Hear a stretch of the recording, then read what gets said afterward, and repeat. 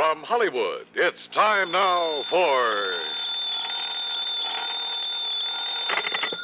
Johnny Dollar. George Reed here. Oh, hi, George. How are things at Floyd's of England? Very good, as a matter of fact. Very good. Well, now, it can't all be good, or you wouldn't be calling me. Well, to tell the truth, I do have a small problem. Figures. No, figure is the word, singular. Huh? A small figure, a statuette belonging to Mrs. Dora Harkness Ballin down in New York. Ballin? Yes, terribly wealthy, but a real eccentric. So what's happened? The little statue I mentioned, it's gone, disappeared. Oh? What's it worth? Insured value is $26.50. Wow. $26.50. Huh? $26.50 wouldn't even cover my expense account. Well, it just happens that she carries hundreds of thousands of dollars worth of personal property insurance with us. But for some reason or other, she attaches particular value to this statuette. Oh, I get it. You're afraid that if we don't go through the motions of trying to find it, she might take her insurance elsewhere. Precisely. Real important to you, huh? Very. Then I take it I won't have to be chintzy with the old expense account. Well, now, Johnny... Okay, George, I'll be in touch.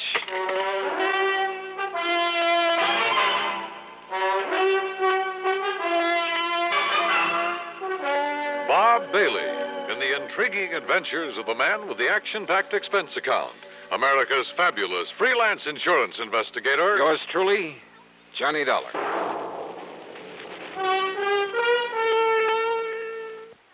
Now, Act One of yours truly, Johnny Dollar.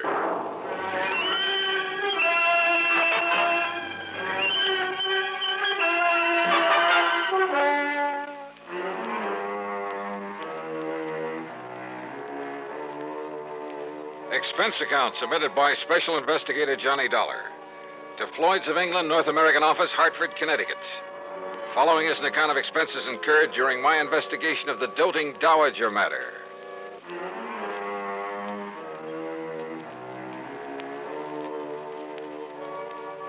Expense account item 1, $7.90, taxi, train fare, and incidentals, Hartford to New York. Item 2, $1 even for a cab from Grand Central Station to the address of Mrs. Dora Harkness Ballin over on East 73rd Street.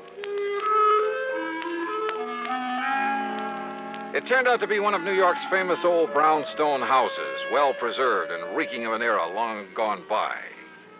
A uniformed butler ushered me into a large, high-ceilinged drawing room, and I could hardly believe my eyes. Ornate pre-Victorian furnishings, heavy red velvet draperies, huge lamps and crystal chandeliers, oil paintings all over the place, and gilded mirrors. Pretty fabulous. If you will be kind enough to wait here, Mr. Dollar, I shall tell Mrs. Ballin that you have arrived. Thank you. I know that she'll want to see you. Oh, excuse me, Master Harold. It's all right, Higgins. Has the mail come in? Would you like me to check, sir? Yes, good idea. You know how Aunt Dora likes to see it the minute it gets here. Yes, sir. Yes, the mail. The dear old common everyday mail. You're here to see Mrs. Ballin? That's right. I'm Johnny Dollar. I'm Hal Winters, her nephew. Hi. Say, tell me something. Yes? About this little statue that's missing. You mean that little chunk of pot metal that's disappeared? Oh, is that what it is? Oh, yes, just a piece of junk. But a couple of months ago, Aunt Dora decided it looked like her grandfather when he was a general back in the Civil War. Oh? Why does she value it so highly? I expect the general was the only Ballin who had guts enough to do anything on his own. What do you mean? I mean, instead of just living off the family shipping fortune. So when she suddenly decided the statue looked like the general, Johnny Dollar, did you say? That's right. The insurance investigator? Yes. Well, now, why should she bother you with it? I don't know. Truly, Mr. Dollar, it's not worth it. If I were you, I'd forget it. Now, if you'll excuse me, I'd better see if the morning mail has arrived. Hal, just when did the statue disappear and from where? Tana discovered it missing from the reception room yesterday morning. Now, if you'll pardon me... Was the house broken into? Possibly. But there was no sign of it. How about guests? No, we haven't had guests for a week or more. How many servants are there? Mr. Dollar, perhaps there's something I'd better tell you about that statue. The statue of the general? I tell you, Mr. Dollar, you are Mr. Dollar, aren't you? Yes, ma'am. I tell you that if you don't find out who stole it and get it back, I'll cancel every bit of my insurance. Sit down. Thank you. Harold, my dear, ring for Higgins and have him see if the morning mail has come. I was about to go out and look for it myself, Tonto. Let Higgins do it. It's quite all right. I don't mind. I said let Higgins do it. Well, all right. But if you'll excuse me now. Oh? Why? Why, I'd like to go up to my room for a moment. To call up that girlfriend of yours again? Sit down. Yes, Tonto. You and that girl, that Nancy Gavin. She'd like to take you away from me, wouldn't she? Aunt Dora. Where would you go? What would you live on? And what would I do? Darling, I hardly think this is the Much proper as I time. like Nancy Gavin, I see no reason why I should let her take you away from me. Do you? Mrs. Ballin, about the statue. Yes, of course. Mr. Dollar, you are to leave no stone unturned. Wow, now tell me... I beg your pardon, Mum. Oh, Higgins, why do you sneak in on us this way? Well, what is it? The mail just arrived, and knowing you'd want to see it. Give it to Harold. Yes, here, I'll letter, take ma'am? care of it. Well? What letter? No postmark. But? And it's so badly scrawled in pencil. Well, don't bother Aunt Dora with it now. But it's marked personal, sir. Well, then let me have it. Yes, Mum. Tonto. You may go now, Higgins. Yes, Mum. Here, Tonto, suppose you let me see what it's all about. Be quiet, Harold. Now, Mr. Dollar. Well, first of all, I'd like you to tell me... Oh, what's the matter, Mrs. Ballin? Aunt Dora, what is it? This letter. Yes? It's a ransom note Ransom? for the return of a statuette. The General. They want $75,000. What?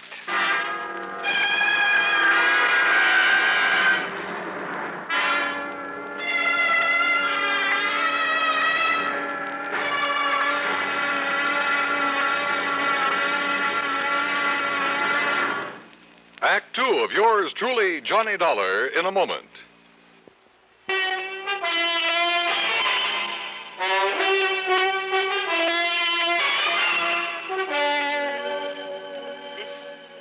This letter, Mr. Dollar. Maybe you'd better let me see it, Mrs. Ballin. It's a ransom note demanding $75,000 for the return of my statuette of the General.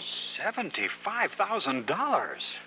Yes, Harold. Oh, they can't be serious. For that little piece of pot metal? Sure, they must be out of their minds. I beg your pardon. What? That statue means everything to me. It happens to be a memento of my grandfather, the famous General Horace Harkness Ballin. At least it looks like him. But good heavens, Aunt Dora, $75,000. Oh? Do you object because it will mean that much less for you when I die, Harold? Of course not. I wasn't even thinking of such a thing. Well, don't. At your age, with your lack of experience in getting along on your own, money like that would only do you harm. Would it? Yes.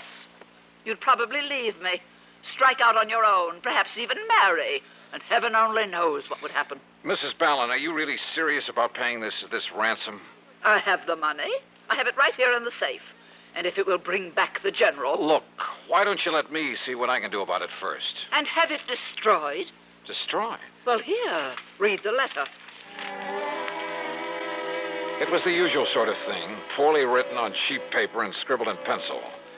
And it simply said that the money in unmarked bills was to be turned over to her nephew, Harold. That instructions for its delivery would be given to him later, secretly. That if he then divulged the place and manner in which he was to make the payment, his life would be in danger. Don't you see, Mr. Dollar? If we don't do as they say, they might kill him. It further said that if the police were brought in, the statue would be destroyed. I have no choice, Mr. Dollar. I'll pay the ransom. Tonto, Harold, you will take it to them, whoever they are, when you receive their instructions. they've threatened me. Only if we don't obey instructions. All right, now look, Mrs. Ballin. Yes, Tonto, listen to Mr. Dollar. I have told you I must have the General back at any cost. Very well. No one is to leave this house, except Harold, of course, when he is told to by the kidnapper. Mrs. Ballin, I won't let you do this. You what? It's utter nonsense for you to consider paying out that kind of money for a cheap little piece of junk that can't possibly be worth anything to whoever took it. Except, perhaps, for its effect on you. I told you, young man, it's the one priceless memento I have of the great General Ballin. Yeah, you told me. Very well. You are here on my orders, are you not? Well, yes. All right. Then you will remain subject to my orders. Very well now. Hi, everybody. Nancy. Well, what's everybody looking so glum about? Hi, sweetie. Hello, Mrs. Ballin. Miss Gavin? Mr. Dollar, this is Nancy Gavin, a friend of Harold. Johnny, darling? Hi. Hey, I know about you. Nancy, dear. You come to find that whatchamacallit that Mrs. Ballin lost? It was stolen. Okay, stolen. And the kidnappers are demanding $75,000 ransom. That's easy. Pay it. I shall. And Nancy, you are to stay right here in this house until this whole thing is over with. Auntie, I don't mind that a bit. Do we, Hal? Forward, wench. Seriously, Auntie, when are you going to let Hal marry me? Get out on his own. And leave me? Do you think for 1 minute that my precious Harold would do that? Why don't you answer that, Hal? Mr. Dollar, this is none of your business. It has nothing whatsoever to do with the reason for your being here. You know something, Mrs. Ballin? I'm beginning to think you're wrong. You came here to find the statue that was stolen from me. That's right. And maybe I'm on the track of it now. So how about it, Hal? Would you leave your aunt if you could? It was a wild guess, but the more I thought about it, the more I decided that Harold Winter's answer might solve this case for me. Yeah? And that Mrs. Ballin would be pretty shocked when I put my finger on the thief, the writer of that ransom note. But you know something? I was dead wrong.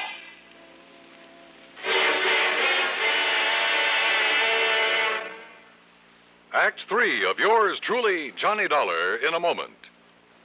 And now, Act 3 of yours truly, Johnny Dollar, and the doting Dowager matter.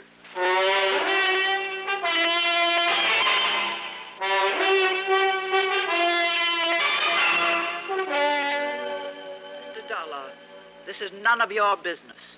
It has nothing whatsoever to do with the reason for your being here. You know something, Mrs. Ballin? I'm beginning to think you're wrong. So answer the question, Hal. Would you leave your aunt if you could? Yes. Yes, I would. What? You bet he would, Aunt Dora. You know he would. If you'd just break down and admit he's no longer a child to be tied to your apron string. Nancy. Give him a break and enough money to get by for a week or two, and he'll show you. Don't you want him to amount to anything? Of course I do. Well, he can't as long as you keep him tied up to you this way. But he needs me. Does he? Maybe he needs somebody like me. Somebody who loves him and will help him get somewhere. Help him to accomplish the things he can accomplish. You do love him, don't you? You bet I do. But so do I. And he loves me. He'd love you a lot more if he weren't so tied down to you. Harold? It's true, Aunt Dora. I never knew you even thought about leaving me. About going out on your own, as you put it. Because you never gave me a chance. Because you never thought of anyone but yourself. I'm sorry, Mr. Dollar. What? I mean that you've had to become involved in a family fight. Well, I'm not. Because now I think I know where to look for that statuette. Oh? Well, I wish you luck.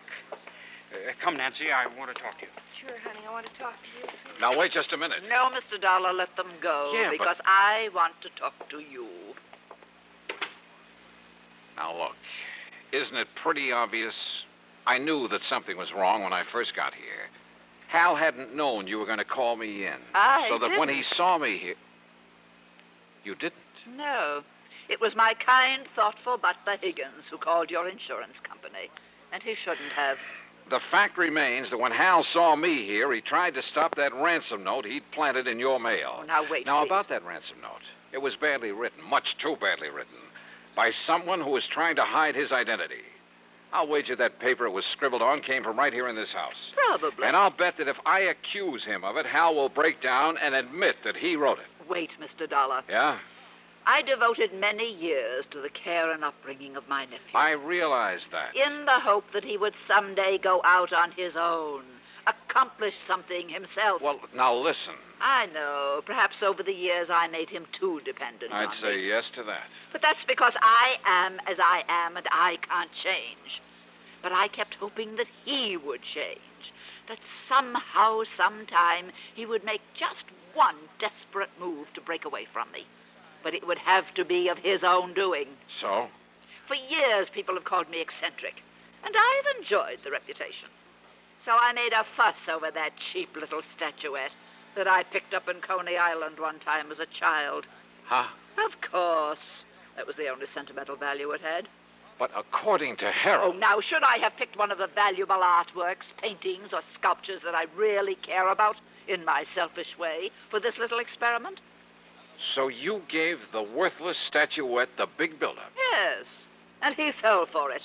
He believed that if it was stolen, I'd give almost anything to get it back. And then finally, he got up enough nerve to do something about it. Now, just a minute. What you're telling me is that you're tickled pink that you've made a thief out of him. I'm tickled pink that he's finally shown some guts and gumption. And you can't call him a thief over that piece of junk. But it has a price of $75,000 on it. That's what he'll be stealing if you give him that money and let him walk out of here with it. No, he won't. What else can you call it? I like to be eccentric, remember? Oh, Mrs. Ballin. So the note I'll enclose with it, you know, when he tells me he's received instructions about where and how it's to be delivered. What note? In it I'll say, Dear Harold, the best of luck to you and Nancy. I hope you'll be tremendously happy. And I hope that now and then you'll drop in on your loving and now somewhat lonesome Aunt Dora. I see. And I think I'll enclose a few extra thousand, just in case. And as a kind of extra wedding present. Extra wedding present? Of course. The statuette. I certainly don't want them to bring that atrocity back here. Oh, no, well, don't... Wait. Yes, dear? I just wondered if Mr. Dollar has decided how he wants to proceed with his investigation. Well, Mr. Dollar? Hal, after getting what information I could from your aunt, what little information I could... Yes? Hal, I've decided to give up the case. Yes, Harold. You may as well show Mr. Dollar to the door. Whatever you say, Tonto. Yeah. Goodbye, Mrs. Ballin. Oh, and maybe you'd better phone the insurance company about the extra fee I'm to get on this case. Oh, I did. Right after Higgins told me he'd called them. But if he's giving up the case, dear... Show him to the door, Harold. Yes. This way, Mr. Dollar. Yeah. Thanks. Now, you listen, Hal. I can tell by your look that you've learned something, Mr. Dollar. I have. Perhaps even more than I know. So, look here. Huh? Do you think this will do for the sequel to the ransom note? What? You know, the instructions about where I'm to take the money. Oh, now, wait a minute. You mean to say... You mean you knew... Are you kidding? That's why I tried to discourage you in the beginning. But will somebody please tell me why? Tata, just being herself. You don't think for a minute she'd have just handed me the money, would have admitted she wants Nancy and me to get hitched. Don't you see? That would spoil her reputation for being an eccentric. Oh, and if you like, I'll send you the statuette when this is all over, as a souvenir. Well, I'll be...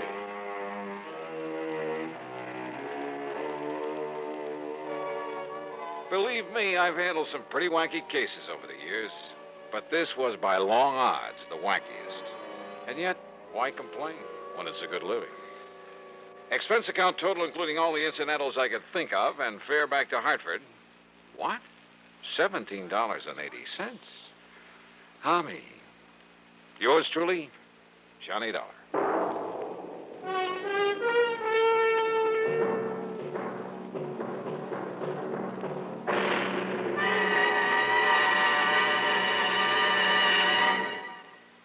Our star will return in just a moment. Our star to tell you about next week's story. Next week, well, if you've ever read the personal columns of your newspaper, you'll surely want to hear it. Join us, won't you? Yours truly, Johnny Dollar.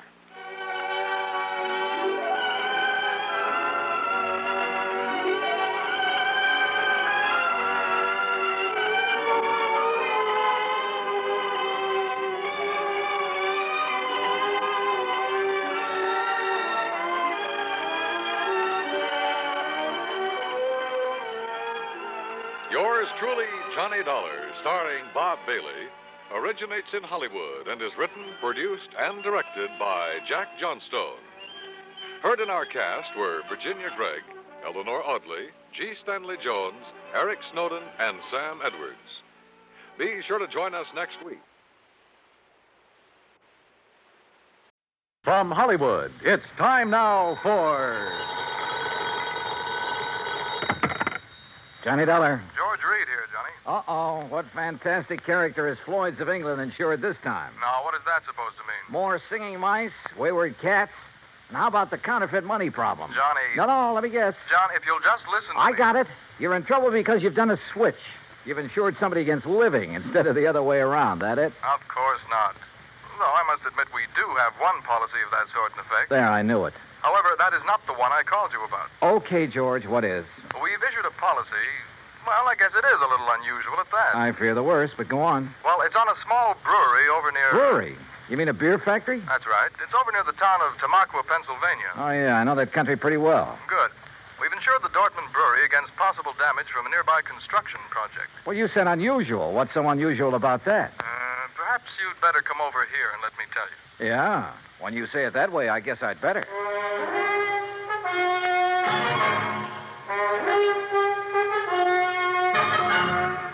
Bob Bailey in the exciting adventures of the man with the action-packed expense account, America's fabulous freelance insurance investigator. Yours truly, Johnny Dollar. And now, Act One of Yours truly, Johnny Dollar.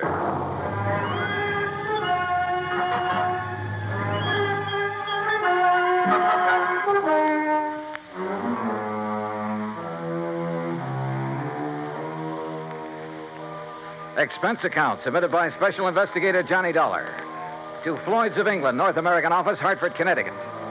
Following is an account of expenses incurred during my investigation of the J.P.D. matter.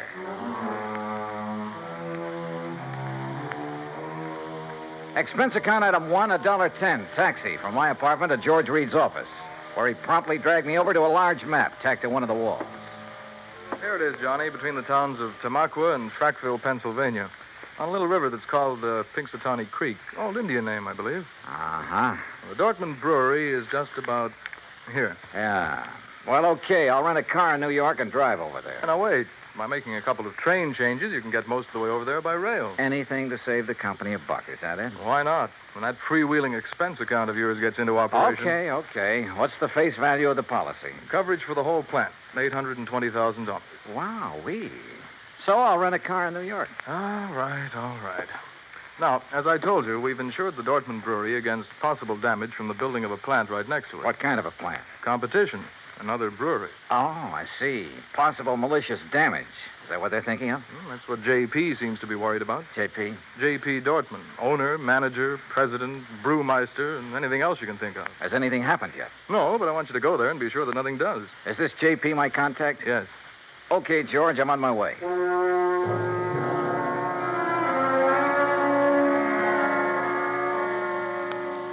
Expense account item 2, $935, fare and incidentals, Hartford to New York. Item 3, $50, deposit on a drive-your-own car. Item 4, 50 cents toll through the Holland Tunnel. I cut straight across the top of Jersey, crossed the Delaware at Phillipsburg, and finally pulled into the little town of Tamaqua shortly after 6 p.m. Items 5, 6, and 7, $12.20. For dinner, a place to rest my weary head, and breakfast the next morning. The Dortmund Brewery sat on the western bank of Pinxatawney Creek, about 5 miles out of town, and looked as though it had been sitting there for 1,000 years. It was a small affair, and the old frame buildings were badly in need of a coat of paint. Just north of it rose a towering cliff, and on top of that cliff stood an array of cranes and machines and bulldozers that are used on modern large-scale construction jobs. I parked my car at the entrance of the office building and was greeted at the door by a large, raw-boned woman of about 50 with straggly yellow hair and wearing a faded blue cotton dress that looked as though it hadn't been ironed in years. Something I can do for you? Oh, why, I'm looking for Mr. J.P. Dortmund. Mister. That's a laugh. Is it? Why? Because I'm J.P. What? That's right. Anything wrong with it? Well, Hey, wait a minute. You another of those lawyers from that job up on the cliff come to fancy talk me about not having to worry in the world about what they're doing to me up there? No. And how I better mind my own business. What do you mean, no? My name is Dollar, Johnny Dollar. I'm here on behalf of Floyd's of England. The insurance company. Well, now, that's different. You come on into my private office, Johnny. Her private office was furnished with a battered walnut desk, some ancient filing cabinets, and a couple of straight wooden chairs. Nothing else. Hardly the kind of an office you'd expect for the president of a company worth $820,000. There's nothing fancy about it, Johnny, because there's nothing fancy about any part of my brewery. But that isn't what counts. We've been here ever since my great-great-grandfather built it up. And all we've cared about is making the finest beer in the country. Gretchen? And we do make it, too. Gretchen, can't you hear me out? Yes, J.P.D. Gretchen, I want you to bring Mr. Dollar a pitcher full in my glass. Yes, ma'am. Well, look, I'm afraid I'm not much of a beer You man. will be when you've tasted this. It's the creek that does it, you know, Pinxatawny Creek. Finest water for beer in the whole United States. That's what makes good beer, you know. Yes, so I've heard. That's why that dirty Clarkson Kemper bunch are building up on the cliff to get at that water. I understand they'll be your competitors. Ha! All their fancy modern equipment and methods can't produce the brew the way I can. The long, slow, easy way. With all the good old-fashioned apparatus. The old country methods. Yes, I see. Why, Now- Johnny, we make our own barley malt. And we grind it by hand. And we come up with a wort that's second to none in the world. The old-type Sparger, too. And the hopjacks. And the finest strain of yeast there is. Yes, I'm sure that 3 full months we age before we rack a drop. Sure, we take more time and more trouble, but we come up with a better brew. Better than any modern plant can ever make. Well, then what's your problem? They're getting ready to blast up on that cliff. Blast? A whole big chunk of it away. And when they do, that whole thing will come crashing down here. Thousands of tons of rock. Well, surely there's some state authority or something to prevent that. Oh, they've bamboozled the authorities. And your insurance company, too. They'll say it was an accident, a miscalculation. And when that rock comes crashing down here, it'll wreck this whole plant of mine. Well, you do have insurance, remember? It'll wreck all my fine old equipment that can never again be replaced because there are no such things anymore. Well, when's all this blasting supposed to take place? Who knows? Tonight, tomorrow, next week. Who knows? That soon? Yeah. So, Johnny, if there's anything you can do, you'd better do it now. What's insurance money if I have to lose this for it?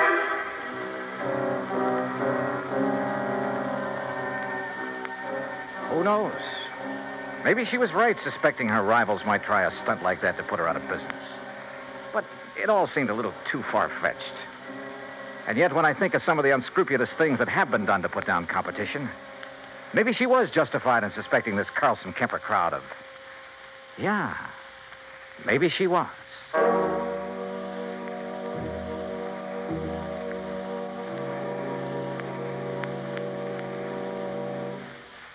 Act two of yours truly, Johnny Dollar, in a moment. Our flag now numbers 50 stars, and behind each star there stands yet another flag representing one of the 50 states. Massachusetts state flag, bearing a green pine tree, is the descendant of the famous Liberty Tree flag that came out of Boston to serve all the original 13 colonies. It was under the Liberty Tree flag that the Sons of Liberty met and planned the Boston Tea Party, that our floating batteries on the Delaware River defended Philadelphia, and on the Charles River defied Howe's cannons.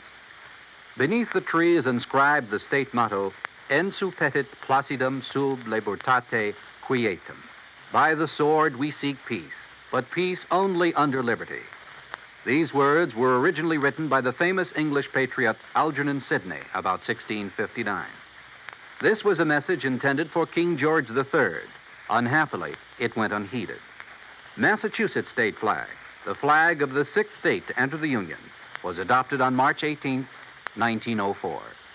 And now, Act two of yours truly, Johnny Dollar, and the J.P.D. matter. If J.P. Dortmund was right, if there was the least possibility she was right in her suspicion that Carlson Kemper would blast thousands of tons of rock down on a little plant in order to put her out of business, well, there was only one thing to do. I got back into my car and drove by a roundabout way up to the top of the cliff overlooking the Dortmund Brewery. There in the middle of the vast array of heavy construction equipment, giant cranes, trucks, huge cement mixers, and so on, I found the main construction shack. And by a stroke of luck, one of the partners in the proposed new brewery, Mr. James Carlson. That crazy old lady's being absurd, Mr. Dollar. You really want the truth, well, I think she'd welcome our smashing that antiquated brewery of hers out of existence. Is that what you plan to do, Mr. Carlson? Can you be serious? By blasting a few tons of rock off the face of the cliff into the river? Or a few thousand tons? Or a few thousand tons. Won't do that place of hers a bit of harm. You're sure? Of course I'm sure. Only thing I'm not sure of is why she stays in business. What do you mean by that? Well, she can't be making any money. The methods she uses were out of date in this country 50 years ago. The product's good, sure. But today, you've got to snowball. Did you know, Dollar, that out of the goodness of my heart, I offer to take that crummy plant of hers off her hands? Or because her location is better down next to the water supply? Oh, partly, sure. I offered her nearly $500,000 for her spot. 400,000 to be exact. But no dice. She just kept bothering us, trying to get out a lot of injunctions against our building there.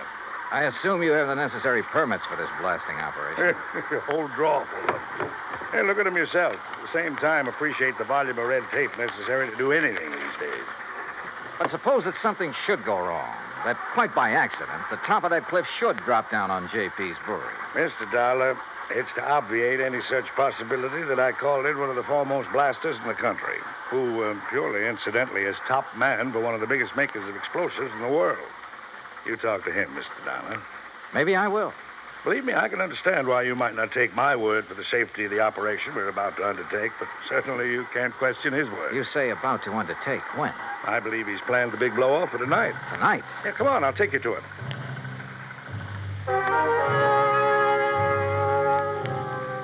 We found this expert, Mr. Sidney Crutchfield, in a small, tidy shack set out near the edge of the cliff, working over a series of complicated diagrams with a busy slide rule in his hand.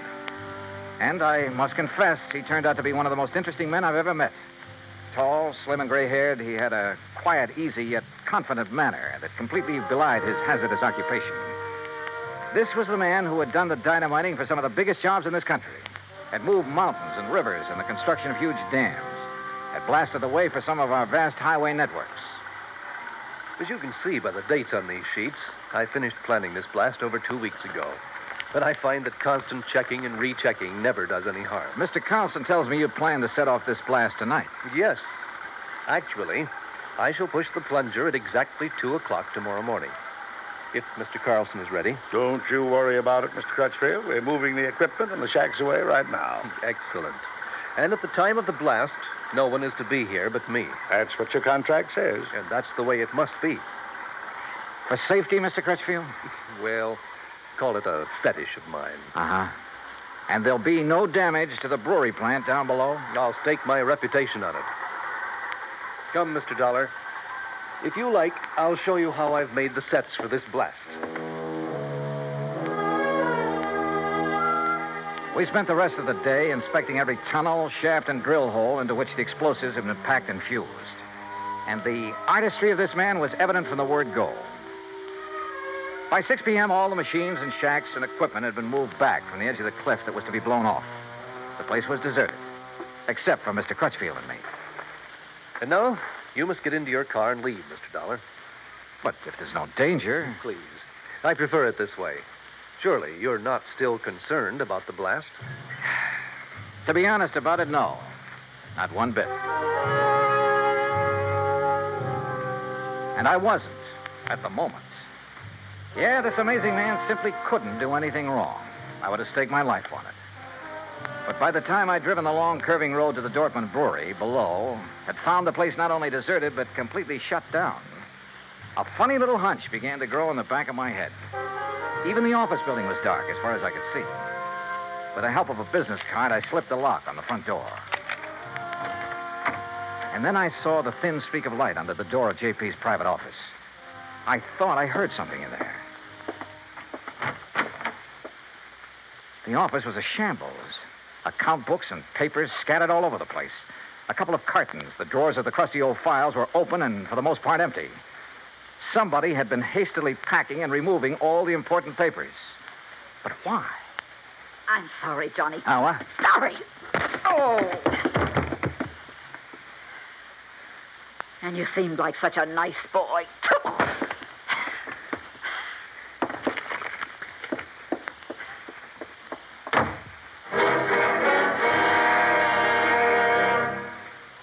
Act 3 of yours truly, Johnny Dollar, in a moment.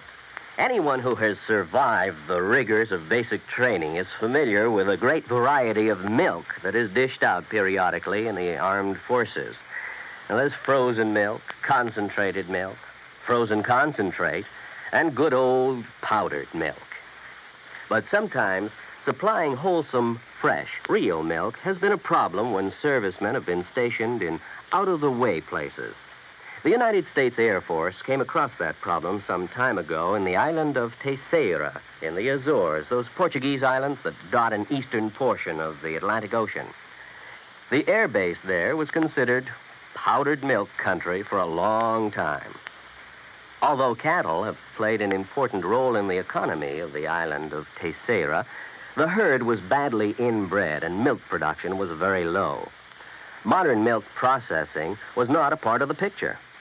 And with the help of Portuguese veterinarians, the men in the United States Air Force unit worked out a free breeding service by using a small herd of milk cows acquired in England, and the cattle there at Terceira improved. Then, a complete pasteurizing, homogenizing, sterilizing, bottling, refrigeration plant was flown in from the United States. As soon as this activity got underway, milk production began to climb steadily, and thirsty Air Force men and civilians were soon buying and drinking the new fresh milk. When economy of the island began to rise rapidly, the people were happy and grateful. You might say that a little milk of human kindness increased understanding on an island of freedom, the right of all men everywhere. And now, Act 3 of yours truly, Johnny Dollar, and the J.P.D. matter.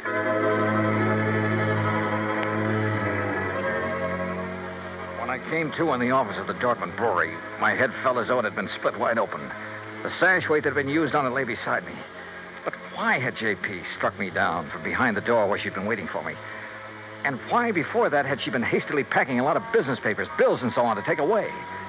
A couple of them still lay under me where I'd fallen. It was several minutes before I found strength enough to roll over and try to push myself to my feet.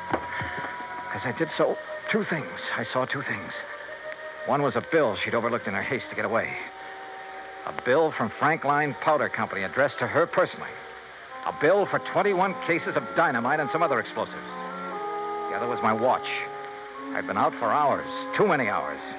For according to my watch, it was 1:52 a.m., exactly 8 minutes before the tremendous dynamite blast on the cliff above was to be set off. And suddenly I knew where, somehow, by her plan, those thousands of tons of rock would land, and not harmlessly in the river below.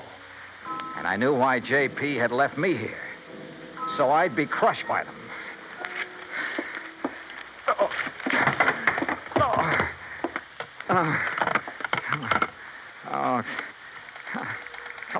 Come on. Oh, please, come on. Hello. Oh, please, hello.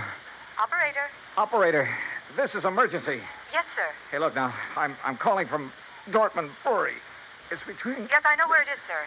There's a big construction. Carlson Kemper, that's the name. Well, sir, up on the cliff above this brewery here. Sorry, but those lines were disconnected late this afternoon. What?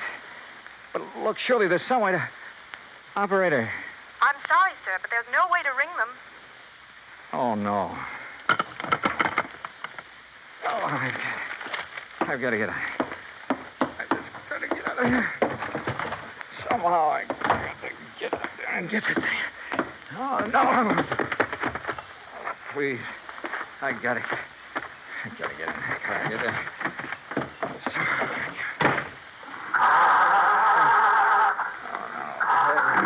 I can't.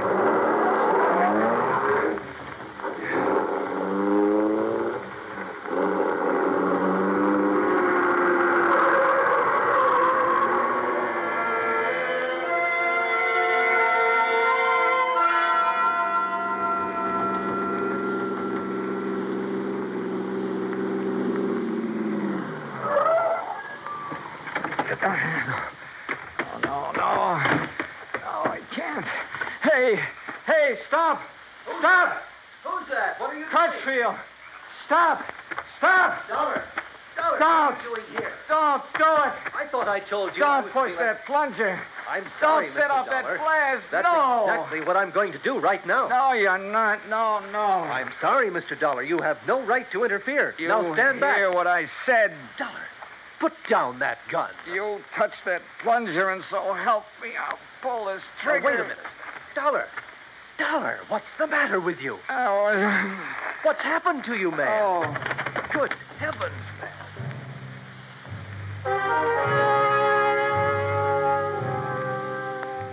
I guess it was just luck that I was still hanging on to that bill for the dynamite that I'd found.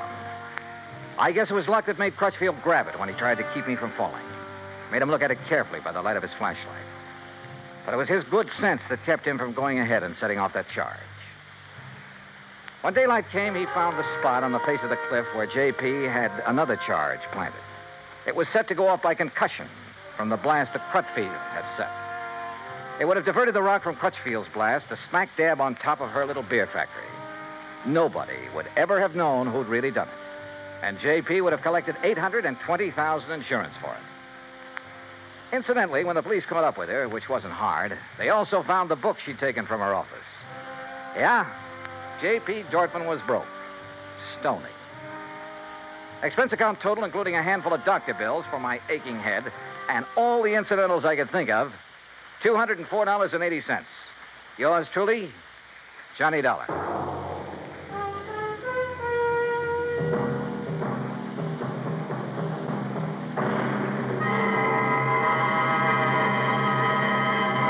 Our star will return in just a moment. Our flag now numbers 50 stars, and behind each star there stands yet another flag representing one of the 50 states. The origin of Hawaii's state flag has been the subject of much debate. It is now believed that it was the work of foreign advisors to King Kamehameha. Legend also has it that it was designed at the request of King Kamehameha by George Beckley, an English sea captain. The flag consists of 8 horizontal and alternating stripes of white, red, and blue, representing the 8 major islands in the chain. Also represented is the British Union Jack, a reminder of Captain Vancouver, who on his voyage around the world in 1794 gave King Kamehameha a British flag and the promise of British protection. The Union Jack is also a reminder of Captain James Cook, who discovered the Hawaiian Islands in 1778.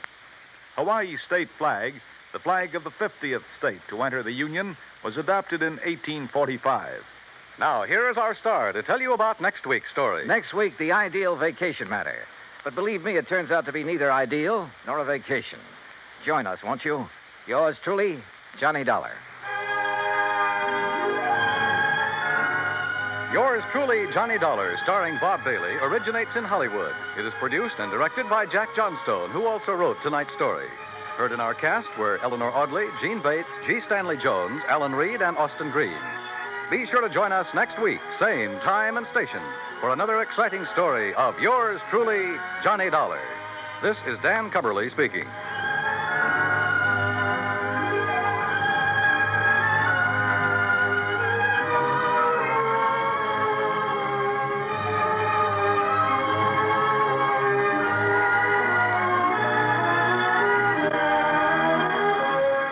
This is the United States Armed Forces Radio and Television Service.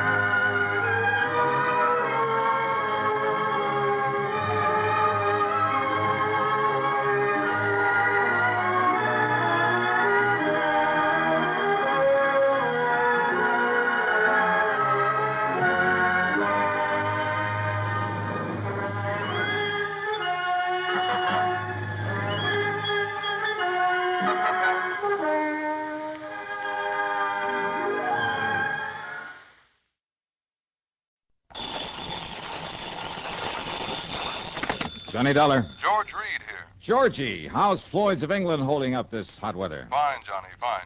Tell me, does the name Franklin P. Franklin mean anything to you? No, I can't say that. Oh, no, wait. You mean the World War I fighter pilot who made such a name for himself came from right here in Hartford? That's the one. Oh, sure. One of my boyhood heroes. Yeah. Frankie the Flying Fool, they called him. Yes. Big plaque over at the library about the couple of dozen enemy planes he brought down. Yes. Which was quite a record in those days. Yes, Johnny. Something of a legend, too, because he gets shot down one day, be right back in the air the next. Yes. Just didn't know when to quit. Well, he isn't still alive, is he? No. Well, I didn't think so. No, Johnny, Mr. Franklin died a few days ago. Only a few leaving days? a considerable amount of life insurance. With our company, of course. Oh, I see. Over $110,000 that's to be divided equally between his two sons, Randolph and Philip. Or, of course, the survivor. Well, what's your problem? Well, Randolph is no problem. He lives right here in Hartford. As a matter of fact, he buried his father. But we need to find Philip. If that is, if he can be found. Now, what do you mean by that? Well, suppose you come on over here to the office and I'll tell you what I know. Sure, why not?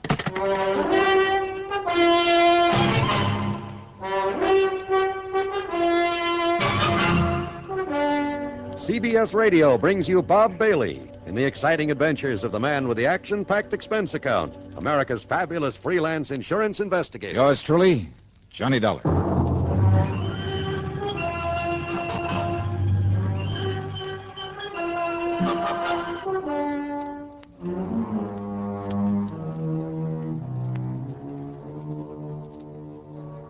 Expense account submitted by Special Investigator Johnny Dollar to Floyd's of England, North American Office, Hartford, Connecticut. Following is an account of expenses incurred during my investigation of the Twisted Twin matter.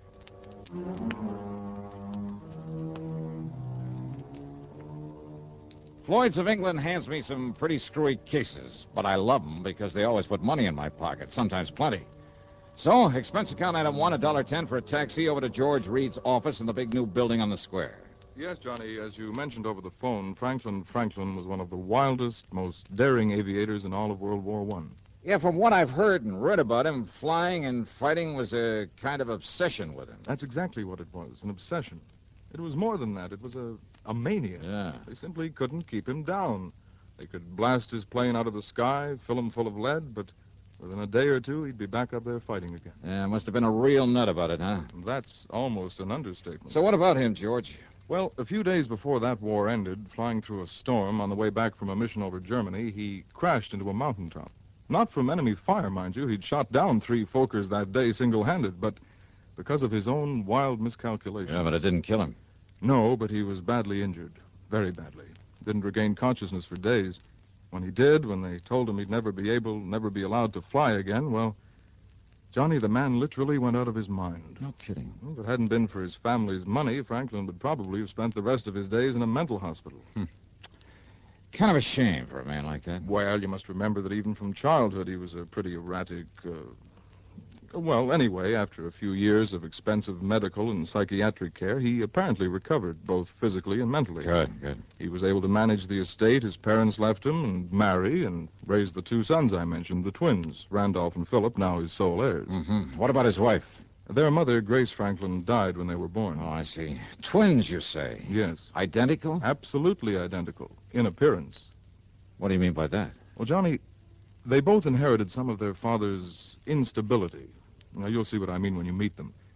That is, if you do meet them both. Yeah? Now, Randolph, living here in Hartford, is a salesman. He's on the road for a big machine tool manufacturer, and so far as we know, doing all right. And Philip? Well, from what little we know about him, Philip, the stupid one, well, the last we heard, he was a henchman, I guess you'd call it, of a man named Carlo Fazzetti. Fazzetti? Yes. The mobster out in Chicago? Yes. I had some mighty unpleasant dealings with Fazzetti one time. Well, have you contacted him, ask him what he knows about Phil? No. Gee, Carlo Fazzetti. Yes. Oh, that's bad medicine. I realize that. But if the company's willing to pay good money for it, I'll try to make contact with him, see if I can enlist his help for a change. So? It may not be necessary. Oh? And your important contact will be Randolph. Okay. Because according to him, Philip died about a year ago. Okay, then I'll... Oh? Yes. Well, in that case, George... But he hasn't been able to give us any proof. And that, of course, is what we must have, proof, one way or the other. Well, Johnny? There's a fee on this one? I mean, after all, if I should end up having a tangle with Carlo Vizetti. Your usual commission on the face value of the policy. And expenses? And reasonable expenses. Okay, Georgie, here we go again.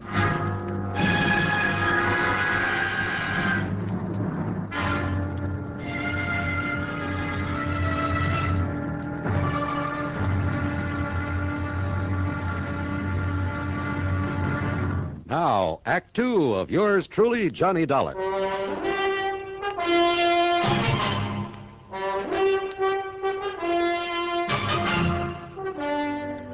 Charlie, the doorman at Randy Franklin's apartment might better have been named Gimpy because of his mental limp. Is that Mr. Franklin? Geez, I don't know. You don't know? Well, how should I? Well, he does live here, doesn't he? Sure, part of the time. Huh? Sure, he's a traveling salesman, some tool company. Yeah, well, ring his Mister, apartment. he's out of town just as much as in. Sometimes a couple of days, sometimes a month away. Yeah, okay, now will you please Man, ring... what a life. That's what ought to get me, a job like that, traveling all around. Ring his apartment, please. You See if think he's I in... like this?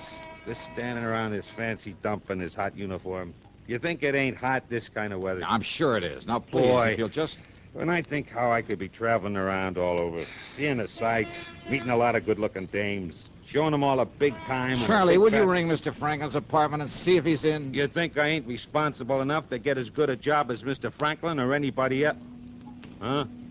Ring up his apartment? That's right. I can't do it. Can't do it. What do you mean you A can't? phone got busted a couple of days ago, and I forgot to call the repairman. But like What's I was the number saying, of his apartment? 4A on the 4th floor. But like I started to Okay, say- thanks. Yeah, well, like I was saying, me, I could be... Wow. Wait.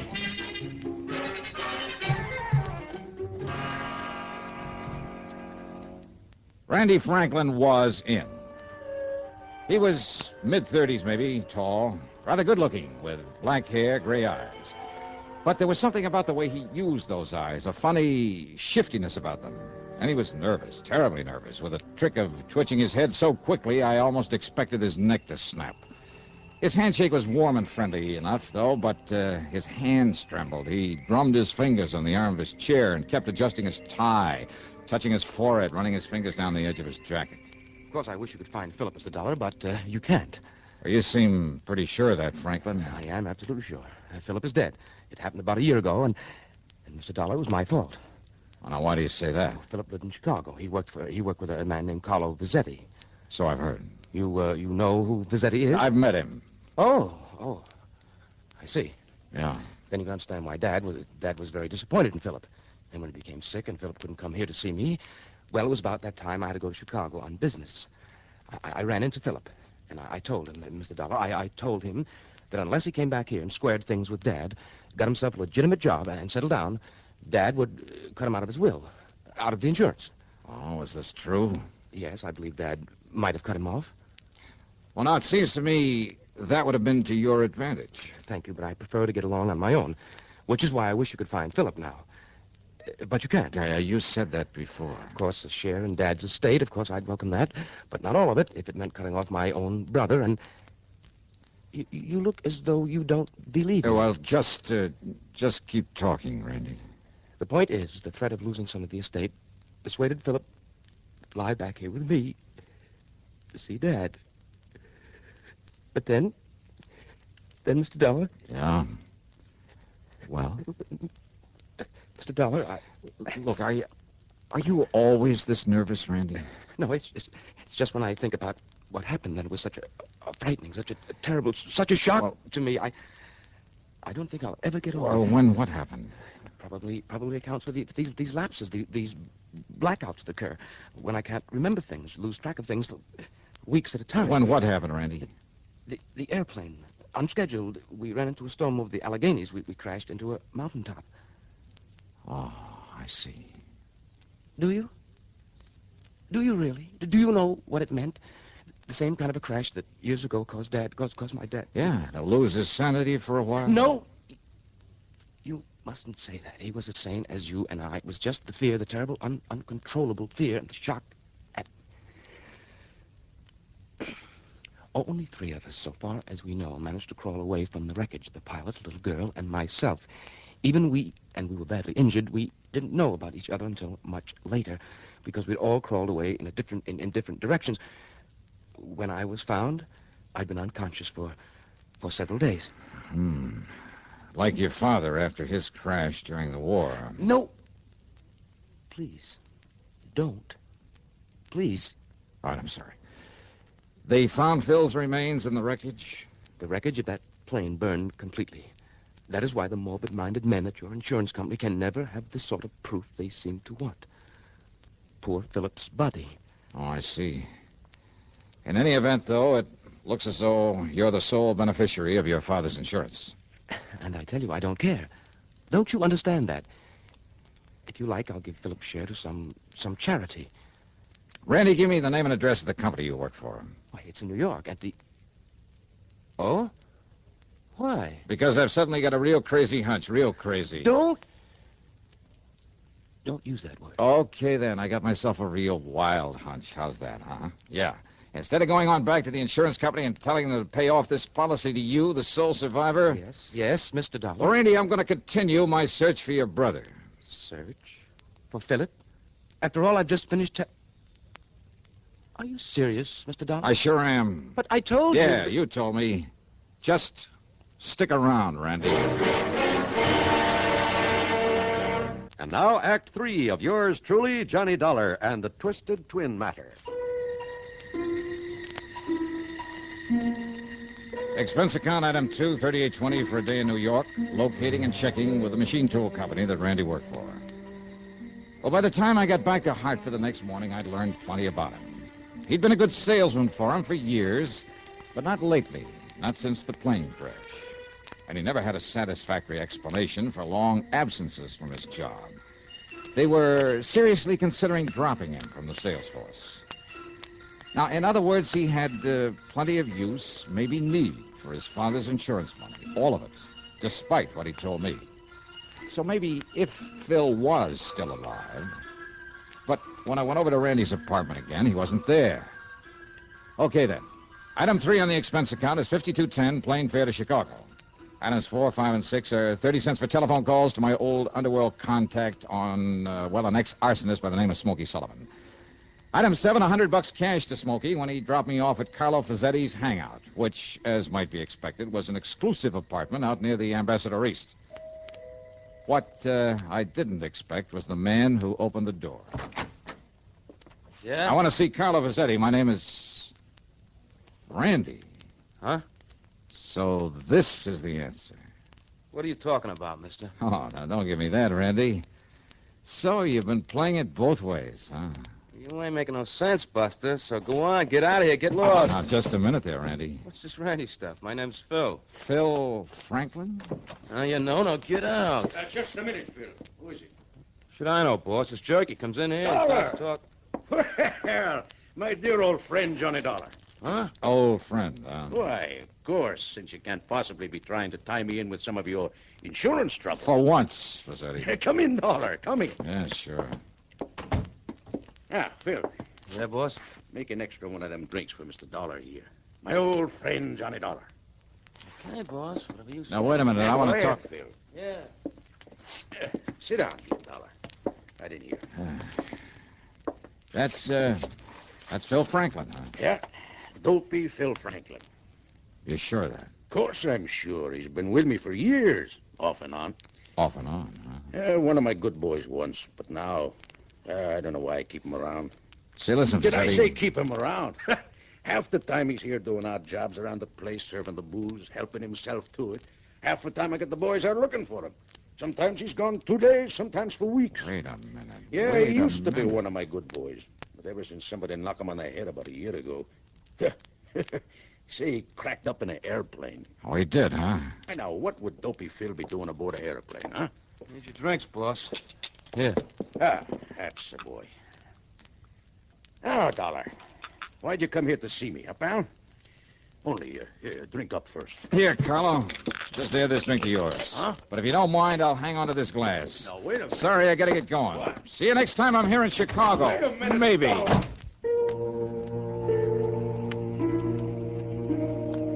I wrapped the highball glass carefully in my handkerchief, stuffed it into my pocket, then spent item 8, $4.90 for a taxi. Item 9, another $52.10 for a plane ticket back to Hartford. Item 10, $1.50 for a cab to my apartment. Well, there I picked up my car and drove over to Randy's place. He wasn't there. Item 11, $10 to the doorman, Charlie, to keep his eyes open for once and to phone me when Randy came in. And to keep his mouth shut. Well, as I might have expected, Charlie's call didn't come until 5 days later.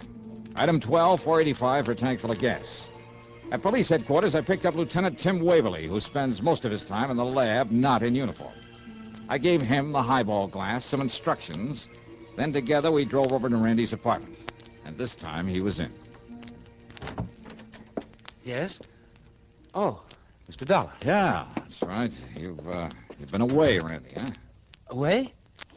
Oh, why, yes, I guess I have. Yeah, I guess so. Oh, Tim Waverly, a friend of mine, Randy Franklin. Hi, Mr. Franklin.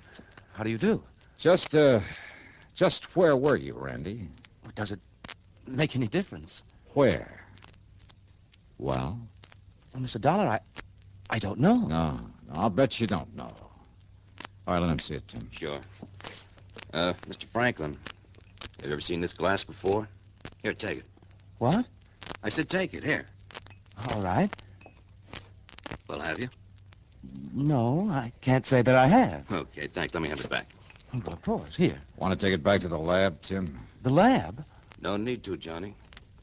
These prints are identical, all right. Mr. Dollar, what's this all about? Randy Franklin, huh? And Phil Franklin, too. What? Yeah, so ever since that plane crash, huh? Please, don't talk about that again. Oh, sorry. Afraid you'll get all nervous, all upset again? Yes, don't you see? This last blackout was right after you were here before. Blackout, huh? Yes. You expect me to believe you don't know where you went, where you've been ever since then? It's true, Mr. Dollar. Are you kidding? I saw you in Chicago posing as Phil. No. What do you mean, no? It's not true. It can't be Those true. identical fingerprints on this highball glass prove it. I don't know what you're talking But about. why? What kind of a racket were you trying to pull? Dollar. Did you have some crazy No. idea that maybe, No, just don't maybe... talk like that. I told you not to talk like that. Do you hear me? All right, now, you just keep your hands to yourself, No, Randy. because you're trying to upset me again, but I won't let you get out. Get out Now, of here. just a minute, Watch you. it, Johnny. I'll show you. Coming here this way. You hear me? No, you... Don't. Oh. All right, now, Randy. No. Please. Take it easy, Johnny. You hit him pretty hard. And that isn't all, Tim. Let me have your gun. My gun? Yeah, give me. No, wait a minute. Thanks. All right, now, Randy. Johnny, you're out of your mind. Am I? Stand back. No, Johnny. No, please. No. No.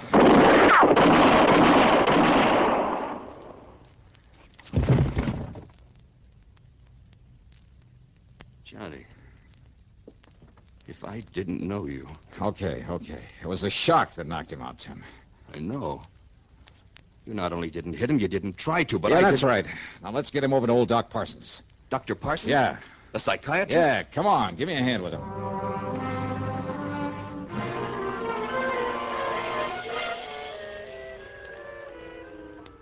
Then, Doctor, it was a guilt complex that brought it all about, huh?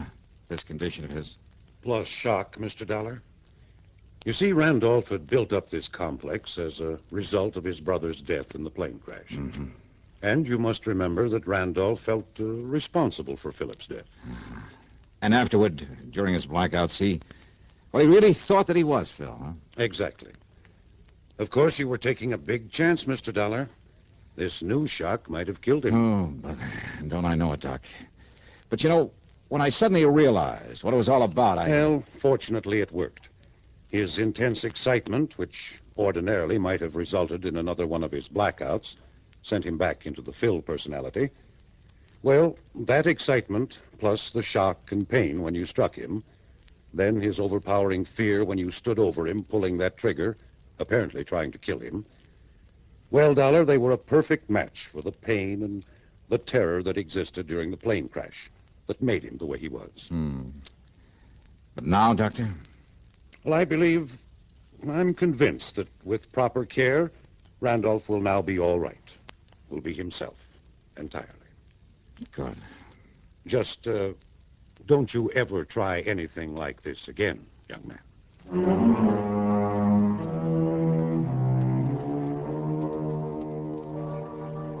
Yeah, Dr. Parsons was right. After this, I'll leave the shock treatment bit to people like him who really know what they're doing. All right, let's see now. Expense account total comes to $196.55. They'll be no fee on this one. Yours truly, Johnny Dollar.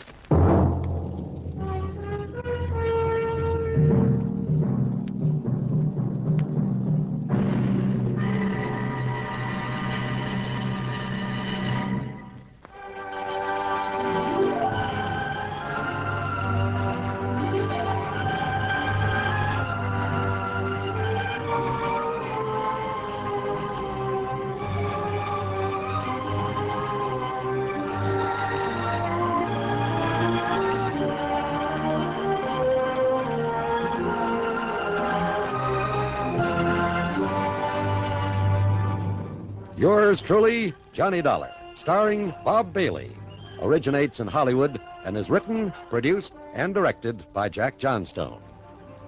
Heard in our cast were G. Stanley Jones, Frank Gerstle, James McCallion, Jack Moyles, Herb Ellis, and Russell Thorson. Be sure to join us next week, same time and station, for another exciting story of Yours truly, Johnny Dollar.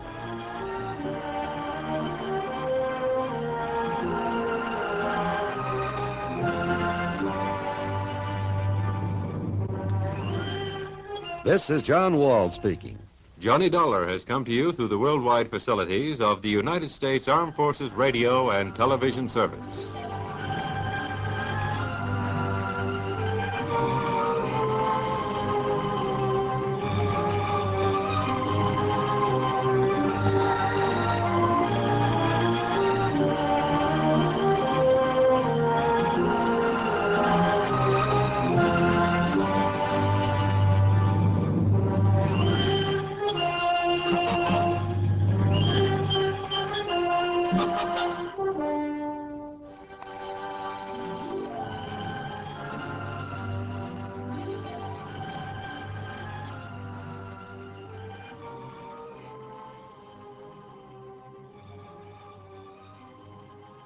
From Hollywood, it's time now for Johnny Dollar.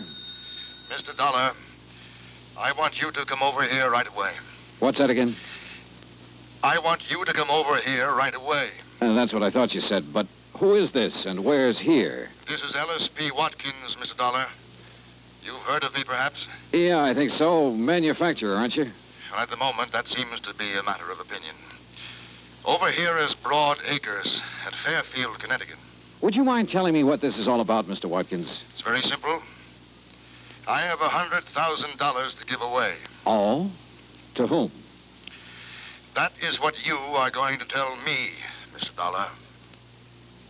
I'll get there as soon as I can.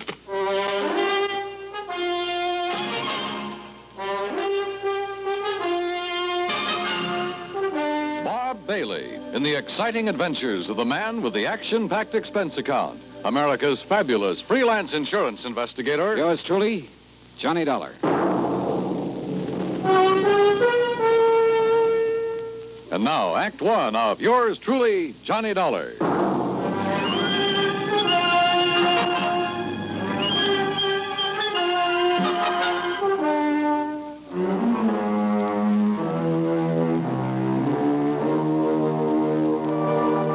Expense account submitted by Special Investigator Johnny Dollar to the estate of E.P. Watkins, Fairfield, Connecticut.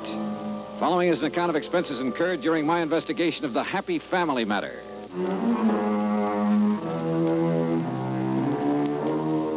Expense account item 1, $1.20 taxi from my apartment to the home office of the Universal Adjustment Bureau and Pat McCracken. Well, didn't take Mr. Watkins long to get in touch with you, Johnny. Yeah, I figured he must have got my name from you, Pat. E.P. Watkins holds a life policy for $100,000. Beneficiary was to have been his wife, but she died several months ago. Now he wants to designate a new beneficiary. You mean he wants me to tell him who the beneficiary should be? That's right. No, thanks. Now, look, You Johnny... look, Pat. I got tangled up in a family matter once before. I still have the scars to prove Johnny... it. Why doesn't Mr. Watkins pick his own beneficiary? Ordinarily he would, but in a case like this, it might take time. So what? From what I can gather, Johnny, Mr. Watkins doesn't have much time left to live. Oh? Okay, Pat. Item 2, $4.30 transportation by car to Broad Acres, the Watkins home in Fairfield. It was a big place, and it was old. I was shown into the library. E.P. Watkins was sitting in front of the fire. I could see that he wasn't well, but there was still a lot of strength in his face. Mr. Dollar, according to the medical authorities, I have somewhere between 1 week and 1 year to live. I'm sorry. I'm not. Oh? My wife is dead. My business is on the verge of collapse, and my children are strangers. Should I be sorry? Well, I don't know. I have 3 possible beneficiaries. A daughter, Sheila, 28 years old. A son, Michael, 26, and another daughter, Elizabeth, 24. Well, why not have all 3 share equally? Mr. Dollar, had I wished to do that, I would not be calling on you. The others will be taken care of elsewhere in the estate, I suppose. There is no estate other than this insurance policy. Oh. Most of it has gone down the drain of an ailing business. The rest will be consumed in estate expenses. I see. Watkins' money should be kept in the Watkins family, as I see it. But I most emphatically wish the money to go to 1 member and 1 member only. And the other 2? They're to be left out in the cold, huh? I did not engage you to examine my motives, Mr. Dollar. You have asked me a direct question, and I will give you a direct answer. Yes, I intend, as you put it, to leave the other 2 out in the cold. You say there are 3 of them, Sheila, Michael, Elizabeth. What can you tell me about them? Well, Sheila, who lives with me, she seems to think that she should be managing my affairs instead of I. Uh-huh. And Michael seems to prefer the so-called life of an artist to assuming the responsibilities of the name of Watkins. And Elizabeth? Stubborn. Married to one James Lovett, who is quite convinced that he knows infinitely more about business matters than I ever did. Well, you seem to take a pretty dim view of all of them, Mr. Watkins. I do. I do indeed, Mr. Dollar. You know, one little item occurs to me. And what is that? Whichever 2 are left out aren't going to like it very much. Obviously. Which means they're not going to like me very much. Also quite obvious. So I intend to pay you a considerable fee. But you will earn it. Every penny of it. Act 2 of yours truly, Johnny Dollar, in a moment. And now for another episode in the life of Sergeant Donald Bellwether, my husband.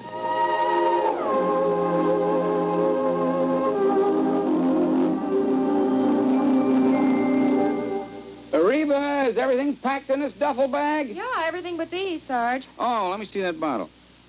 Reba, what in the world would a bunch of guys on a fishing trip want with these indigestion pills? Well, now, you just take them along, Don. Remember, you boys will be doing your own cooking for 3 whole days. Yeah. Maybe you're right. Oh, boy, I can hardly wait to pop some of those freshly caught fish into the pan. There, now. Everything's all packed. Yeah, well, we better get going. The fellas will be waiting. Well, I'll walk you to the car. Okay. I'll carry this bag. The rest of the gear's already packed. Here, I'll open the door for you. Oh, thanks, honey. Now, I'll just put this bag in the back seat. Okay.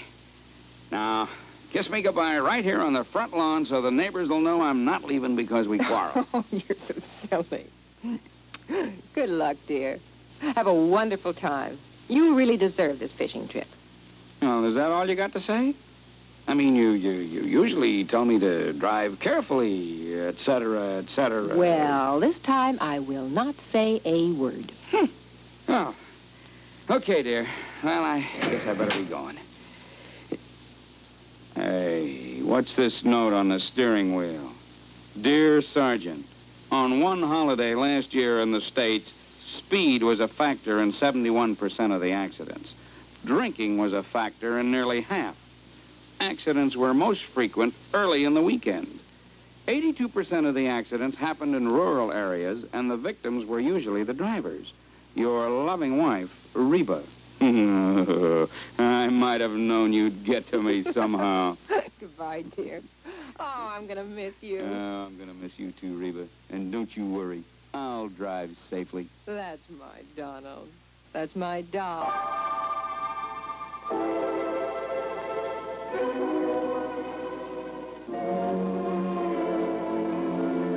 Act Two of yours truly, Johnny Dollar and the Happy Family Matter. Well, this was undoubtedly the weirdest assignment I'd ever been handed, and from one of the weirdest characters I'd ever met, E.P. Watkins. And yet I couldn't help feeling sorry for him. He was really alone. And somewhere along the line, he must have been hurt pretty badly. I left the library and started through the drawing room. Mr. Dollar? Hmm? I'm Sheila. Oh, yeah. I'd like to talk to you for a moment. Sure, why not? Mr. Dollar, I know what you must think of my father. Oh, do you?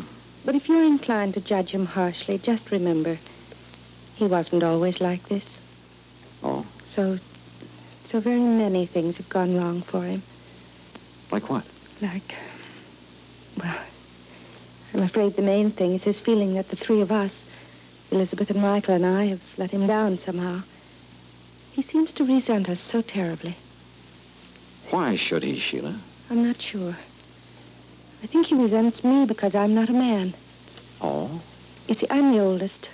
And in many ways, I'm more like Father than the others are. If I'd been a man, I could have, taken over for him. Yeah, I see. I've tried to do what I could. Help make decisions, that sort of thing. But I think he somehow resents that, too. Well, I gather it hasn't exactly been easy for you living here with him. Somebody has to. And the others have lives of their own. Mm-hmm. Speaking of the others, I'd like to talk to them. Where can I find them? Elizabeth and her husband live in Cranford, New Jersey. And Michael's in New York, in Greenwich Village. Okay. Thanks, Sheila. Outwardly, she was poised, but I could tell she was nervous, tense. Her fingers wouldn't stay still. She kept shredding bits of cellophane from her cigarette package. Yeah, she was under strain, all right, and I could understand why. Item 3, $8.40. Transportation in New York City to the Greenwich Village apartment of Michael Watkins. Mr. Dollar, you can tell Dad that I do not want that insurance money. Why not, Mike? Because it doesn't... Well, he doesn't owe me anything, and I don't owe him anything. It was a clean break, and that's just the way I want it. You're sure about that? I am. I'm doing what I want to do. I'm painting. Everything is just the way I want it. You know, Mike, you sound sort of like you were trying to convince yourself. I resent that, Mr. Dollar. Our family is split apart, that's all. Sheila's been trying her best to hold it together, but it won't work. Why not? Because I have had it. For years, Dad's been trying to cram Watkins and company down my throat. He knew my heart wasn't in it, but did that matter to him? No. Look, Mr. Dollar, I can make your job real easy for you. Yeah? There's one person in our family really deserves that money after what she's been through. Sheila? Yes, Sheila.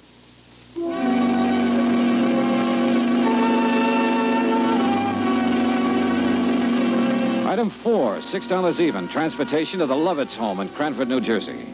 Look, Mr. Dollar, if sending you here is some scheme of Dad's to force us into line, you're wasting your time, and so is he. Now, wait a minute, Elizabeth, After the way he's treated Jim. Relax, honey. That's all over and done with. Look, Dollar, I can simplify your job for you. Can you? Give the insurance to Elizabeth here. Why? Because then I can get my hands on it. Oh? Well, what would you do with it, Jim? Buy a controlling interest in Watkins and Company and put the business back on its feet. You once worked for Watkins and Company. Why did you leave? Because he's still running it the way he did 30 years ago. It won't work, and I wouldn't be a part of it. Jim tried, Mr. Dollar. He really did. But Dad wouldn't even listen to him. For years, he tried to get Mike to take over the business. But Mike prefers to be off in Never Never Land painting those lousy pictures of his. Now, Jim. They are lousy, and you know it, Liz. Look, Jim, you say Mr. Watkins didn't give you a chance to put your ideas into effect, huh? No. Finally, things got to the breaking point. Dollar, I sent him a written contract guaranteeing I'd raise the necessary financing.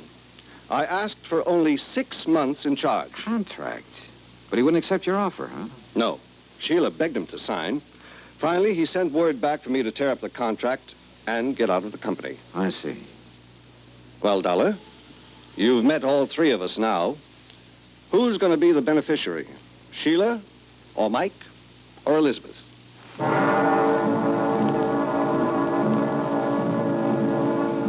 One thing I wanted to check on was Jim's opinion that Mike was not a good painter. I nosed around until I found an art dealer who'd handled his work. He showed me a couple of paintings and then leveled with me. So far as he could see, Mike was a lousy artist. I went back to my hotel to think it over, but I found a message that Mr. Watkins' attorney wanted to talk to me. He'd taken a room on the floor above, so I went upstairs. Come in. Halfway into the room, I noticed it was dark. Then, as I heard the door slam, I felt a gun barrel in my back. Hold real still, Dollar. Who are you? That don't matter. What's this all about? Dollar, this case you're working on, you drop it right now. And if I don't? If you don't, you get dropped for keeps.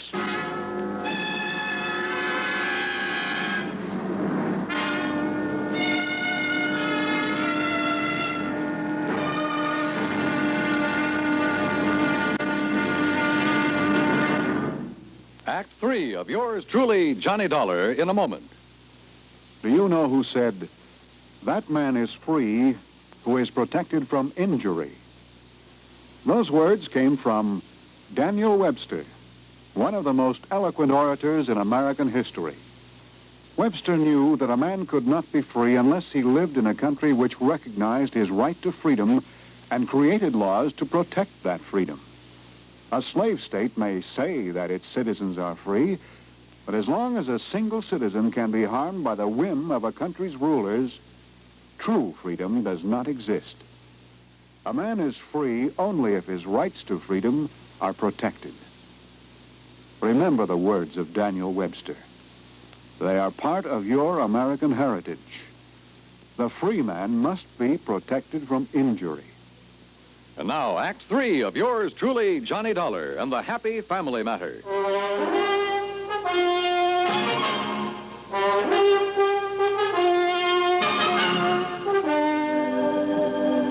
You get the message, Dollar? Sure. I dropped the case or else. Look, you're obviously not Watkins' attorney. The message was just a decoy to get me here. Who hired you to give me this warning? Don't get so nosy, Dollar. You got the warning. It's the main point. Just to make sure you get the message. I'd seen what was coming and ducked, then swung and knocked the gun out of his hand. He gave me a knee in the stomach that flattened me.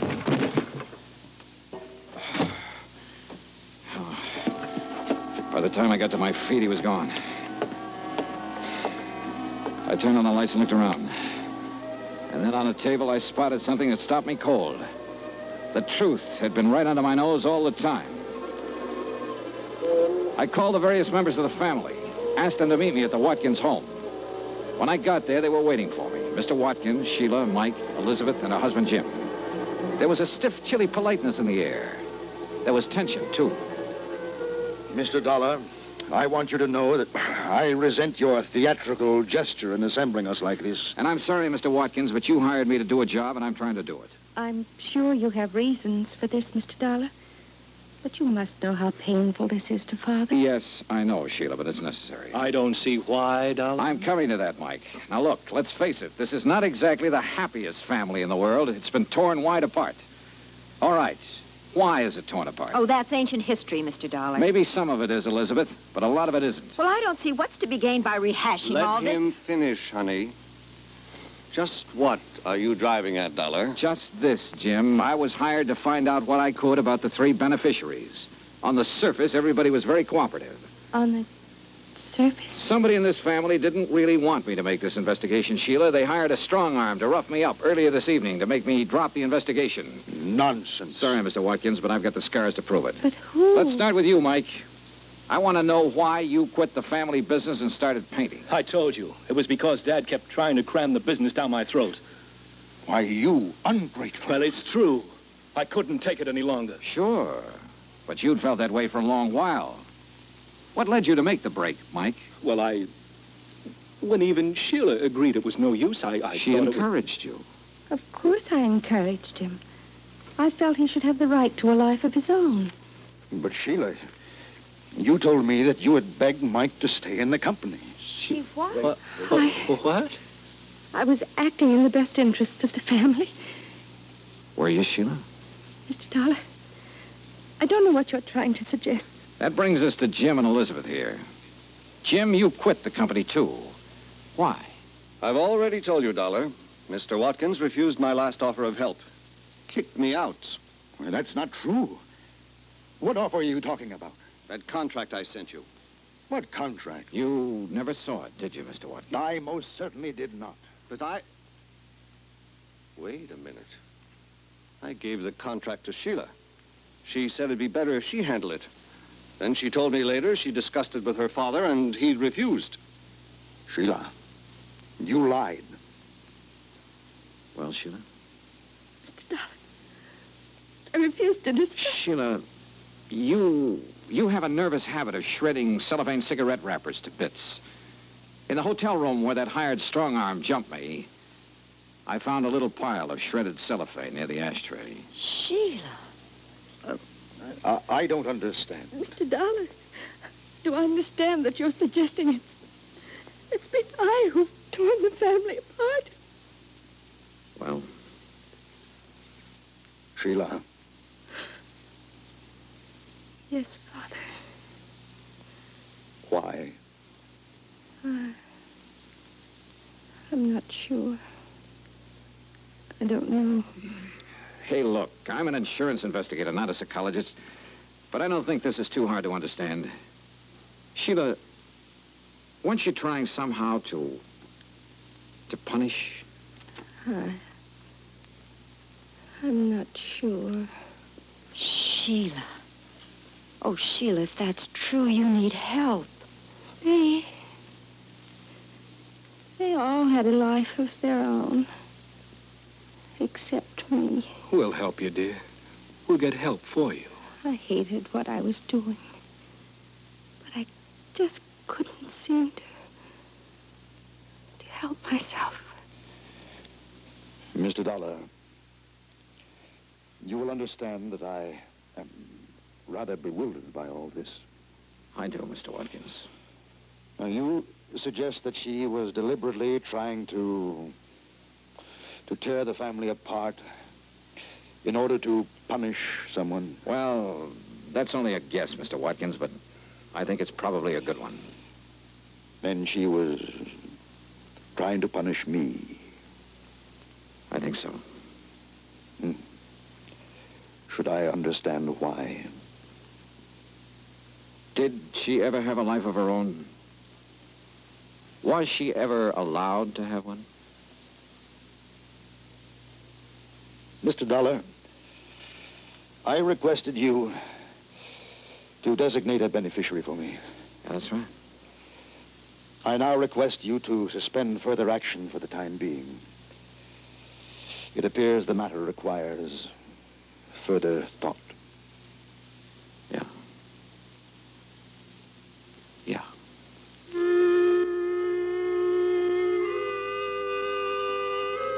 Item 6, $8.50. Transportation and incidentals back home. Expense account total, $73 even. Remarks? Sheila is now undergoing treatment, and the outlook is favorable. Elizabeth's husband, Jim, is managing the affairs of Watkins and Company. Mike is helping him. And I guess he's doing a good job. Mr. Watkins, well, he's still alive. And his doctor tells me that now the old gentleman has found some reasons to be alive, he'll probably be with us quite a while. And make all 3 of his children his beneficiaries. Yours truly, Johnny Dollar.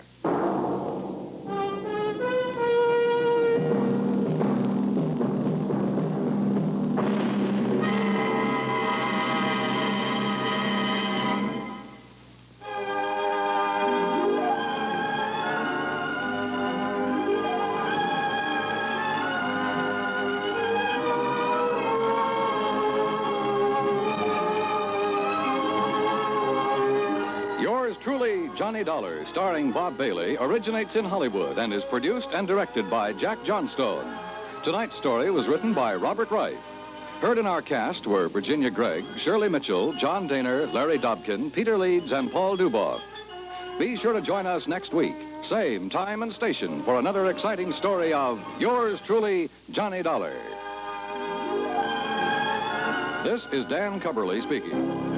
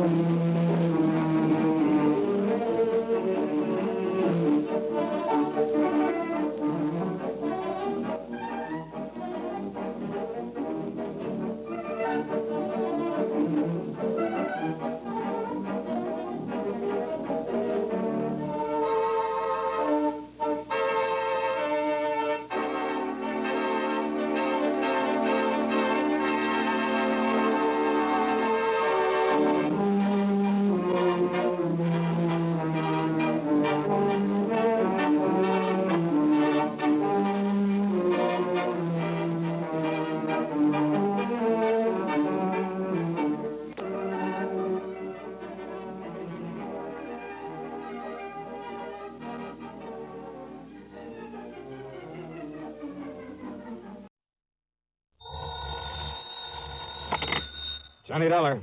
John, this is Harry Branson at Philadelphia Mutual Liability and Casualty Insurance Company. Well, it's about time, Harry. How come I haven't heard from you lately? Fortunately, we've had no problems recently. That is, nothing requiring investigation. Until now, huh? Well, yes. So what's the trouble? Arson, mayhem, murder? John, it may be all of them, unless you're able to put a stop to what's going on. Sounds interesting. Who's involved in all this? And don't tell me you've been selling insurance to some gangster. Well, as a matter of fact, he is. What? An ex-gangster. At least he was known to have been mixed up with gangsters for several years. Who? Bertie Larson. Larson, huh? Well, at least the name sounds appropriate. So tell me what he's... Wait a minute. Yes, John? Isn't Bertie Larson the punk they've had before that special investigating committee? Yes. The committee on narcotics and gambling, the one that has the hearings on television now and then? That's the one. Well, then, Harry, if you want my advice, you'll cancel his policy, pay him off with interest, and forget him. I'm afraid that's impossible. What's more, since those hearings began, we've increased the face value of some of his policies. You have what? Yes. But now, in view of the threats he's been receiving, threats on his life, his home, his family, well, John... Baby, you're in trouble. John, do you think you can help us? And get my head blown off by some gunsel?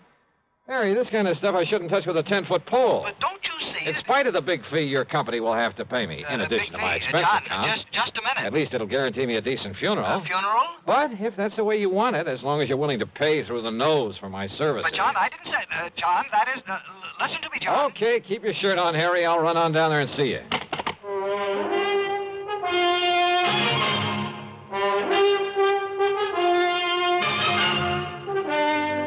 CBS Radio brings you Bob Bailey in the exciting adventures of the man with the action-packed expense account, America's fabulous freelance insurance investigator. Yours truly, Johnny Dollar.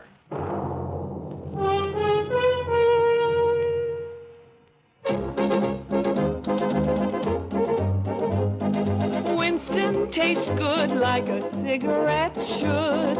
Winston tastes good like a cigarette should. Winston gives you real flavorful, rich tobacco flavor. Winston's easy drawing too. The flavor comes right through to you. Winston tastes good like a cigarette should. A modern filter? Sure, Winston has it. But that's only the beginning of a Winston. Up front, up where it really counts, Winston packs exclusive filter blend. Light, flavorful tobaccos, specially selected and specially processed for filter smoking. Filter blend. That's why it's fun to smoke Winston, America's best-selling filter cigarette. Winston tastes good like a cigarette should. And now, Act One of yours truly, Johnny Dollar.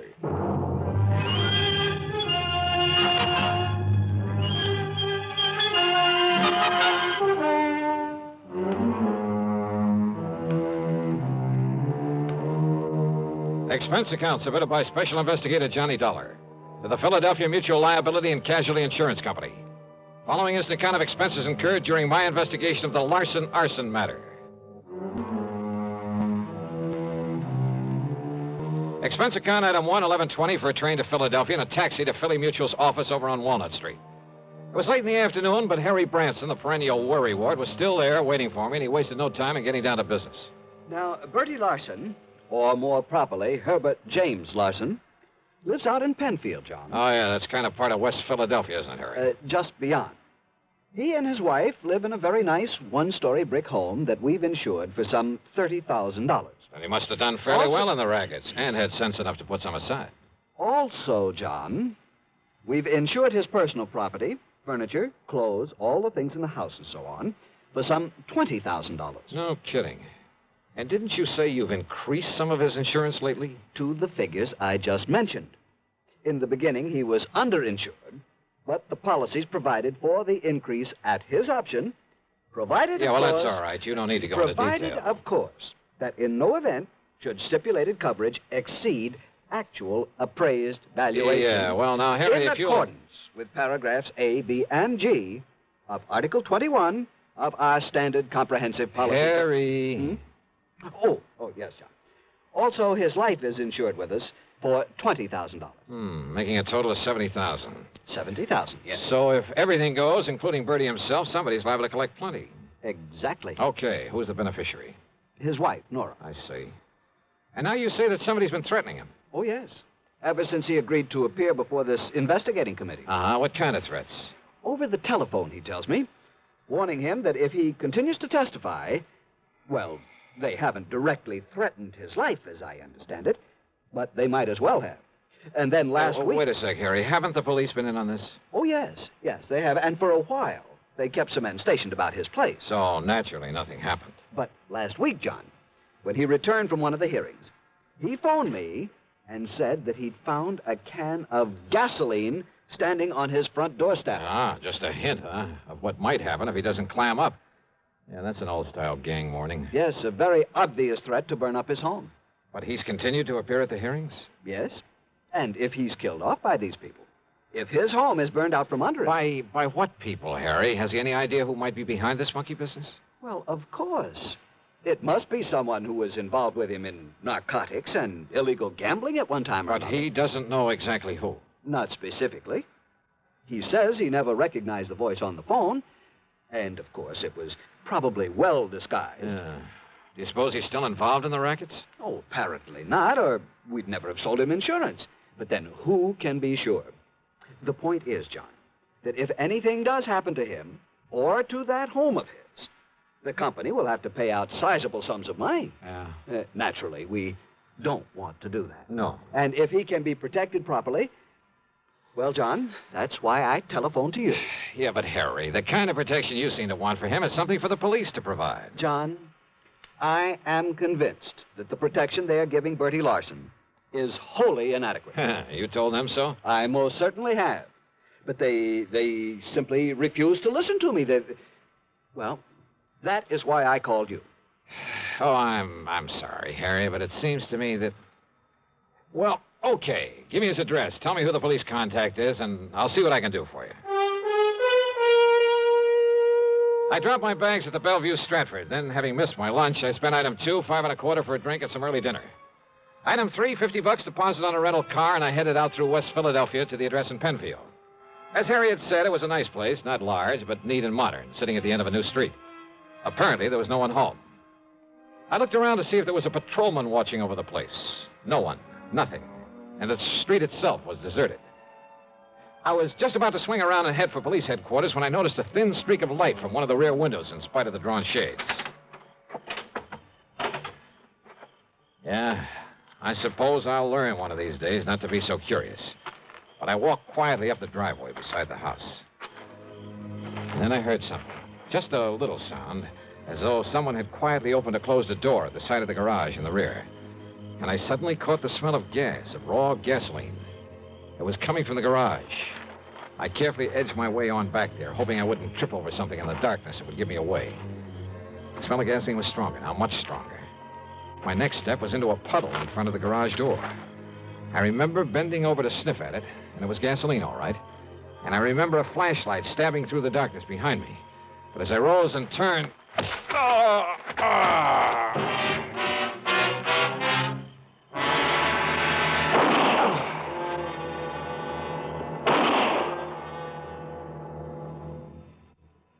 Act 2 of yours truly, Johnny Dollar, in a moment. Question: where will you find the leading stars of the entertainment world? Answer, right here on CBS Radio. Gary Moore, Arthur Godfrey, Andy Griffith, Bob and Ray, Art Linkletter, Amos and Andy, and more. The gang's all here. You'll also find the New York Philharmonic and the Metropolitan Opera back on the air. Remember, the star's address, CBS Radio. And now, Act 2 of yours truly, Johnny Dollar, and the Larson Arson matter.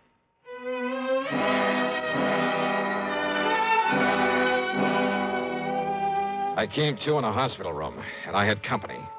One of them was in a blue uniform with brass buttons with the stripes of a sergeant on his sleeves. So you decided to come back to the land of the living, huh? The other was a man of about 40, big, beefy. And in spite of his rather flashy clothes, he looked as though he hadn't shaved his fat, truculent face for a couple of days. Oh, well, I'm sure glad he's okay, Sergeant. Only, how was I to know he wasn't somebody come to carry out them threats against me? Oh. You know, you're lucky you didn't aim those shots at him, Bertie. Me actually trying to kill somebody, Sergeant? Like I told you, I know the noise would bring on the nearest flatfoot. Bertie, huh? Yeah. Gee, Mr. Dollar. Now, you just take it easy, Dollar. Bertie nearly broke your head when he found you prowling around his home a while ago. Oh, brother, you're telling me. But I didn't know, Dollar. I didn't know who you was till me and a cop went through your pockets and seen your identification. Okay, now look. Well, I come home and seen you sneaking around and had gasoline all over my garage like somebody was going to put a torch to it. Okay, Bertie. So you can't blame me for slugging me. Yeah, now, But Bertie. I'm sure sorry I did it, Dollar.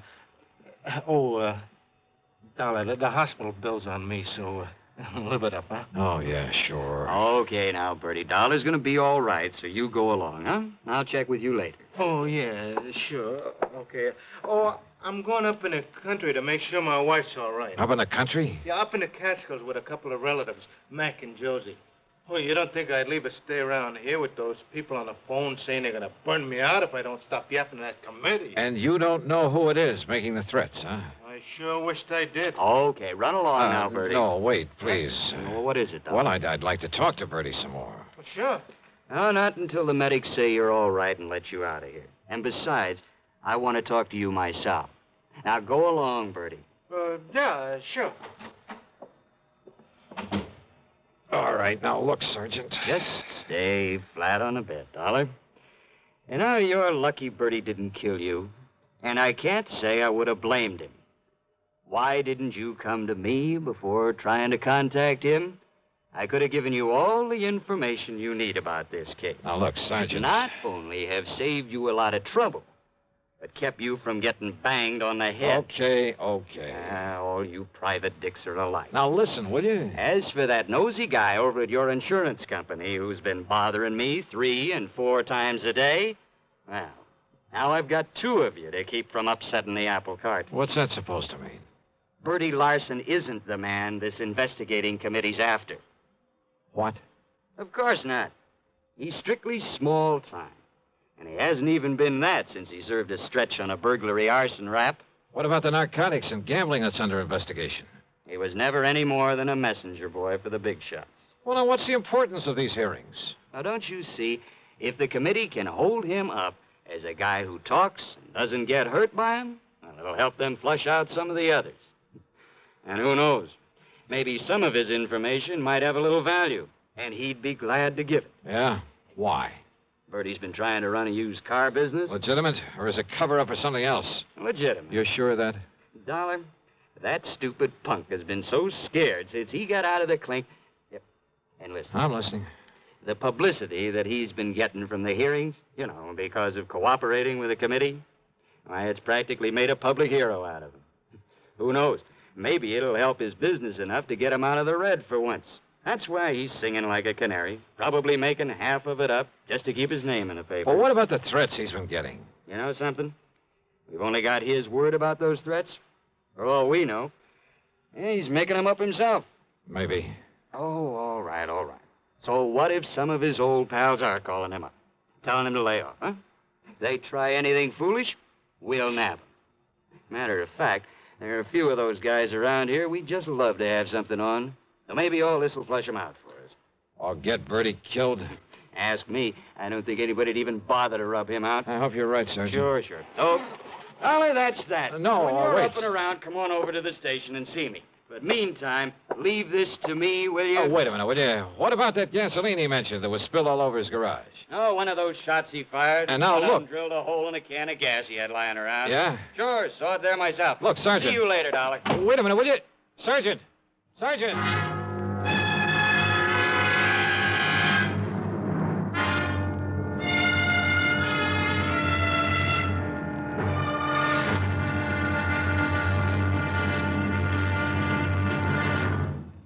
Act 3 of yours truly, Johnny Dollar, in a moment. Here's Hollywood star Mona Freeman. Who feels like acting with a miserable cold? I relieve cold distress the fast way with 4-way cold tablets. Yes, tests of all the leading cold tablets proved 4-way fastest acting. Amazing 4-way starts in minutes to relieve muscular pains and headache, reduce fever, calm upset stomach, also overcomes irregularity. When a cold strikes, do what I do. Take 4-way cold tablets.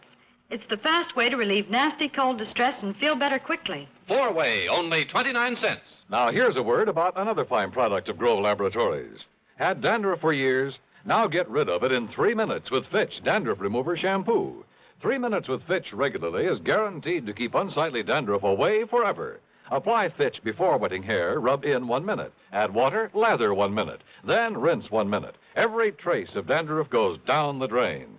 3 minutes with Fitch, embarrassing dandruff's gone. Fitch can also leave hair up to 35% brighter. Get Fitch Dandruff Remover Shampoo today. And now, Act 3 of yours truly, Johnny Dollar.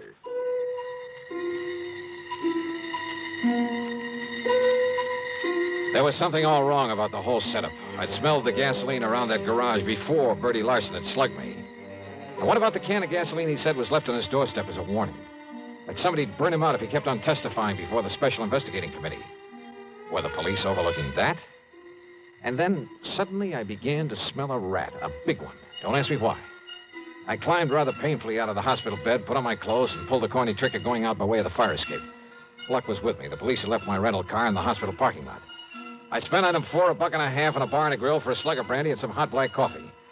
But I was still feeling pretty rocky, so I took my time driving out to Bertie Larson's place again. As I stepped out of the car, I noticed a light coming from an open window at the rear and a big sedan back in front of the garage, the trunk of it wide open. Bertie's, or the car of someone who'd come to put the torch to his home. I didn't have to wait long for an answer.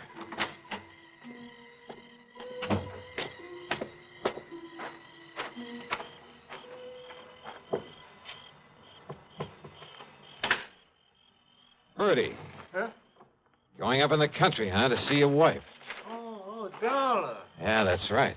Oh, say, listen, Dollar, it's lucky you come by here. Is it?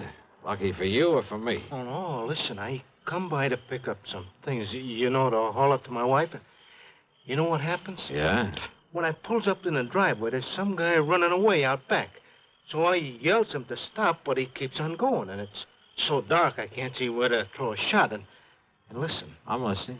Then I smell gasoline. It's coming from inside the house.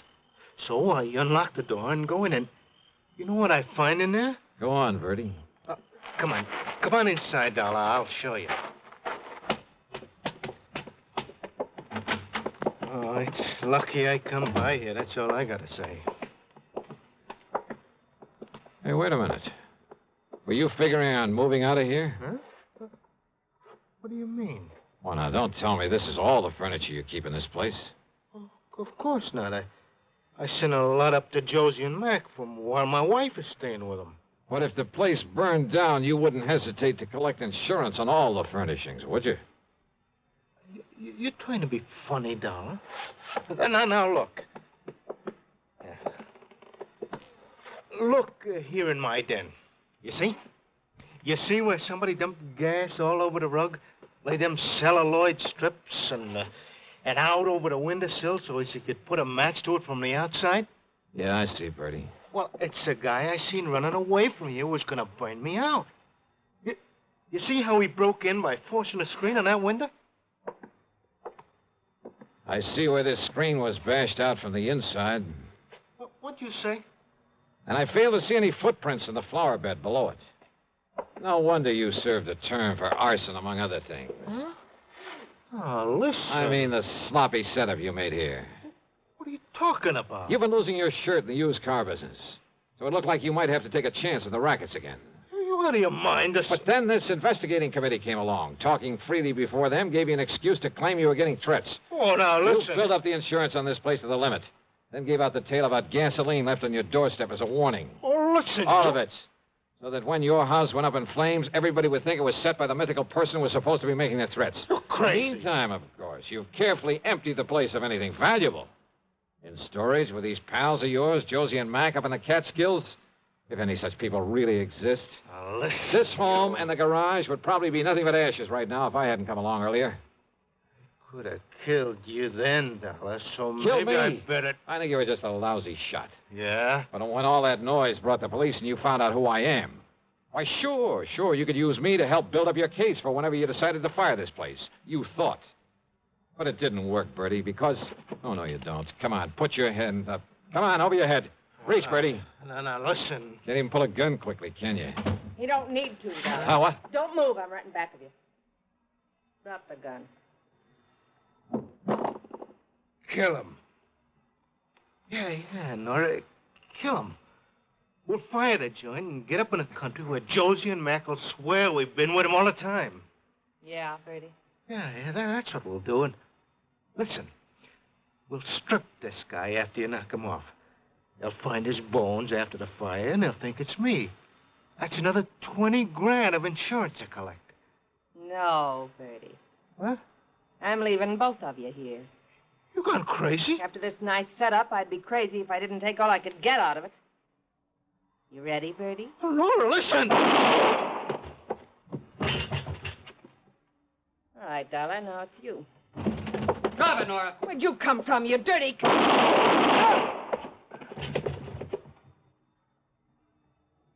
Thanks, Sergeant. Well, that's okay, Dollar. But you can be mighty glad that hospital called me up when they found you'd sneaked out on them. You know something, Sergeant? Yeah? I'm mighty glad.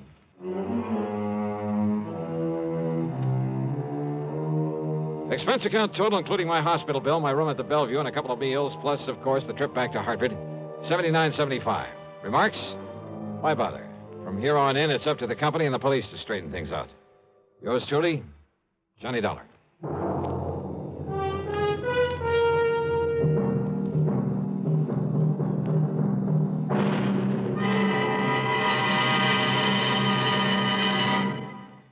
Our star will return in just a moment. Constipation can be a problem for anyone, even doctors.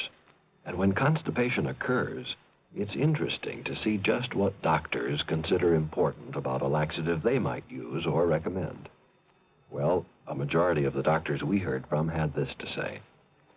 A laxative should be effective, gentle, as close to natural acting as possible, and a medicine that can be used with complete confidence. Now, X-Lax has been popular with many doctors and millions of people over the years because chocolated X-Lax is effective. Overnight, it helps you toward your normal regularity. X-Lax is gentle. Next morning, it gives you the closest thing to natural action. And that's why many doctors and millions of people use X-Lax with complete confidence. X-Lax, the laxative that helps you toward your normal regularity gently, overnight. Is X-Lax in your medicine cabinet? Now, here is our star to tell you about next week's story. Next week, Sarasota, Florida. A body floating in a bayou, and one too many suspects. Join us, won't you? Yours truly, Johnny Dollar.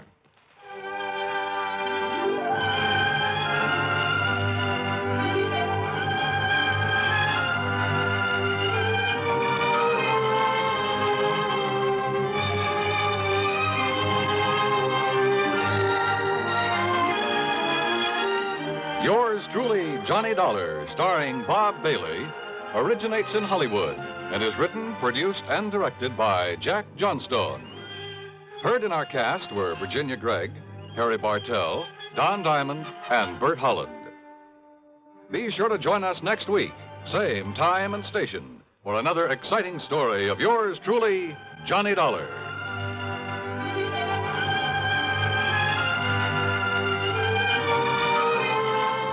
This is Dan Cubberly speaking.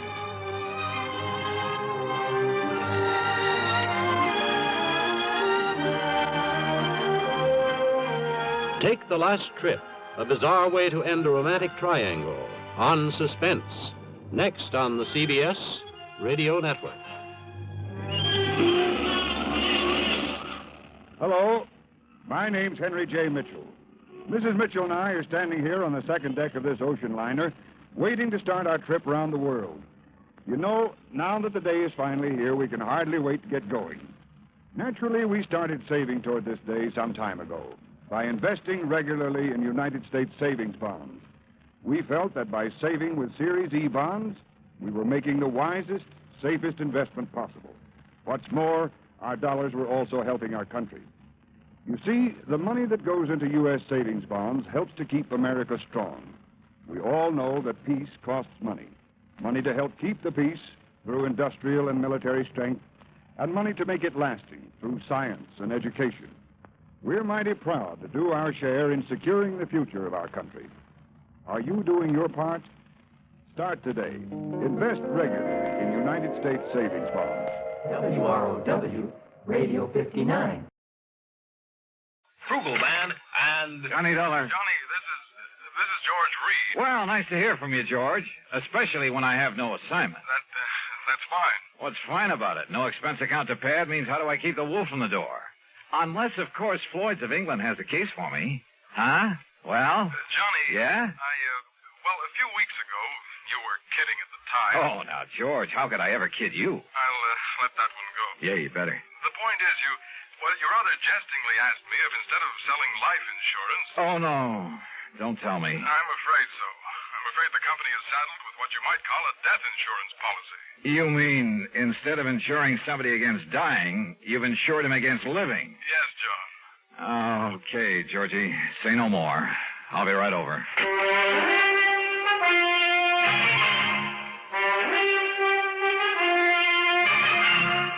Bob Bailey in the exciting adventures of the man with the action-packed expense account. America's fabulous freelance insurance investigator. Yours truly, Johnny Dollar. Act one of yours truly, Johnny Dollar.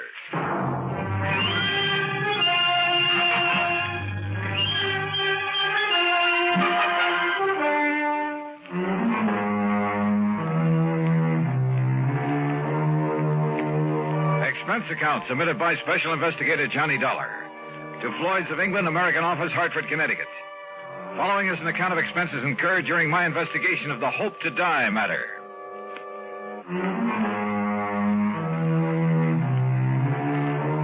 Expense account item 1, $1.10 taxi from my apartment to George Reed's office, where I found him pacing the floor and wearing an even more worried expression than usual. And believe me, that's something. This thing has me so riled up, Johnny, I can hardly see straight. Well, you should have known better than to issue a policy like that, George. It was Harry Baxter. Baxter? He filled in here for me while I was on vacation. I should have known better. What'd he do, sell a lot of policies that you shouldn't have to handle? No, just this one. And I swear I don't understand it. He, of all people. All right, you said on the phone that it was kind of life insurance in reverse. That's exactly what it is. Explain, please. Well, usually, of course, we pay the face value of a policy when the insured dies. Right. In this case, however, the company will have to pay the $250,000 if the insured doesn't die. $250,000? Yes. How under the sun can a man be crazy enough to issue a policy like that? John, you know how it is. The company prides itself on the fact we'll insure anything. Not only life and property and health and so on, but the voice of a singer, the feet of a dancer, hands of a pianist, even the dimples on the knees of a chorus girl. Yeah, and singing mice, an old alley cat, a sick whale. Of course, I can't say that Harry wasn't in position to do it, but... Johnny, you've got to help me. First, you better tell me who and why and what it's all about. That's just the trouble. I don't know. Well, in that case... You don't know? I only got back here to the office this morning. I found our copy of the policy lying here on my desk. But if you don't even... Oh, look, I've handled some pretty screwy cases for you, George. Yes, but they've all finally made sense one way or the other. And, Johnny, we have paid you some very nice fees. You can't deny that. George. Tell me, have I ever questioned your expense accounts? But death insurance, it doesn't make sense. Have I? Insuring somebody against living. Have I? I'm sorry, but this time the answer is no. Listen, if you take this on, I'll okay your expense account without even reading it. Death insurance. Expense account unlimited. Johnny? George, there are some things even a conniving, chiseling, unprincipled rascal like myself won't even... Unlimited? Johnny? Okay, George, I'll take it. Act two of yours truly, Johnny Dollar, in a moment. And now, Act two of yours truly, Johnny Dollar, and the Hope to Die matter. Floyd's of England insure anything. At least that was their boast. And now it looked as though it had finally backfired on them. Because somebody in the organization, some character named Harry Baxter, had issued not life, but death insurance. If it hadn't been for my friendship for George Reed, well, plus his promise of unlimited expense account, I'd have thrown the whole problem right back into his face, as it was. Thanks, Johnny, from the bottom of my heart. I'll never forget you for this. Believe me, George, I'll never forget you for this. And if you can get us off the hook... All I can do is try, so come on, give me the dope on it. Yes. Now, here. The name of the insured is Miss Mary Ellen Markham. Yeah, I got it. Where does she live? 514 East 52nd Street, New York City. Pretty fancy address. Yes. Okay. Now tell me why this Mary Ellen has enjoyed herself against living. Well, that's the point, Johnny. She hasn't. Well, now, wait a minute. Albert Schwinner has. You mean somebody else took out this policy on her life? Or rather death? Yes. Holy. Well, what is this guy, a professional gunsel who's going to wipe her out and then collect? I suppose he's the beneficiary, too. Yes, he is. Oh, fine. Well, come on, who is it? I don't know. As I told you, the policy was lying here on my desk when I got back this morning. I do know this much about him. It's Dr. Albert Schwinner. Doctor? What kind? Well, those are the things you've got to find out. Who he is, what he is, why he's bought insurance against this woman's living beyond November 10th. The 10th? Well, that's only a few days from now. Oh, George, this gets worse and worse. Oh, if only Harry Baxter hadn't issued that policy. But he has. Oh, boy, you sure picked a dilly to fill in for you while you were away. Picked him? Well, what else could I do? After all, he never did anything like this before. You've known him before? Are you serious? Of course I have. Why, Harry Baxter... All right, now look, time's a-wasting and we haven't got much of it. I take it you want me to see if I can find some legal grounds for canceling this policy. Yes, immediately. Now, have you got an address on the beneficiary, this Dr. Schwinner? No, I've been so upset about this whole thing, I haven't even looked. Here, let me see. According to this, he lives at... What's the matter? Dr. Albert W. Schwinner, C.L. C.L.? What kind of a doctor is that? I don't know. The address is 14327 E Street, Union City, New Jersey. C.L. Well, I'll soon find out. Where can I reach this Harry Baxter who sold the policy? In New York at the... here, I'll jot down the address. I still don't see how Baxter could get away with this. After all, when you consider his position... Here. He offered no explanation at all. Well, I'm afraid I didn't give him much chance. I practically threw him out of here. Can't say that I blame you. And that's another thing. Look, Johnny, perhaps you can reason with... Oh, don't worry, George. He's number one on my calling list. I'll be talking to you. Expense account item 2, $785, fare to New York and taxi to Harry Baxter's address. A real snooty one over near Sutton Place. And people don't live in that joint unless they've earned or chiseled a lot of money from somewhere. In the case of Baxter, I suspected a big chisel. My suspicion was considerably heightened when he opened the door. His apartment was luxury from stem to stern. As for Baxter himself... Dollar? Why, of course, old boy. I've heard a great deal about you from my dear friend and colleague, George Reed. Dear friend, huh? Well, you say that as though you doubted it. Oh, I know, that filling in for him while he was away. Well, I really should have done better for the old thing, but I've had so many social obligations to meet these past few months, and after all, one must keep up with those things. Oh, I'm sure one must. Well, I did sell one policy, you know, a real dilly. Oh, that's the understatement of the week. I suppose I can't really blame him for being a bit excited about it, but he gave me no chance to explain why I assumed the policy. Why did you? Oh, now, really. Well? Well, I made it very clear to George that I would tell him when he calms down enough to be reasonable. Really, Mr. Dollar, he was in quite a tizzy. Brother, he still is. That's why he sent for me. But when he calms down, he'll be sorry he bothered you. Suppose you tell me why you issued that policy. You? No. What? No, I'll tell George when he's ready and when I'm ready. Oh, now, just a minute. And you may tell George I said exactly that. Goodbye, Dollar. You'll tell me, Baxter, right now. I'll do nothing of the sort. And what's more, since my plane for Europe is leaving shortly, I have no time to... Would you kindly remove your foot from the door? Not until I get an answer from you. Now start talking. If you can show some legal cause... Legal cause? Furthermore, your behavior at the moment constitutes trespass, illegal entry, call it what you like. And believe me, unless you leave here immediately, I shan't hesitate to ring up the police. All right. Now look, just tell me one thing. I might. What? What is your connection with the beneficiary of this policy? Dr. Schwinner. That's right, Albert Schwinner. But Albert happens to be a very close personal friend. Oh, I might have guessed as much. All right, then tell me this. No, I'm sorry, just one question. I've given the answer. Goodbye. Baxter. Are you hard of hearing? Look here now. Goodbye.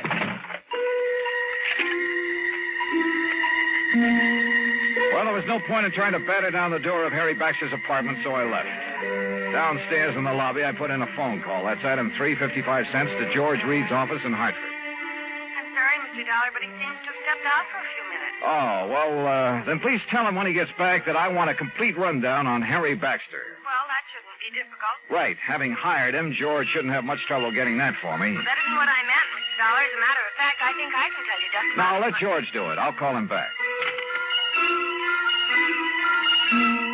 Item 4, 65 cents taxi to Mary Ellen Markham's apartment on East 52nd Street.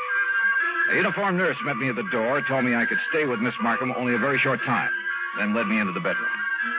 And there, carefully propped up in bed, lay a pale, wan, tired woman who looked to be 65 or 70. The room was full of flowers. You may leave us, Mrs. Haskell. I'll ring when I need you. Yes, Miss Markham. Sit down, Mr. Dollar. Thank you.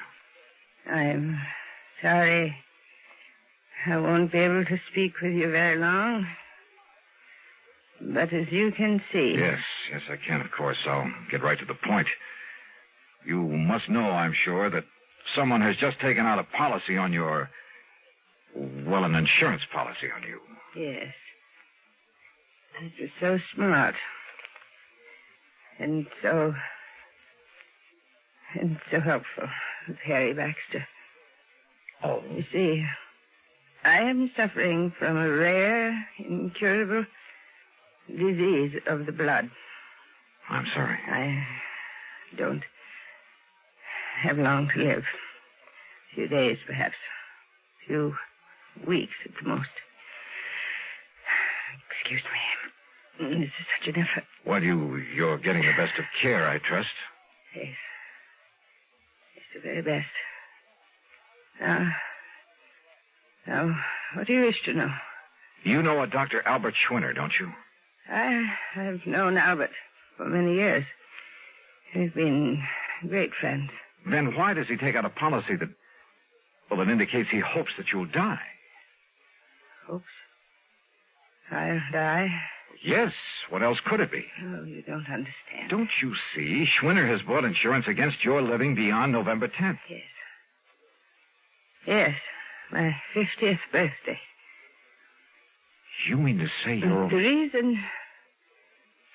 reason so. Yes? I'm sorry, you mustn't.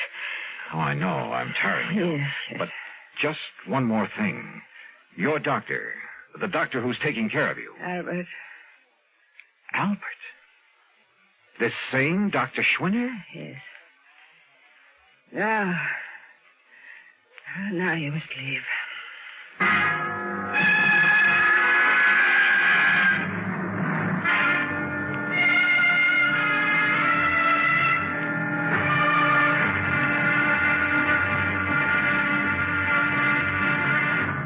Act 3 of yours truly, Johnny Dollar, in a moment. Now, Act 3 of yours truly, Johnny Dollar, and the Hope to Die matter.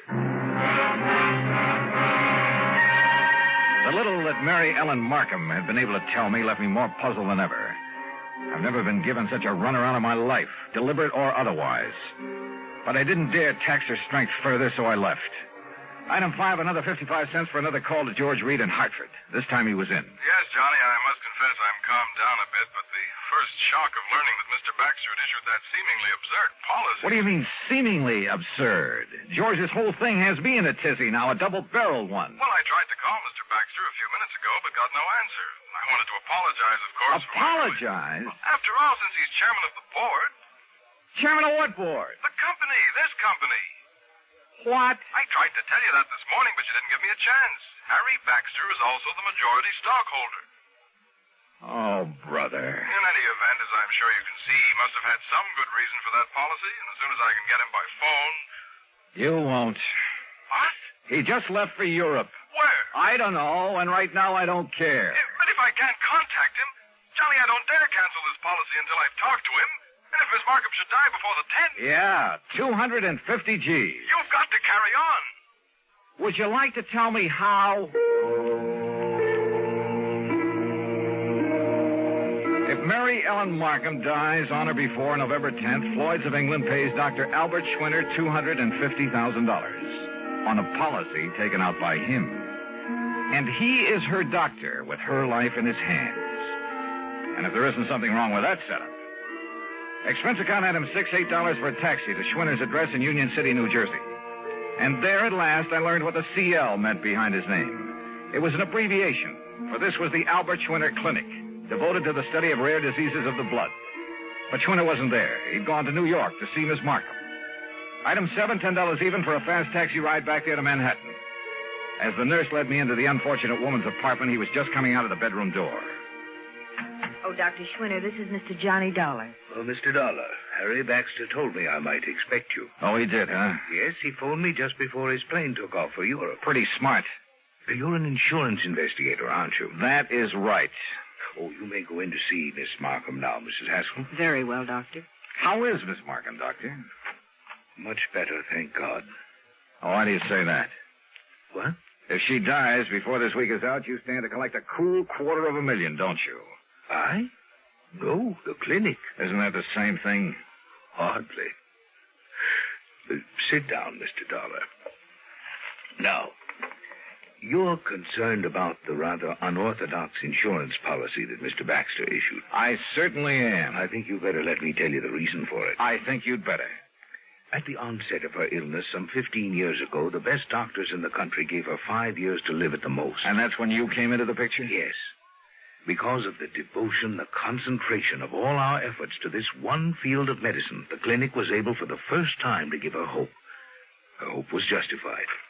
We have given her years of life. But now, wait a minute, Doctor. She told us then that if she could be helped to live until she was 50... And that'll be on the 10th? Yes.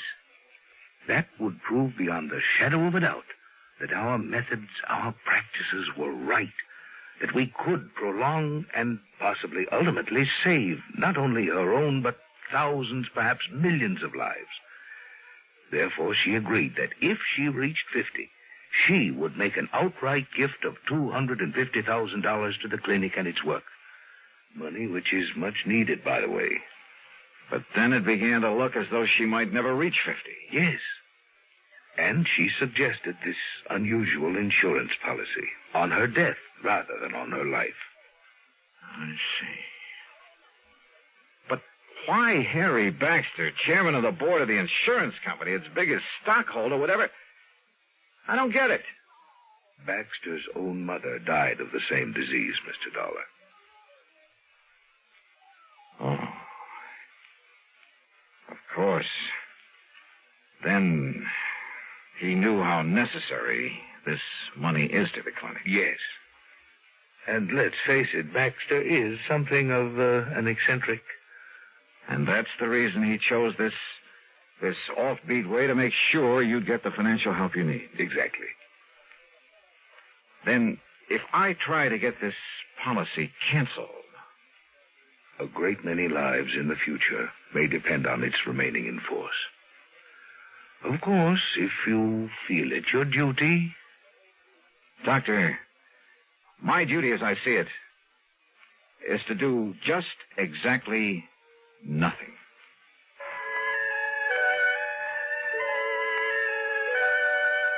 Mary Ellen Markham did live to see 50, but only for a few days. Just long enough to make her gift to the clinic. Harry Baxter and the company? Well, Harry came back from Europe, and he said he found some, quote, mistake, unquote, in the policy that requires the company to pay off on it anyway. Eccentric? We should have more of them like that. Expense account total? Are you kidding? Yours truly, Johnny Dollar.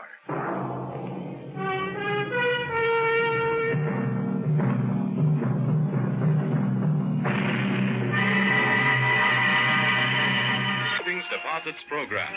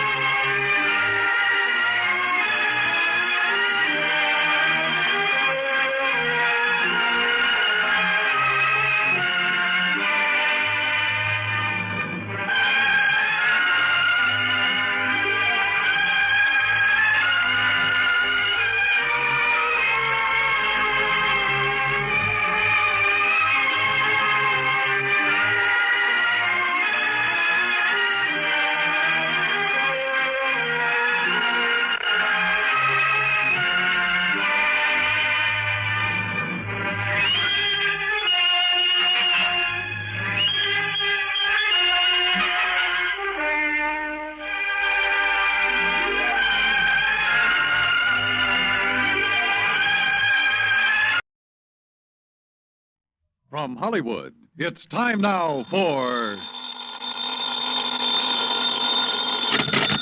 Johnny Dollar. Oh, hi, man. How's your stomach, Johnny? What? Rich food give you any trouble? Who is this? Why, your old buddy, Angie Orsatti. Oh, hi, Angie. Glad you got my message. Yeah. How about dinner tonight at Antoine's, Johnny? Shrimp gumbo, oysters, Rockefeller. Yeah, sounds fine. Only I've got to do some work first. Man, I thought you was here in New Orleans on vacation. Nope, little matter of fire insurance and the company's check for $16,000. Somebody trying to cheat him out of it, huh? You won't believe this, Angie. Somebody turned it down. What?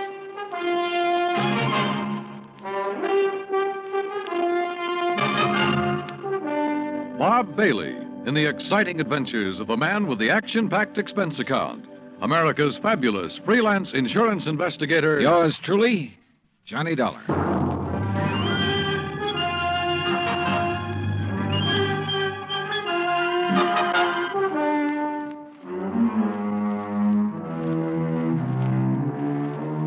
Expense account submitted by Special Investigator Johnny Dollar to Providential Fire and Marine, 787 Greenleaf Avenue, Hartford, Connecticut. The following is an account of expenses incurred during my investigation of the Royal Street matter.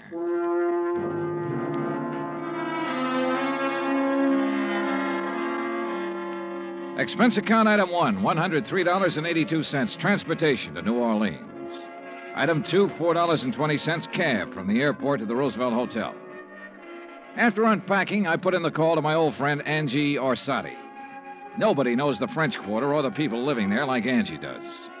For 3 months of the winter, he stays in the swamp trapping muskrats. The rest of the year, he lives with his mother near the Cabildo. Angie wasn't in, but his mother said she knew where to reach him, and 5 minutes later, he returned my call. We arranged to meet for dinner, then I phoned the agent who had sold the policy in question. His name's Binford, and naturally, he was anxious to see me. C.D. Binford's office is on the 3rd floor of the Hibernia Bank building. He's a stocky, red-faced man, probably in his late 50s. Come in, Mr. Dollar. Come in. Thanks. Help yourself to a chair. Say, you fellas sure don't waste any time, do you? We try not to, Mr. Binford. C.D., boy. What? You call me C.D. like all the other folks do. Oh, okay, C.D. Yeah. Now, like I was saying, you boys sure don't waste any time at all. Why, I didn't even call the home office till day before yesterday. I know. When was the fire? Last week on Thursday night. What'd they tell you about it? Well, not very much. Figured I'd get all the information from you. Well, it's a doozy. First time I've ever run across a policyholder who wasn't yelling for us to pay him yesterday for his loss today. You know what I mean? Yeah.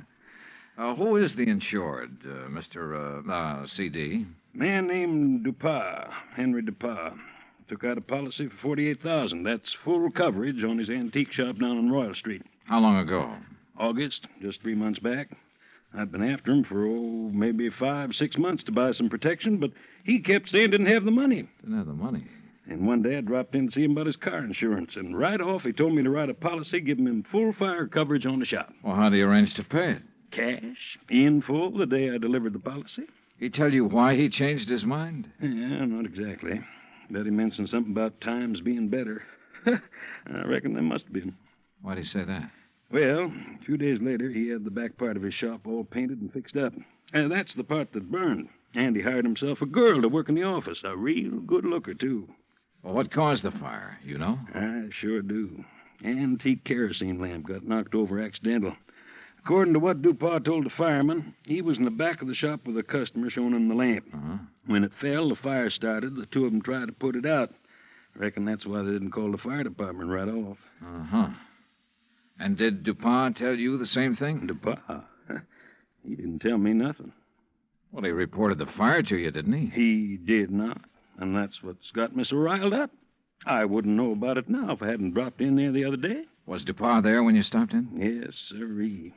And when I saw how the place looked, the whole back of the store gutted out and a slew of his antiques destroyed, I let him have both barrels, I tell you. Oh, what'd he say to that? Well, nothing too much.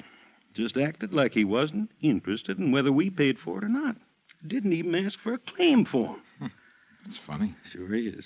I thought maybe he was so upset over losing some of his valuable antiques, he didn't know what he was doing. So, after I checked with the fire department, got a copy of their report, I typed up a claim for him. You figured the damage at $16,000, right? Mm-hmm. I knew how much he spent fixing up the back. When I'd issued the policy, I'd gotten an estimate on most of the antiques. So what happened when you gave him the claim? He signed it? He did not. Said to forget about the fire. Huh? And when I kept after him, he called me a busybody and told me to get out of his shop and stay out. What do you think, C.D.? You have any idea why he didn't report it or sign that claim? If I had, boy, I wouldn't have sent for you. I left Binford's office and walked over to Canal Street. The sun had gone down and a cool breeze was coming in off the river, bringing with it the smell of coffee beans and fruit from the banana boats. I crossed Canal and turned onto Royal, heading into the French Quarter. When I reached Henry Dupas' antique shop, I stopped. There are a lot of antique shops on Royal. All of them look pretty much the same. The building's as old as the fine rosewood and mahogany pieces they shelter. There was nothing different about this one, at least from the outside. The fire had started and finished in the rear of the building. I tried the front door, but it was locked. I didn't think anyone would be there that late, but I knocked anyway.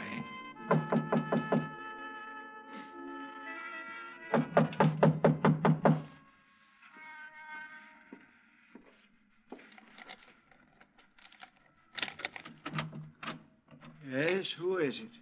Mr. Dupas? Who is it? My name's Dollar, Mr. Dupas. I represent the Providential Fire Marine. Why do you people persist in annoying me? Well, we wouldn't if you'd tell us about the fire you There's had nothing here. special about that fire, Mr. Dollar. It was an accident. Well, then why didn't you file a claim? You're entitled to enough money to cover your loss. Mr. Binford explained that to me quite carefully. If you haven't talked to him, Mr. Dollar, you should. Oh, I've talked to him. Well, then go away. Well, not until you answer a few No, questions. leave me alone, please. I'd noticed an alley next to the shop that ended where the rear door had been. I started back along it, not quite sure what I was looking for or what I expected to find. But I was sure of one thing. Dupas was a frightened man. It was too dark to see anything at the end of the alley, so I returned to the street. Item 3, $30.50, phone call, taxi, and dinner for two at Antoine's.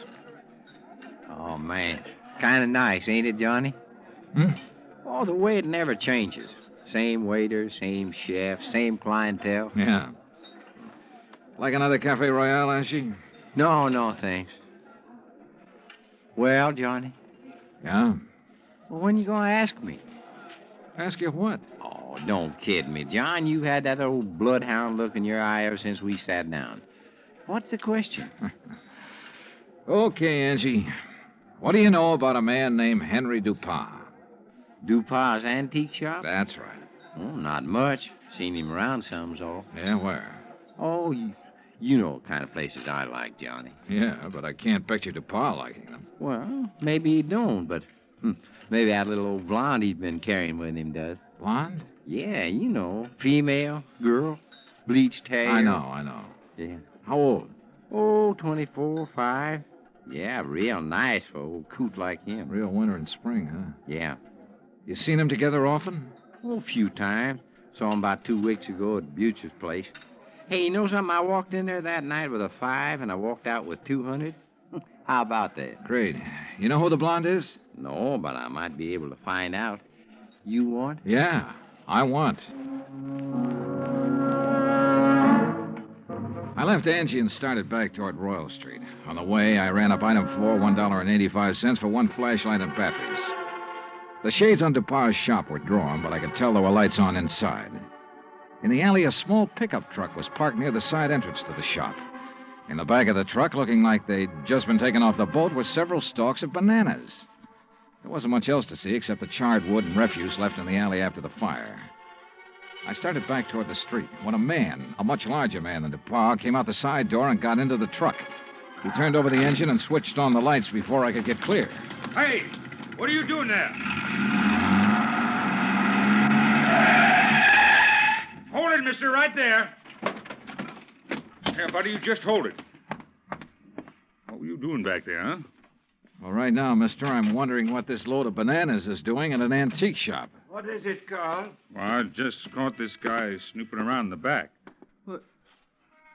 It's Mr. Dollar. Yeah, that's right. You know him, Dupas? He's one of those insurance men I told you about. Oh, well, What are you here for, Dollar?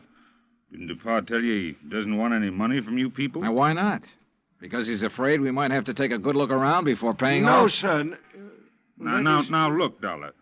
Mr. DuPont has been okay with you people, so you got no reason to come snooping around. Especially after he's told you he don't want you around. So now maybe Mr. DuPont will have to do something to keep you away. Ain't that right, Mr. DuPont? You know what I mean. Yes. Yes, all right, I'll do it, Carl. And he'll never bother us again. Go on, Dollar. Get out of here.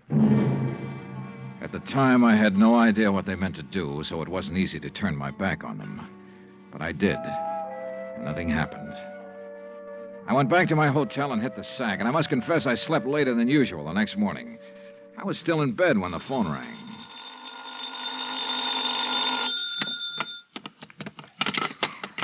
Johnny Dollar. Well, hey now, where's my dynamic northern friend? Oh, he's off today. I'm taking his place. Well, in the news I got, well, I reckon it'll keep till tomorrow. Yeah. Well, so long. No, wait, Angie. Yeah. Did you find out anything about that blonde DuPont's been seeing? Sure, everybody around the French Market coffee shop used to know her. Used to, meaning up till she went to work for Mr. DuPont. She worked for DuPont? Yeah, in the office at his store. Started in there about 3 months ago. Well, come on. Well, since then, nobody sees her anymore. At least none of her old gang. You know where she lives? Yep. The Pont Alba Apartments.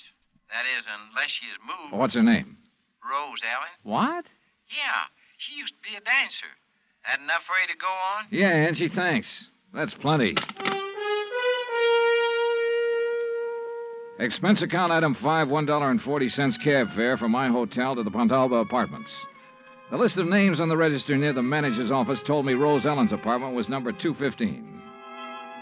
But when I got up there, the girl who opened the door wasn't a blonde. Yes? Oh, I'm looking for Miss Rose Ellen. She isn't in. Oh, she at work? Who are you? I mean, are you a friend of hers? My name's Dollar. Johnny Dollar. I'm an insurance investigator. Well, she hasn't done anything, has she? Well, not that I know of. Look, Miss... Garbo. Garbo? May Garbo. You're a dancer, aren't you? How'd you guess? Oh, I'm good at recognizing talent. Oh? Would you like to come in? I've got some coffee on. Well, that'll be just fine. Say, you've certainly got a nice view of the square from here. I suppose. Don't you think so? Oh, sure, if you like that sort of thing. Me, I just think the square's kind of square. Oh, that's good. That's very I brought good. it up the day we moved here. You and Rose move in here together? Uh-huh. Oh, sit down, Johnny. Make yourself at home. Well, thanks. Gee, you're so polite. You wait to be asked. Yeah. Look, tell me, what time do you think Rose will be home? Oh, I couldn't say. May, this is important. What time does she usually get home? Well, I don't know. I mean, after all, she's got her own life to live, you know, and I'm not her keeper. Okay. Sometimes she doesn't get home for days. Oh, I better get the coffee. She ever say anything to you about the fire? Yeah? What fire? The fire down at the antique shop. No, you want cream and sugar? No, thanks, just black. Good. When was that? The fire? Last Thursday night. That's funny. What's funny? That was the last time I saw her. What? Yeah. Rose went to work last Thursday, but she never came home.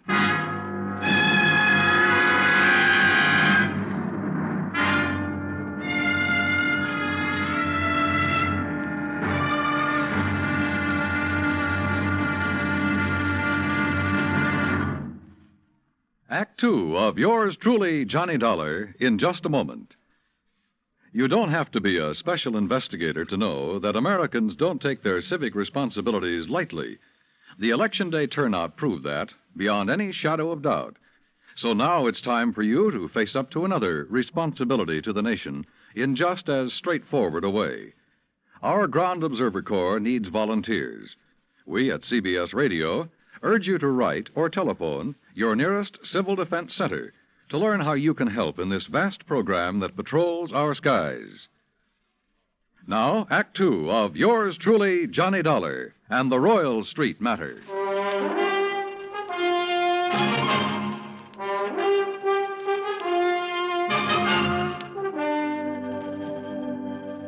This was the screwiest deal I'd ever seen. A guy refusing insurance money he was entitled to. Rose Ellen was my one lead, so I continued questioning May, her roommate. May told me this was the first time Rose had been away so long without at least sending for a change of clothes. I asked about Rose's boyfriends. She told me Rose had been going with one other man beside Dupont, but she didn't know who he was. After May promised to call me if she heard from Rose Ellen, I left. Expense account item 6, $1.90, taxi from the Pontalba Apartments to the Hibernia Bank Building. My insurance contact, Binford, wasn't in.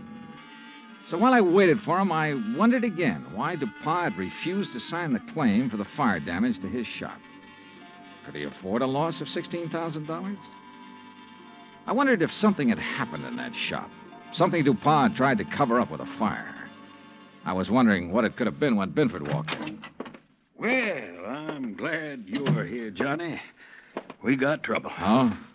I hear you paid Dupont a call last night. That where you've been? Yeah. He phoned me about 10, wanted me there fast. Oh, boy. I wish I had sense enough to stay away. Well, what happened, C.D.? Now, before I tell you that, you tell me what he said to you last night. Nothing important. Just something about fixing it so I couldn't bother him again. Oh? Well, he did. How? He canceled his fire insurance policy and every other policy he ever bought from me. Cancel? Yeah. So you might as well go on back to your hotel and pack, Johnny. It's none of your affair now, no matter what he's up to. Yeah, it's too bad it had to turn out this way. You want a drink before you go? Yeah, I guess I need one. Yeah. What'll it be, scotch or rye? Scotch, neat, please. Good, saves making a mess. When you reckon you leave? Oh, I don't know. I'll check with the airline when I get back to the hotel. Mm-hmm. Yeah, there you go. Thanks. Better luck next time. Mm-hmm. Well, that's that. C.D. Hmm? What about the policy? Policy? Did he return the policy to you? No, I said do it tomorrow. But he's covered until he does return it. Does he know that? Why, no. I don't reckon they does. Good. He might get careless. And as long as that policy is in force, I can bother him as much as I want. Oh, I don't see what's the use, Johnny. He'll have it here by tomorrow evening. That still gives me 24 hours to get lucky.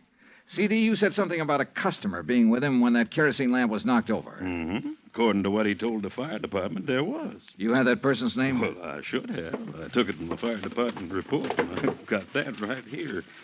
Here it is. Now, let's see. Mm-hmm. The name was Andrew W. DeLong. Address 1515 West Claiborne.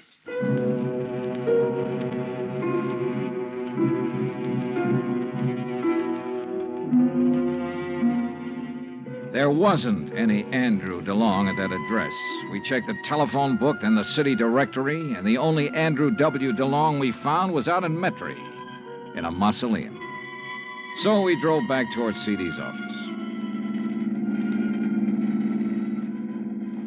Well, now what, Johnny? Dupont. What? Find out everything we can about Dupont and everybody who works for him. But ain't nobody but his secretary and his assistant. Fellow named Carl. Yeah, how long has Carl been working for him? Oh, about as long as she has.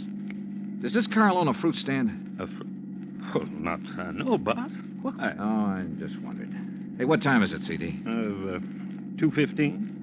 Say, if we're going to check on Dupont's credit, we better get to the bank before they close. You're driving. Let's move. Expense account item 7, $22.80. Telephone calls and a couple of gratuities to obtain a lot of information about Dupont. I learned, among other things, that he'd banked almost $11,000 in the past 3 months. Before that, almost nothing. But there's no law against making money, so I still had nothing concrete to go on. At 5:30, I left Binford, went back to my hotel, and there found a message from May, Rose Ellen's roommate, asking me to go to her apartment immediately. So I did. Oh, Johnny. Yeah, hi, May. Oh, well, come in. Johnny, you know what you made me promise. Yeah? Well, it happened. You mean you've heard from Rose? Well, no, not exactly. But a man called this afternoon and talked about her. Oh, well, I hope he had only nice things to say. Oh, yes, he said she's just fine. What? Didn't you hear me? Yeah, he said she's fine. Fine. Well, what else did he say? Well, he said he was going to come by at 4 o'clock and pick up her clothes. I should have them ready. No, but of course he didn't. Well, he did so. He did? Oh, what man? You know him? You get his name? Mr. Dollar, you don't think I'd let Rose's things go out of here with a complete stranger, do you? Of course he told me his name. Well? You aren't nearly as polite as you were this morning. All right, I'm sorry. What's the man's name, darling? Oh, well, that's much better. It's Grant. Grant? That's right. That doesn't register. From the way he talked, he must be the one Rose was going with while she was dating that old antique. You ever see this guy, Grant, before? No, but I'm sure he's the one she talked about. Really, it used to get so tiresome. Carl this and Carl does that. Oh. What? I said, oh. May, tell me, where did he say he was taking her clothes? Well, he didn't say. He just put them in that old truck. Thanks, sweetheart. See you later. I needed a fast car and a driver who could handle it, so I called Angelo Arsati. 20 minutes later, we parked in front of Dupas' antique shop. There was a dim light on inside. Now, look, brother, there's really no reason for you to get mixed up in this thing. Oh, you kidding, son? Looks like Dupas ain't gonna answer. All right, let's see what this hunk of stone will do to the glass. Here. Hey, that got it. I can reach through the lock.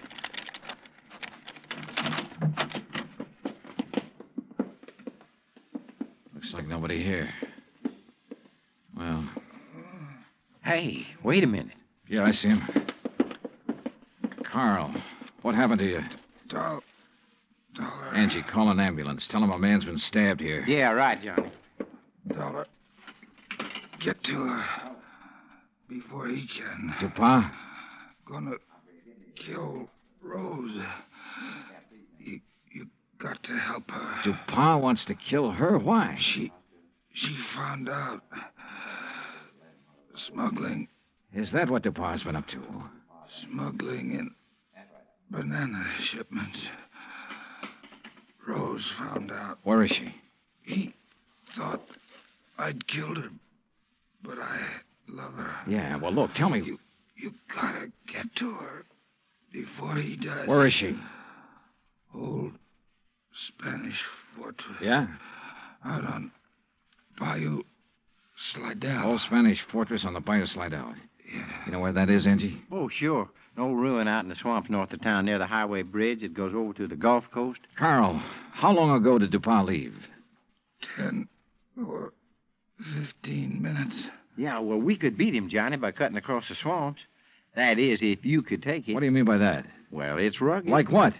Johnny, did you ever ride a swamp buggy?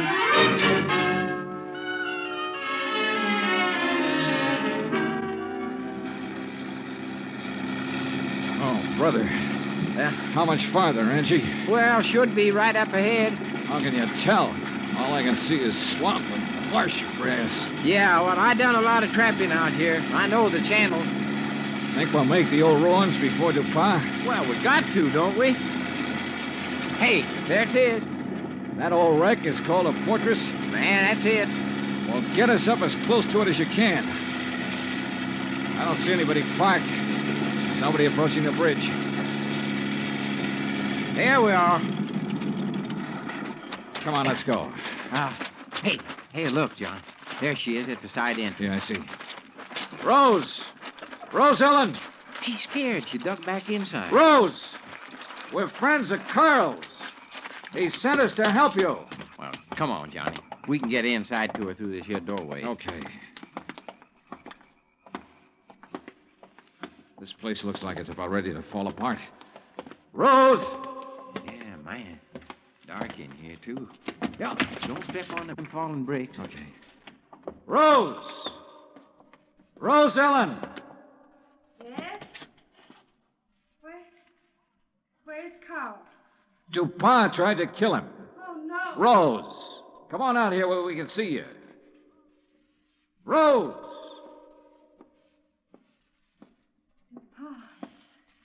found out that Carl didn't kill me. Is that it? Yeah. But Carl's all right now. Look, Rose, I want you to tell me all you know about the fire at DuPa's shop. Were you there? Yes. Well, what happened? Pa had me tied up. Told Carl I'd found out what they were doing. Smuggling, I mean. He told Carl to kill me. He didn't know Carl and I was going to be married. Go on. Carl argued with him. That's when the lamp got knocked over. They didn't stop arguing until DuPas said he'd kill us both. So finally, Carl told DuPas he'd take care of me. Well, he had to, or DuPas would have killed us. But instead, Carl brought you here. Yes. Oh, come on, John. Now, let's get out of this dark hole. Wait a minute, Angie. Rose, do you know why DuPas was afraid to report his fire to the insurance company? Some of the things he smuggled in was lost in the fire. If anybody come poking around, they might have found out what he's doing. What was he smuggling, do you know? Little tiny boxes filled with white powder, hidden in the bananas. Johnny, narcotics. Yeah, sure. No wonder he banked so much money so fast. I'll bank much more after I get rid of you, Dollar. Look at that. There he is in the door. Yeah, watch it. See, I ain't fooling, Dollar. He can't see us. No, but what a target he makes in that doorway against the light. No gun, Johnny? No. We can try one of these bricks. Yeah, man, but if you miss... Dollar. Wish me luck. Dollar. Right here to pop. Come on. Oh, man, dear. You could qualify for the New York Yankees, Johnny. All right, DuPas. On your feet. Let's get out of here.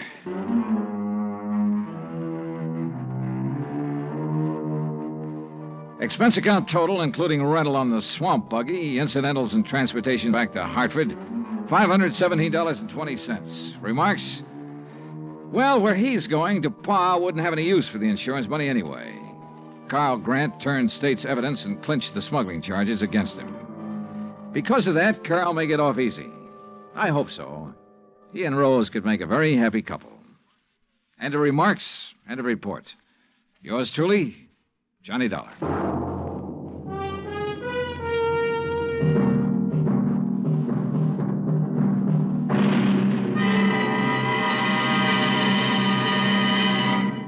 Our star will return in just a moment. If we are to remain alert to possible acts of aggression, we need the continuous operation of the Ground Observer Corps. And if the Ground Observer Corps is to remain on the job around the clock, 7 days a week, your help is needed. Tomorrow, telephone your nearest Civil Defense Center and volunteer a few hours of your time each week to the Ground Observer Corps. Join our Ground Observer Corps at the Civil Defense Center nearest your home. Now, here is our star to tell you about next week's story. Next week, 3 sets of twins, 2 men, 2 girls, and 2 fires that hit the coast of Florida with the impact of a hurricane. Join us, won't you? Yours truly, Johnny Dollar. Yours truly, Johnny Dollar, starring Bob Bailey, originates in Hollywood.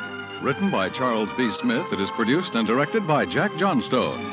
Heard in tonight's cast were Virginia Gregg, Forrest Lewis, Lou Merrill, Lawrence Dobkin, and Frank Gersel. Musical supervision is by Amerigo Marino and Carl Fortina. Be sure to join us next week, same time and station, for another exciting story of yours truly, Johnny Dollar. Dan Cubberly speaking.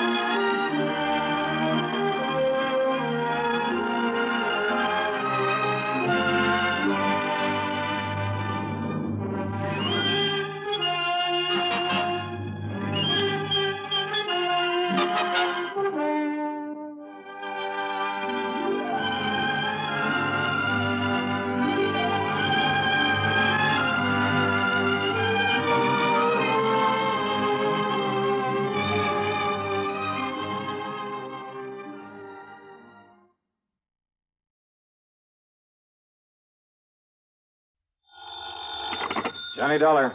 This This is Bert Larkin, International Casualty in Life. Oh, hiya, Bert. How are you? I'm afraid I have a bit of a problem, Dollar. Yeah? Yes, involving some $300,000. Wow. Will have to be distributed very shortly. Oh, well, easy. Bert, just send me a check. Forget the whole thing. You're testing, of course. Oh, now, how could you say a thing like that? Well, what about this 300 G's? You expecting a policyholder to kick the bucket? Exactly. Oh, though I wouldn't put it so crudely. Oh, well, maybe expecting him to be knocked off, huh? Oh, no. His name is Mr. William Makepeace Everly. Yeah? He lives out in the old Piney Woods section. Oh, yeah, that's a pretty well-to-do part of town. Exactly. And Mr. Everly is quite wealthy. Well, he'd have to have something to carry that big a policy. Exactly. I've just learned from his doctor, Dr. Thatcher, that he has only a very short time to live. Well, just what am I supposed to do about it? I don't know. You don't know? All I know is that Mr. Everly wants you out to see him immediately. And beyond that, Hey, Bert, there's something funny about this. I'm inclined to agree with you, Dollar. But will you do it right away? Sure, why not? But I wonder.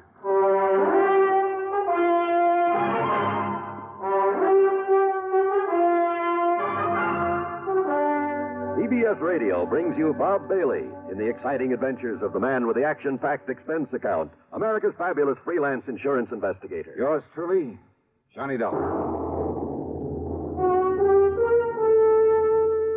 Get the really light refreshment. Sociable. This is where I talk, Kay.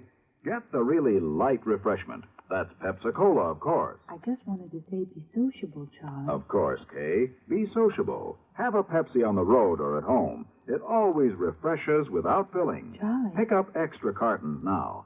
Pepsi is so delicious it goes fast. That's why you should keep plenty of Pepsi on hand. Oops. Maybe I'd better sing. Be sure to say keep Pepsi handy. Yes, Charlie. But the song says it sociably. Be sociable. Look smart. Keep up to date with Pepsi. Drink light, refreshing Pepsi. Stay young and fair. Debonair. Be sociable.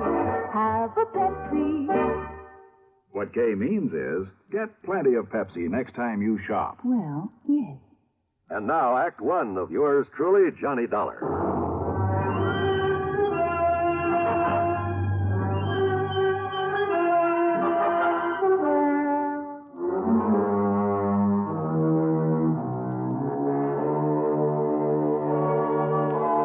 Expense account submitted by Special Investigator Johnny Dollar to the International Casualty and Life Insurance Company, Hartford, Connecticut.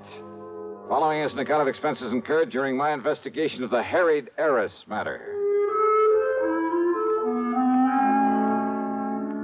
Expense account item 1, $4.85 for a tank full of gas, and I drove to the Everly address at the edge of Piney Woods. That was a beautiful old place in a setting of tall oaks and sycamore trees that spread protectively over and around the rather large frame house, with its slate roof, its cupolas and dormers and broad porches.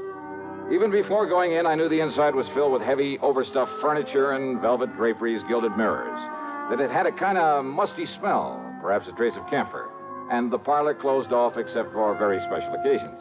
It was that kind of place. In answer to my knock, I was met at the door by a man who looked anything but on his last legs. Mr. Dollar? Yeah, that's right. Good. Come in, please. Ah, thanks. But are you Mr. I'm Dr. Thatcher. I'm the one who called your insurance company. Oh, I see. At Mr. Everly's request. Or I should say at his insistence. Come along, please. He's in his bedroom upstairs. Yeah, sure. I'm afraid he has only a few days to live, Mr. Dollar. Early yesterday, I notified his stepson, Alfred Harker, but I haven't been able to locate his niece, Nancy Everly. And that is what has him upset. That's why he wants to see you. Oh? They're his only living relatives, by the way. Well, just what does he want me to do? Well, suppose I let him tell you. Oh, and although he realizes he hasn't long to live, he has no idea how short his time really is. All right. Please bear that in mind when you talk to him. Yes, sure. And above all, try not to excite him. Now, in here, please. Oh, okay, thanks. Mr. Everly, I have brought Mr. Johnny Dollar. Oh, isn't that nice? Well, sit down here beside my bed, Mr. Dollar.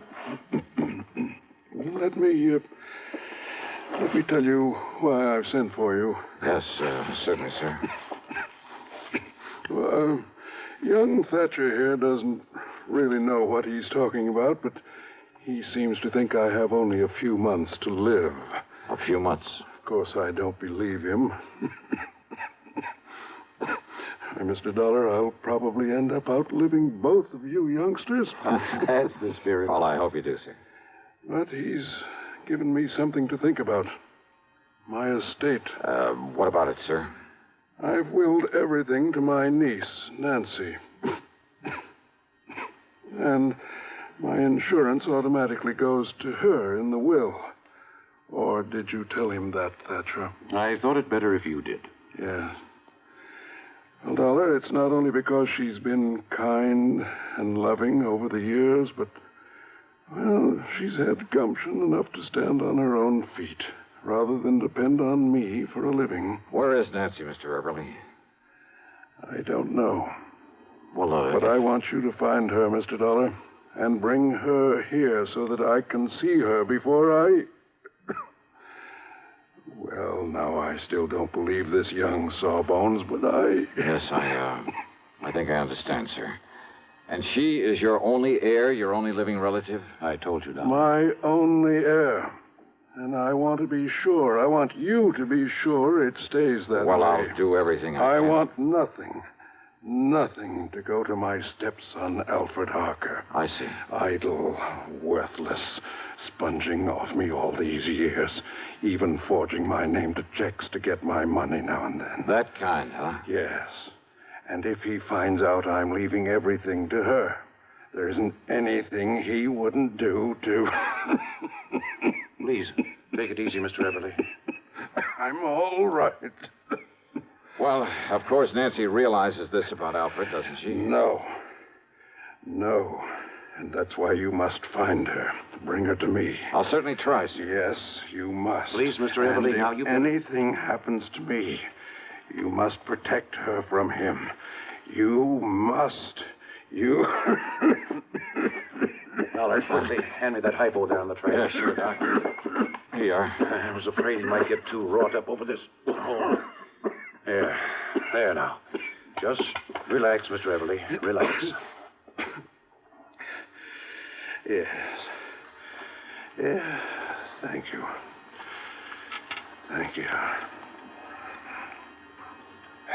Well, now he'll sleep for a while. I was afraid he might get too excited. Yeah.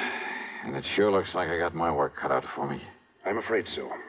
At least this Alfred Harker doesn't know that his stepfather's money, his insurance... I'm afraid he does, though. What's that? I didn't realize... Realize what? But when I called him and told him Mr. Everly was You dying... told him Nancy is the only heir? Yes, and I shouldn't have.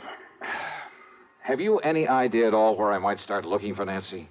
No, Dollar, I'm afraid not. But if you don't know and the old man doesn't know, how do I...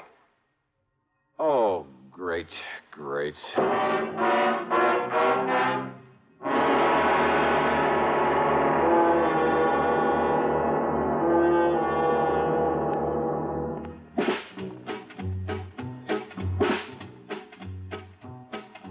Have a real cigarette. Have a Camel. Have a Camel cigarette. Have a real cigarette. Have a Camel. Have a Camel cigarette. Best tobacco makes the best smoke. Have a Camel cigarette. Best tobacco makes the best smoke. Have a Camel cigarette. If you're smoking more these days, but enjoying it less, change to Camels. The Camel blend of caustic tobaccos has never been equaled for real smoking satisfaction. Have a real cigarette. Have a Camel. Start to really enjoy smoking again. And now, Act Two of yours truly, Johnny Dollar.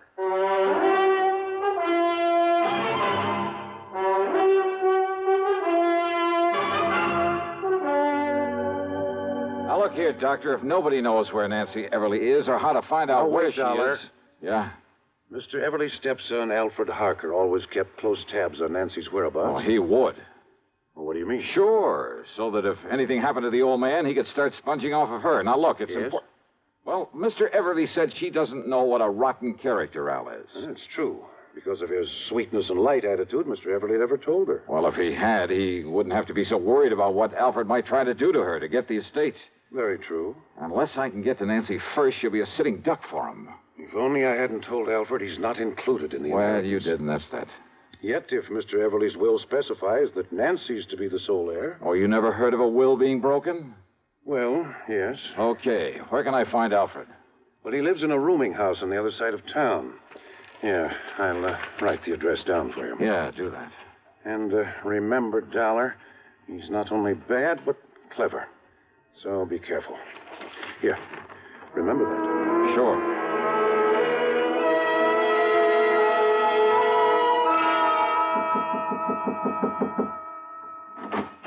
You looking for that young Mr. Harker, mister? Yeah, that's right. Yeah, well, he ain't there. I'm the building super. And where can I find him? Don't ask me. All I know is he packed a couple of bags yesterday morning and left. All right, look here. I'm a private investigator. My credentials. Say. If you'll just let me get into Harker's apartment. Oh, here. Here, this 5-spot be of any use to you? Oh, now, you know better than to ask that, young fella.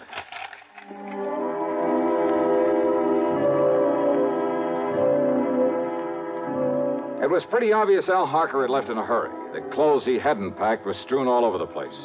But luck was with me. On a desk, I found an airline timetable. One of the flights to Los Angeles had a check mark beside it. More important, I found the address of Nancy Everly, an address in Philadelphia, PA. I drove to the airport and spent item 2, $12.55 on a plane to Philadelphia. Then item 3, $6.25 for a cab to Nancy's address. It was a neat little apartment in the section they call Upper Darby. But instead of finding Nancy there... Why, no, Johnny Dollar. I'm Mary Ann Hooper. Oh, yeah. Now, Miss Hooper... But I know Nancy Everly from the office where we work together. Well, where can I find her, So Miss Hooper? when she moved out of town, I agreed to take over the lease on this nice apartment. Won't you come in? She moved out of town, you say? Mm-hmm. Where? Well, she was transferred. She was a copywriter, you know. For whom? The name of the company you work for? Hardin, Carmen, and Fisher. Oh, yeah, the ad agency. Mm-hmm.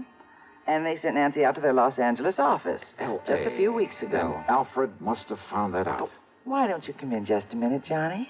It's awful chilly out Hey, here. listen, do you have her address in L.A.? Well, no, but maybe at the office. All right, okay, thanks. Thanks Johnny, very much. has she done something wrong? No, she hasn't. What?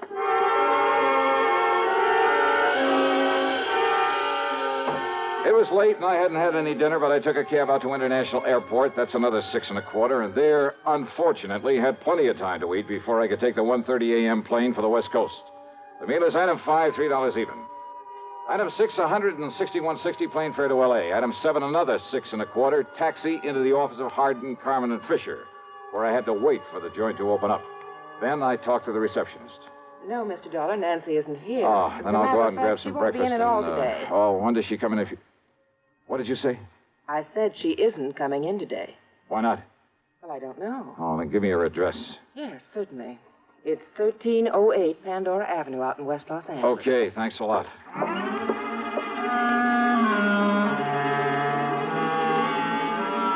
So Nancy was in L.A.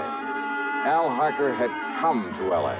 And Al knew he'd get none of Mr. Everly's estate unless... Unless what? Oh, I hadn't the least idea. But I knew that he was clever, which meant there was no time to waste in getting hold of Nancy. Item 8, $3.50 for a cab to 1308 Pandora, and there from the landlord... Oh, believe me, this was the one I hadn't anticipated. Oh, she lives here, all right, but she isn't here now. Well, she do you have left any on idea? a little trip a few hours ago.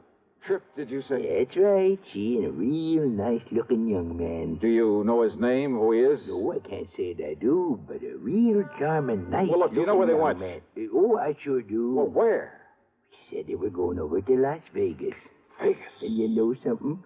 I think they're going over there to get married. Ouch.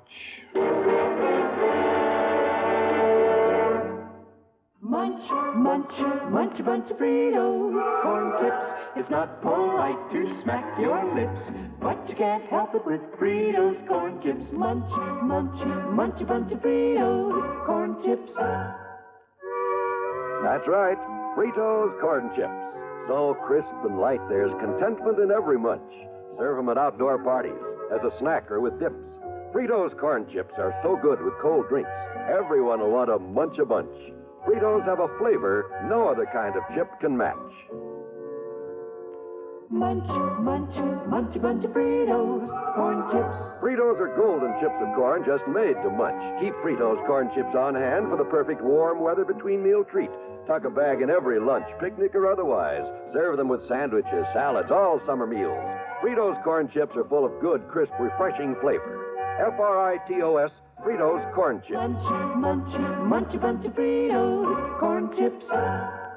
Now, back to yours truly, Johnny Dollar, and the Harried Heiress matter.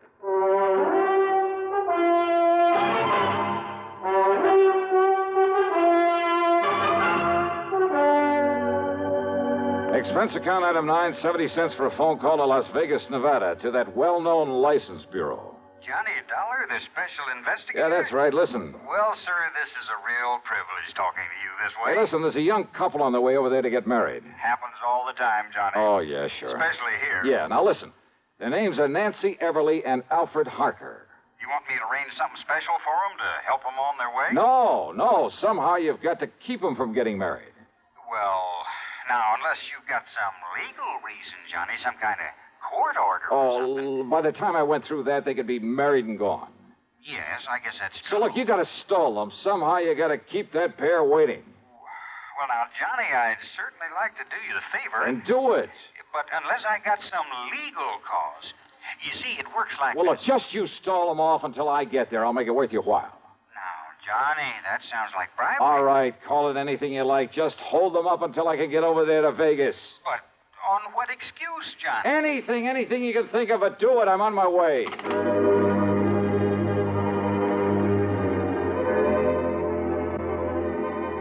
Alfred Harker's plan to get hold of the Everly fortune was all too obvious. All he had to do was marry Nancy, and he'd have it automatically.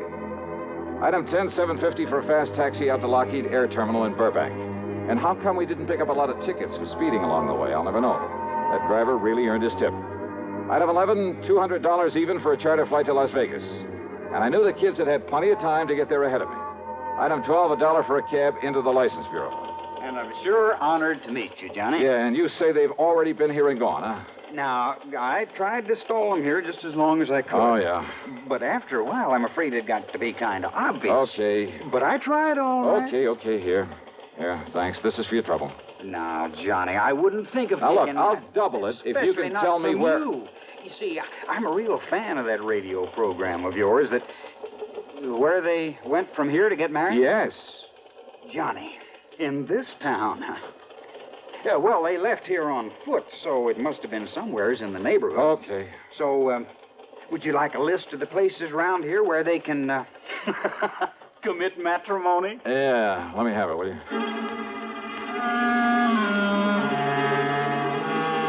Item 13 is the 10 spot I accidentally left on the counter for him. Then I started checking every place in the area, every person who could seal the bonds of matrimony. Churches, marriage chapels, justices of the peace, even ordinary-looking private homes that were on the list. Hey, you know something? A lot of weddings take place in Vegas. I almost got thrown out of a couple I barged in on, and then finally... Why these excuse me, folks. Holy matrimony. Speak now or forever hold your peace. Excuse me, please. Just wait, young man. I'll take care of your wedding in just a minute. Yeah, well, look... Let us finish the ceremony, please. Yes, of course. Now, do you, Alfred Harker, take this woman... No, he doesn't. I beg your pardon, young man. Just what is this? Who's this man, Alfred? Well, I'm sure I don't know. All right, now listen to me, Nancy, and listen to me very carefully. Who are you? The only reason Al Harker is rushing you into this marriage is to get his hands on your money. What? My money? That's right. Now, look But you're wrong, because I have no money. That is, not enough. Well, maybe not now, Nancy, but you will have within the next few days when your uncle dies. Uncle Bill is dying? Ask Alfred here. He knows it. What in the world makes you think a thing like that? Because Dr. Thatcher told you he is, and told me that he told you. William Everly's dying, all right, and you know it. Alfred, why didn't you... Quiet, darling. Just let me handle it. And Al, you know something else that Nancy doesn't know. That Mr. Everly isn't leaving you 1 cent. That everything goes to her. So the quickest, surest way to get your hands on that estate is to marry her. Now, look Alfred, here. this isn't true, is it? I can explain everything, Nancy. Oh, I'm sure you could, Al. But you won't need to. You just listen to me, Now, mister. Nancy. If what you say is true, why did Uncle Bill write to Alfred and beg him to marry me? That it's the one thing he's always hoped for. Who told you that? I saw the letter myself. Alfred showed it to me. Oh, do you have that letter, Nancy? Alfred? Well, no, I threw it away. Yeah, you would. So not to have any evidence lying around. Evidence? A forgery. Like the checks your darling Alfred forged over the years. Alfred, no, that isn't true, is it, Alfred? It's true, all right. No. But neither this man or anybody else is going to stop this wedding. Come here, Nancy. Young man, now look, pulling that gun is about the most foolish thing you could possibly do, Alfred. Is it? Alfred, listen. No, Nancy. Now let go of me. Please, Alfred, listen to me. Go, I Hey, just hang on to him, Nancy. I'll kill you. Sure.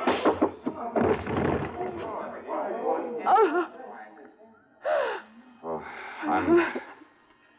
I'm sorry, Nancy. Terribly sorry.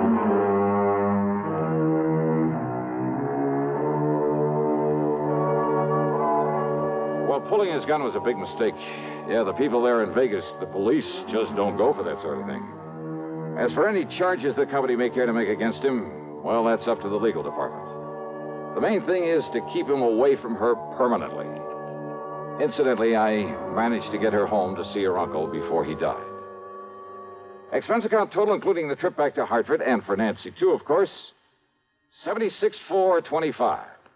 Yours truly, Johnny Dollar.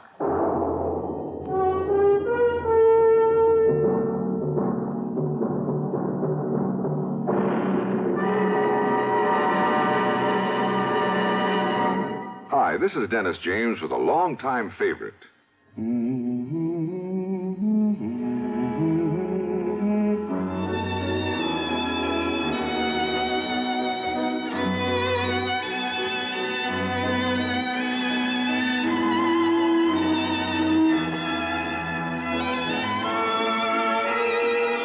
Yes, the longtime favorites are usually the best, aren't they? And one favorite folks have relied on over the years is Kellogg's All Brand. Since 1919, America's favorite natural laxative cereal.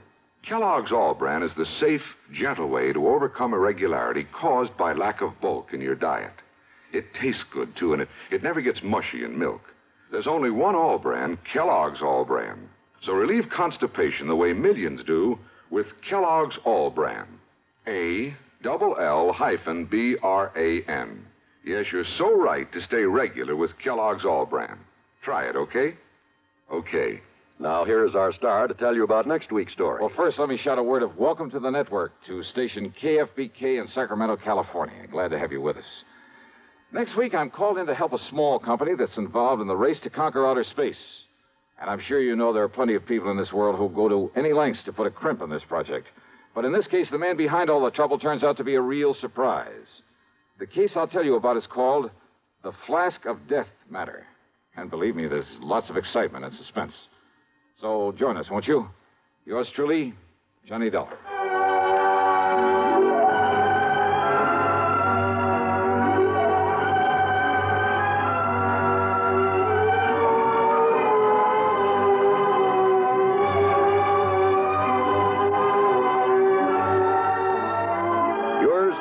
Johnny Dollar, starring Bob Bailey, originates in Hollywood and is written, produced, and directed by Jack Johnstone.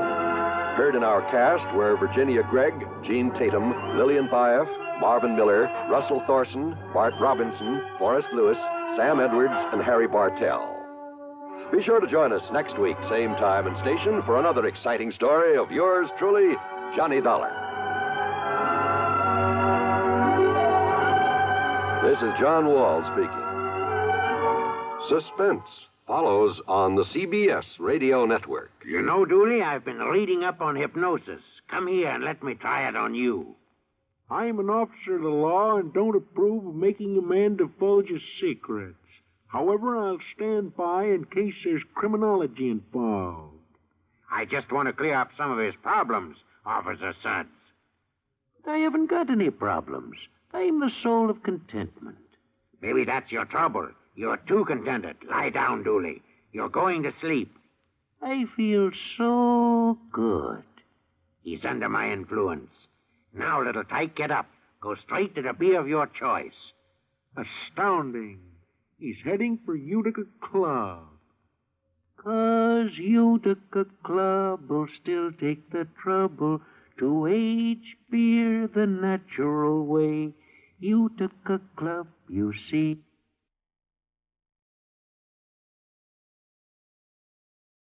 It's time now for Johnny Dollar. Hi there, Johnny. This here is Sidewinder Wilson. Oh, well, what can I... Who did you say? Sidewinder Wilson. You know, out here in Bumswung, Oklahoma. Oh, wait a minute. You mean that old friend of Durango, Laramie Dalhart? I sure do. Unless you've forgotten it, I'm the man that helped you find Durango that time he disappeared. Sure, of course you did, Sidewinder. If it hadn't been for you, we'd never have found the old coat. Yes, sir. Well, what's on your mind? Well, if you should just happen to mosey out here to Bumspung, well, Johnny, I think I could show you something that'd make your eyes pop out all over your head. Sidewinder, is this an insurance matter? Now, you don't think I'd be calling on you if it wasn't, do you? What's it all about? Well, I'll tell you when you get here. Well, now, Sidewinder, I'll be waiting for you at Durango's ranch. So long, Johnny. Well, now, wait a minute. Sidewinder.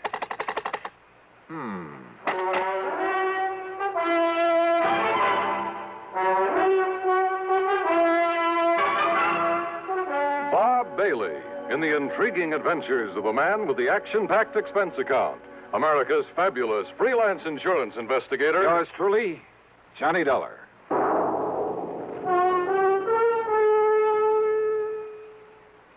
With your permission, we'd like to talk shop for just a moment. CBS Radio Shop. Recently, one of the foremost publications in the broadcasting field polled 465 critics and editors. The question, which radio network programs do you rate tops? When the answers from these 465 experts were tabulated, the final ratings were, to put it mildly, overwhelmingly one-sided. Total honors accorded CBS radio programs exceeded those of all the other networks combined. Let's put it another way.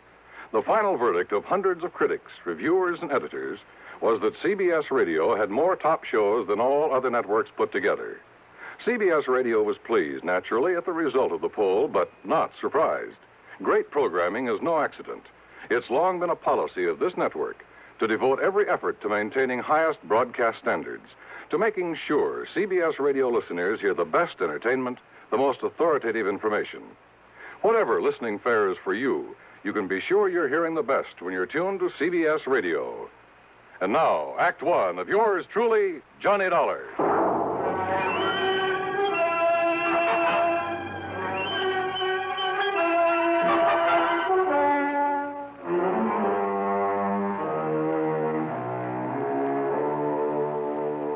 Expense account submitted by Special Investigator Johnny Dollar to Floyd's of England, North American Office, Hartford, Connecticut.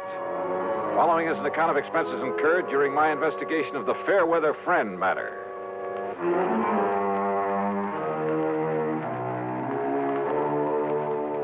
All of Durango's insurance was handled by Floyd's of England, so that would have to be the company that Sidewinder was talking about. Expense account item one, $1.20 for a taxi to Floyd's headquarters in Hartford in the office of George Reed. Well, this is a switch, Johnny. You're coming here. George, I just got a call from that town out in Oklahoma with the unlikely name of Bumspung. The old Indian name, I understand. It means bad spring, bad water. Yeah, it was from a friend of Durango, Laramie Dalhart's, an old character by the name of Sidewinder Wilson. You know, of course, that Durango was here a few days ago. Here in Hartford, and he didn't drop in to see me? He dropped in to pay the $4,500 premium on that insurance he carries for the benefit of his niece, Carol Dalhart. He must think an awful lot of that girl. Yeah? Well, who wouldn't? What? George, that Carol's a living doll. If I were ever to think seriously of getting married, well, believe me. Oh, what's the hitch? Does old Durango object? Object? Far from it. Hey, tell me, did he pay off that premium in the usual brand new $100 bill? Yes, and as usual, he peeled them off a roll that was big enough to choke a horse. Johnny, why that man carries so much cash around with him? Now, what did this fellow Wilson call you about? Sidewinder wouldn't tell me. Well, now, wait. There was a robbery-murder case out there a while back in the little town of Fairweather. Oh? That's a few miles north of Enid, Oklahoma. What happened? Well, it was the messenger carrying some negotiable securities to the small bank there in Fairweather. Ah, you get stuck for insurance on both the man and the securities? Only on the messenger. The securities were returned. By whom? Well, neither the bank nor the police out there ever found out. Funny. Do you suppose that's what Sidewinder called me about? Well, there's only one way to find out, Johnny. Which is to say that Floyd's of England will pay my expenses. Well, now, within reason, of course. Huh?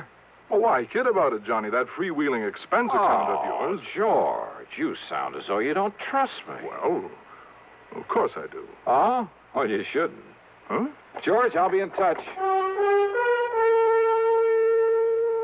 Expense account item 2, 9730, transportation. The plane dropped me off at Enid, Oklahoma, shortly after 6 p.m. Item 3, $2 even for some food. Item 4, a $50 deposit on a drive-your-own car. I drove north on Highway 81, then, after some 27 miles and after crossing the Salt Fork of the Arkansas, which, much to my surprise, had a trickle of water in it, I turned left on the rough dirt road leading to Bum Spunk. Finally, there it was. The same 2 or 3 acres of poor, barren, sandy soil.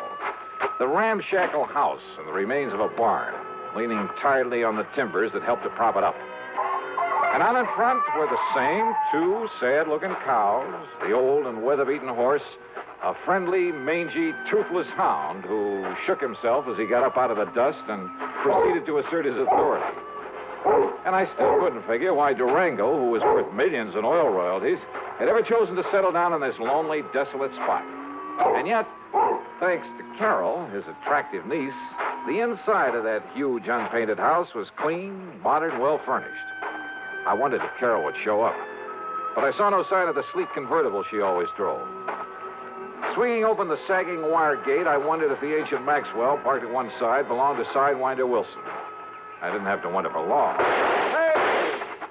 Hey, you crazy old coot! Yippee! Sidewinder! What the Sam Hill's the matter with you? Welcome to Bum Spung, Johnny. Oh, listen, you wild old character. Put that thing down or I'll start throwing some lead around myself. With that little 38 lemon squeezer of yours? Why, you... No, sir, Sonny. You wouldn't stand a chance. Well, now, what's the big idea? Well, I just wanted to show you that when Durango leaves me in charge of his ranch, he leaves it in good hands. And also, I wanted you to feel real welcome around here. Yeah. Now, how are you, Johnny boy? Well, still in one piece, no thanks to you. The crazy way you and Durango have of making somebody feel welcome around here. Where is he, by the way? Well, first he went to Hartford to pay up on his insurance. Then he flew down to Washington. Oh, what for? Well, to pay up on his income taxes. Wanted to make sure he got them in the right hands. Well, now, he didn't have to go to Washington for that. Well, he figures it makes it easier that way. He just carries along a big bundle of money and lets them take whatever they think is right. Oh, no. Now, listen, Sidewinder. Yeah? Did you call me in connection with that bank messenger who was killed down in Fairweather?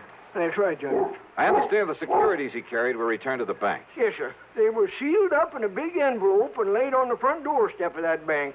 And what I figure, Johnny... You figure that if I can find out who sent him back the securities, I'll have a lead on the killer. That's right. And, Johnny, I know who sent them back. You do? Yeah. You're sure? Yeah. Well, who, Sidewinder? Me, Johnny. What? Yes, sir. Me.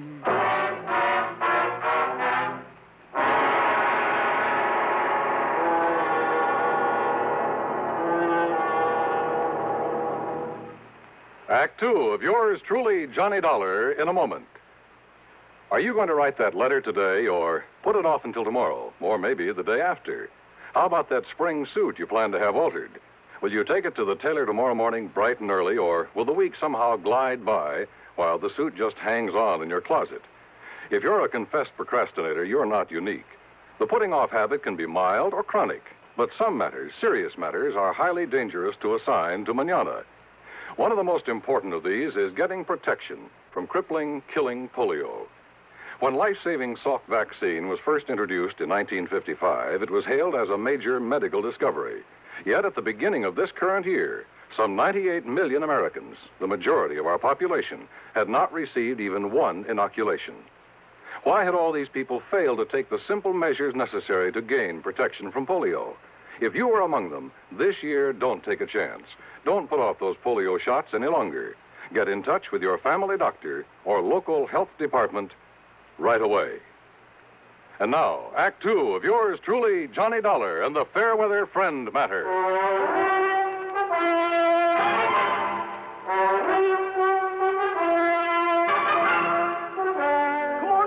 Johnny, and I'll tell you about it. Now, just let me get this straight, Sidewinder. The bank messenger down there in Fairweather was held up and murdered. Yeah? The securities he carried were stolen by the killer. Then they were returned to the bank. That's right. And I'm the one who returned them. Sidewinder, you... Now, look. Don't tell me that you're the one. Me? You think that I'm the one that killed that messenger? I didn't say that. But that's what you were thinking, ain't it? Well, you said yourself that whoever returned those securities... I said whoever left them back at the bank... Now, just you stand real still, Johnny. Oh, come on now. Put that thing down, Sidewinder. And don't you move none. Look, would you listen to me? And maybe you even better stop talking, or that Sidewinder rattlesnake coming toward you might take it into his head to... Easy now. Oh, yeah. I can hear him. Easy now, whilst I get a bead on him with this study. A bead. Right in one eye, not t'other. And I'll just cut off his rattles and add them to my collection. Oh, brother, thanks. No wonder they called you Sidewinder. Yeah. That's the 427th rattle I've taken off these varmints. I just don't like them, Johnny. They ain't like Diamondback. These Sidewinders around here will sneak up on a man, just like that dirty snake that killed the bank messenger. And you know why he done it, Johnny? You still haven't told me who he is. It was to collect that insurance on him, that's who. Oh? Yes, sir. The man that killed him was his hair. What you call his beneficiary. How do you know, Sidewinder? Because I lived on the Fairweather. That is, when I ain't up here looking after Durango's place. Yeah? And that's how come I knowed that Claude Needles, that was the messenger, left his insurance to that no-count nephew of his and that Barney Gifford. Sit down. Barney Gifford, huh? Yeah. So what I done was talk it over with Durango and Carol Dalhart. Where is Carol, Sidewinder? I've been waiting for you to ask that, Johnny. Oh, she'll be around. Good. You're kind of sweet on her, ain't you? Wow. Nah, don't you try to fool me, Johnny boy. And you know how she feels about you, too. And if you don't think Durango knows, well, I'll tell you this. You say you talked it over with her. I'll tell you this, Johnny. Durango finds that you've been out here and went back to Hartford without hitching up with Carol. Sidewinder, would you... Well, I'll tell you this. He's liable to shotgun you into it if he catches you around here. Oh. And don't you try to tell me you wouldn't like being married to her, too. Sidewinder. Okay. So anyhow, me and Durango and Carol. Carol! Hi, Johnny. I'm glad to see you. Carol, I'm glad to see you. Oh, then don't you stand there. Give me a kiss. Oh, you think I need an engraved invitation? Come here. Oh, hi. Oh, don't stop, Johnny. It's been a long time. If Durango could see this. Oh, drop that, Sidewinder. Yes, sir. He'd have that shotgun out so fast. Oh, man. Oh, it's been an awful long time, John. Oh, too long. I thought you were never coming back here. I'm here. Uh-huh. So let's make up for lost time. Oh, why not? Oh, come on now. Come on, you kid. Oh, it's good to see you. Johnny, don't you want to hear the rest of what I was... Now, look here. If you don't cut loose from each other there, you know what I'll do? I'll walk right out of here, and I'll go back to Fairweather. And I'll send a telegram to old Durango, and I'll tell him you two are making out like this all alone inside of his house. And if that don't bring him out here to get you two married... Oh, why don't you mind your own business? Well, I tell you... You old goat. Why don't you go somewhere and get lost? Well, that's it. I'm going right down to Fairweather and send him a telegram. No. Just settle down there, Sidewinder. I'll settle down, Johnny, with you anytime, Johnny a play. Oh, Carol, you're the only girl I know who makes me wish sometimes I was the marrying kind. But now listen. I'll bet I can make you the marrying kind, Johnny. You like to give me a chance, huh? Then that settles it. I'm leaving right now. No, you aren't, Sidewinder. Oh, let him go. Let's just be sensible for a minute, will I you? was trying to, Johnny. I mean about this murder case. And when we finish talking about it? We'll see. Well, then let me tell you about it. It won't take me so long. And Sidewinder, you stop making those silly eyes or I'll let you have one right between them. Well, I still think I ought to leave. So do I. But as long as you're already... Well, listen, Johnny. I'm listening. When Mr. Needles was killed, Sidewinder wanted them to make him a cop down there in Fairweather. Or even just a deputy, so as I could go out and hunt for that killer. Claude Needles was a friend of mine. But the police said no, they didn't need him, didn't want him. So that made me sore. So we talked it over about who could ever do a thing like that. And that's when I remembered Barney Gifford would get the money from Claude's insurance. So I told Sidewinder I'd have a date with Barney, and that would give him a chance to go through Barney's house and look for the security. And I found him, Johnny, under a loose board in the floor. Yes. So when he come home, I lassoed him, and I tied him up, and I took him and locked him up in the tool shed on my place. You didn't turn him over to the police? Oh, the chief in that little old hick town told Sidewinder that if he interfered in the case, he'd lock him up. That's what he said. Well, look, nevertheless, And that's when Durango, just before he left to go to Hartford, always has to be there right on time, you know, with that insurance payment. Yeah, I know. Well, that's when Durango said to call you up on the phone. Yeah. Sidewinder. Huh? I thought that was your idea. No, Durango's. And also for getting Johnny out here to see you again. What? Why, sure. Well, who does Durango think he is trying to run my life that way? What kind of a trick is that to pull on? Just you wait until he gets back here. Is that my cue to leave these parts, Carol? Well, it certainly... Oh, no, of course not, Johnny, but... Well... All right, now. Sidewinder, where is this Barney Gifford? Locked up in my tool shed. Well, who's looking after him? Oh, Pete Whaley, I told him not to let on to the police. You sure he can handle a man like Gifford? Oh, yes, Sidewinder. Well, I don't see why Hey, not. look, maybe we'd better drive on down there. Well, sure, but wait till I answer that phone. It's probably Durango saying to hold on to you, Johnny. He's probably on his way. If that's Durango, you tell him I've left. Hello? Now, you don't mean that, Johnny. I bet Durango really would make you marry me. Oh, Would that be Carol. so bad? Johnny. Johnny. Carol. Oh, why don't you stay on that... Sidewinder, what's the matter? Listen, that was old Pete. Yeah? Barney got loose. Like to kill old Pete. Oh, no. And now Barney's coming here. Coming for me. To kill me. Act 3 of yours truly, Johnny Dollar, in a moment. Be sociable, look smart, keep up to date with Pepsi. Drink light, refreshing Pepsi. Stay young and fair and debonair. Be sociable, have a Pepsi. When friends drop in, let your hospitality show you're sociable in the modern manner.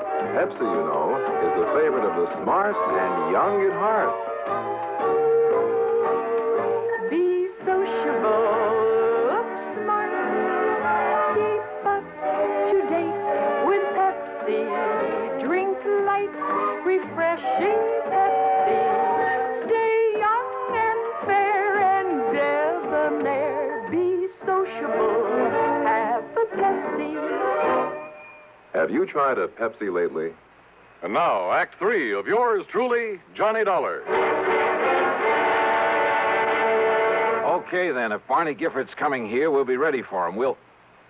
Sidewinder, you aren't afraid of him, are you? He's a bad one, Johnny. But if Sidewinder was able to subdue him before... Well, I caught him off guard, Johnny. He didn't have no gun then, but he has now. He took old Pete. And Barney's a deadly shot. It's the only good thing you can say about him. And don't you see, it's dark outside now. If we stay around here inside the house, we'll be like a flock of sitting ducks. Yeah, but I don't think we'll stay inside. You mean we'll just run away from him? No. How long ago did he get away from Pete? Well, Pete says it was more than an hour ago. Then we haven't any time to waste. What are you going to do, Johnny? I know what you're going to do, Carol. Yes? Get out of here. Go on back to Enid. Tell the police. By the time they can get up here, Sidewinder and I will either have things under control or, well, then they can take over. Why don't you phone the police? Because I'm telling you to go on down there. You're just trying to get me away from here, aren't you? That's right. No, Johnny. I can shoot just as good as you and Sidewinder, and there's plenty of guns in the back room. No, Carol, that doesn't make any difference. You think I'm going to leave you here with a killer after old Sidewinder, and if Barty finds you with him, he'll try to kill you, Carol, too. will you just... I won't go, Johnny. I won't leave you. Okay. We're just wasting time. I haven't seen any car lights out on the road, but that doesn't mean that... That's right, mister. It doesn't mean a thing. Him. The front door had been pushed open by the barrel of a high-powered rifle that slowly fanned the three of us. I knew that if I made a move to draw my handgun, if Sidewinder took a step toward his .30-30 on the table, and if Barney was the excellent shot that Carol said he was. All right. Put your hands up and come walking out this door. Listen, Barney, Shut up, do like I say. Come on, Carol. Sidewinder. Come on, don't try anything. All right, Barney. Not so brave now that I got the advantage, are you, Sidewinder? All right. If you got to kill somebody, kill me. You leave them alone. Now that they know all about me? No, sir. I'm going to kill all of you like I killed old Pete. Now, stop. You keep your dirty hands off of me, you... Keep them up, Carol. So you're not carrying a gun. I know that Sidewinder never carries it. But you do, don't you, mister? Thanks.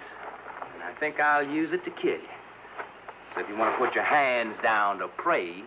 Well, Sidewinder. Yes, Johnny? You think maybe this is retribution for that killing you did today? Killing, Johnny? Yeah, when I first got here. You remember. Oh. I don't know what you're talking about, mister. But I'm not going to waste any time. Barney, Shut up, Carol. You're going to go first. All right, now listen, Gifford. Then you, mister. And last of all, Sidewinder. Huh? What's that? It's a snake. It's a rattler. It's back of you, Sidewinder. No. It's over next to Barney. Where? I can't see it. Where is it? I'll kill it. Where is it? Right here. Oh.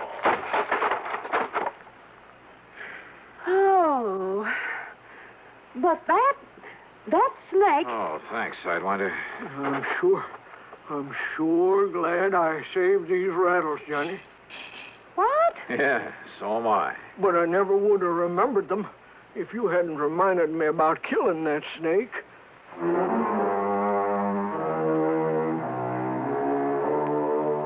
You know something? I hated to leave that place. To leave Carol is what I really mean. But there was another phone call. Sidewinder answered it. And yep, it was from Durango, phoning from Enid. Durango was so tickled to learn I was still around that he promised to come out to the ranch as fast as he could. Yes, sir, just as soon as he can pick up the preacher. Sidewinder. Well, much as I love that gal. Well, expense account total, including the trip back to Hartford and mileage on the rental car, $203.50. Yours truly, Johnny Dollar.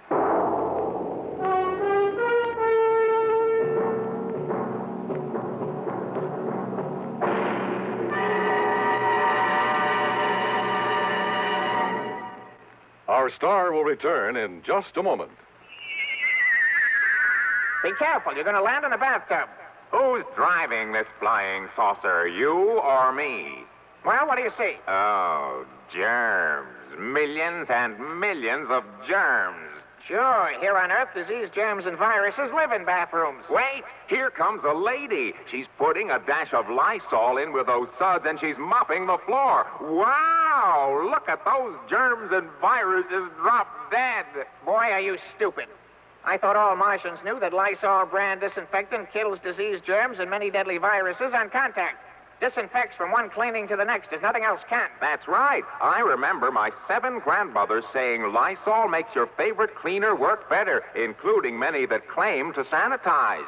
I'm sorry you learned to speak English by listening to commercials. And Lysol comes in regular or pine fragrance for as little as 29 cents. How much is that in Martian money? Now, here is our star to tell you about next week's story. Next week, Well, getting away from Durango Laramie Dalhart isn't as easy as you might think. Join us, won't you? Yours truly, Johnny Dollar.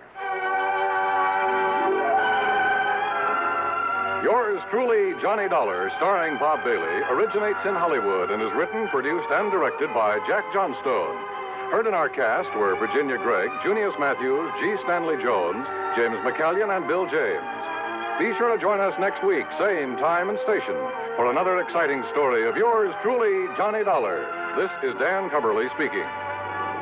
Suspense is next over the CBS Radio Network. WROW, Albany, New York. 10, 10, 10. Yes, 10 hours of price-shattering bargains at Henry S. Mantell Furniture, 343 River Street, Troy. This merchandise must be sold at once, at savings to you of up to 87%. Mantell's was unable to extend their Latham store lease, so the stock from the Latham store has been moved to Mantell's main store in Troy.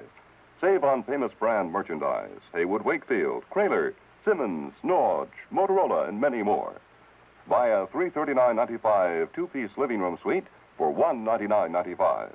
Or a $34.95 famous Make Inner Spring mattress for $17.88.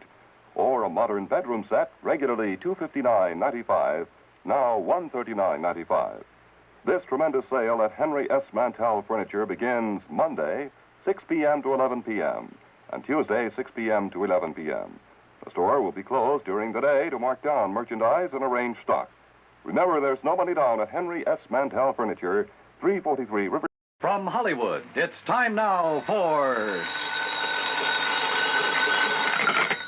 Johnny Dollar. Ralph Single, Johnny. At Mono Guarantee Insurance Company. Oh, hi, Rip. How's Hollywood's most eligible bachelor? Listen, do you know who Hildegard Ransom is? Are you kidding? That gal's coming out party hit the society column of every newspaper in the country. Yeah, I know. So, how'd you like to have a date with her? Hey, wait a minute. Weren't you dating the luscious Hildy Ransom a while back? Yeah, I was, but I threw her over. Oh, Rip, you just don't appreciate the finer things of life. Oh, no? Well, if you had to put up with some of her wild ideas or crazy antics... So what? What difference does it make? All that beauty, all that money? Look, I ask you. You want a date with her? At company expense. Well, why not? Then grab the first plane you can and fly on out here. Okay, I'm on my... what's the catch, Rip? I'll, meet you at the Los Angeles International Airport. Yeah, fine, but suppose you give me some Bye. idea...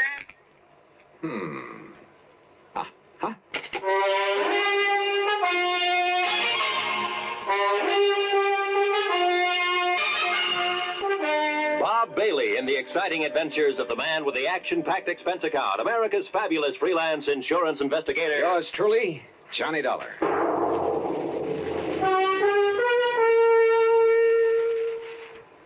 And now, Act One of yours truly, Johnny Dollar.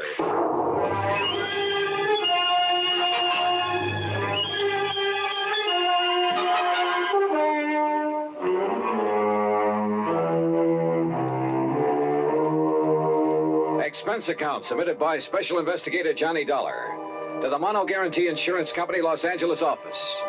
Following is an account of expenses incurred during my investigation of the delectable damsel matter.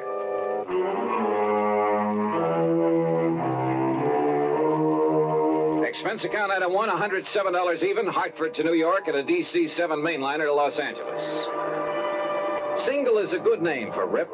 He has a knack for meeting wealthy, important people, particularly women. Yeah, they practically swoon under his spell, and he sells them insurance. I'm not sure I approve his love 'em and leave 'em tactics, but it's no wonder he knew Hildy Ransom, heiress to a couple of $1 million. Hi, Johnny. But he hadn't told me why he wanted me to meet her, and I was sure it wasn't just for a date. Daydreaming, Johnny? Huh? Hey, your baggage is right here on the rack. Come on. I'll help you put in the car and we'll take off. Oh, hi, Rip. Sure, where's the car? Over here in the parking lot. Hey, what were you dreaming about there at the luggage pickup? Oh, Hildegard Ransom, who else? And I take it your little romance with her, the one that hit the headlines a while back, is all over, huh? Oh, sure. But I got her insurance business. All of it. And, Johnny, if I had to, I could live off the premiums of that one account alone. Then it must be pretty big. Because if I remember the way you live, fancy clothes, fancy apartment. Well, you can't take it with you, boy. Besides, it's all good for my business. Here we are. Hey, you like this little old truck? The little old truck was a brand new Eldorado Biarritz. Special paint job, gold fittings instead of chrome. Every accessory you can think of, including a bar in the back seat. Yeah, Playboy Party Boy Rip Single hadn't changed a bit. And if you make contacts, make them right where the money is, and if it's a pretty girl that has the money and you can charm her into your arms, baby, you made a sale. Okay. Now tell me, Rip. Johnny, did you ever hear of the Cape Star? What's that? Well, it's an emerald, as big as a robin's egg, in a 14-carat mounting loaded with diamonds and rubies. A brooch. Value? Nearly 300,000 clams. This Hildegard Ransom owns it? Uh-huh. Or did. How'd she lose it? Well, all I know is that she called me and she said it was missing and that she wants me to go out and have a look. Out where? But I don't want that wacky dame to get her hands on me again. Now, you heard of some of her crazy escapades. Like the time she flooded half of the Bel Air estates. The what? Well, she didn't like the looks of a fire plug on her 5 acres up there, so she had the gardener plant some dynamite under it. Oh, brother. Well, I've got to do something for laughs, she said. Oh, the old story of the idle rich with too much time on her hands, huh? Yeah, that's right. Well, that kind of stuff can lead to trouble sometimes. Where is she, Rip? Bel Air, did you say? Well, when she's home, which isn't often. Right now, I think it... What the Sam Hill? Oh, sure. All the comforts of home. Here now.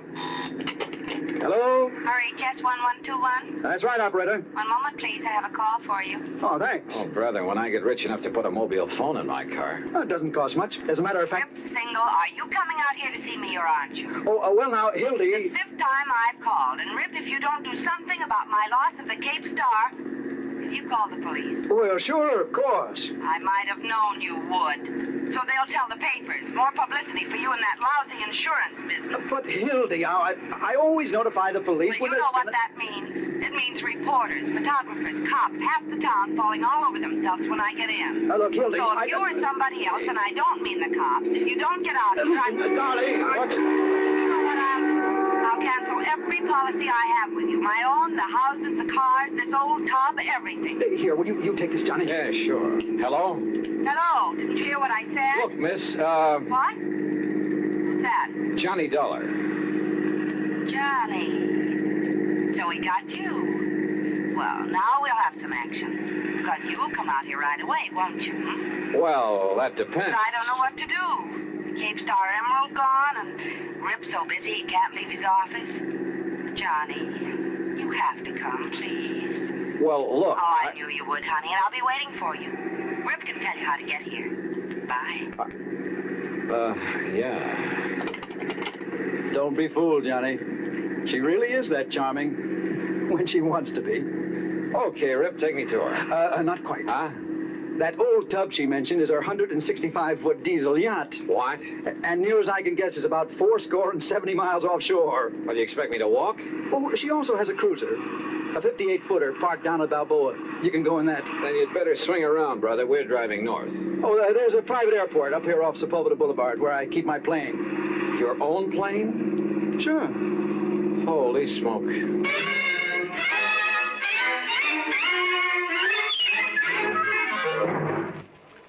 Act 2 of yours truly, Johnny Dollar, in a moment. And now for another episode in the life of Sergeant Donald Bellwether, my husband.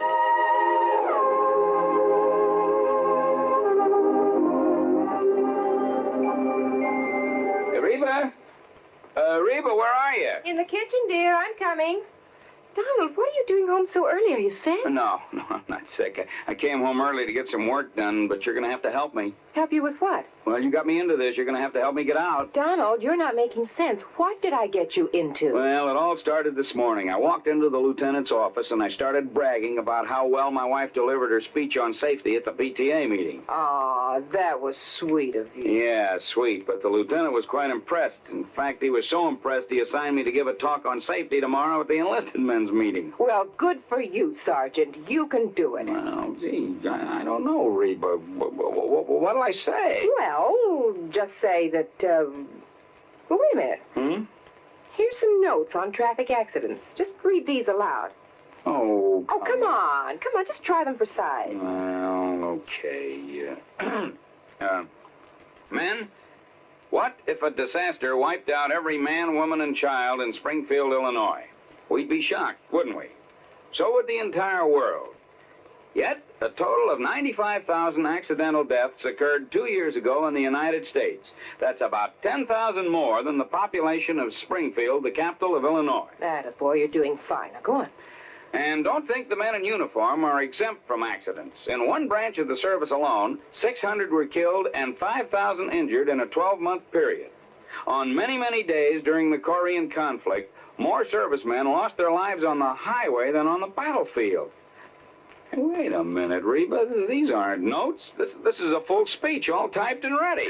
That's right, dear. I wrote it for you this morning. Well, how did you know? Well, your lieutenant and his wife were at the PTA meeting, dear. Put-up job. I see it all now. I only hope I can do this fine speech justice. Oh, you will, darling. Well, I'll try. Oh, that's my Donald. That's my doll.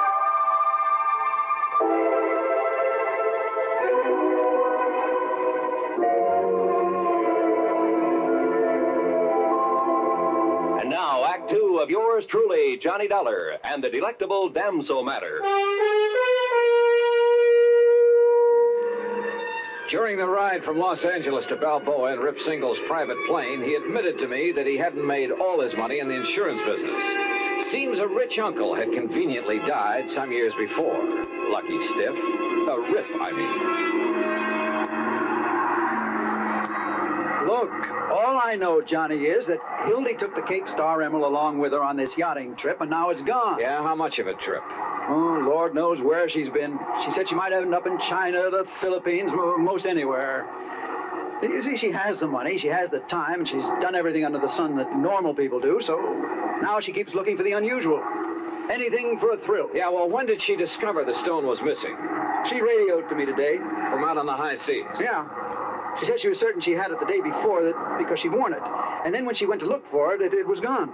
Some member of the crew, do you suppose? I don't know. Maybe she dropped it overboard.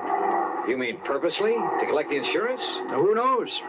Oh, but if she has so much money... Well, who knows? Maybe she hasn't lost it at all. She just wants company. Oh, look, there's Newport and Balboa down below. I'll circle Hildy's little summer house before we land. Hildy Ransom's little summer house turned out to be a mansion right on the waterfront. And tied up to the long dock was not only the cruiser, but a snappy little speedboat, a small sailboat, and a couple of outboards. All very nice. Not so the skipper of the cruiser.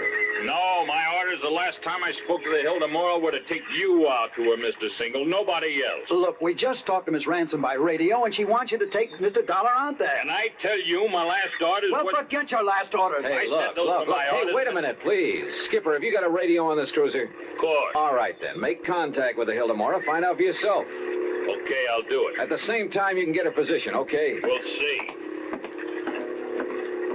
Well, give dear Hildy my love, or whatever else you can think of. Anything that'll keep her from switching her insurance to somebody else. You are a louse, aren't you? You don't like me, do you? No. Were you ever really serious with her, Rip? Yeah, sure, but I'm just not the marrying kind. So, Johnny, the field is clear for you. Huh? And if you want to latch onto a few $1 million, she's really mighty sweet, attractive gal. Well, let me know how you make out, Johnny. Oh, and please, find that emerald. I beg your pardon, sir. Yeah? We're ready to sail whenever the gentleman's ready. Okay, Skipper, let's go.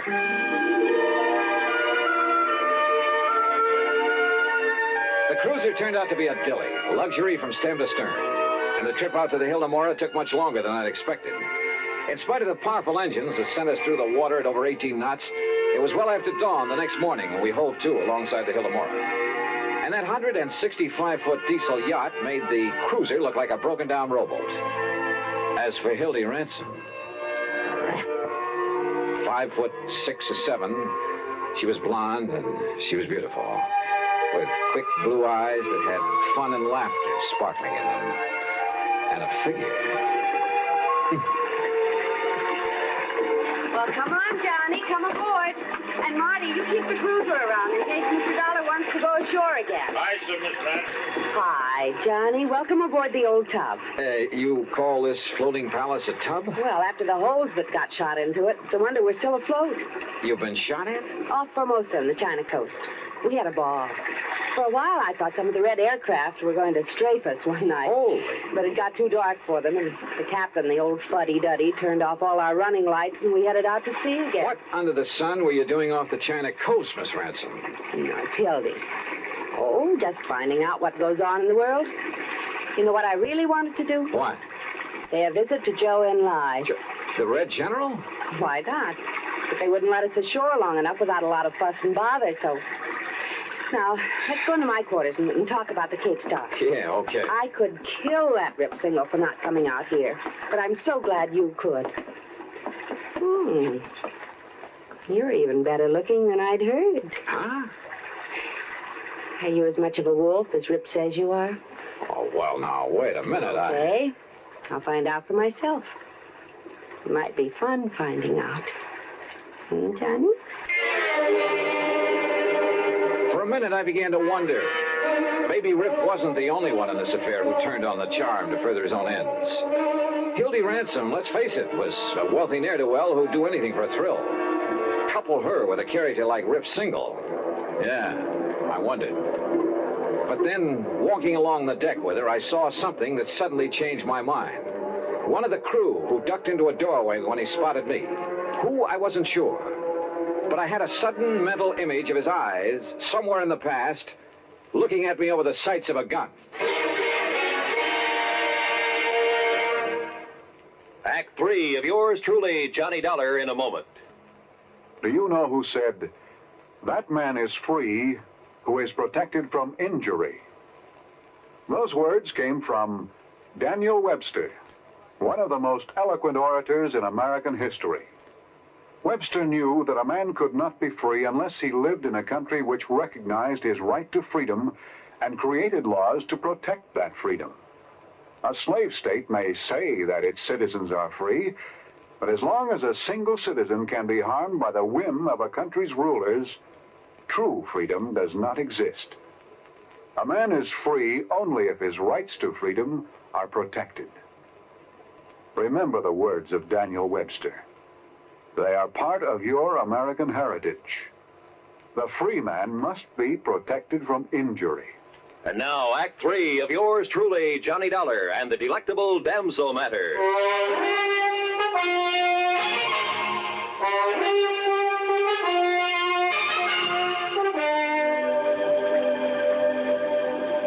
I could have waited till we got in to report the loss of the emerald, but sit down, Johnny, and I'll have some drinks brought in. Okay, thanks. Now listen. Because of where we've been on this trip, we'll have to go through customs, and there'll be the police and the reporters and so on. And whoever took the Cape Star might have a chance to... Oh, what's the matter? That drawer where I kept it. I'm sure I left that closed after I'd hunted for it, and... Excuse me. Johnny. Yeah? Look. Look, it's here. The Cape Star, it's back. You're sure? Yes, of course. Here, look at it. And you're sure it wasn't there before? Of course I am. I turned this cabin upside down. Hildy, this isn't some kind of a gag, is it? What? I mean, you're having me come all the way out here to find something that wasn't lost after all? Johnny! Oh, Johnny, how can you say such a thing? Of course not. But now that you are here, and the star is safe and sound, I think we'll have fun together, Hildy. I've got so tired of the other guests I have on board. That stuffy old Professor Randolph and his boring wife, and Charlie Burton and that girl he's always fawning over. The Cape Star was actually missing? I swear it, Johnny. All right, then. I still have a job to do. I want to meet these guests of yours. Also, I want to talk to the crew. Of course, Johnny. But later, I'll have some drinks brought in, and we can plan ourselves a ball between now and when we put into port. Oh, yes?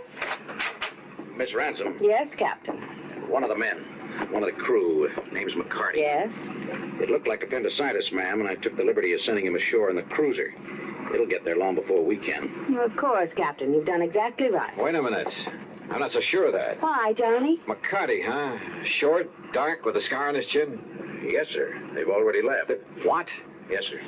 10 to 1 that McCarty is the man I want. Johnny. Hildy, we gotta stop. radio call to the cruiser brought no response, and I had a sneaking suspicion the skipper of it had a gun in his back, a gun held by the supposedly sick McCarty. And the yacht, despite her size and power, could never catch up with that cruiser in 1,000 years. If you're right, Mr. Dollar, we'll radio to the Coast Guard to intercept it. But I couldn't be sure that I was right. And then I noticed the speedboat slung between davits on the yacht's afterdeck. Of course, Johnny. And I'll go after them with you. Oh, no, you won't. Just for kicks, huh? Please. No. Then 6, 8, 10 minutes later, however long it took to get the speedboat overside, the first mate and I were tearing across the ocean in pursuit of the cruiser. That cruiser will do an even 20 knots if he opens her wide, Mr. Dollar. But she's no match for this, baby. And pour it on. Come on, you see him yet? You sure do, dead ahead. Yeah, I see him too. Well, where's the skipper? McCarty's up on the bridge alone. Hey, look out, that puff of smoke. He's shooting at us. Then hang on, I'm going to swerve around. But he'd never hit us at this range anyhow. Stay down low. He might get lucky. You got a gun to answer him? No. Well, there's a Berry pistol. Use it for shooting up distress flares. Where is it? This cabinet under the dash. You see it? Yeah, right. It's no match for a .38, but if you can swerve us in close enough, keep swerving. Right. Hey, look. He's having to reload. Then get us in there fast. Here we go. Well, let him have it. Let him have it. Yeah. Hey, you got him. You got him. Come on, give me another load. Here, Dollar, right here. Watch him, huh? He's changing course. Hey, you're right. Look out, he's turning into it.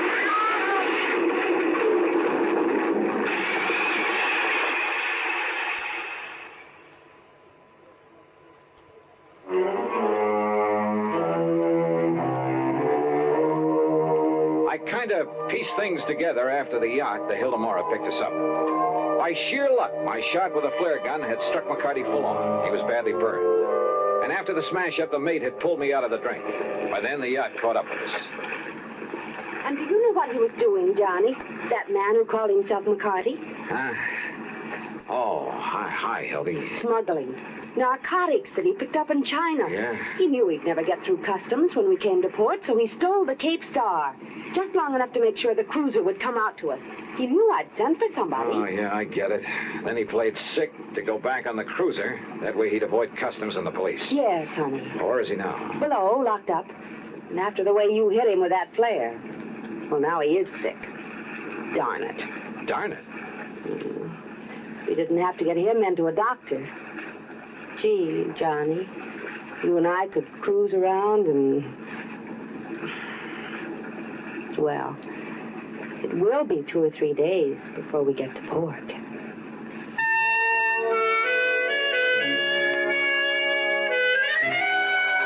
3 days. And what a 3 days. But, oh well. Expense account total, including transportation back to Hartford, $230 even. Remarks? It's funny, isn't it? You never know what you're going to get into when you take on even the most routine kind of case. Yours truly, Johnny Dollar.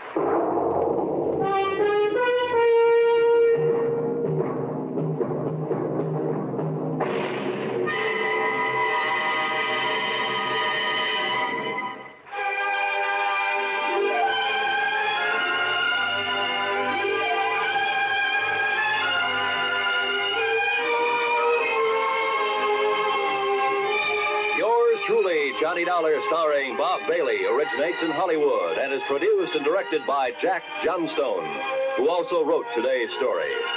Heard in our cast were Virginia Gregg, Chet Stratton, Barney Phillips, Jack Moyles, and Frank Gerstle.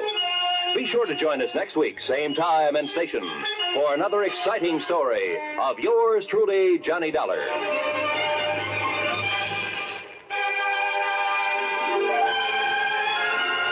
This is Roy Rowan speaking.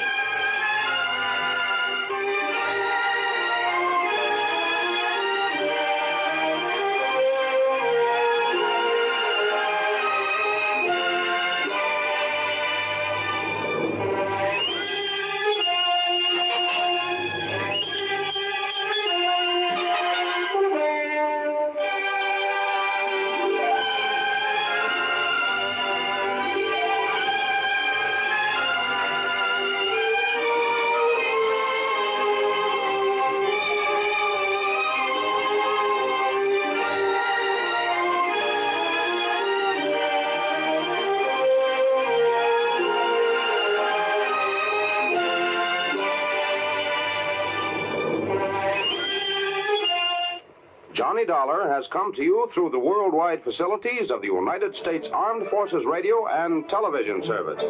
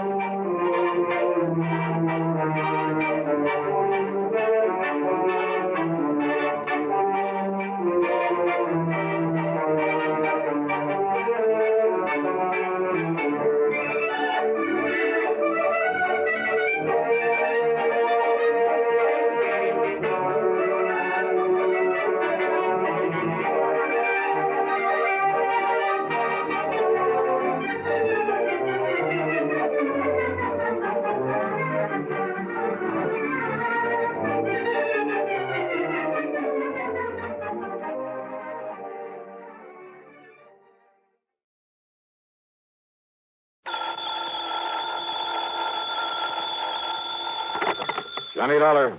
Pat McCracken, Johnny, Universal Adjustment Bureau. Pat, haven't had an assignment from you in, several days. Yes, I know. Now, listen, this expense account of yours. Huh? On that case you just finished. Oh, now listen, Pat, after all these years, and I not only gave you a full report, but an itemized statement. I know. That expense account was completely legitimate from start to finish. Every single item was money out of my own pocket that I spent to solve that case. What case? The one you're talking about, the one I handled for you last week, whatever it was. You don't remember what it was. Well, what difference does it make? All I'm saying is that whatever expenses I put down there were completely justified. You remember what the total came to? Haven't the least idea. Then let me remind you. Oh, now look, that's Johnny, beside the point. To exactly $12.30. Well, I tell you, every penny of it was $12.30. That's right. Now, do you blame me for thinking maybe you were sick or something? Oh, no. And I thought you were... Okay, Pat, argument's over. Only it isn't, Johnny. Huh? Not by a long shot. You mean you are going to question that expense account? No, I mean we never discussed a fee on that case. Oh, well... And in view of the fact that you had a pretty rough time of it and almost got yourself killed, well, I persuaded the company to slap on an extra fee of $500. Oh, Pat, you are a doll. And I ought to slug you. Instead, how about taking on another one? Fee on this one, too? We'll see. I'll risk it.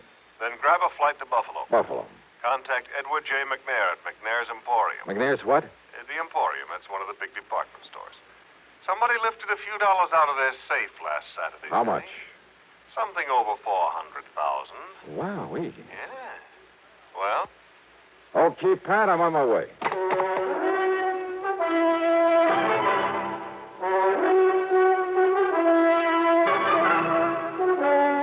CBS Radio brings you Bob Bailey in the exciting adventures of the man with the action-packed expense account. America's fabulous freelance insurance investigator. Yours truly, Johnny Dollar.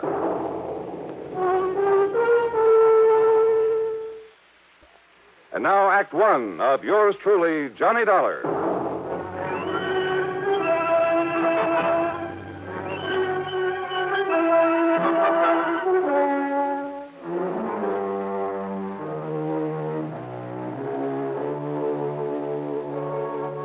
Expense account submitted by Special Investigator Johnny Dollar to the Universal Adjustment Bureau, Home Office, Hartford, Connecticut. Following is an account of expenses incurred during my investigation of the Buffalo matter.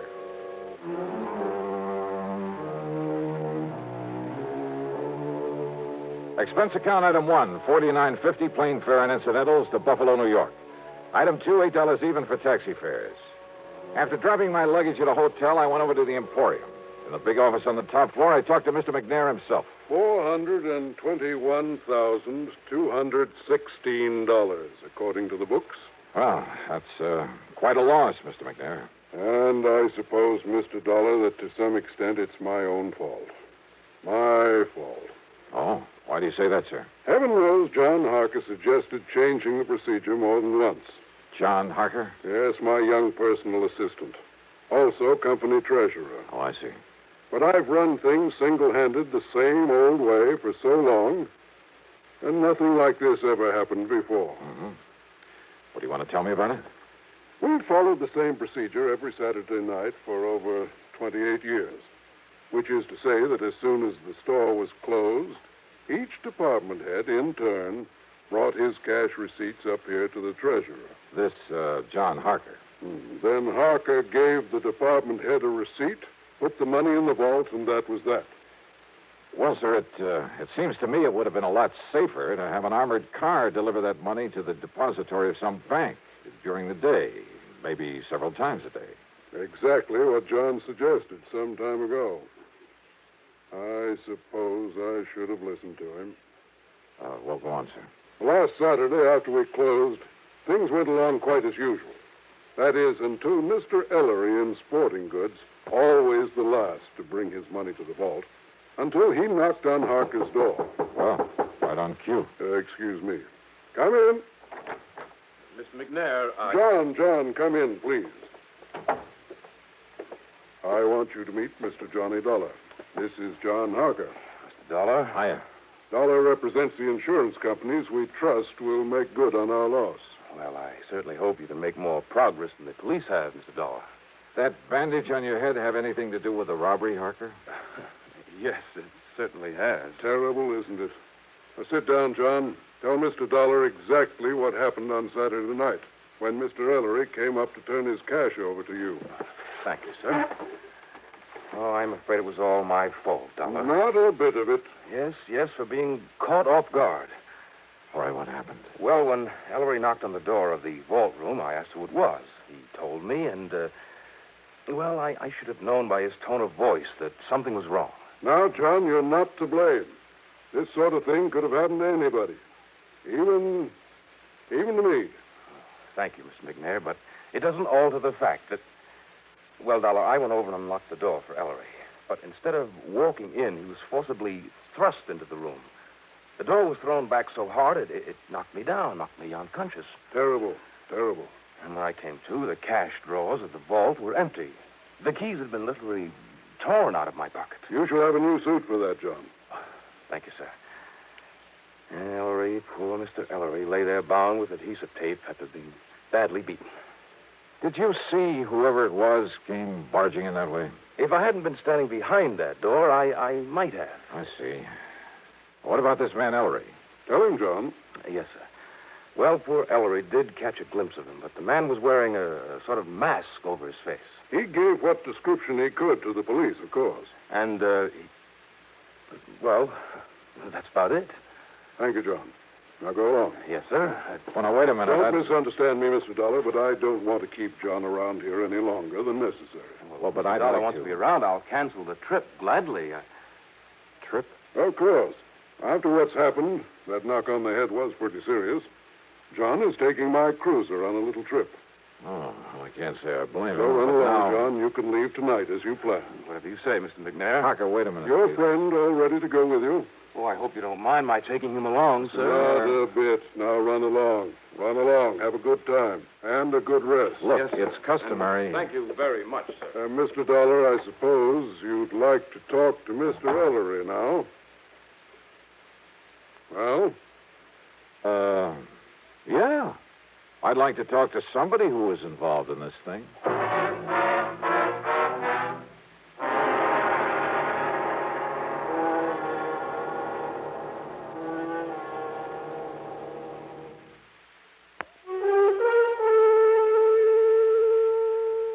David Ellery, the other victim of the robbery, was still out to lunch, so I grabbed a bite myself. That's item 3, $1.75, and checked with the police. Nothing helpful at all. No leads on the man who'd got away with over $400,000 from a store there in Buffalo, New York. Then I went over to the Emporium to the sporting goods department. Ellery was back, and I talked with him in a little office in a corner of the stockroom. He was still suffering from the beating he'd taken. Yes, sir, Mr. Dollar. It was awful, terrible. And, yes, sir, it was just like young Mr. Harker told you it was. I understand that you gave the police a description of the man who attacked you. Well, yes, sir, best I could. Had you ever seen him before that you know of? Well, of course, I can't be absolutely sure because of that mask he was wearing, but I don't think so. Was he waiting at the door of the vault room when you got there to put the money in the safe? Well, Mr. Harker always does that, sir. Yeah, I suppose so. I just But what- go up and knock on the door and tell him who I am. Well, you see, he always keeps the door locked when he's taking the company cash that way. Yeah, sure. So I knock on the door and shout my name, and then he opens up and I give him the money. Then he gives me a receipt, and he puts the money in the vault. But you didn't answer my question. When did you first see this man in the mask? Well, only when Mr. Harker was opening the door for me. Yes? He must have sneaked up on me, and then just when Mr. Harker opened the door, he grabbed me by the shoulders, and, sir, he just throwed me into that vault room. Ah, and John Harker was struck by the door as it was banged open. Poor young fellow. It must have hurt him something terrible, knocking him out that way. Looks to me like you got the worst of it, though. Oh, I'm so sorry for John Harker. What? Nice young fellow like him, trying so hard to make his way in the company, and then to have a thing like this happen. Now, Mr. Ellery, Doing real good for himself, too. Doing real good for the Emporium. Yeah, well, now tell Lots me... of good ideas for building up the business. And Mr. McNair liked that and kept pushing him ahead. Oh, yeah, sure. So But that now- someday John could be earning himself a lot of money.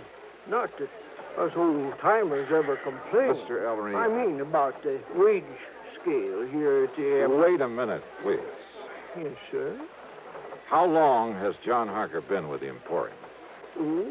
About a year now, and he's lived up to the recommendations he come with so well. It's just no wonder Mr. McNair... Recommendations? From where? Macy's and Gimbel's in New York, and John Wanamaker in Philadelphia. Oh, from lots of big stores. A couple in Chicago, too. Oh? Yes, sir. Mr. McNair told us about it himself when he hired Mr. Harker and explained that's why he'd give him a better job than some of us old-timers have. Macy's, Gimbel's, Wanamaker. You don't believe me, you ask Mr. McNair. You know something, Mr. Ellery? What, sir? That's the one thing I believe I'd better not do. What? Well, thanks a lot. You've been a lot of help. Well, now, Mr. Dollar. I had suddenly begun to wonder about the way Mr. McNair had gotten Harker out of his office before I could thoroughly question him. About the possibility that McNair might have engineered this robbery himself. Because it had to be somebody completely familiar with the procedures, the routines of that store, because of the timing. Somebody who knew the place would be virtually empty at that time of day. Who knew that Ellery was always the last to take his money up to the vault. I'd noticed a checkbook on Mr. McNair's desk. It made a mental note of the name of the bank.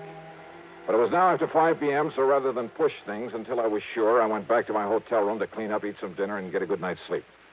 But as I started to open my handbag, wondering, by the way, if I'd forgotten to lock it for the first time in my life... Yeah, I'd heard that sound before. I grabbed the bag, made a dash for the open window, and threw it as hard and as far out from the building as I could, out over the empty lot beside the hotel.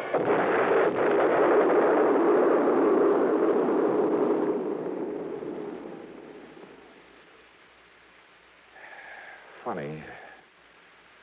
I got a sneaking suspicion about then that somebody in Buffalo didn't particularly want me around.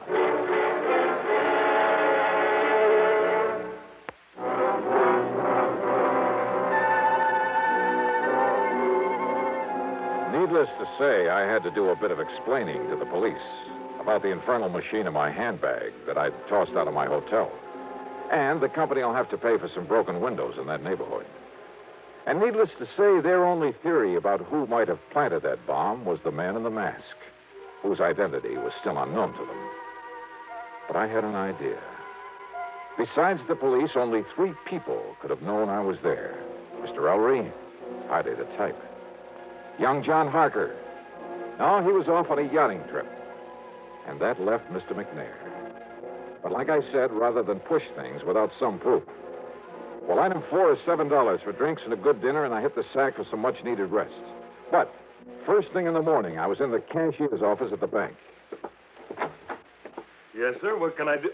Johnny! Willie Barton. Now, what under the sun are you doing here? I'll have you know that I'm not only cashier of this bank, but a vice president, too. How are you, boy? Congratulations. Well, look, I got to get right to the point.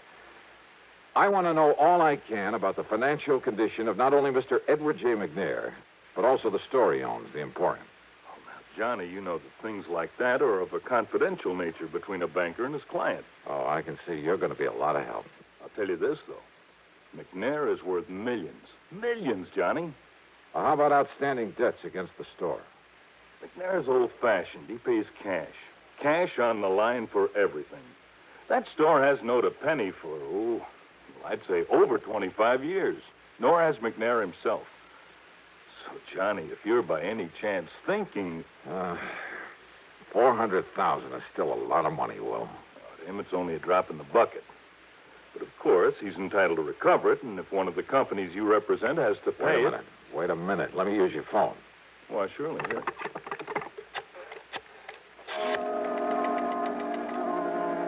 Item 5, 840, long-distance calls to New York and Philadelphia to Macy's, Gimbel's, and John Wanamaker's, to the personnel directors. And from each of them, I get the same answer. They'd never even heard of John Harker. I left the bank and went over to the Emporium to the office of Mr. McNair. I know, Mr. Dollar. I haven't the least idea where John and his friend are going in my cruiser. He simply asked if he might have it for a few days. Asked for it? I thought it was your idea that he take that trip. Well, of course I agreed that he should get away for a few days to rest, recuperate. A few days? Yes. And also get away with your $400,000. What? Played right into his hands. You know anything about this friend he's taking along? Well, I presume, being a young man with lots of lady friends. Well, I presume it's the guy who helped him with that robbery.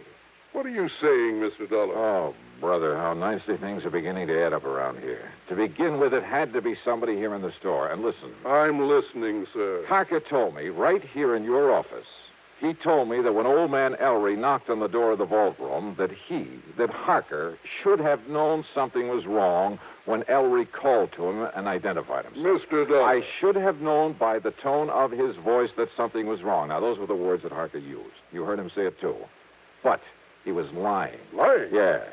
Because Ellery didn't know the robber was even there until after John had opened the door for him. You're sure of that? I'm sure. Mr. Dollar, are you trying to say that John Harker, that fine young man... I am trying to tell you that you have made an old fool of yourself, that you made your first mistake when you hired that smart young crook. I'll have you know that John came here with the highest possible recommendation. Yeah, well, Macy's and Gimbel's and the rest never even heard of him. What? So in your blind faith, you not only taught him how to stage the robbery, he and his pal, whoever he is, but now with your cruiser, you've helped him get away with it, with your money. But good heavens, Mr. Now, Dollar. if you'll just give me a hand, come up with some bright idea for finding that boat of yours somewhere out in the middle of Lake Erie. Yeah, and probably headed for some remote little port on the Canadian side of the lake. Believe me, if ever I needed a stroke of luck, it's right now.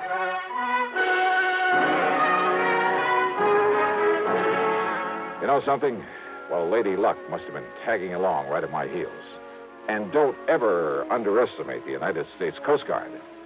A big sou'wester had built up over Lake Erie, so they'd contacted every small boat within 100 miles. The boys aboard McNair's yacht hadn't dared not answering the call. They would only have sent the Coast Guard out looking for them. And where were they? Dollar, they're riding out the blow in the lee of Long Point off the Canadian shore. Here it is in the chart.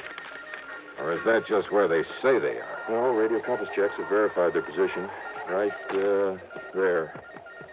But now, Mr. Dollar... Yeah, no. That puts them in Canadian waters, doesn't it? Yeah, I'm afraid so. Which means we have no jurisdiction, no authority. Of course, our friends across the border will be glad to cooperate any way they can. I'm sure of that. Yeah, but by the time we take whatever legal procedures may be necessary... No, listen. Yes, sir? Now, off the record, unofficially... Suppose I were to go out there after them myself. Oh, now, Mr. Dollar. Well, somebody has to nab them. Suppose I could find a boat and a skipper willing to weather this storm. Huh? How about that? Well, I think maybe... Now, I'm not sure, mind you, but I think I've heard of some chap around here that owns a converted subchaser. weather out any kind of a storm. Yeah? Now, of course, you understand, I'm hardly in a position to recommend that you attempt any such thing. Expense account item 6, $585, rental of the sub-chaser and the skipper to go with it. And while I'd like to give you a thrilling, dramatic ending for this case, well, the trip across Lake Erie in that storm did have its moments. But from there on in, it was just a matter of running down John Harker and his pal, clapping him into chains and hauling him back to Buffalo with the money. So expense account total, including transportation home. Well, now, wait. As it turned out, there's a lot more to this thing. Yeah. I'll tell you all about it in my next report. Yours truly, Johnny Dollar.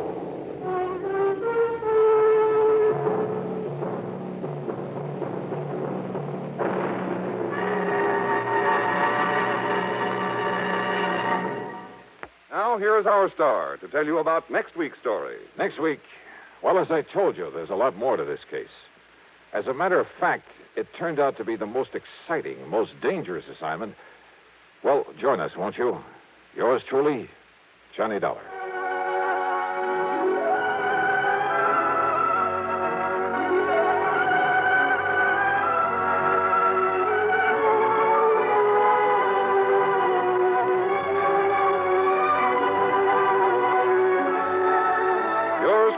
Johnny Dollar, starring Bob Bailey, originates in Hollywood and is written, produced, and directed by Jack Johnstone. Heard in our cast were Lawrence Dobkin, Bartlett Robinson, James McCallion, Dick Crenna, Junius Matthews, and Gil Stratton.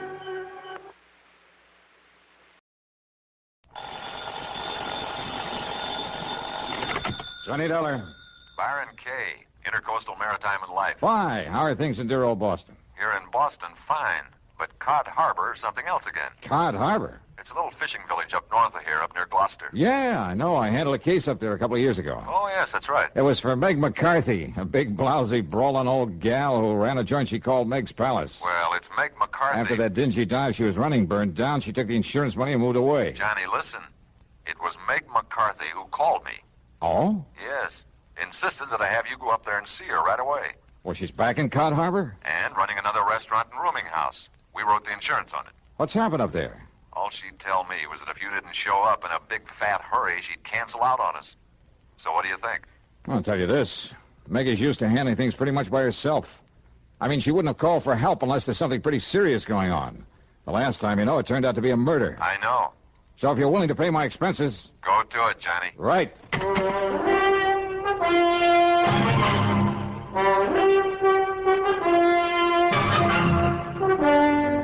CBS Radio brings you Bob Bailey in the exciting adventures of the man with the action-packed expense account, America's fabulous freelance insurance investigator. Yours truly, Johnny Dollar.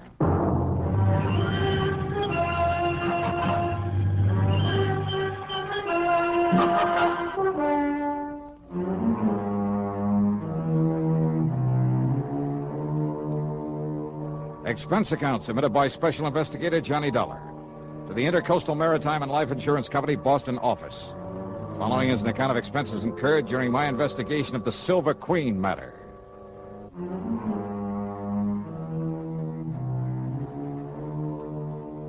Cod Harbor is on the coast up near the famous old town of Gloucester, Mass. Transportation facilities are practically nil, so I decided to go up there in my own car. Item 1 on the old expense account then is $4.95 for gas, and having got an early start, I arrived there shortly after noon. Yeah, it's quite a colorful spot, Cod Harbor, if you could somehow manage to lose your sense of smell. Or maybe if you were an artist bent on painting a picturesque waterfront. The residential section on a low hill a couple of 100 yards back from the beach consisted of a scattering of weather-beaten shacks.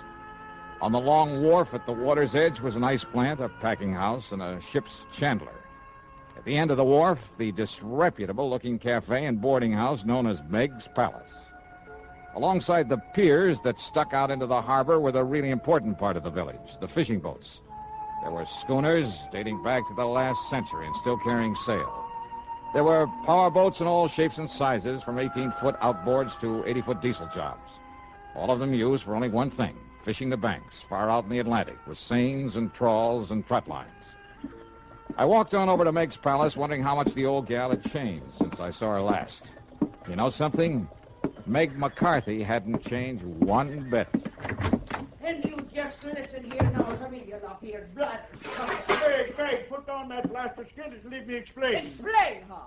Just on account of you and that scurvy crew of swabs on that stinking tub of yours made a decent catch for once. It's no good excuse for coming over here to get drunk all over me lovely place. Ah, you crazy old biddy, will you listen to me? No! But I tell you, I'll pay you the money. I'll pay you double for them few dishes and the broken down table they busted up on you. And I tell you to keep your dirty, offensive money to yourself, Captain Andy, and get out of here and never come back. Now get! Meg, put down that frying pan. That's right square on the top of your filthy head, I'll lay it. No, Meg, Now get before I loses me temper and forget I'm a lady. You hear me? I see tell this. you, Meg, if you start throwing them things at me, I go Back out there, and you stay out of here. If you had me, I'll kill Harriess from stem to stem. All right. I'm leaving there as fast as I can. Leave me out of this here now, madhouse.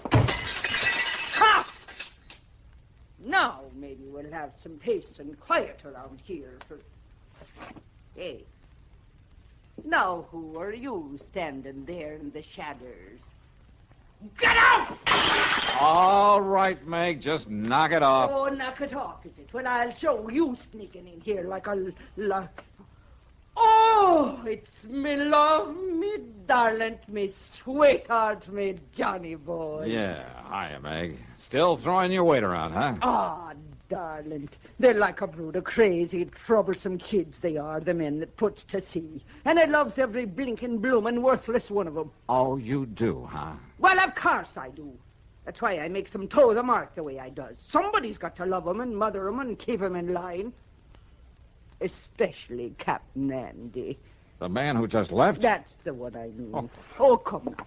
Come sit down and have a cup of this here delicious coffee I just brewed up in the pot. Yeah, sure, why not? It'll put some hair on your chest and build up your strength on the cotty. You'll be needing it. Ah? That is, if that Marty Silver finds out you're up and around these parts. Marty Silver? Sure, and he owns the Silver Queen, that leaky old tub that sits down alongside pier number 7. But here now. Have yourself a cup of this nice, aromatical, hot, strong coffee. Yeah, thanks.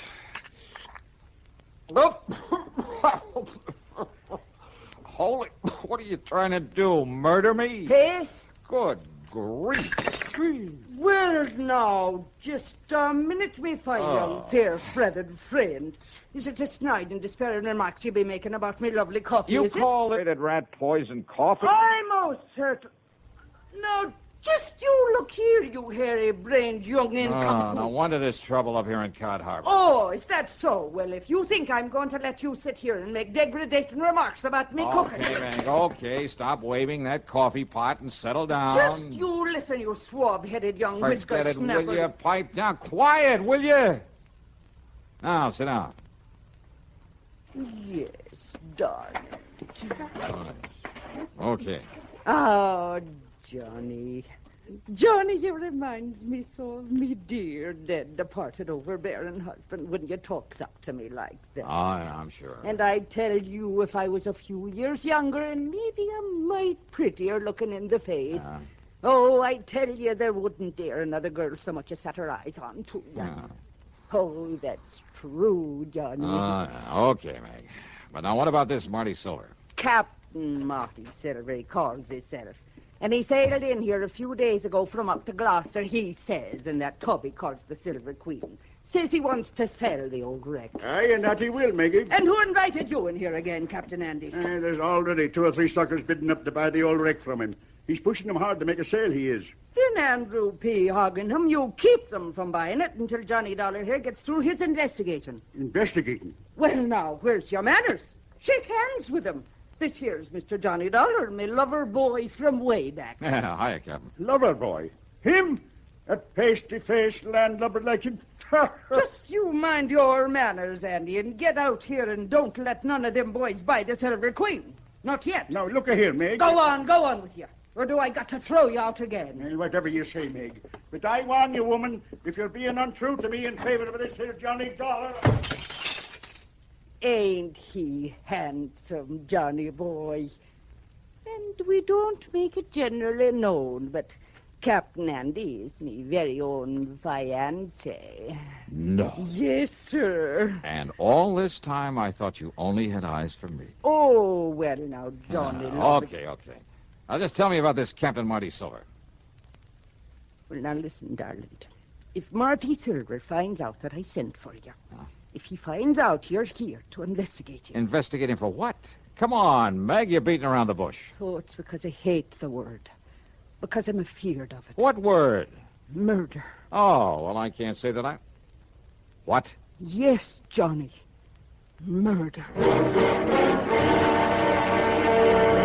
And now, Act Two of yours truly, Johnny Dollar.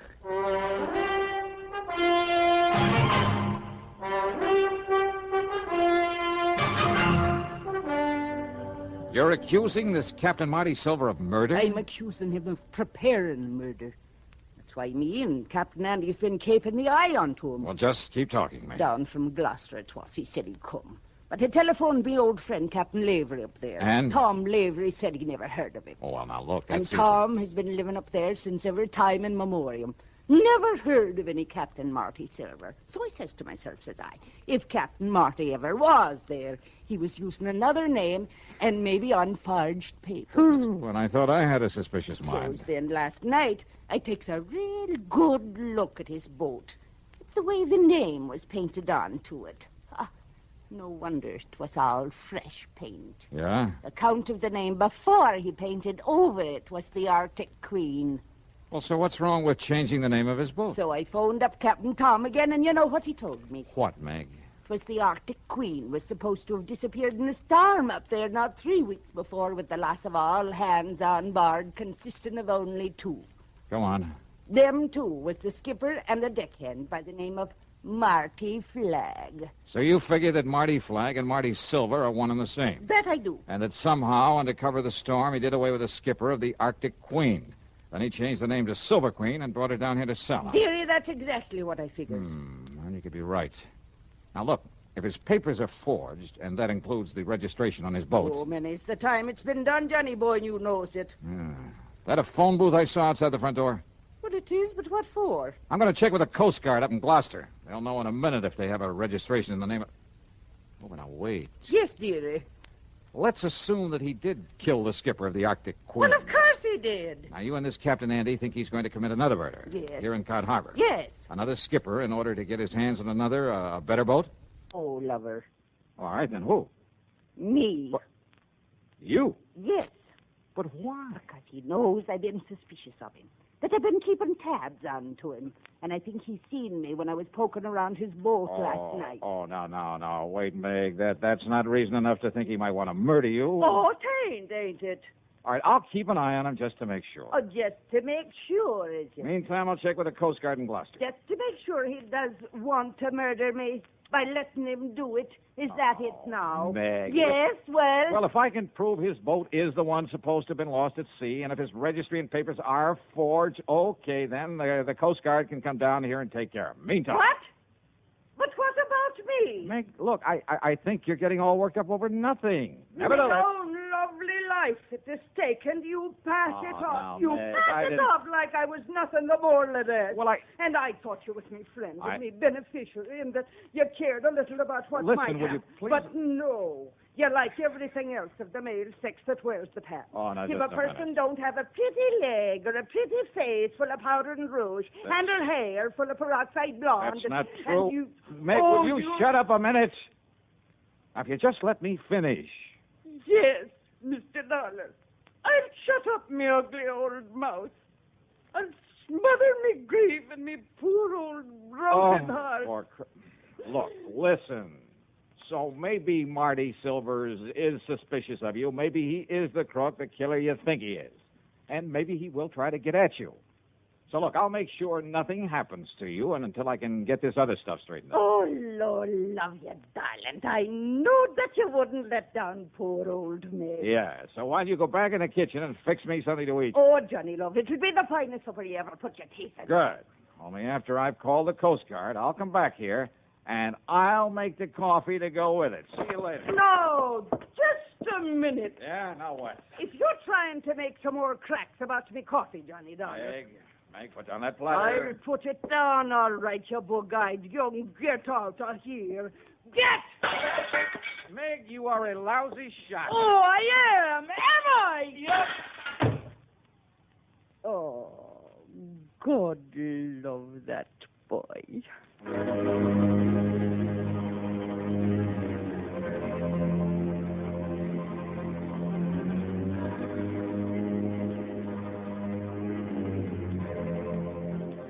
My call to the Coast Guard proved that Meg was right, 100%. They'd never heard of a Captain Marty Silver, had no record of him whatsoever.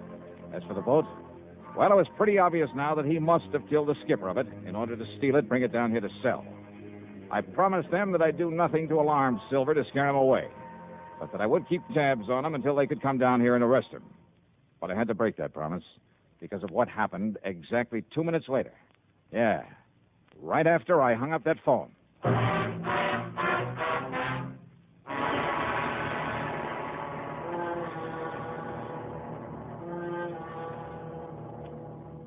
And now, Act 3 of yours truly, Johnny Dollar.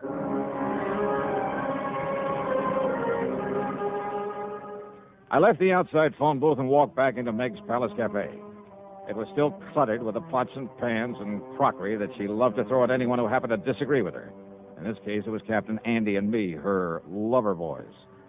I heard a lot of activity off in the kitchen where she'd promised to cook me something to eat, and I hoped she'd hurry because I was hungry.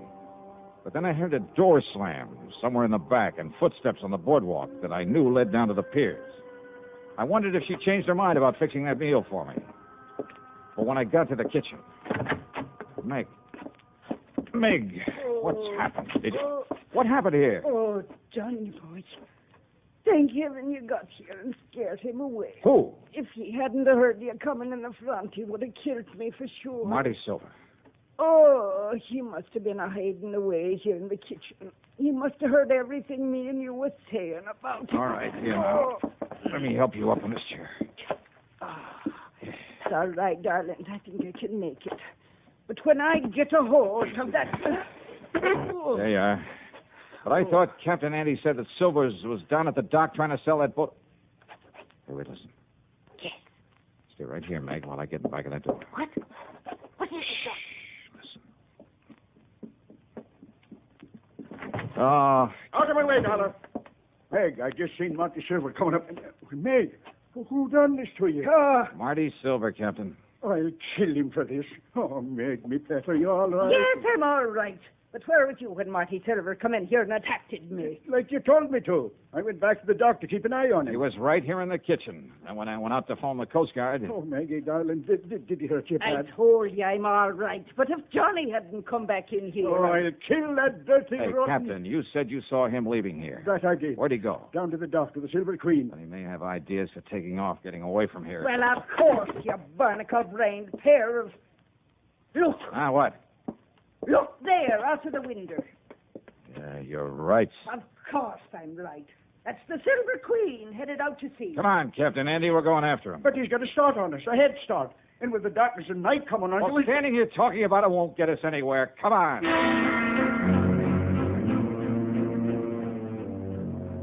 We cast off and made for the open sea, because far out ahead of us we could spot the running lights of the Silver Queen. Andy put her on full power, and slowly the lights of Cod Harbor disappeared astern of us. I stood alone up at the bow, staring into the blackness of the night. You keep your eye on those running lights, Johnny. We lose them, we lose the Silver Queen. I think we're gaining on them, all right. Not very fast. Don't worry, boy. There's nothing out of Cod Harbor can outrun this boat of mine. Anything you can do to give us some more power? No. Oh, yes, there, maybe it is. Come on back here, Johnny, take the wheel. All right, you are. You see him? You see his lights from here, all right? Yeah, I see him. And then you take the wheel. All right, I got it. Now, what are you going to do? I'm going to lift this engine cover and... There. Now, I'll get to this carburetor and see if I can keep her wide open, Johnny. That she is. Oh, that slowed us down. Just keep an eye on the Silver Queen. Good, that's it. That's the best I can do with it. I'll take the wheel now. We'll get back up forward. Aye, sir.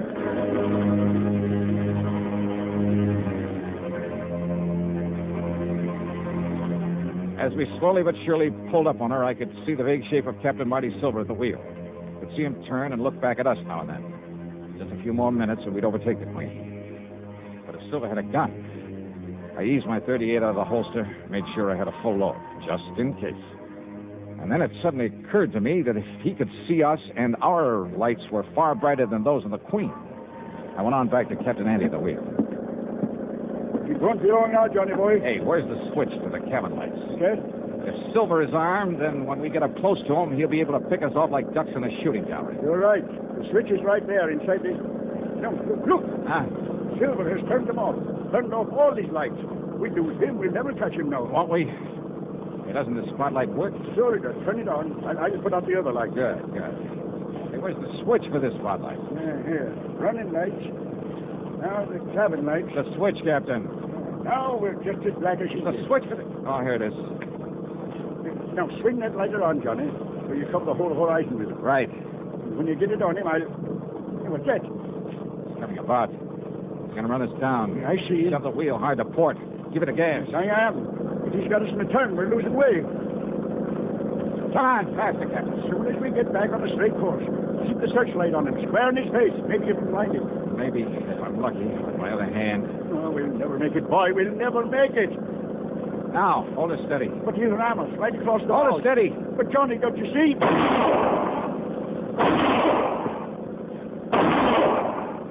You hit him. He's hurt. Yeah. Now, more power, Andy. He's let go of the wheel. Hey, he's reaching for the Andy. gun. Maybe the Queen will well away from power, I tell you. Full power. But no, we're too late. Too late.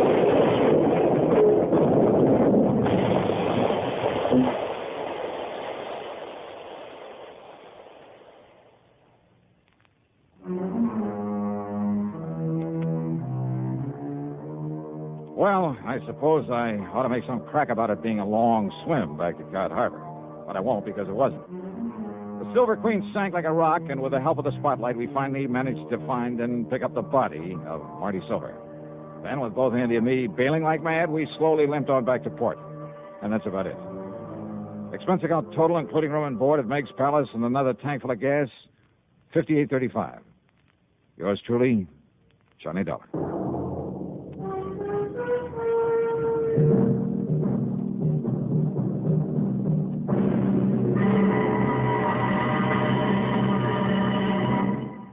Now, here's our star to tell you about next week's program. Next week, murder. A real weirdie. Because there was no one there to commit it. Join us, won't you? Yours truly, Johnny Dollar.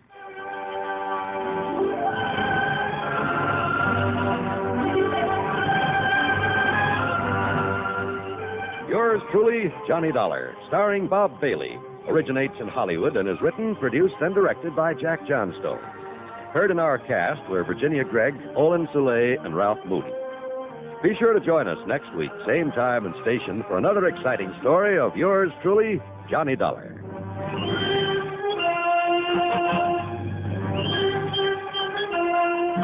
This is John Wald speaking. Johnny Dollar has come to you through the worldwide facilities of the United States Armed Forces Radio and Television Service.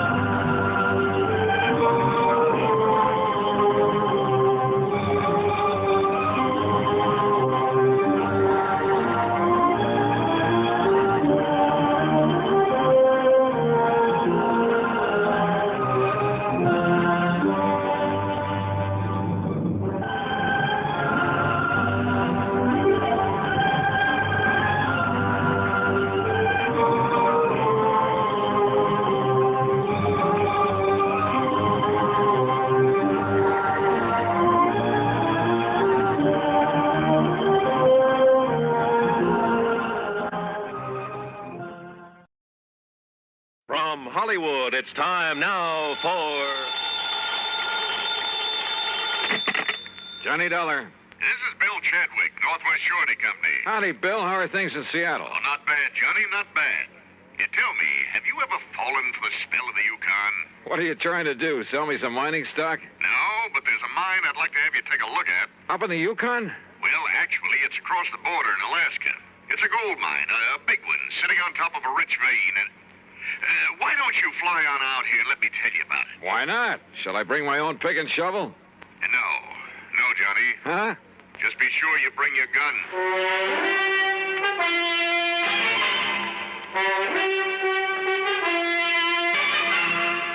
Bob Bailey in the exciting adventures of the man with the action-packed expense account, America's fabulous freelance insurance investigator. Yours truly, Johnny Dollar.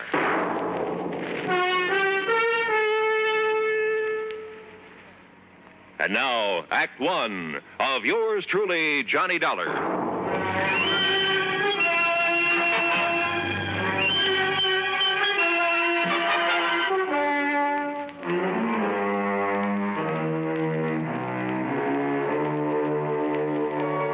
Expense account submitted by Special Investigator Johnny Dollar to the Northwest Surety Company, Seattle, Washington office. Following is an account of expenses incurred during my investigation of the Midnight Sun matter.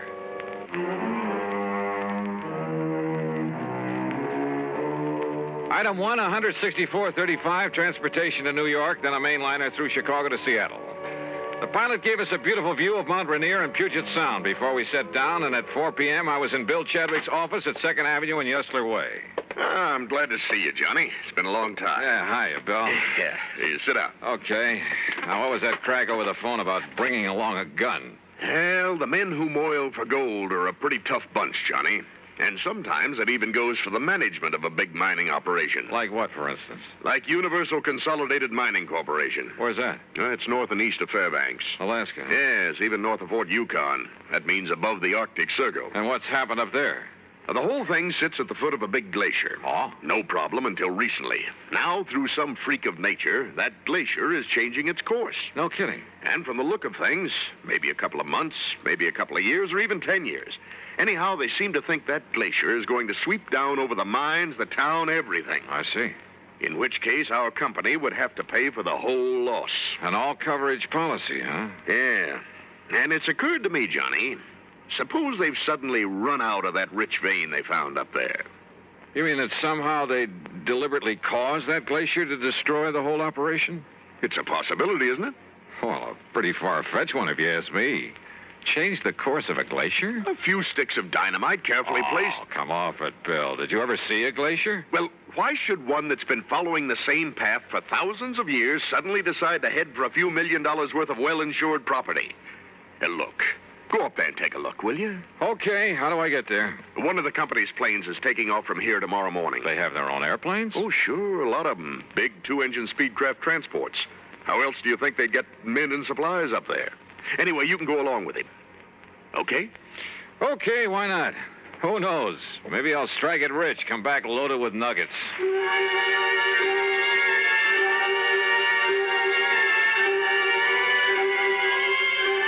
Item 2, $31 even for my room at the Benjamin Franklin and a night on the town.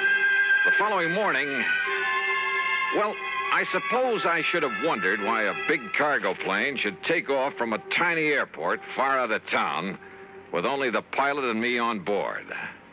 Yep, I should have wondered.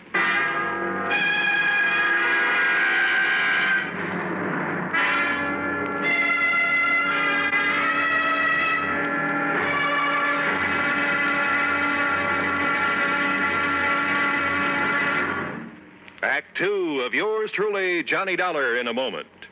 And now for another episode in the life of Sergeant Donald Bellwether, my husband.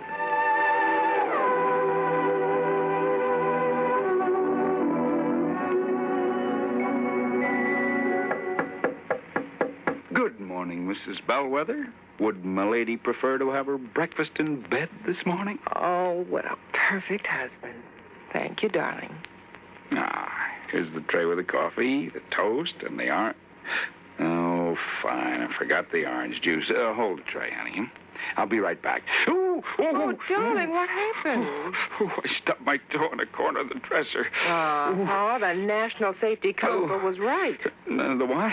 Last night I read something in a National Safety Council pamphlet. Oh, Reba, how can you sit there talking about a pamphlet when I'm dying a slow, tortuous death? Oh, come over here, darling.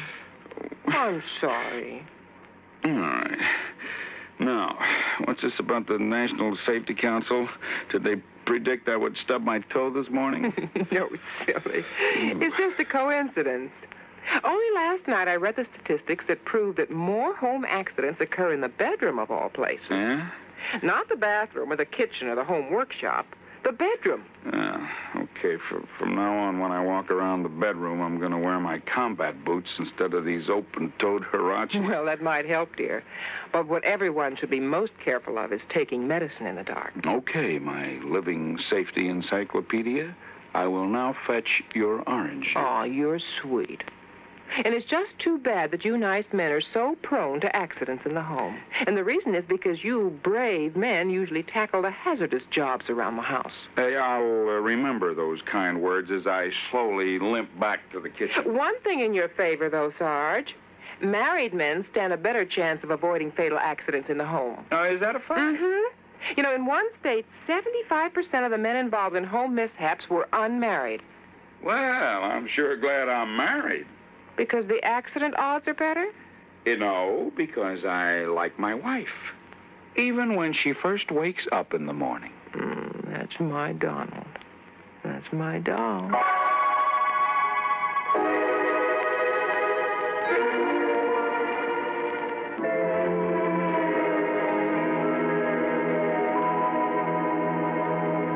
And now, Act Two of yours truly, Johnny Dollar, and the Midnight Sun Matter.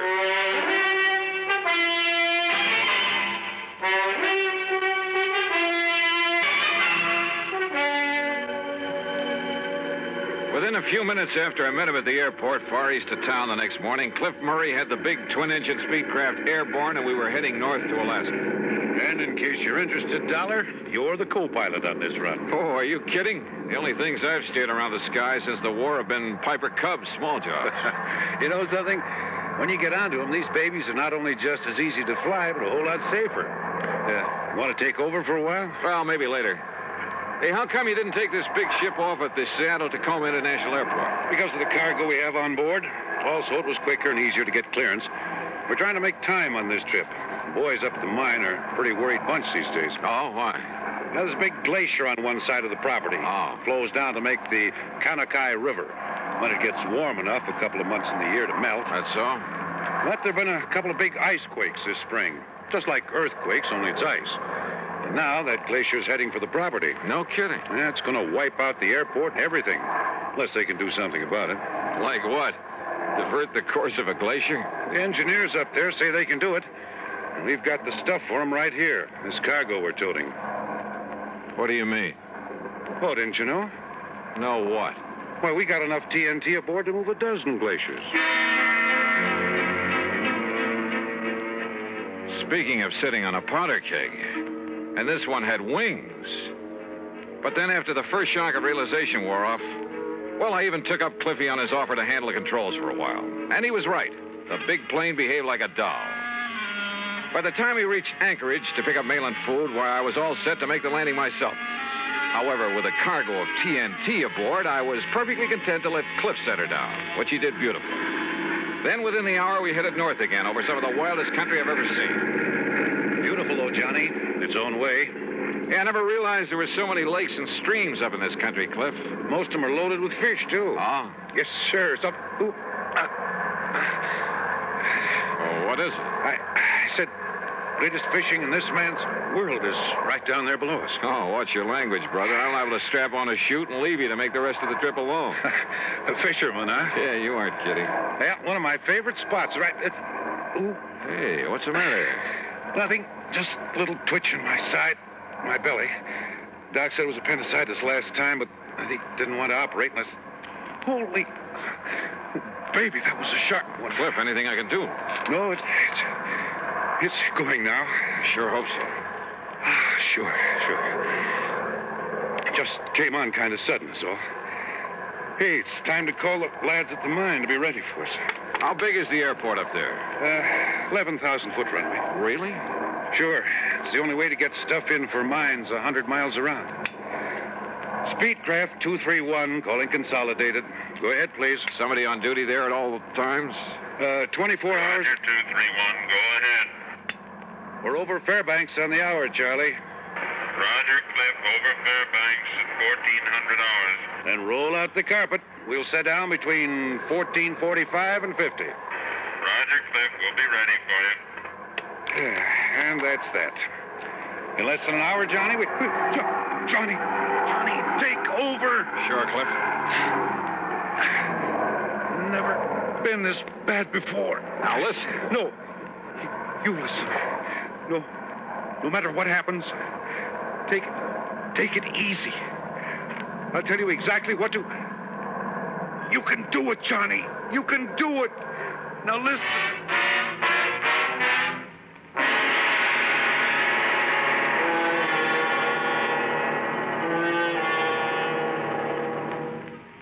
Act 3 of yours truly, Johnny Dollar, in a moment. With your permission, there's something I'd like to talk about for a minute.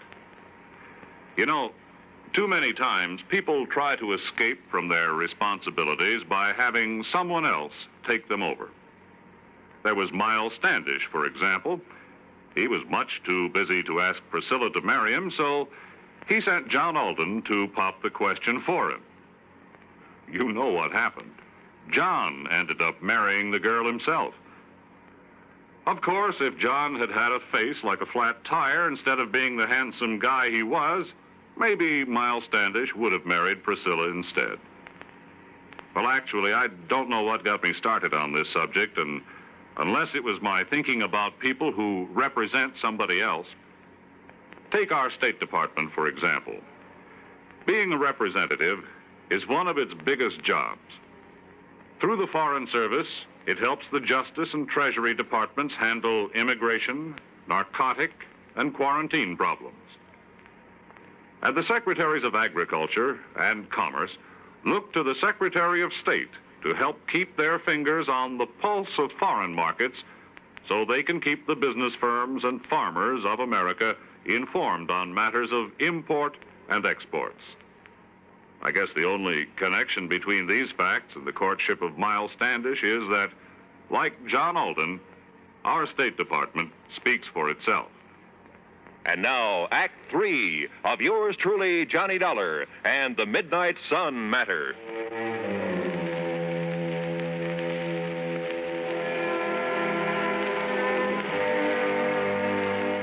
The rest of this report will have to come to you from the records of the airport there at Universal Consolidated Mining Corporation, far above the Arctic Circle.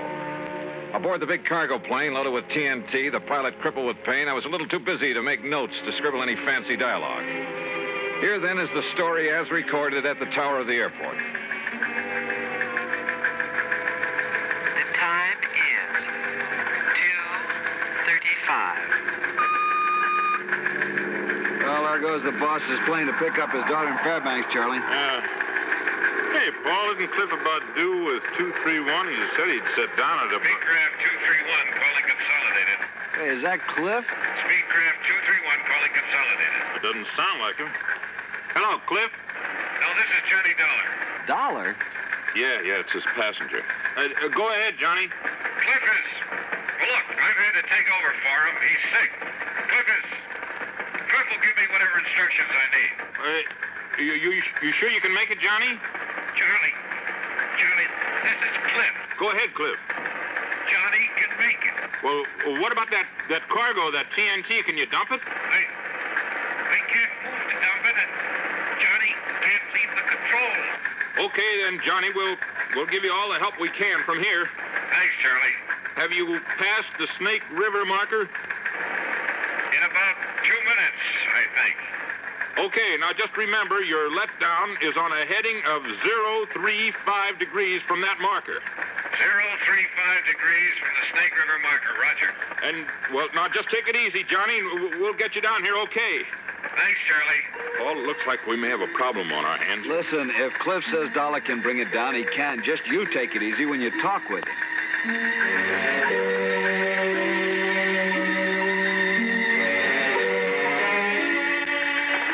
have you got an engineer down there? Yeah, sure, Johnny. Stand by. Take it, Paul. Johnny, this is Paul Foster. Go ahead. Paul, we're having some trouble getting our landing gear down. So I'm going to make some steep banks and try to get it down by centrifugal force. Yeah, good. You might get the ground crew to stand by, though, because if we can't get the gear down that way, I guess we'll have to make a belly landing gear up. Oh, okay, Johnny, I got that. How much fuel have you got on board? About 2,000 pounds. Johnny, this is Charlie again. Now listen. Easy. Oh, yeah. Johnny, I saw you make your pass. It appears the landing gear door is partially open, which may indicate it's jammed. Any suggestions? Paul again, Johnny. The only thing I can think of is try to snap the gear out by a sharp pull-up to give it centrifugal force. I've tried that, Paul. Results are negative.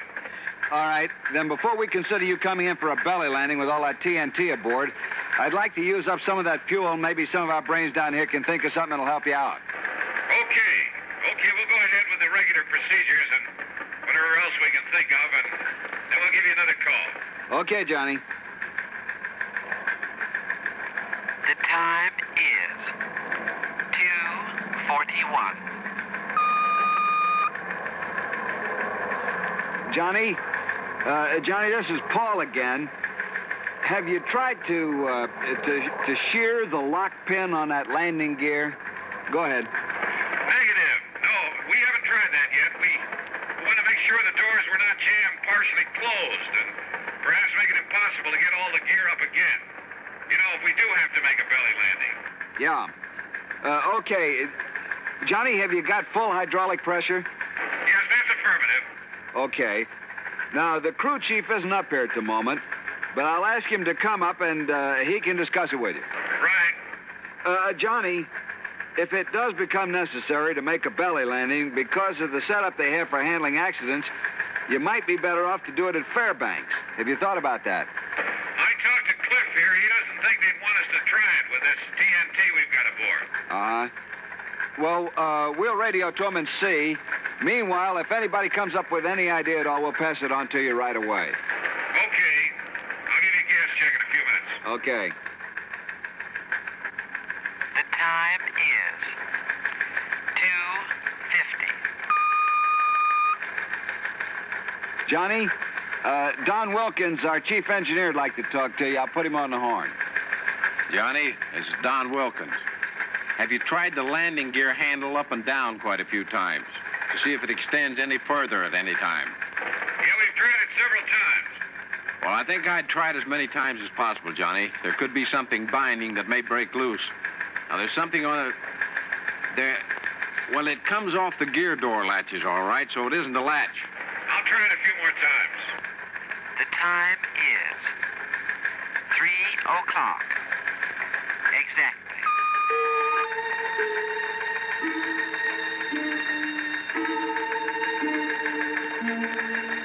Johnny, this is Paul. How's your fuel situation stacking up now? Oh, we have about 950, about 960 pounds. Well, for your information, Fairbanks have advised that they can't take your airplane there because they're jammed up and couldn't clear the field in time. Well, yes, okay. It doesn't look like we'd have enough gas to go over there anyway. Johnny, this is Don Wilkins again. Go ahead, Don.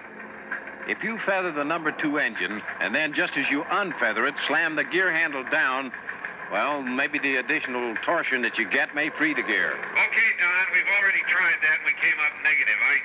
I think we're stuck with that belly landing. Johnny, this is Paul. We'll get everything ready for you. Are you VFR in this vicinity? You know, under visual flight rules? Yes, affirmative. Johnny, there's one more thing we'd like to have you try. And that is completely unload your hydraulic system. And then try free-falling your landing gear. Did you get that? I did that twice, Don. No luck with it. But we'll try it again. All right, Johnny, fine. The time is 3:28. Johnny, we're going ahead with preparations for a belly landing down here. I see you buzzed the field a couple of times, so you know how much room you've got. You think it looks like much from up out here. Now listen, we're going to foam the runway for you. You hear me? Put foam on it. We're doing it now, and that'll kill some of the friction.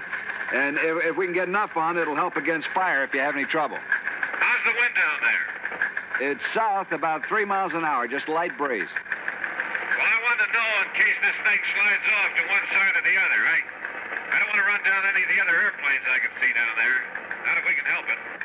Okay, Johnny, take a run directly over the runway and get the feel of it. Will do.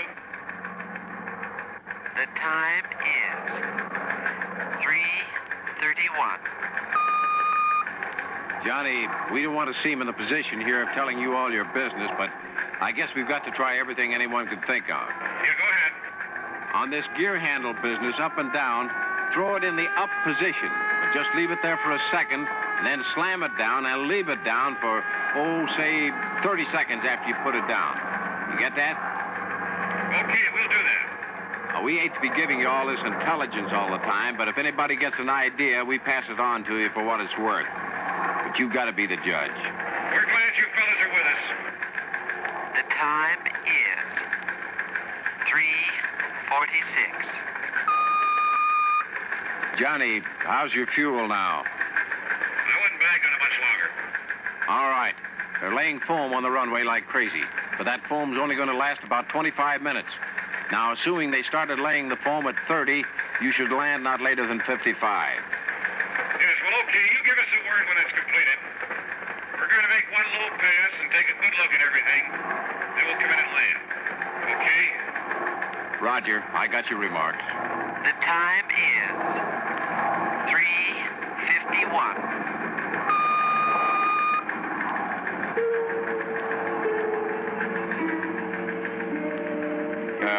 Hi, Johnny. I just wondered how you are and how things look to you. Okay.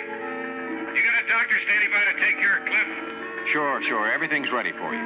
One comment. Listen. Do not, repeat, do not feather the engines when you sit down. Got it. We'll comply.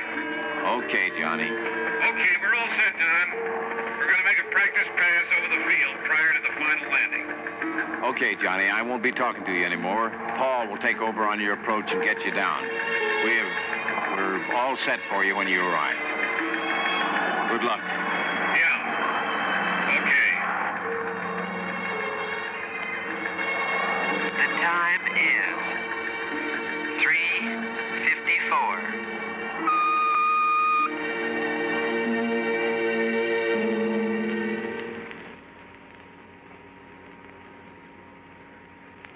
One minute, 48 seconds later, we made a wheels-up landing. Cliff, the company doctor tells me his appendectomy was a complete success. A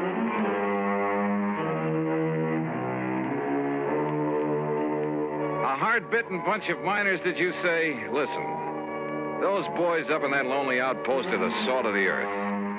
And as for trying to pull something on your insurance company, well, you should have seen how just one good load of TNT put that glacier back on its course. Yes, sir.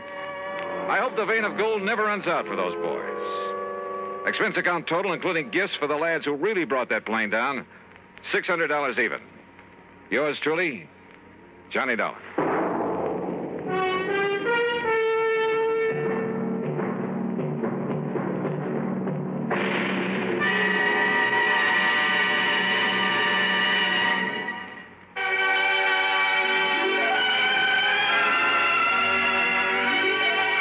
Truly, Johnny Dollar, starring Bob Bailey, originates in Hollywood and is produced and directed by Jack Johnstone, who also wrote today's story.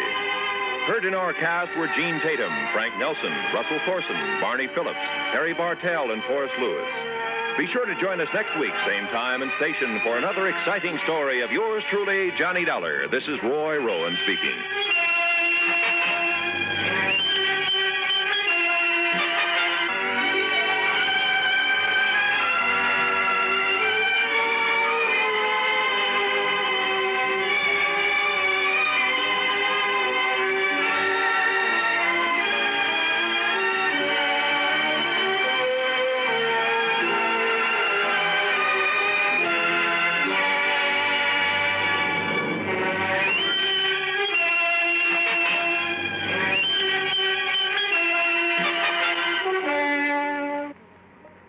Johnny Dollar has come to you through the worldwide facilities of the United States Armed Forces Radio and Television Service.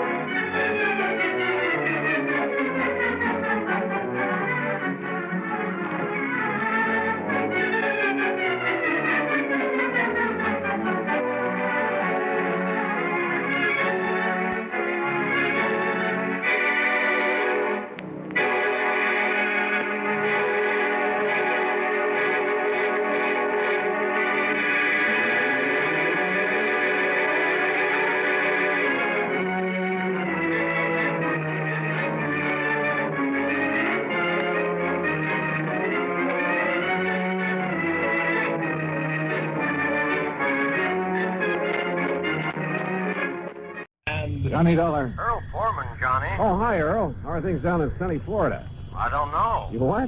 I'm calling from Green Mountain Falls, Colorado. What under the sun are you doing out there? Fishing trip? Hardly. Because if it is, I'll join you. I want you to join me, all right, but no fishing. I got a problem, Johnny. One of my important clients has disappeared. Ah, I see. Okay, Earl, I'll grab the next plane.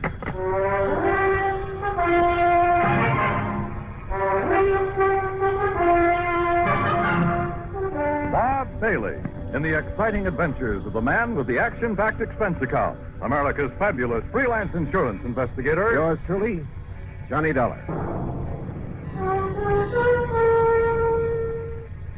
And now, Act One of yours truly, Johnny Dollar.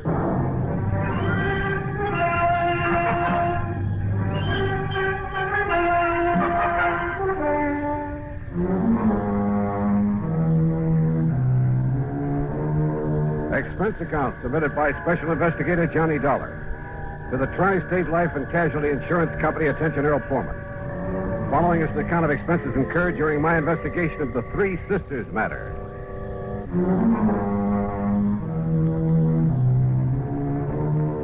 Expense account item 1, $151.80, transportation to New York, then airfare and incidentals to Colorado Springs. Earl met me at Peterson Field, the municipal airport. I'm glad to see you, Johnny. Hi. Toss in your bags and hop in. Okay, sure. And where's this Green Mountain Falls you call from? A little place about 12, 13 miles east of here. I'm staying at the Lucky Four Ranch. One of the last places Rolanov was seen. Rolanov? Misha Rolanov, the concert pianist. Rolanov. Oh, sure. Yeah, I've heard of him. He has a little place up on the mountain just back of the Lucky Four where he and his daughters live when he's not on concert. Daughters? How many? Olga, Maria, Ada. Now, here's what happened. Rolanov and the girls, well, they're really stepdaughters, by the way. Oh, where's the mother? She died some years back. Well, anyhow, they arrived up here about 10 days ago, right after his last concert swing over in Europe. Oh, what does he do when he's up here? He and the girls just loaf. Oh, he has a piano in his cottage to keep in practice, that's all. And now you say he's disappeared. You see, Johnny, he was fond of taking long walks. This is pretty good hiking country. Well, I can see that all right, if you're part mountain goat. Yeah.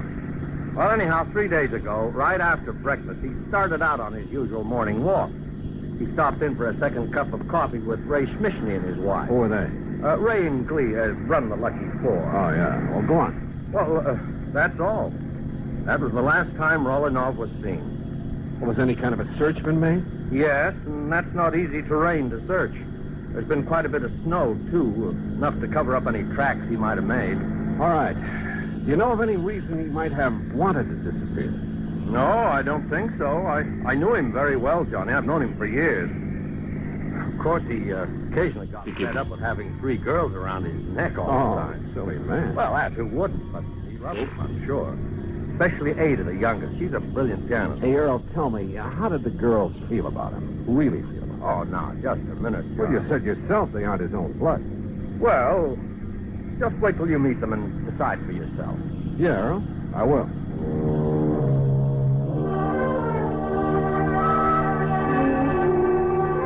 The Lucky Four was on a level spot on the side of a mountain. It consisted of half a dozen neat, modern, comfortable cottages, and from the front window of the one we shared was a beautiful view of Pike's Peak. Huh?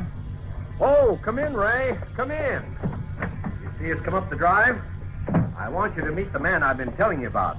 Ray Smishney, this is Johnny Dollar. Hi, Ray. Johnny, only I'm afraid he got here too late, Earl. Oh?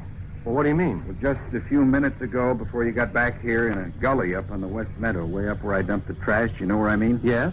Remember the bear cave I pointed out to you one day when you went up there with me in the Jeep? You mean that bear got Rolinoff? No, but that's where I found him. Rolinoff? Dead, Earl. Dead? A bullet hole in the back of his head. Act two of yours truly, Johnny Dollar, in a moment. Act two of yours truly, Johnny Dollar. Question. Was Misha Rolinoff, the eminent concert pianist, murdered? Or was he shot accidentally up near the Bear Cave on the mountain, back of the Lucky Four Ranch at Green Mountain Falls, Colorado? We went up there in Ray's Jeep. A careful inspection of the body and the gully in which he found it revealed nothing by way of clues to the riddle. One thing, Johnny. Yeah, what's that, Ray? Well, like I told Earl here, I was planning to shoot that bear myself. Yeah? Letting him get nice and fat on the garbage from the ranch. So what? What's that? He used to come down every day, regular as clockwork, and tip over the pails and gorge himself. Well, what are you trying to say? It's been over a week now since I've seen him. Well, I don't see what you're getting at, Ray. Well, it could mean only one thing, Earl. Somebody else got to that bear before I could. And it must have been some time before Rolinoff disappeared. That's right. So his being killed here couldn't have been accidental by somebody gunning for that bear. Look here, Johnny.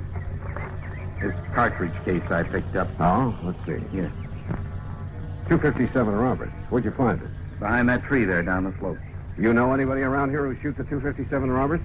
All the hunters in these parts use a 30-06 or a 270 or a 30-30. Only 257 I've... Well, what's the matter, Ray? You look sick. Yeah. There's a 257 up in the Rolinoff cottage. And one of the girls, she's a pretty good shot. Ray, you know what you're saying. Which one, Ray? Olga? Maria? Ada? No, I won't do it, Johnny. I won't accuse her. Look, this is no guessing game. This is murder. No, Johnny, I can't believe it. Not one of them. Besides, I got to drive into Colorado Springs, notify the coroner and the police. But if you know something that'll help us... No, Johnny, because if I was wrong, I'd never forgive myself. Don't you understand? Oh, all right. Earl, do you know the way up to the Rolinoff place? Yes, Johnny. Road all right for my car, Ray? Yeah, it's okay. Then let's go.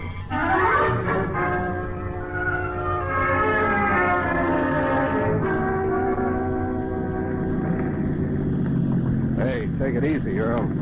This road isn't much wider than the car. I know it. Rolinoff Cottage is right up in that clearing, middle of that big meadow. You know those daughters, stepdaughters. You figure which one of them might have wanted to kill Rolinoff? Oh, no, Johnny, no. Well, who's the beneficiary of this policy? Well, it's a very unusual policy. Now, what do you mean, unusual? There's no beneficiary specifically named. What? The beneficiary or beneficiaries are to be the same as the heirs that are specified in Rolinoff's will. Well, who? Nobody knows. Well, where is his will? Same answer. Well, now, look here, But he Earl. always made it very clear that his will would show up at the proper time. I assume, of course, that his stepdaughters will be his heirs. Oh, but if they're not... Oh, this is the Rolinoff cottage. Well, quite a lot of cottage. And just as nice on the inside as it is on the outside. Rolinoff used to complain now and then about some of the feminine frippery all around him, but, well, he liked it. And you're sure they all got along well together? Well, of course, every family has a little spat once in a while. Johnny, now listen to me. Earl, we shall see what we shall see. I know that after what Ray said, the evidence kind of seems to point to one or all of them, but, well... Yes? Oh, hello. To say the girl who stepped through that door was beautiful would be the understatement of the week. Tall and striking, dressed in something that looked like Schiaparelli or Christian Dior, as though she'd just stepped out of Charles or the Ritz. And if her two sisters were anything like this... Johnny, I said this is the older sister, Olga Rolanov. Johnny. Oh. Oh, I'm sorry. Hi, Johnny. Hi. Daydreaming? Yeah, I guess so. So you're the investigator Earl told us about. Come in, won't you? Sure, thanks. Have you found out anything about Daddy? Olga, that's what we... No, Olga, we haven't. Oh, dear, it's such a terrible... Oh, wait a minute, Johnny. You wait. Ada, we have guests. Oh? Hello, Earl. Oh, hello, Ada. And this good-looking man is Johnny Dollar. Hi. Hello. Well, that's a nice, warm welcome. Ada, why don't you go in and fix your hair? You look a fright. That plain old house dress, really. What's that you're playing, Ada? It's the last thing Daddy wrote. He wrote it frantically the morning it was almost as though he knew something was going to happen to him. Oh, come now. And then he had to write it before it did happen. Oh? Where were you, Ada, the morning he left? Right here, Johnny. Playing this for the first time. Ever since he's disappeared, I've been trying to figure if it has some special meaning. Oh, Ada, that's such a silly idea. Is it? What did you mean by that, Olga? Oh, it's really... Well, it's like a lot of other silly ideas she gets over her music. Yeah, like what? A lot of things. As though she should be the concert artist in the family instead of Daddy. Maybe now that he's gone, I will be. I'll be greater than he ever was. Oh, sure. And I'll do it in memory of him. You'll do it for your own self-glorification. I'm sorry, son. That's all right. Incidentally, where were you that morning, Olga? In Colorado Springs. I went shopping right after breakfast. Or rather, window shopping. Oh. I need some new things so badly, and... Well, you know, I have to keep up with the styles, or I'd look like our poor little artist here. Oh, yeah. Where was your other sister, Maria? I don't know. Oh, Ada, stop that. When I left the house, she and Ada were doing the dishes. Well, you weren't helping. I told you, Johnny, I had to go into the spring. Oh, yeah. Where is she now? Oh, Maria's probably out in the hills somewhere, tramping all Maria's right here, Olga. Hello, Earl. Well. Oh, come in, dear. This is Johnny Dollar, the investigator Earl said that he was getting. Yes. So I see. Well, investigator? I saw it, too. And I didn't like what I saw. Maria was dressed in khaki shirt, breeches, and hunting boots. And hanging in the crook of her arm was a high-powered hunting rifle.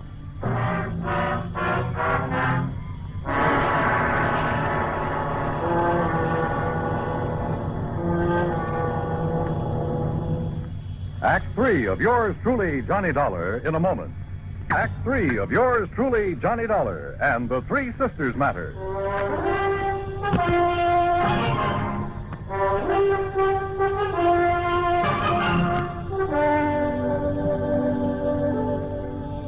How about aiming that rifle the other way, Maria? Oh, sure. I'll set it down in the corner. It's empty, needless to say. Better let me see it, huh? Well, I told you it's empty. Are you a hunter too, Johnny? You talk as if you were, dear. Are you, Maria? Do you do a lot of shooting? Shooting, yes. Killing. Olga. Tramping around these mountains, blazing away at anything that moves just for the sake of... How about that, Maria? Oh, it's giving me something to do. Kind of a relief.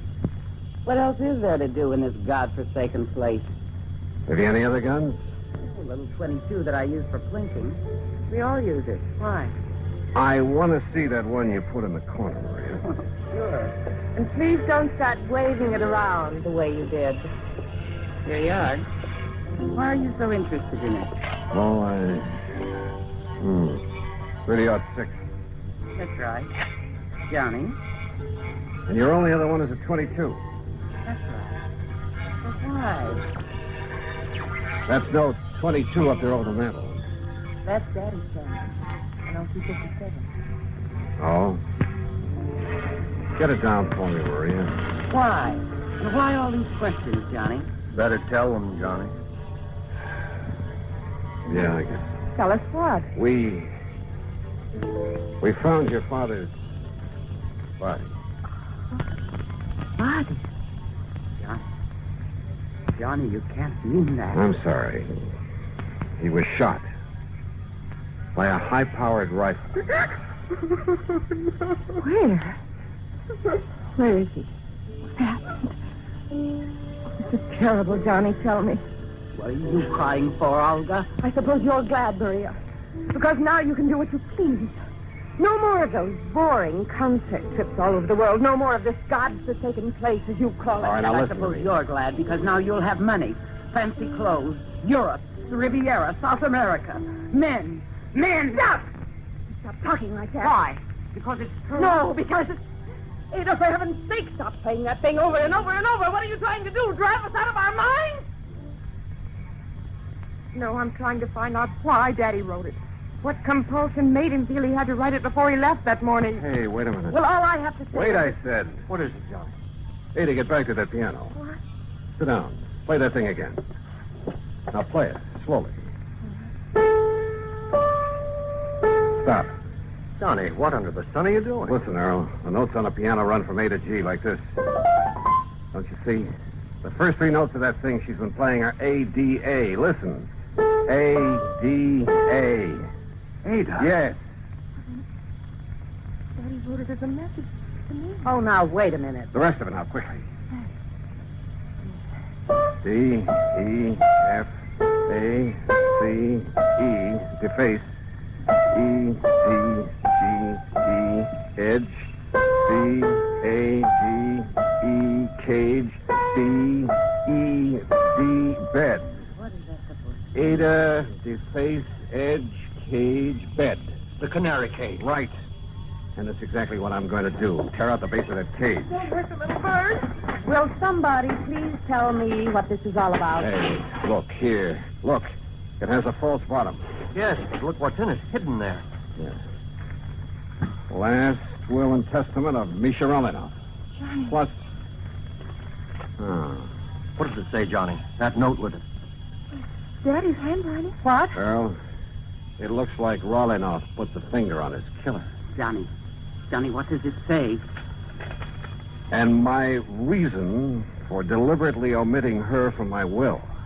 Omitting whom from his will? What are you talking about? Read on, Johnny. Let me see. Is not only because of the self-centered life she's always led.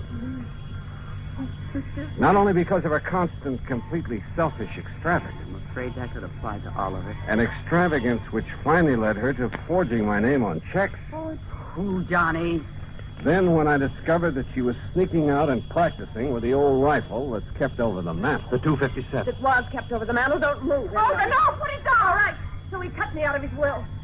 And if I can't have what I wanted, you won't have it either. Now look here, Don't Olga. move. This gun holds 5 shots. I know because I reloaded after I killed him. Olga. And now you all know that I killed him. All right. 1 shot is for you, Maria. 1 is for Ada. 1 is for you, Earl, and 1 for Johnny. Olga, listen. And that leaves 1 for me. So that when I've finished, no one will ever know. Olga, you're out of your mind. Maybe so. But what difference does that make now? Because now there's no other way out for me. There's nothing else. I can't stand still. Because this is the end. For all of us. No. It's empty. It's empty. The gun won't stop me. There's Maria's gun. Not for you. I'll got to leave you. You creatures. Oh.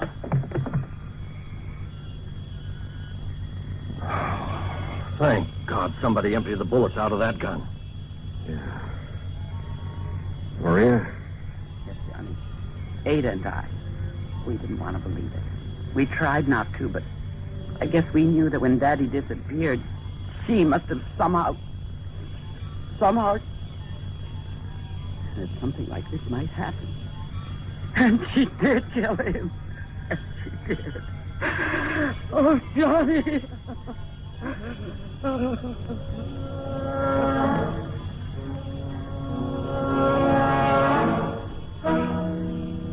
Why? Why?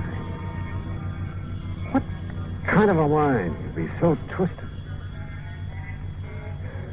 Expense account total, including fare back to Hartford, $351.20. Remarks? None. Yours truly, Johnny Dollar.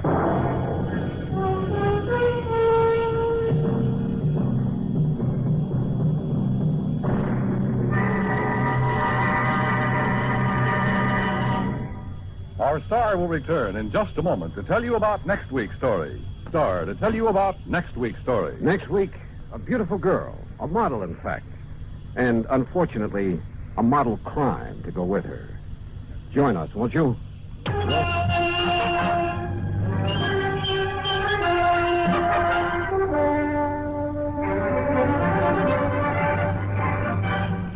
This?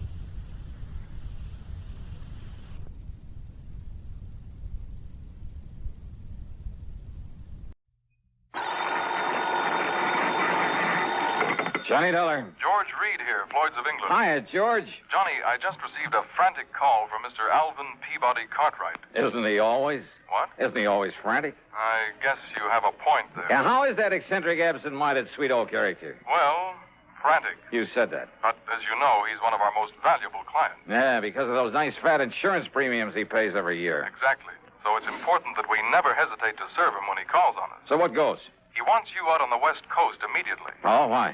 Well, he didn't say, as usual. You know how he is about these things. Oh, yeah, I know. The last time he called, it was about somebody who was trying to murder him. Exactly. But the time before that, it was just to give me a Christmas present. I know. Okay, George. His place in Beverly Hills? No, he's up in Santa Barbara at the home of a Mr. Rockland Rockwell. Rockwell. Also a client of ours, also extremely wealthy. Well, good. Maybe I can drag down a nice big fee on this one. Also, Johnny. Yeah? If this thing involves Mr. Rockwell rather than Cartwright, well, believe me, it may be plenty serious. Oh? Okay, George. I'll be in touch.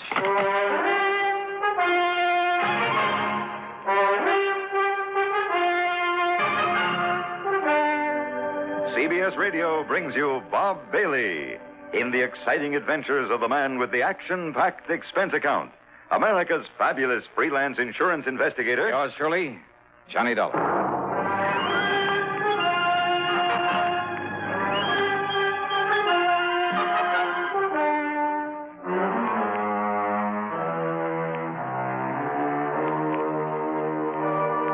Expense account submitted by Special Investigator Johnny Dollar.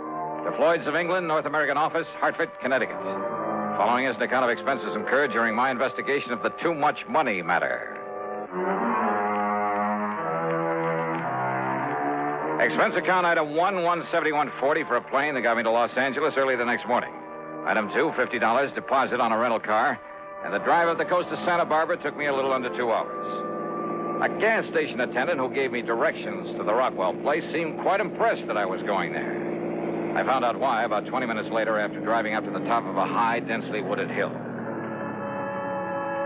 Yeah, there must have been 10 acres, all of it beautifully landscaped. Broad, sweeping lawns. And on the wide, winding road up to the main house, I must have passed at least a dozen gardeners and nurserymen, tending not only the vast lawns, but the well-ordered shrubbery and the magnificent trees, the myriad flower beds.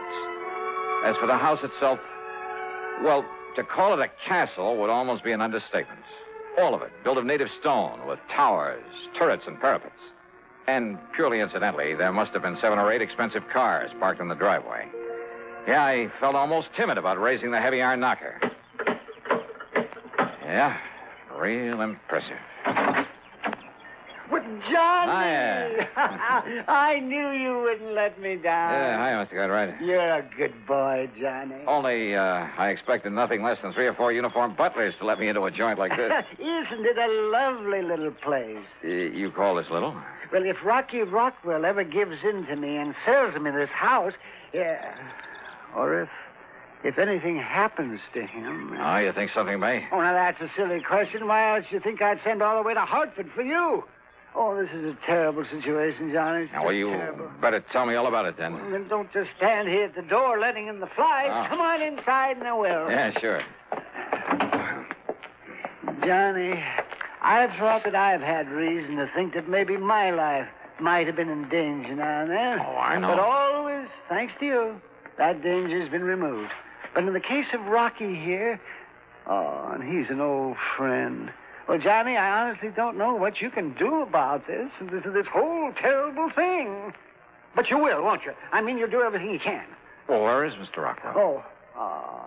Brave, brave man that he is. Rocky is going right ahead with his parties, his entertaining, just as though nothing was wrong. Entertaining of whom, Mr. Cartwright? Of anybody, everything. Huh?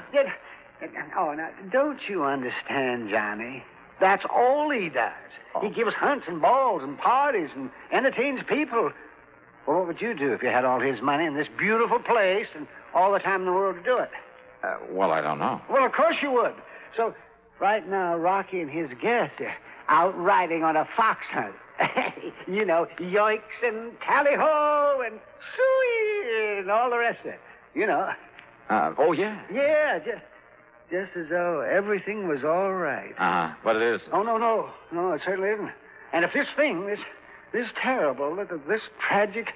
This what, Mr. Cartwright? What? Well, you still haven't told me just what you're so worried about. What's the matter with you, boy? I'm worried about my friend, Rocky Rockwell. But why? Huh? Oh. Well? Oh, yes. Well, of course. Well, because he's going to be murdered. You're sure of that? Yes, Johnny. Murdered.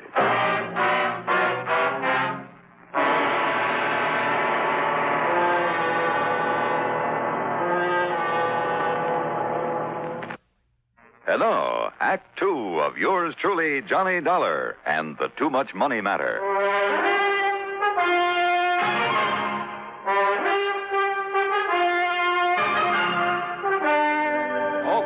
Okay, now, Mr. Cartwright, you'd better tell me exactly what reason you have for thinking Mr. Rockwell may be murdered. Maybe he will be, unless you can do something about it. Why?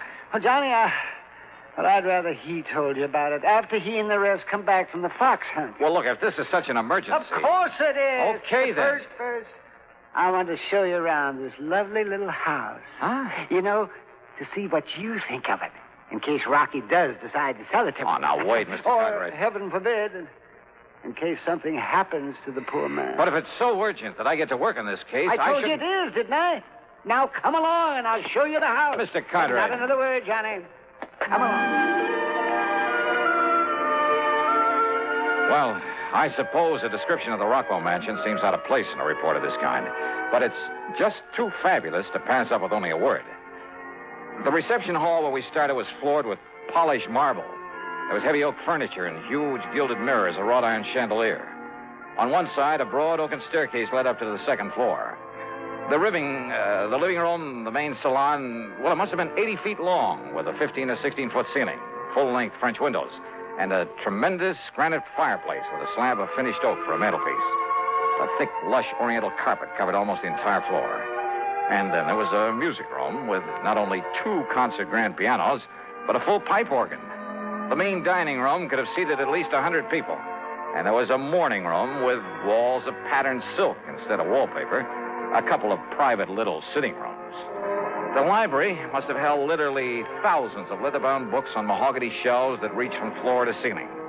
The den, in addition to a study, was paneled in richly green walnut. So was the billiard room in the huge basement. As for the bedrooms, I mean the 5- and 6-room suites on the second floor. Well, why go on? We ended up back in the den. Or maybe it was only one of the dens. Well, do you like it, Johnny? Wow. Well, now, what does that mean? After all, I may be able to buy it for only $2 or $3 million. Unless, as I said, Johnny. But why, Mr. Cartwright? Why do you think he's in danger? How should I know why? And why should I be bothered with trifles like that when they... Oh, look. Huh? Look. I see. Here they come. They're riding gaily over hill and dale. They're returning from the hunt. Oh, Mr. Rockwell's with him? Of course he is. So, Johnny, you stay right here. Well, now, look. And I'll go out and fetch him to come in and tell you everything. Well, Mr. Cartwright...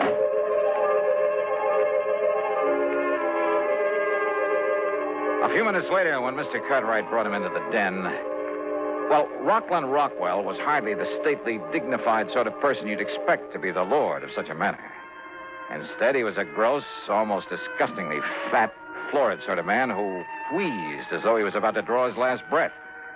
I wondered how he'd survived the rigors of a fox hunt, or more to the point, how he'd found a horse powerful enough to carry him over the jumps. He plumped into a chair and got right to the point. It's as simple as this, Dollar. Years ago, over in England, I pulled a real fast one on one of my competitors over there, a fellow named Ashley, Lord Jacob Hunter Ashley, Britisher. Oh, I see. Britisher. He did it so clever, yes, he never knew that I was behind it all. He thought that I was still his friend, especially when I gave him a couple of thousand of those British pounds to keep him and his wife and kid from starving. I put him out of business, ruined him. Dollar, it got me all of this. You like my place? It's impressive. Yeah, that's it. It's impressive. Impress anybody. Yes, sir. Yeah. But go on, please. Well, Dollar, I figured I'd been smart enough that nobody would ever know that it was me tricked Ashley, especially when Ashley finally died, not even knowing himself. But now somehow Ashley's son, Marvin, been one of those worthless actors, play actor all his life, and somehow Marvin Ashley has found out. Well, how do you know, Mr. Rockwell? How does he know? Why, Johnny. Well, Mr. Cartwright? How? Huh? Well, I don't know, Johnny. Mr. Rockwell? A few months ago, Marvin wrote me from England and said he was coming here and to take bloody revenge for the poverty I inflicted upon his father and family. His exact words, Dollar. Exact words, huh? Words. Well, then he must have been quite a ham. Yes, and then a few days ago, a telephone call, that silly British accent, just like his father. Young Ashley. Yes, Marvin Ashley, to say that he was here in the States. I see. And I told him that I'm a changed man, Dollar. Well, I hope so, Rocky. Yes. I told him that I'd make it up to him and give him anything he wants. Told him it's been on my conscience, and it has, Dollar. Yeah, I'm sure it has. But he told me that he's coming here, that he's going to kill me. Rocky, for what you did, I don't blame him. I know. Yes, well, if I'd have known such a thing about you... I know. But I'm sorry now. I'm sorry. Why? Because you're scared? I say I'm sorry. Isn't that enough? All right. Don't you see, Dollar? Unless you can somehow find him, he'll murder me. Murder me.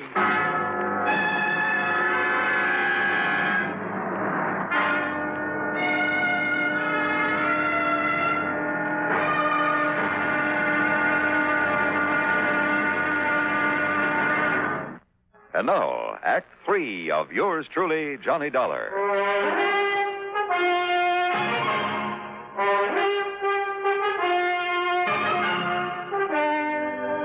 Rocky Rockwell, if I'd known this about you, and I thought you'd earned all your money honestly. Who are you to talk, Alvin?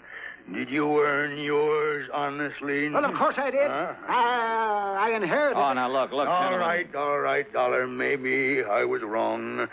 Maybe Ashley is right in wanting to kill me, but it's your duty to see that he doesn't, whether you like it or not. Okay, maybe so. At least until I can get the police here. The police? And expose me for what I am? I mean for what I once was? Maybe you were right the first time. Attaboy, Johnny. I'm with you. Why, Rocky... You shut up, Alvin. Now, listen, Dollar. Marvin Ashley could even be one of the people here in my home right now. You mean you don't even know all your house guests? How can I? There must be 20 of them. 20 or more. Sure, some of them are friends, but some are friends of friends, or friends of friends of friends, or I entertain people all the time. Everybody knows it, so anybody comes who wants to. All this so you can show off your wealth. All right. So what if it is, eh? How much do you know about young Ashley? His looks, his build? Nothing. How old is he? Well, he could be 35 or 40 by now. Well, if he hasn't shown his hand, made any attempt to get at you... If he hasn't yet, then he will. And if he's here now, you've got to find him. Well, Dollar? I'll give it some thought. I didn't like this because I didn't like the man Rockwell. But a job's a job, and after all, I was on assignment. There were nearly 30 people at dinner that evening, and Rockwell made a good host, even though he didn't know the names of half of them, and he gave no sign that he suspected any of them. Nor did I. Nor did I see anyone who looked or sounded English, much less like any actor I've ever known. After dinner, Rockwell took me aside. Well, Dollar, is he here? Have you spotted him? No. Well, but you've got to, boy. Because the more I think about it, the more sure I am that he must be here by now. Maybe not. So you've just got to stay with me all the time, every minute. Now, look, Mr. So Rockwell. come along. Gibson, Stratton, Edwards, and Peterson want to play some pool down in the billiard room. Gibson, Stratton? Yeah, you met them at dinner, so we'll play some pool and get better acquainted with them. Well, look, I'm afraid I'm a little rusty. Come along, Dollar, because don't forget, if Ashley is here under some other name, he's going to stay close to me, too. So I went along with him to the billiard room where the four he'd mentioned were waiting to play. After being reintroduced to them, I was satisfied none of them was an English actor by the name of Marvin Ashley. Needless to say, none of them called himself by that name. Yeah, good shot there, huh? Stratton, is it? Yeah. That's right. Thanks, Mr. Rockwell. Well, go ahead now and sink that 4-ball. Go ahead. Yeah. It looks like a bank shot's the only way. Well, here goes. It's too bad, Stratton. You might have made that with a massa shot. With a what, Mr. Gibson? Massa.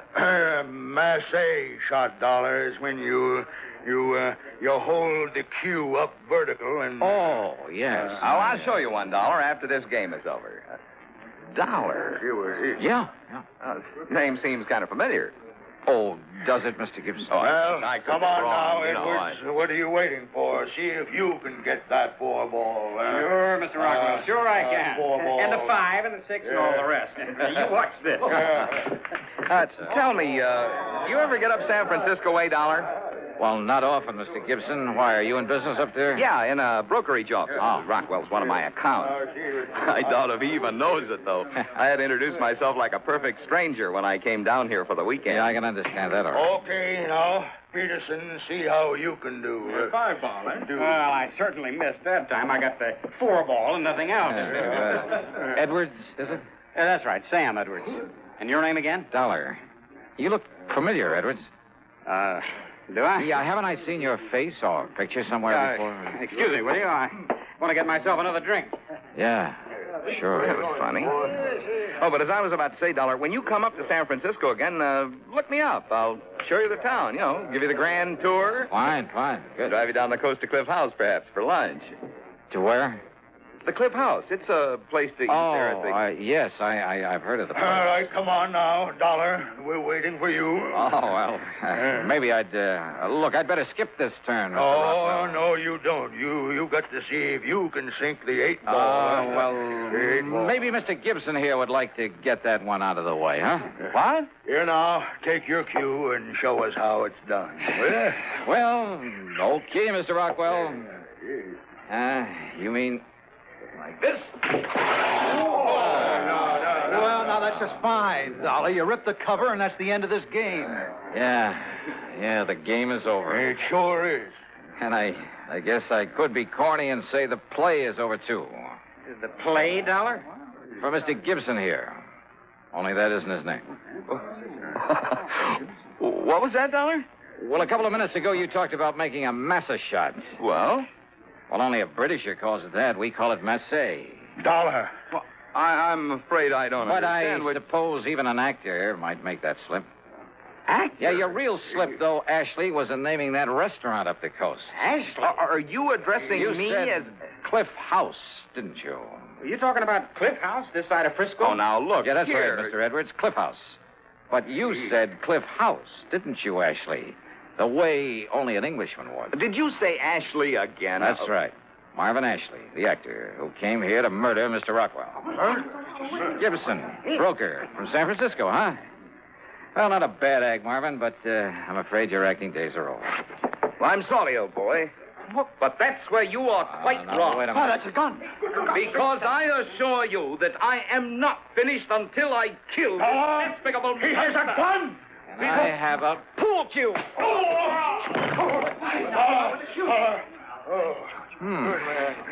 Not as rusty as I thought.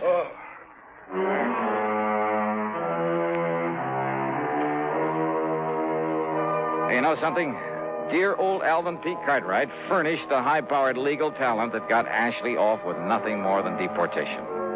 And needless to say, Cartwright is really through with Rockwell, as it would be.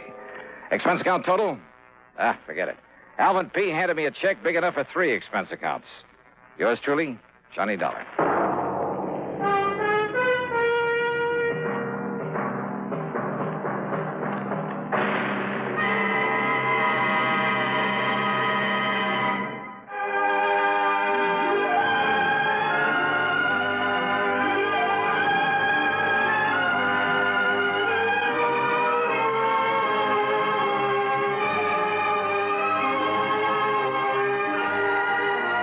Yours truly, Johnny Dollar, starring Bob Bailey, originates in Hollywood and is written, produced, and directed by Jack Johnstone. Heard in our cast were G. Stanley Jones, Howard McNear, Chet Stratton, Marvin Miller, and Sam Edwards. Be sure to join us next week, same time and station, for another exciting story of Yours truly, Johnny Dollar.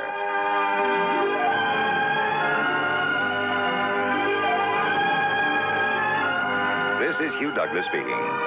Johnny Dollar has come to you through the worldwide facilities of the United States Armed Forces Radio and Television Service.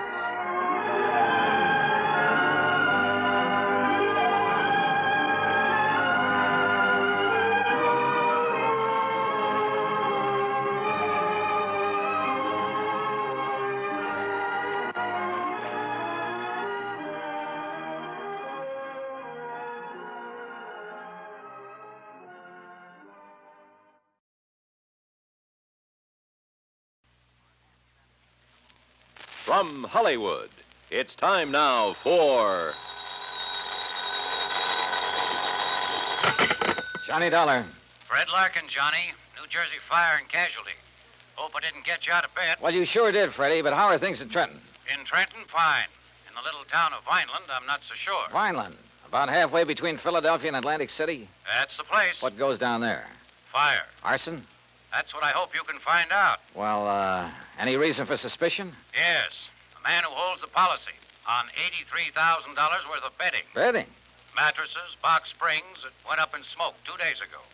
Okay, Fred, I'll grab the first train.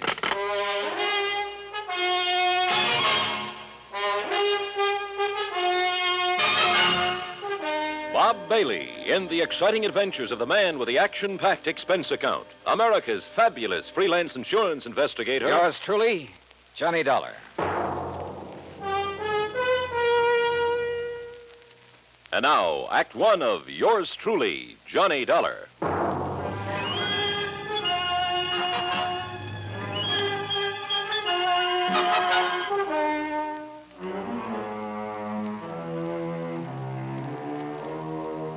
Expense account submitted by Special Investigator Johnny Dollar to the New Jersey Fire and Casualty Insurance Company, Home Office, Trenton, New Jersey. Following is an account of expenses incurred during my investigation of the Smoky Sleeper matter.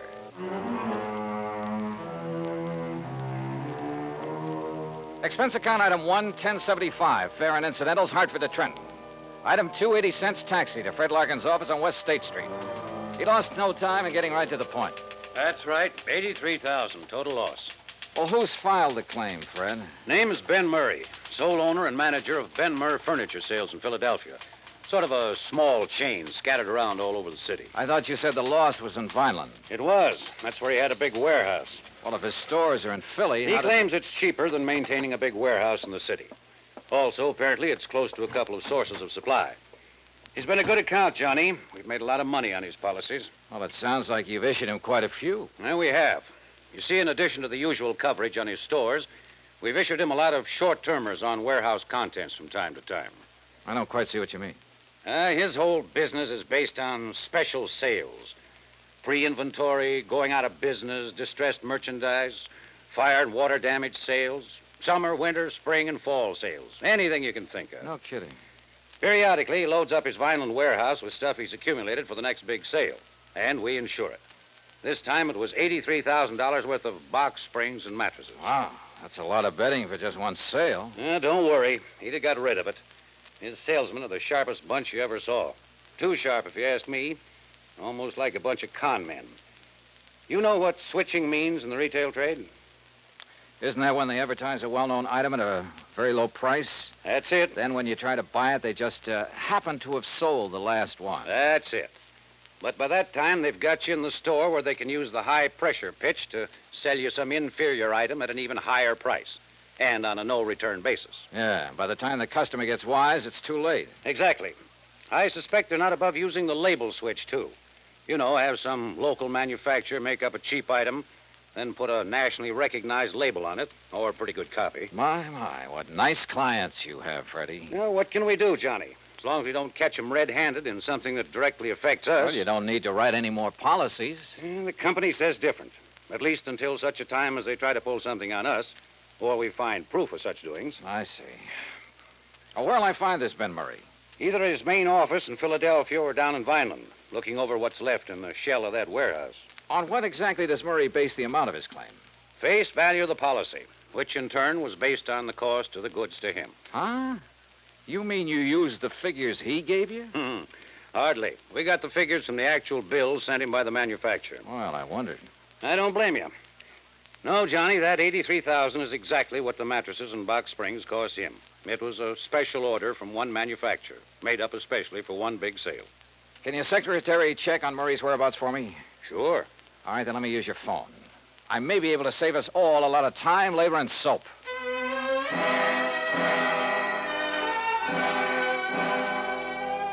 I called my old friend Adam Bowles, who lived within a few miles of Vineland, who, before he retired, was one of the top arson men in the country. Investigator, I mean. He wasn't home, but I left word for him to drive to Vineland and meet me in the lobby of the East Landis Hotel whenever I got there. Meanwhile, Fred's secretary had learned that Ben Murray was in his Philadelphia office. Expense account item 3560 for a train to Philadelphia and cab to the main office of Ben Murray Furniture Sales. The place was a madhouse. Okay, Dollar, go ahead in. It's that first office on the right. Thanks. And listen. Oh, wait a minute. Sales department, call me back. I'm busy. Listen, Dollar, if you can get a word in edgewise with Ben, ask him where's the contracts for that West Philadelphia deal, will you? Oh, sure. Sales department. Yeah? Well, turn a hose on some of that stuff and call it a flood sale. Something like that. Make the picture in that advertisement look good, see? Put a lot of stuff around. Pictures on the wall, rug on the floor, stuff like that. Yeah, make the suckers think they're getting a 25-piece dining room suite, not just a table, 4 chairs, and 20 crummy dishes. Dollar, sit down. Thanks. Yeah, make it look like they'll be getting everything they see in the ad. Yeah. Now, did you get them sofas in from Sterling? Okay. Put a price ticket of $95 on them. And then mark it down to $49.95, and we'll clean out the whole... Mr. Murray. Huh? He what? Sterling charges $25 for those lousy sofas. Listen, we're giving them $22.50 for them, except for the demonstrator we show on the floor, the good one. Who does he think he is telling me the price he's going to charge me? Oh, the lousy bunch of chiselers trying to hike the price on me. Boy, what a business. From the looks of that outer office, you've got plenty of it. Yeah, volume, Dollar. That's what does it. I work on a narrow margin, see? Oh. Yeah, sometimes I even lose money, just to keep the volume up. I got 9 stores, see? They're all over Philadelphia. Hey, Ben. Yeah, what's the matter now? Pine Street wants to know the sale prices on those 3 grades of Night Cloud mattresses. What'll I tell him? What are the cost prices? All the same, $13 a piece. Cost us $13, huh? Well, price them at $39.95, $49.95, and $69.95. Okay, Ben. Hey, Larry. Narrow profit margin, huh? And now look, Dollar, your card says you're an insurance investigator. That's right. Well, if it's about that fire I had down in Vineland a couple of days That's ago... exactly what it's about. Well, let me tell you something. Yeah, what is it? Oh, yeah? Well, listen.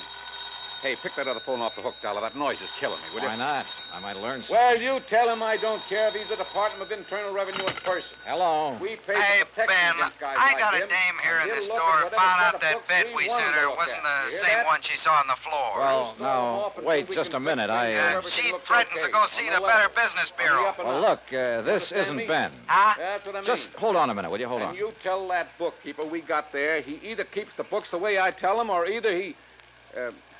well, look, I'll call you back, see? Did you hold that call for me, Dollar? Yeah, here. Yeah. Hello? Yeah? Yeah? Well, don't take any chances. Give her anything she wants. Give her the one she saw on the floor. Go out and buy her one, a good one. Just make her happy. Keep her from... well, you know what I mean. Yeah. Troubles. Well, now, look, Dollar. You think there was anything wrong with that fire, you prove it, I'll give you this whole business. What do you think I am, a crook? I haven't said that yet. Then what's the idea of investigating? Not you, but that fire. We always investigate when a claim this large is involved. Oh, yeah? Do it automatically. Look, I'm trying to run an honest business here, just barely scraping by. That phone call just now. A customer ain't 100% satisfied, we make her satisfied. Oh, sure. To keep her from blabbing about the way you rooked her. Oh, look, get out of here, would you? Can't you see I'm busy? I try to run a decent business here, and punks like you come in and... Yeah, hold on. Look, you got some legit reason to investigate, Dollar. You come around then. Maybe I will. Now go on, get out, will you? Gladly. Listen, Charlie, you tell him he tries to outsmart me, I'll sue him for every cent he's got. Expense account item 4, $50 deposit on a drive-your-own car. I crossed the Delaware River Bridge and finally picked up Route 47 for the 35-mile drive down to Vineland. Flat country, this, with plenty of beautiful trees and rich farmland, and occasional cranberry bog. The soft smell of ripening peaches greeted me from the vast orchards I passed. It was all very pleasant. Certainly a complete contrast to the noisy, unhealthy joint I just left. And I could see only too plainly why Fred Larkin suspected arson in the warehouse fire. Sure. If a character like Ben Murray didn't resort to arson, he'd feel he was missing a good bet. Proof of arson, however, is a different matter, and not always easy to come by. That's where I wanted the help of Ed Bowles. But Ed hadn't got to the hotel when I arrived in Vineland, so I drove over to the police headquarters at 610 Wood Street, a block north of Landis Avenue, the main drag. There I found Sergeant Louis Tomaso, who'd been working on the case. Be glad to take you over there, Dollar. Just the other side of Chestnut Avenue. That's over south of town. All right, Sergeant, I'd like to see that warehouse, or what's left of it. Oh, there's plenty left of the warehouse. All metal construction. Come on. That in itself might make it hard to spot arson. Dollar, we went over that. Lieutenant, Mr. Dollar and I are going out to the Benmer warehouse. We went over that place with a fine-tooth comb, both during and after the fire. Came up with nothing, huh? Nothing that would give any cause for suspicion. Sergeant, do you know a man by the name of Adam Bowles? I certainly do. He's been giving me a lot of help with this. You know, just to sort of keep his hand in. And he's found nothing? Not a thing. But of course, he's the kind that never gives up. Yeah. Well, let's get on over and take a look at that place.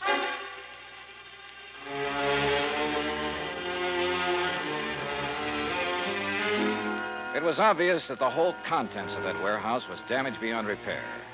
And apparently the big steel building had been packed to the roof.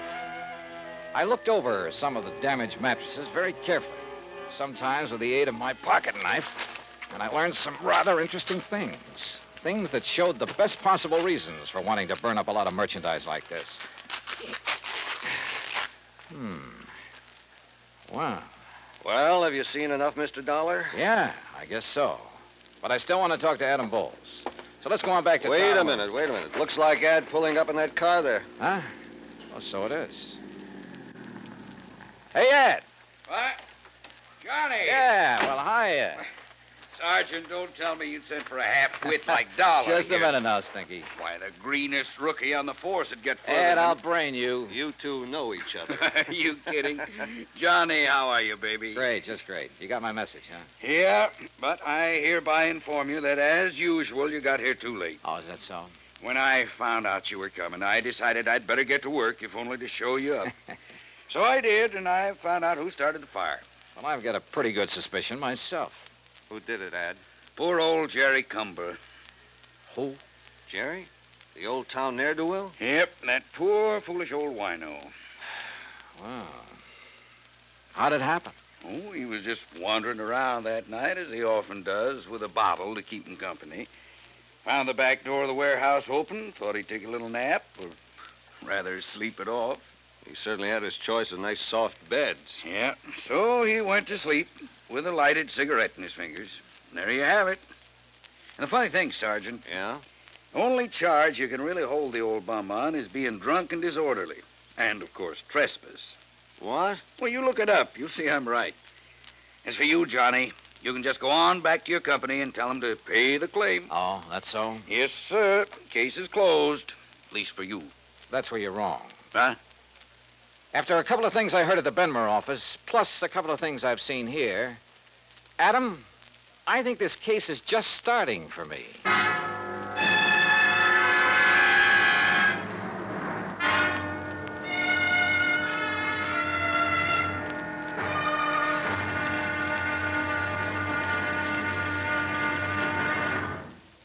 Act two of yours truly, Johnny Dollar, in a moment.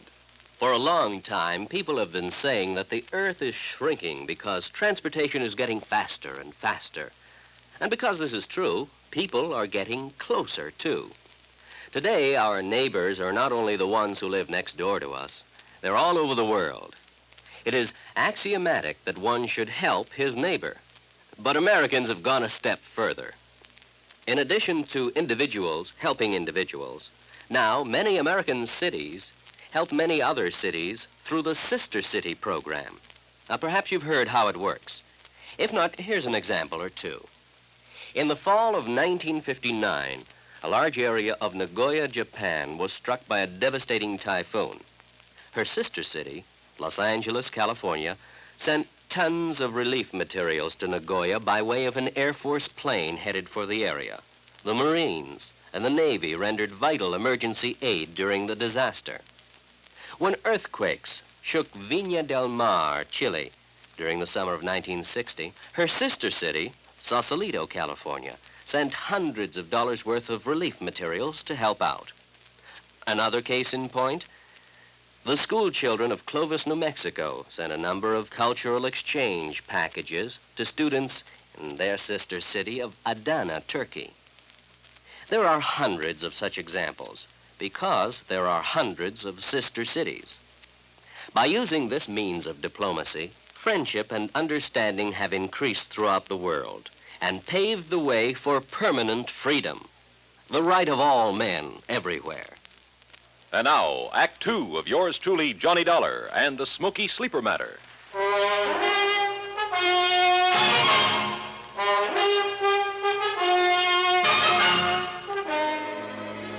From the looks of things, the case was practically over. The fire at the warehouse full of box springs and innerspring mattresses had been accidental. And it looked, I underline that word looked, as though Ben Murray's claim for reparation to the tune of $83,000 was entirely justified. Ad Bowles, the finest expert on arson I knew, had produced the man who started the fire as proof. So, on the surface, there was nothing for the company to do but pay Ben Murray's claim. But I smell a rat, a big one. Expense account item 5, 75 cents for a person-to-person call to Fred Larkin in Trenton. Well, Johnny, if you're satisfied with Bowles' conclusion that it wasn't arson, well, that's that. We'll have to pay off the claim. What if I could prove fraud? Fraud? What do you mean? Look, Fred, you told me you saw the bills, the manufacturer's bills, to Murray, giving valuation on the bedding that was stored in that warehouse. Yes, I have photostats of those bills right here in my desk. But what... Good for you. Dig them out, will you? Oh? Why? Go on. Dig them out, Fred, and read them to me. What if there was no arson? I fail to see what you're driving Look, will you do what I ask you? I'm trying to save your company some money. All right. Ah, here now. Now, what do you want to know? Well, the labels on the remains of the mattresses I looked at the scene of the fire, those labels indicated there was a model called the Night Cloud Sleep Rest. And that checks with these bills. Let's see. There were 3,500 mattresses called Night Cloud Sleep Rest. Well, forget the quantities. What was the manufacturer's price to Ben Murray on that Night Cloud Sleep Rest? Let's see. Johnny, they cost Ben Murray exactly $25.50 apiece. And there's an equal number of box springs to match. $25.50? That's right. But I overheard him say in Philadelphia that he only paid... What, Johnny? Nothing. What other models are on those bills? Night Cloud Super Sleep. And the price? Just a second. Hey, look, while you're figuring, you might be interested in knowing that the labels on that sleep rest indicated a retail price of $69 each. Some profit, huh? Here now. Johnny, the Night Cloud Supers cost Murray $26.20 apiece. Wow, all right, I got it. And he claimed to be working on a narrow profit margin. Now, the Night Cloud Perfection Sleep cost him $27.14 each. Good. Any more? Those were the only ones he bought and stored in the warehouse. All right. Now, give me the name and address of the manufacturer. Easy. Golden Bedding Corporation, Woodbine, New Jersey. Good. Now, one more thing. Can you think of the name of another big chain of furniture stores, like Ben Murray's, only in New York or Chicago or some other big city? Well, of course, there's Glauder Brothers in New York. Glauder Brothers. Only they're such a disreputable outfit that when they try to talk insurance with us... Freddie, that's all the better. Thanks a lot. Now, wait, Johnny. You still haven't told me... Oh, I will, Freddie. Don't you worry. I will. Why I didn't get pinched for speeding somewhere along Highway 49, I'll never know, because I certainly didn't hold back the horsepower. Just short of the town of Tuckahoe, I turned off on 557 and then a few miles later pulled into Woodbine. Although it's a small community surrounded by farms, it boasts a big hat factory, a couple of clothing factories, a vast, sprawling state institution, and on the far edge of town, the Golden Bedding Corporation's huge plant. I figured the best thing to do was put on a bull front and bull my way into the president's office. But any such tactics proved entirely unnecessary. Barney Glauder, huh? Yes, Mr. Golden. But just Barney's good enough. Well, I should say it is, because you must be Barney Jr. I've known your papa for years. Sit down, my boy. Would you like a cigar? Why, no, thanks. You don't look like your old man, though. You know that? Not a bit. Of course, I haven't seen him since 42. Barney Glauder. Yeah. Well, what are you doing in this part of the country, huh, Barney? Business, pleasure trip. Business, huh? What's the matter? We haven't had any orders from you people lately, huh? Well, up to now, I haven't really had anything to do with the business. Living off the old man's millions, huh? Smart boy. Did you go to college? Yeah, full 4 years. Yeah, that's the way. Smart boy. Now you are in the business. Buying, maybe? Well, if you mean from you, that depends. Well, if you're as sharp as your papa. How old is he now, huh? Pop? Yeah. Oh, let me see. Yeah, how's your mama? Mama? Look, Mr. Golden, if you don't mind, we'll talk business first. Chip off the old block. Sure, business always first. After, maybe you come out to the house and have dinner, huh? Talk over old times, your family. Sure, maybe. All right, you go right ahead. Tell me what you want to order. 1,000 mattresses and box springs, huh? 10,000? Anything you want, my boy, and at a good price. Well, like I said, that depends. Uh-huh. What kind of a deal? Is that what you mean? Yeah. All right, I'll tell you. Your papa's a very smart man, you know that? He's a good businessman. I know what he's thinking, so I know what you're thinking. All right. If you want to give me a nice big order for a lot of merchandise, I'll name you a price that you... Listen, Barney, I've got such a good customer in Philadelphia these days. Not mentioning any names, but you'll pardon me, I don't even miss your papa's business. Understand me? But to get your business back again, I'll make you the same type deal I give this man. For a firm order, that is, you understand? No cancellations. You'll pre-ticket the merchandise. That is, put the list price on the labels for me, for us. Any price you say, regardless of the cost to you. Now, look over here, my boy. The pictures of our merchandise here on the wall. Uh-huh. Night Cloud Perfection Suite. Well, we'll put on any name you like. One that should sound like some national brand, we'll think up a name for you. Not a bad deal, so far. And we make up as many models as you want. You know, we change just the ticking. They look different. All 196 springs. I personally guarantee it. Only 196? That's all you need, sure. Nobody can tell the difference. Except, of course, the demonstrators you keep on the floor to show the customer. The demonstrators got 392 springs. Those you can jump on and bend them anything you like. Yeah, and the customer thinks that's the kind he's getting. What else? I tell you, Barney boy, just as smart as your old man. Yeah. Now, what about the price? Price. Now, Barney, this you can't resist.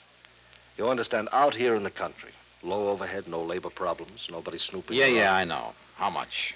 Well, for you, my boy, how many? Well, say 10,000 units. 10,000 units. All right, I'll give you a special price. How much? Well, now, this depends on the ticking material. You look here. See? First-class material looks like twice the money. Go on. Plain blue and white ticking, that cost you, and remember, Barney, this is very special because of your papa and getting back his business, so at 10,000 units, then this ticking, $14.93, and you never saw such a buy. That okay? Strikes me as a little high. A little high? I'm not making a thing on it. Look at here. This, the fancy ticking, this is real class. $15.06 a unit. Now, you can't beat that. Now, wait a minute. Of course, Barney, my boy, if you want to order a few more. No. I think maybe I can do better up in New England. In New England? Who? Tell me who. Well. All right. Now, look. I told you I've got a big customer in Philadelphia. Well, all right, never mind.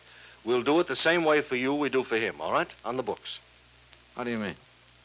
Well, I mean $14.93, huh? Only what would you think if the bill I send you says $29.96, Double? Mm-hmm. You'd make it look like I paid twice as much? So? Yeah. For tax purposes, I'd only be showing about half the profit I was actually making. Smart boy, Barney. Or suppose I insured the stuff for the amount your bills showed, and something happened to it. Well, that's right, sure. However you want. Excuse me. Hello. Oh, hello, Ben. I was just thinking of you. I hear you had a lucky fire up there. What? Oh, no, not now. Listen, Ben, I've got a customer. I've got an important customer here, the son of a very dear old... What? Yes, he is. Yes. A blue shirt and a bow tie. Oh, no. Ben, I'll call you back. Mr. Dollar? That's right. Johnny Dollar. In person, Mr. From the Golden. insurance... Oh, no. Too bad Ben Murray's call interrupted our conversation. Oh, what have I That was a very interesting lot of facts you gave me, and I strongly suspect it'll not only put Murray out of business, but you too.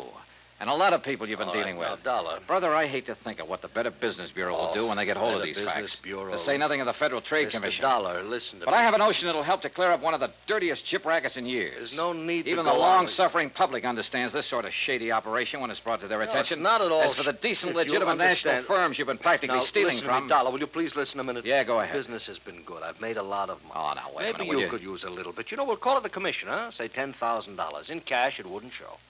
Golden, I wouldn't even spit on that kind of money. Oh, I could maybe persuade you. You couldn't persuade me to have any part of it. Brother, you've had it coming for a long, long time. And believe me, I'm going to see that you get it. Understand? Yes, Dollar, you make it. I understand. I understand you, too. You dirty crook. You faker. You liar. You cheating, dirty, conniving, chiseling liar. You ruined me, you hear? You ruined me. Yes, Fred? I'm afraid that your nice client, Ben Murray, based his insurance claim on a lot of values that didn't exist. On the hiked-up prices. Hiked up to cheat you and the income tax boys. And if that is an outright fraud, I'll eat my shirt. So you can just forget about paying that claim or any part of it. And I hope that you and the company will take whatever legal steps are necessary to put these guys out of business. Expense account total, including incidentals and the trip back to Hartford, $130.49. And cheap at half the price. Yours truly, Johnny Dollar.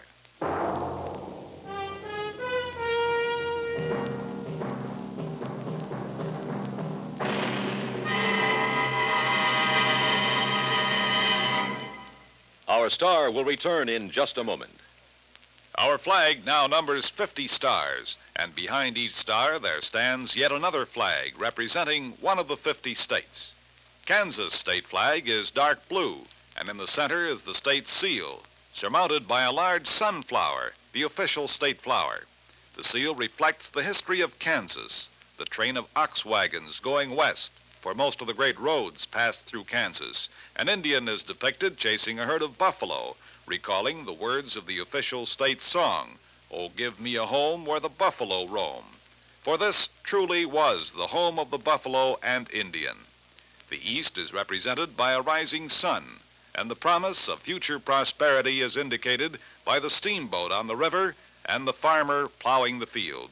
Above a mountain range are 34 stars, for Kansas was the 34th state admitted to the Union. Over all is the state motto, Ad astra per aspera, to the stars through difficulties. Kansas state flag, the flag of the 34th state to enter the Union, was adopted on March 23rd, 1927. Now, here's our star to tell you about next week's story. Next week, the case of a girl who was willing to kill for money she didn't need. Join us, won't you? Yours truly, Johnny Dollar.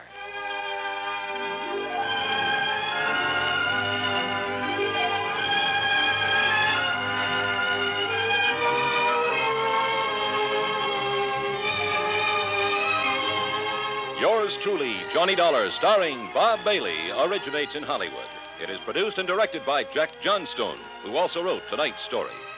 Heard in our cast were Russell Thorson, Jack Edwards, Will Wright, Paul DeBob, Lawrence Dopkins, and Vic Perrin. Be sure to join us next week, same time and station, for another exciting story of yours truly, Johnny Dollar.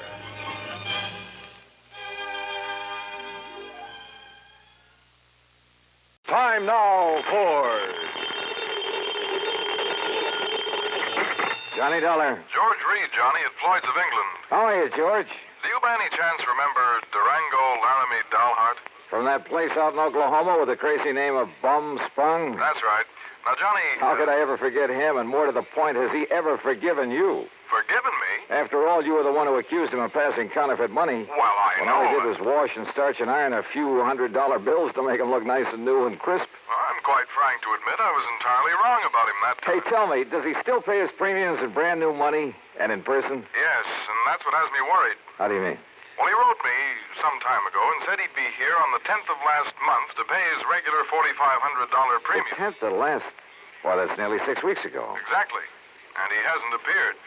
Well, did you write or wire him to see what's holding him up? I got no answer. Johnny, I think something's happened to him. After all, with the way he flashes money around, it's a wonder somebody hasn't knocked him off long before this. George, if anything's happened to old Durango Laramie Dalhart. Yeah, I thought you'd feel that way about it. Yeah. I'll let you know what I find out when I get to, if you'll pardon the expression, Bum Spung.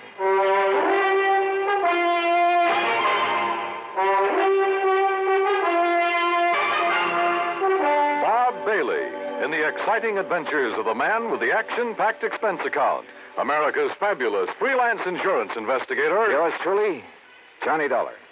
And now, Act One of yours truly, Johnny Dollar.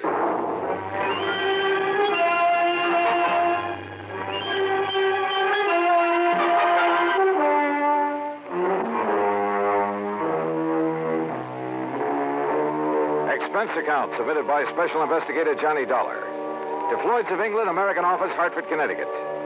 Following is the account of expenses incurred during my investigation of the Durango Laramie matter. George Reed has quite a penchant for handing me really offbeat cases. But for once, this looked like serious business. Expense account item 1, 9420, transportation. I arrived in Enid, Oklahoma shortly after 4 a.m. Item 2, $1.85 for breakfast. Item 3, $50 deposit on a rental car. I headed due north on Highway 81 across some of the flattest plains country I've ever seen that I hadn't expected to see again so soon. About 67 miles further on, after crossing what remains of the Salt Fork of the Arkansas, I spotted the familiar weather-beaten sign indicating that Bum Spung was somewhere up a rough dirt road to the left. Bum Spung, named by the Indians. It means bad water. And finally, there it was, the same old broken wooden fence surrounding a couple of acres of poor sandy ground.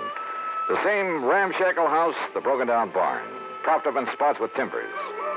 And in the yard were the same two sad-looking cows I'd seen on my previous visit.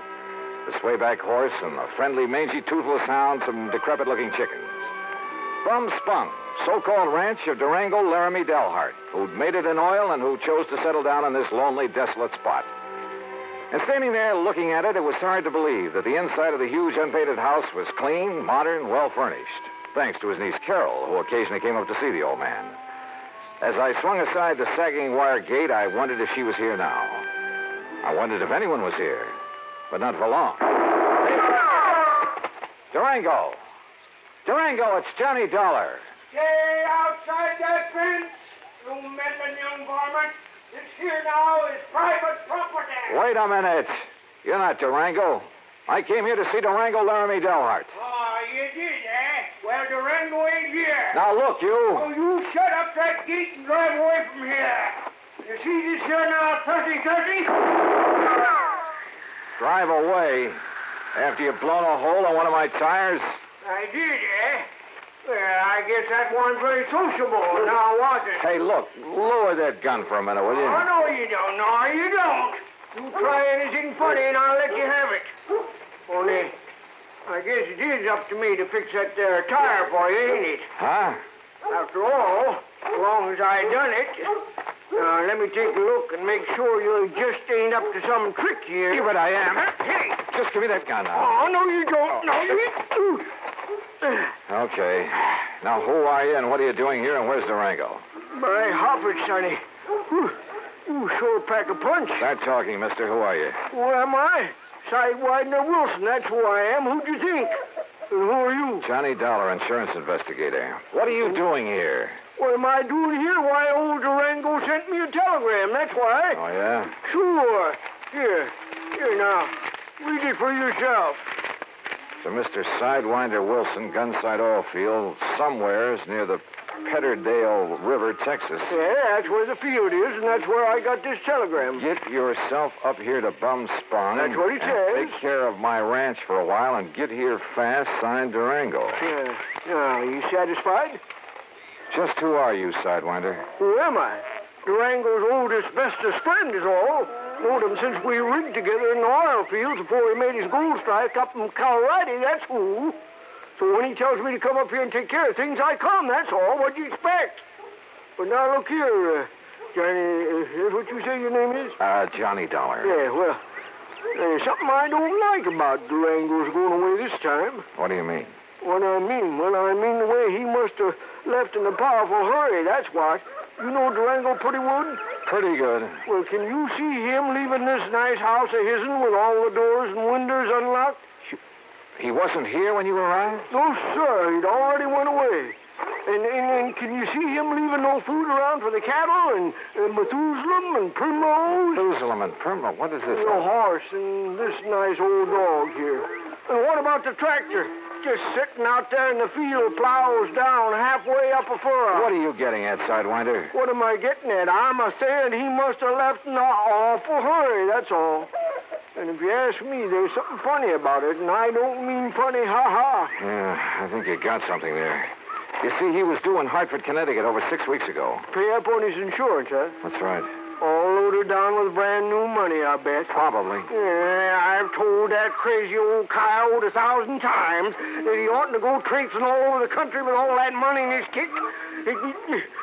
Johnny, if he ain't showed up the way he was supposed, it just means one solitary single thing. Like what, Sidewinder? Like what? Well, like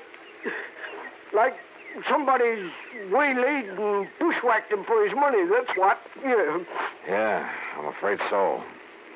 But, Sidewinder, I sure hope you're wrong. Johnny, I sure hope I'm wrong. Act 2 of yours truly, Johnny Dollar, in a moment. And now for another episode in the life of Sergeant Donald Bellwether, my husband.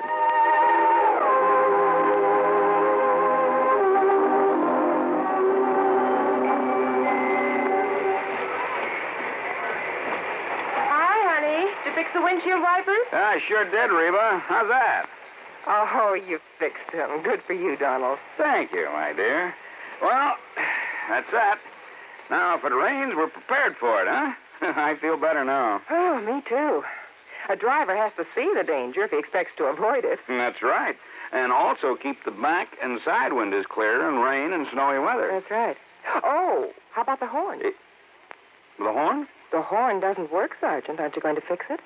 No, I don't think so. Frankly, Reba, I hate horns. Whenever there's a traffic jam, the first thing some guys do is blow their horn. Which does absolutely no good. Of course not. All it does is jar everyone's nerves. No, I don't think I'll fix the horn. Oh, but now wait a minute, Don. Hmm? Look, supposing we're driving along and suddenly we see a youngster on his bicycle headed right out into the street.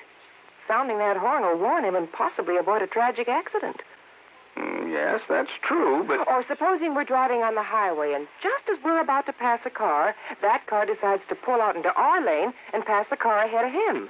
He obviously doesn't see us, and he won't hear us shout. But one little beep on that horn, and he'll automatically scoot back and avoid a collision. Reba, you've convinced me.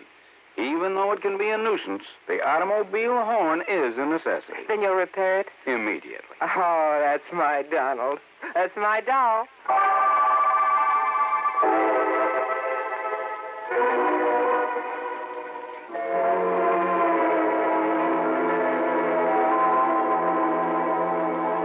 And now, Act Two of yours truly, Johnny Dollar, and the Durango Laramie Matter.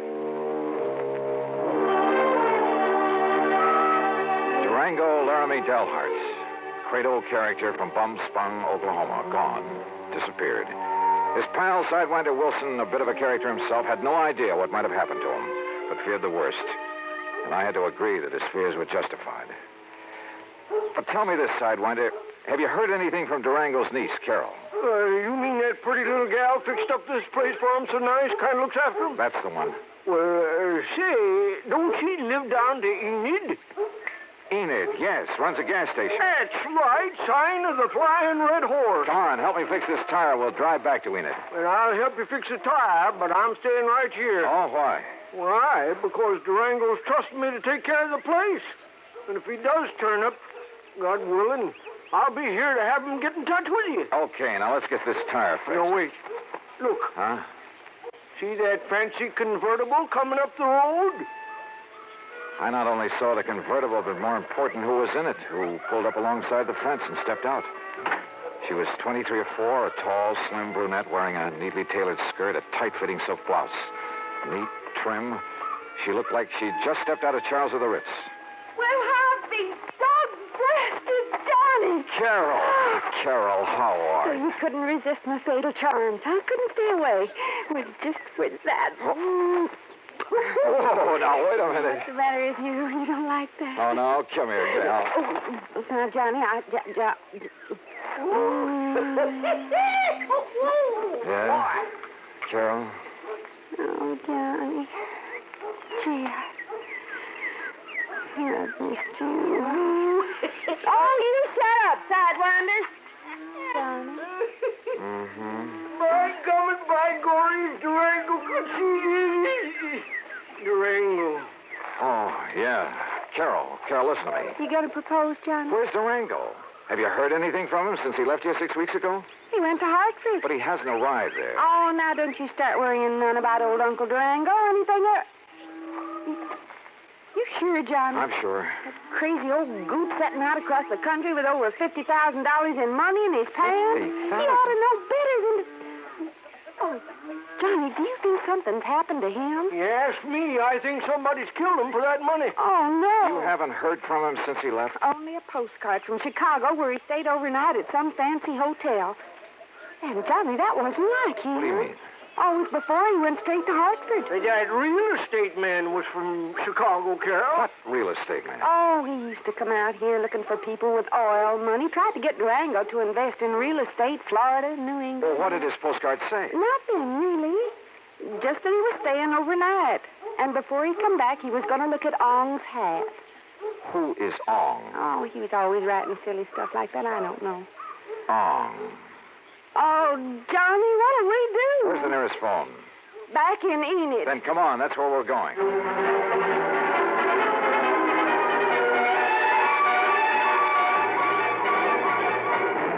In Enid, I put in a long-distance call to Phil Avery, an old friend at International Press Service, in the hope that if Durango's body had been picked up anywhere in the country, the news files would have some note of it. Durango Laramie Dalhart? That's a man's name? Yeah, Phil. Does it mean anything to you? I'll say this, Johnny. If a name like that had ever come in over the wires, I'd certainly remembered it. But it hasn't. Not to my knowledge. Incidentally, what's this all about? Oh, he left here loaded with cash. Now he's disappeared. No clues? Only that he's planned to see some guy named Ong. Ong? For some crazy reason, he's interested in Ong's hat. Well, that's about as silly as... Ong's hat, did you say? Oh, no. You mean that rings a bell? Are you kidding? Of course it does. Oh, no. Phil. Ong's Phil. hat. Phil, listen, will you? This may be a matter of life or death. Phil.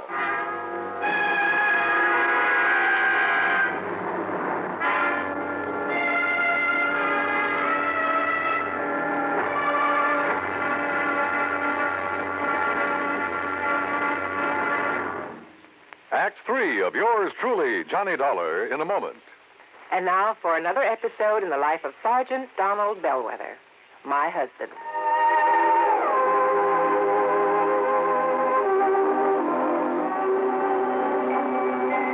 Reba! Reba! What is it, Donald? Confounded Reba, I can't find the fountain pen. I've looked all through this desk. Here it is, dear. Here it is. You must have used it as a marker when you were reading this book.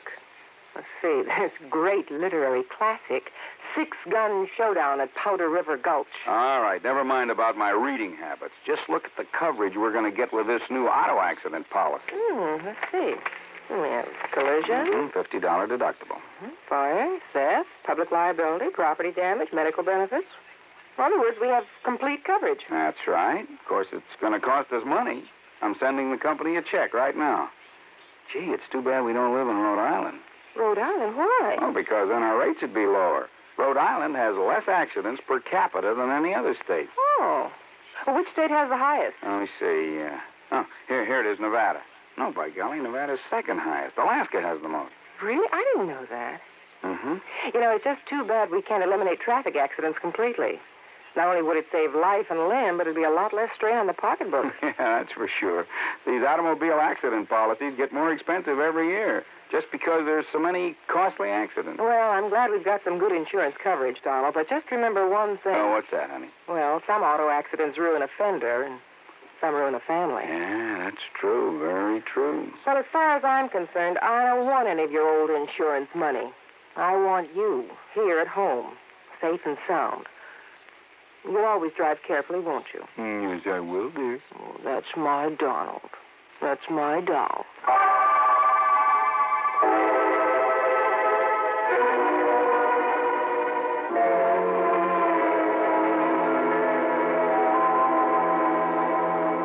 And now, Act 3 of yours truly, Johnny Dollar, and the Durango Laramie matter.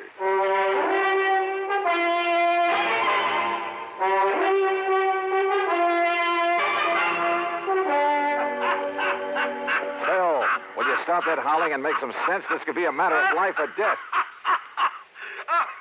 Ong, did you say? That's right. You know who he is. Ong's hat. Oh, no. Do you know him? No, I don't know the Ong, but I know what it is. Huh? Ong's hat, New Jersey. What?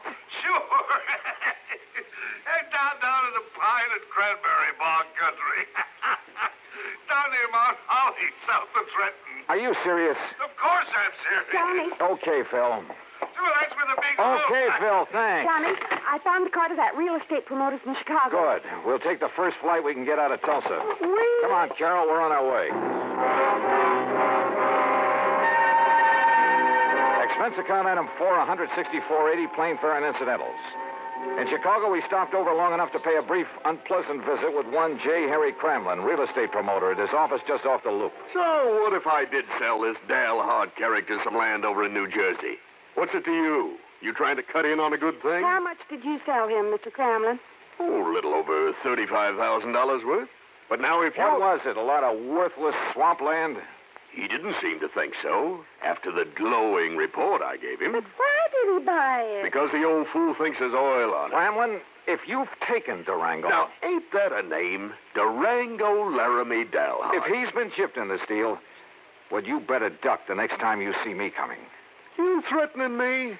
About a cash, perfectly legal deal? Oh, I'm sure it was legal. But oil in South Jersey. Cramlin, my warning still goes. The next leg of our flight took us to Philadelphia. There I rented another car. That's $50 deposit, item 5. We drove across the Delaware River and picked up Route 537 around Holly. There we stopped for a sandwich and a Coke. That's item 6.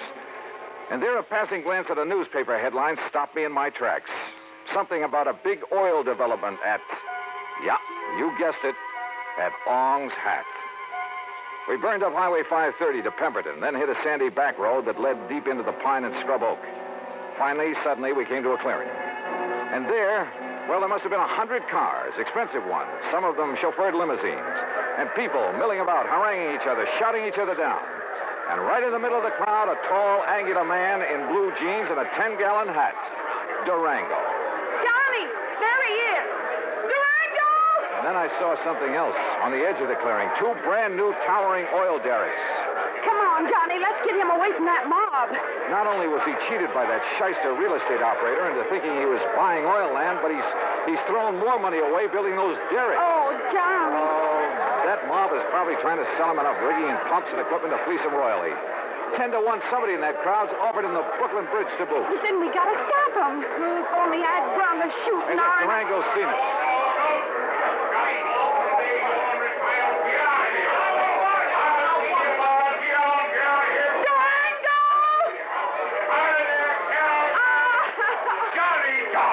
Durango. Well, what's the dog-blasted tarnation ever rung you out for this godforsaken country, huh? Oh, Durango, you old skunk, you're all okay. Why, sure I am. Come on in this shack here so we can get away from this blasted crowd. Come on. You look here, Johnny.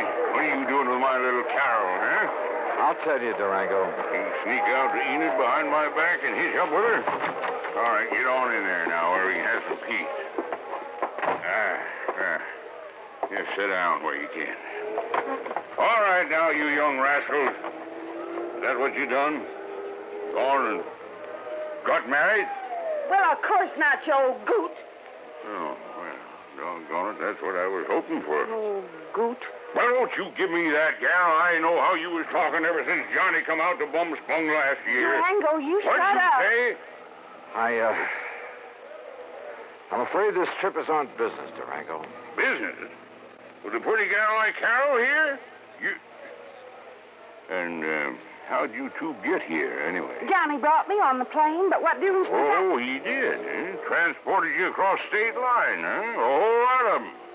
And if there ain't no law about that, why, Jake, you two are going to have to get married. Durango. And I'm just the one to see that you do. Durango! I don't carry this old 6-gun for nothing. Durango, will you shut up and let Johnny tell you why he's been looking all over for you? What do you mean, looking, Jake? Huh? Durango, you've been had. Me? By the crook who told you this was oil land. Ah, Johnny, I knowed it weren't the minute I seen it. But you put up derricks, and they must have cost Why, you about... sure, they cost me plenty. It just, a funny thing happened. Oh, now, wait a minute. Yes, sir, the minute the folks got wind of me, a millionaire oil man from Texas and Oklahoma putting up the derrick, Johnny, on my word of honor, I've told every one of them people, I've told them that there ain't no oil here. You mean you Yes, already... sir, I've told them till I was blue in the face. Durango. But would that stop them?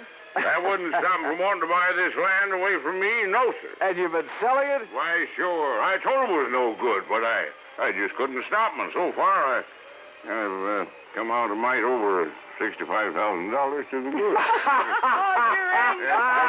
Wait a minute, I say. Yeah? Johnny Dollar, are you here to buy a piece of my land or to marry my little Carol here? Oh, now, Durango. Believe you me, it better be both. Now, how about it?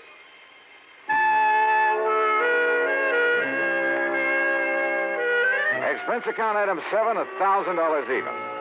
The company now owns a small hunk of land in Ong's Hat, New Jersey. As for Carol, that ever-loving doll, well, someday, maybe someday. Expense account total, including incidentals and transportation back to Hartford, $1,416 even. Yours truly, Johnny Dollar.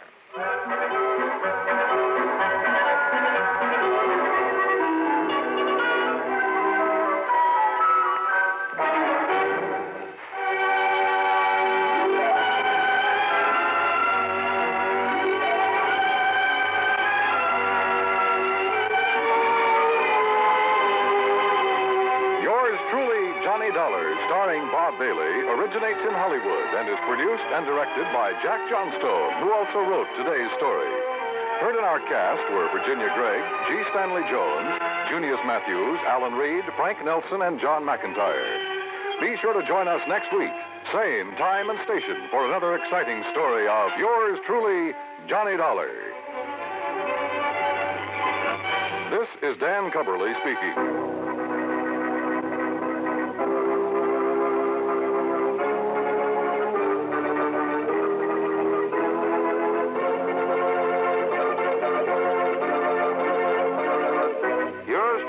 Johnny Dollar has been a presentation of the United States Armed Forces Radio and Television Service.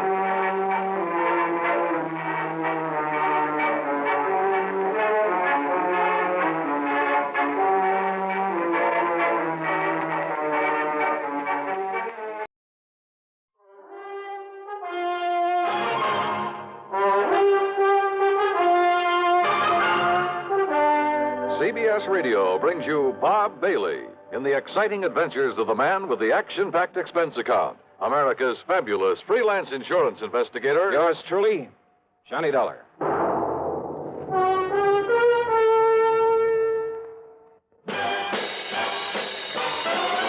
Are you smoking more now, but enjoying it less? Have a real cigarette, have a Camel. The best tobacco makes the very best smoke. Have a real cigarette, have a Camel. Are you looking for flavor and mildness? Have a real cigarette, have a Camel. The best tobacco makes the very best smoke. Have a real cigarette, a real cigarette, a real cigarette, have a Camel. Again, for the 11th straight year, Camel outsold every other cigarette, filter, king size, and regular. The best tobacco makes the best smoke. So if you're smoking more now but enjoying it less, change to Camels. Get more real satisfaction every time. Start to really enjoy smoking again. Have a real cigarette, a real cigarette, a real cigarette, have a Camel. And now, Act One of yours truly, Johnny Dollar.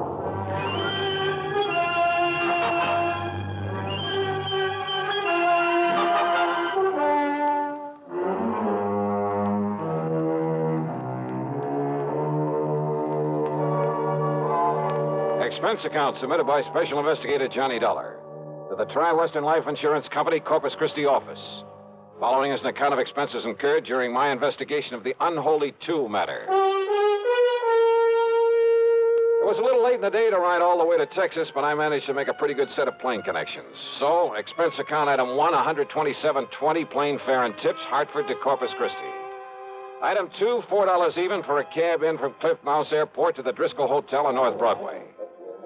As I was about to sign my name on a registration card for the benefit of the room clerk, well, I guess this is a pretty small world at that. And I'm sure you're going to find this room very comfortable, Mr. Dollar. Sure. Okay, then, Obi. I'll see you first thing in the morning. We are. Thank you, sir. Right now, I'll carry on over and tell Wayne Stocks this. Boy, Yeah. take Mr. Dollar's bags up to room. Dollar? Excuse me. Did I hear the name Dollar? What's that? Johnny Dollar, the insurance investigator? That's right. Who are you? Well, the name is Doug Johnstone. Johnstone? Yes. Funny. Man by the name of Johnstone dramatizes all these cases I handle so we can put them on the air. Jack Johnstone. That's right. Well, I'm his younger brother, Douglas. No kidding. No kidding. Well, glad to know you, How are Doug. you, Johnny? Listen, I'm in a big hurry. I've got somebody waiting for me, but I hope we can get together while you're here in town and, well, tear that brother of mine to pieces or something. Sure, why not? If you're down here working on a case, if I can be any help to you, you know. Hey, wait a minute. Are you here to look into the Peterson matter by any chance? Well, frankly, I haven't the least idea. I wonder. Well, can you tell me this? Did Jack Price over at Tri-Western Life send for you? Yeah? Clerk, may I have a piece of paper, please? Oh, yes, sir. Here you are. Sorry, I've got to rush out of here, Johnny, this way, but... Well, who is Peterson, Doc? Here's my address and phone number. That's both the home and the office. All right. Now, maybe I can be of help to you, so don't lose that. Huh? Yeah, okay, thanks. But now, because Doug, if it is on account of old man Peterson, Johnny, well, I got some ideas about it, and, well, they could be helpful to you. If, as I say, that's why you're here. Well, what kind of ideas? Well, you know he was supposed to have died because his heart gave out on him. No, I didn't know. Yeah. But if you ask me, well, if it turns out this is the case you're working on, well, you give me a call now, will you? Yeah, sure. But look, why not tell me what you know about it? Well, Johnny, after all, you may be here for something entirely different. Maybe not. Well, why don't you see first what Jack Price has to say, huh? Well, now, look, Doc, you said... Johnny, this theory of mine could be all wrong. About the death of some man named Peterson? Yeah, John Ridgway Peterson. Well, come on, tell me anyhow. What is your theory? Well, it may not mean anything to you. You may have no interest whatsoever in Peterson. Oh, come on, stop beating around the bush, Doug. What do you think about his death? Well, okay. Murder. What? Yeah, Johnny. Murder.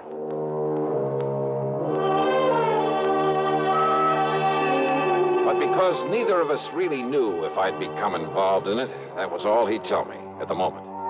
And as he said, he had to run off to meet somebody. It was late, and I was tired after the plane trip, so I grabbed a bite to eat. That's item 3, 2 1/4, then hit the sack. The first thing in the morning, I was in Jack Price's office at Tri-Western. Well, no, I didn't mean to sound on a rush for you to get down here, Johnny. On the other hand, the hotter the trail, the easier it is to follow. Whose trail, Jackson? Sterling Peterson, beneficiary of his uncle, John R. Peterson's life insurance policy. 100,000 clams. Yes. And what's happened to him? The nephew Sterling, I mean. He simply disappeared. When? About the same time his uncle died, apparently. When was that? 5 days ago. Huh. Funny that he should leave town when he was about to be presented with that wad of insurance money. He didn't know that he was his uncle's beneficiary. Oh? No. Old John Peterson never told him. Actually, the old man didn't particularly want to leave it to this nephew, but, well... Why not? Oh, they never really got along, as I understand it. The old man had been a hard worker all his life, and Sterling is anything but. Nonetheless, he named him his beneficiary, so that's that. And as heir to whatever else there is to the estate, huh? No, that goes to Sterling's half-brother, Paul. Much of an estate? Certainly not as much as the insurance. The old man didn't have much use for either of them, Johnny. But since they were his only surviving relatives, since they'd probably get everything he left anyway... Yeah, I see what you mean. Does Paul live here in town? Yes. What does he do for a living? Apparently has some money in the stock market. And Sterling? Johnny, I don't know what he lived on. No visible means of support kind of thing. You know what I mean? Uh-huh. I tried to call him, tell him of his uncle's death. His landlady said he wasn't there, hadn't been there for a couple of days, that he'd simply packed up his things and left. I'll give you the address. Yeah, do that. Then I called his brother, but Paul didn't know where he was either. Just disappeared. That's right. I wonder why. Who knows? Have you called the police? Why? Just because a man suddenly leaves town? That's hardly reason to call in the police, Johnny. Maybe not. What? Sterling didn't know he was beneficiary of this policy. No. But maybe he did think he'd get some of the estate if he were lucky and the old man turned up dead. And maybe Sterling needed money. I understand he always did. So if he could help the old man on his way... No, Johnny. The doctor said it was a heart attack. Yeah? Well, there are a lot of ways to make it look like a heart attack. Has there been an autopsy? Why, no. Then have one made. The insurance company's entitled to one. But you're saying Sterling murdered him? Maybe. Johnny. Just go ahead and order that autopsy.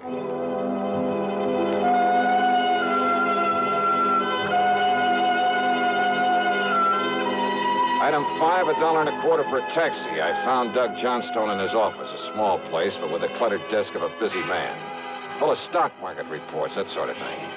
Doug brushed him aside and got right to the point. Yeah, I've got to know a lot about Sterling Peterson lately. Now, You see, I have interest in a handful of oil wells, a gas compressor station, and things like that. Ah, lucky man.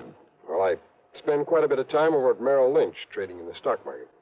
You met Sterling in a brokerage office? Well, that's where I met his brother Paul. That's where I learned about Sterling. It seems he was always trying to get money out of Paul. I take it Paul is pretty well heeled, huh? Hardly. He's a sharp one. He has a pretty wild idea of how to make money in the market. What do you mean by that? Well, you know, it's always flattering for someone to ask your advice. Naturally. Well, I'd recommend he buy something like IBM. Good, solid stuff for a stable company like U.S. Steel, AT&T. Nothing wrong with that, brother. No, but instead he'd throw his money into some crazy penny stock like, well, Golden Dream Uranium Company. It was being pushed by some crooked promoter, some boiler room operator. Yeah, I see what you mean. I'd suggest Union Carbide. He'd end up with some speculation nobody ever heard of, and so on. Yet somehow he managed to stay solvent. The point is, Sterling was always going to Paul for money. Money for what? Oh, to pay off his gambling debts. Much as I hate to admit it, civic pride and all that sort of thing, there are plenty of places in and around this town to gamble. Yeah, so I've heard. So when a stupid guy like Sterling Peterson simply won't learn the house never loses, well, you see what I mean. Yeah. And Sterling never really worked for a living. No. And he was always in debt, up to his ears. Isn't it possible he simply left town because his debts had caught up with him? Some of his creditors were getting tough with him? Well, Sterling needed money badly, and... Well, Johnny, I think he finally reached the point where he was willing to kill to get it. His own uncle? If what Paul has told me about him is true, yes. Now, you remember, he thought that he would inherit part of the estate. Which, of course, was wrong. But he didn't know that. Not then. Then his running away... Well, the way I look at it, Johnny, if he did kill his uncle... And you think he did? Yes, I do. Wow. Well, when he found out he wouldn't get his uncle's money, his property, after all, that he'd killed him for, nothing, he didn't know about the insurance, you know. Yeah, I know. Well, what was left for him around here? I'll buy. Nothing but a lot of creditors pounding on his door. And once people begin to think about that, they might get suspicious, start asking him questions about his uncle's death. Questions that he didn't have good answers for. But to run out is the surest way in the world to arouse suspicion. I know. It's stupid. Well, what do you think? Well, I'm not sure. But thanks. I'll see you later.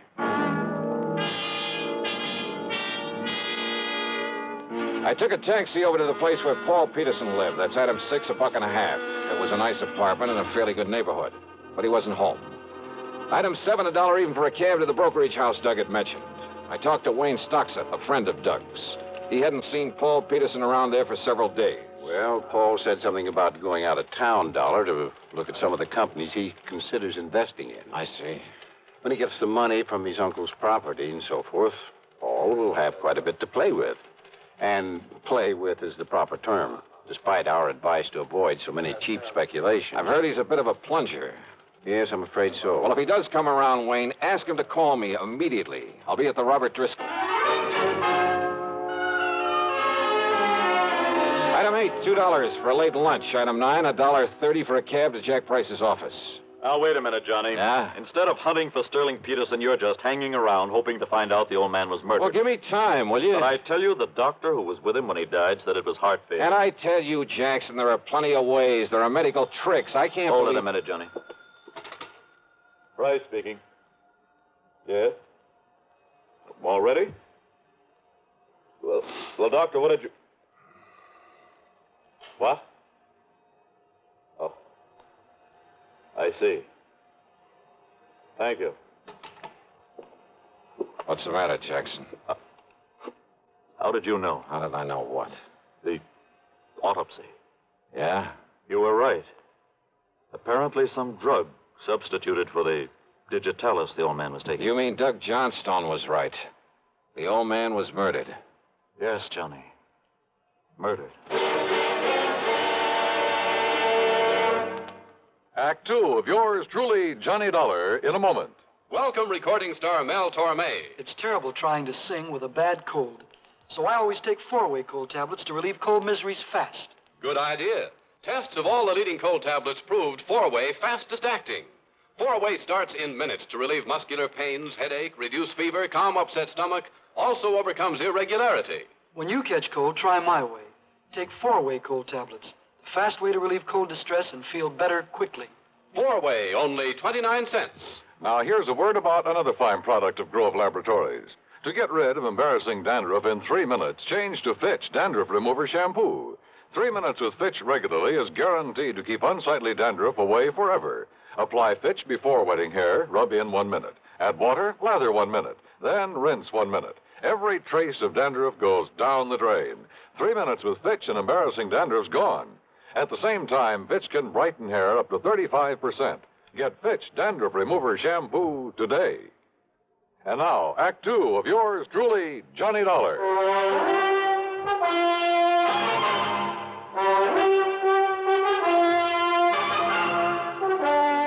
Expense account item 10, $1.70 for a taxi to the cheap rooming house where Sterling Peterson had lived before his mysterious disappearance. The landlady turned out to be quite helpful. Well, that chiseling, no-account, tin-horn gambler owed me 2 months back rent, Mr. Dollar. Well, if we can find him. Only I'm beginning And to you doubt ask me there's something mighty suspicious about the way he picked up and left. Yeah, what do you mean, Yeah. Mrs. Toomey? Well, now, here, now, you look for yourself. You see all them empty hangers in that closet there, and them empty drawers I pulled out on the bureau? Oh, so what? Yeah, took every stitch of clothes he had. How he ever stuffed them all in them 2 little suitcases he owned would have been impossible. So he picked up a tour over, a couple of more handbags. Without me seeing him come in here with them? You apparently didn't see him leave. Well, no. Look here, in the medicine cabinet in the bathroom. Now, every receipt.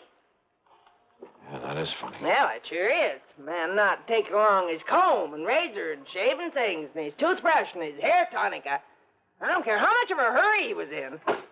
Mrs. Toomey, the day that Sterling Peterson disappeared. You mean the night he disappeared, don't you? Do I? All that day, he just sit around here, said he was waiting for his brother. His brother had promised to come and see him. Oh? Ask me, he was hoping his brother'd bring him some money to pay up his rent and things. Did his brother come around? At 7 p.m., his brother telephoned. I took the message. Yeah? Said Sterling was to meet him at some dive out on Staples Street, so he left. And that's the last you saw of him? I heard him come back here and up to this room sometime after 2 a.m. But you didn't actually see him. I go to bed at a respectable hour. Then how are you sure it Next was? morning he was gone. Bag and baggage must have just plain sneaked out on me. No, I don't think so, Mrs. Toomey. What's that? A couple of things I learned earlier, a couple of things you've told me, and the stuff in that medicine cabinet. Eh? Now, I don't think you'd better bank on collecting any back rents. Not from Sterling Peterson. That beat. Is he? Of course he is. Or is he just plain dead? I went back to my hotel. No, Paul Peterson hadn't called me. But there was a message from Jack Price, so I went to my room and I phoned him. I just wanted you to know the police are in on this now, Johnny. As a result of that autopsy. Yes, they're looking for Sterling Peterson, too. Also, they've been looking for you. They're very anxious to talk with you. Anytime they like. After all, it was you brought this thing out in the open by suggesting the autopsy, because you had the idea that it might be murder. No, that was Doug Johnstone's idea, and a very good one. Have they talked with Paul Peterson? Well, I assume they will. Well, if he's back in town, huh? Okay, Jackson, thanks. Now, let's see. Yeah? Come in. Dollar? That's right. I'm Paul Peterson. I got your message. Wow. Come in. I understand that you're an insurance investigator, that you're looking for my half-brother Sterling. Ah, that's right. Who didn't know that he was the beneficiary of your uncle's insurance. Sit down. Well, thanks. I just got back in town from a business trip, and... So? Look, I found these letters waiting for me. Oh, from Sterling? Yes, here. Dallas, Wichita, Sioux Falls, South Dakota, Fargo, North Dakota? Yes, and by now he could be across the border in Canada. Yeah, maybe. Read it, Dollar. Just keep quiet and give me time, and you won't have to worry about me anymore. Yeah, the others are practically the same. Yeah. Neatly typewritten, no signature. I'm afraid it's obvious who they're from. So it looks as though your half-brother is running away. Now that we know your uncle was murdered. Murdered? Yeah, that's right. Sterling. Type these on your own machine, Paul? That might be pretty easy to trace. What? Yeah, with Sterling out of the way, you'd get your uncle's insurance as well as his money and property, wouldn't you? I suppose so, but I don't see what you're driving at. Oh, you did things up pretty well, Paul. Much better than your stupid brother could have. What are you talking And about? all to play safe in case we discovered it was murder. Dollar. That so-called business trip. It was so that you could mail these letters to yourself, make it look as though Sterling had done the murder. Well, he must And have. what happened? Did you make the mistake of telling him you'd done it? I?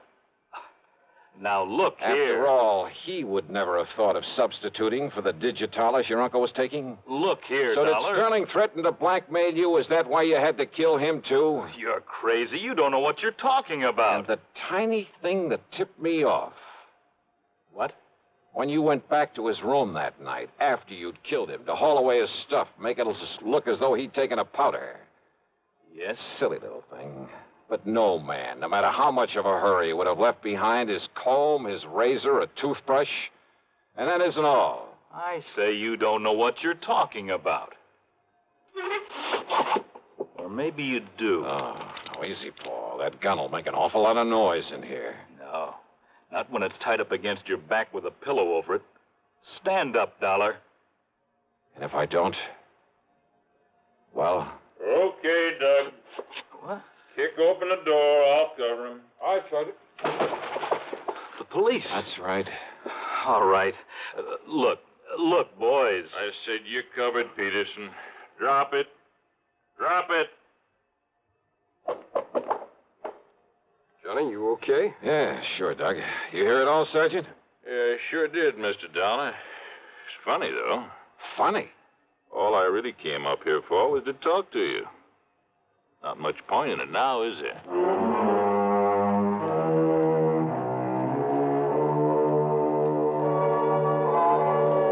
So, another day, another dollar. And I'm not talking about myself. Expense account total, including hotel bill, a flock of incidentals, and a plane back to Hartford, $287.20. Yours truly, Johnny Dollar.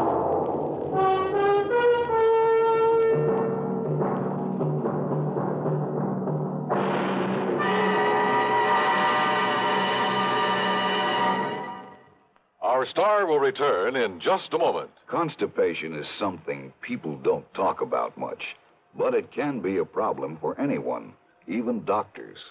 And when constipation occurs, it's interesting to see just what doctors consider important about a laxative they might use or recommend. Well, a majority of the doctors we heard from had this to say.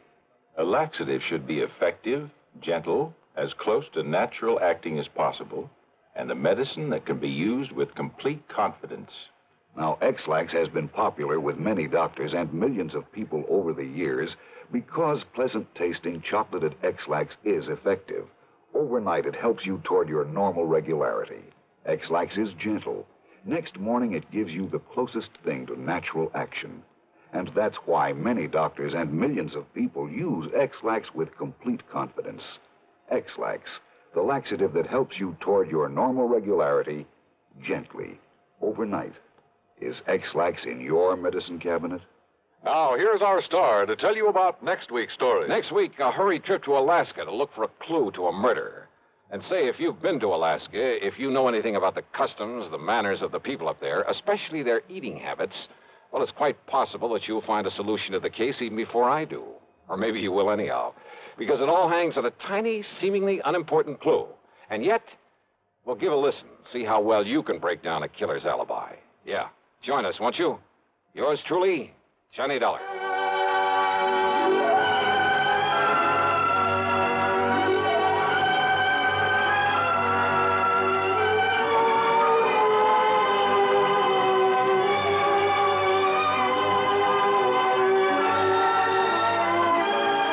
Yours truly, Johnny Dollar, starring Bob Bailey, originates in Hollywood and is written, produced, and directed by Jack Johnstone. Heard in our cast were Virginia Gregg, Jack Edwards, Forrest Lewis, Stacey Harris, Gil Stratton, and Barney Phillips. Be sure to join us next week, same time and station, for another exciting story of yours truly, Johnny Dollar.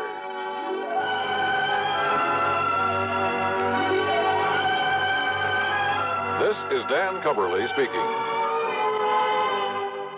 Tangled secrets unravel eerily all through the long night as suspense follows on the CBS Radio Network.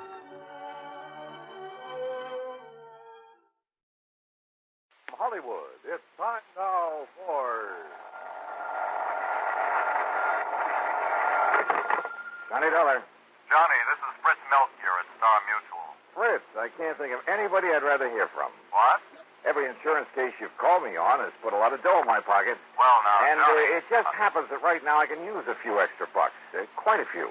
So what's the deal? Well, as a matter of fact, I hadn't thought in terms of any fee on this one. Oh. But of course, we'll pay whatever expenses you may incur. Oh? You, trust me with my expense account, Fritz? Are you kidding? Of course not. Okay, then, now that we understand each other, what's the problem?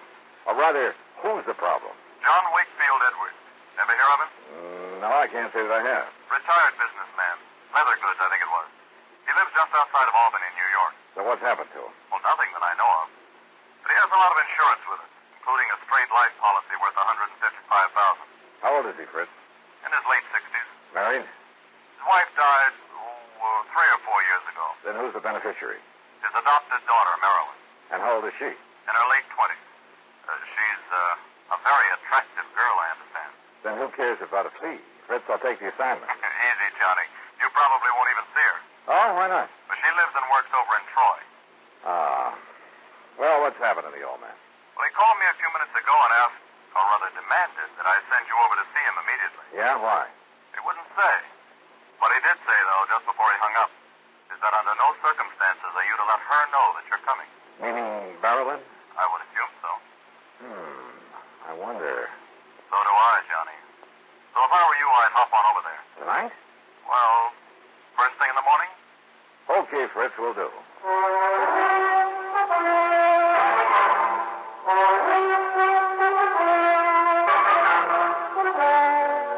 Bob Bailey in the exciting adventures of the man with the action-packed expense account.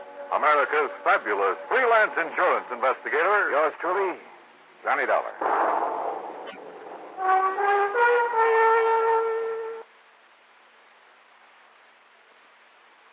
And now, Act One of yours truly, Johnny Dollar.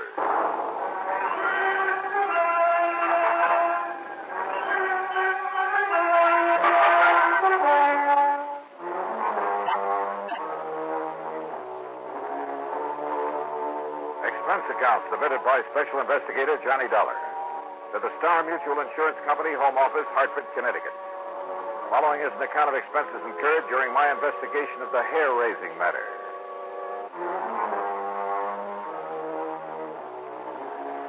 When a beautiful girl and a fortune are involved, well, instead of waiting until morning, I got out my car and drove over to Albany. Item 1, 1720 for mileage. I arrived shortly after midnight, checked in at the Sheraton Ten Eyck, and although I was pretty tired, I ran up item 2, a dime for a phone call. Yes, this is John Wakefield Edwards. Johnny Dollar, Mr. Edwards. Well, why do you waste your time and money calling me? I told Fritz Melcher to send you up here. I'm right here in Albany, sir. Oh, good. Do you want me to come out and see you right away? It's pretty late. No, first thing in the morning will be all right. I'm sure nothing will happen before then. Nothing will happen. I'll expect you to have breakfast with me. I beg you. What was that? I said be here at breakfast. 7:30 sharp. Oh, okay. But now, just what did you mean about nothing will happen? I'll tell you about it in the morning. Goodbye, Mr. Dollar. Well, now, wait a minute. Look. You're the boss.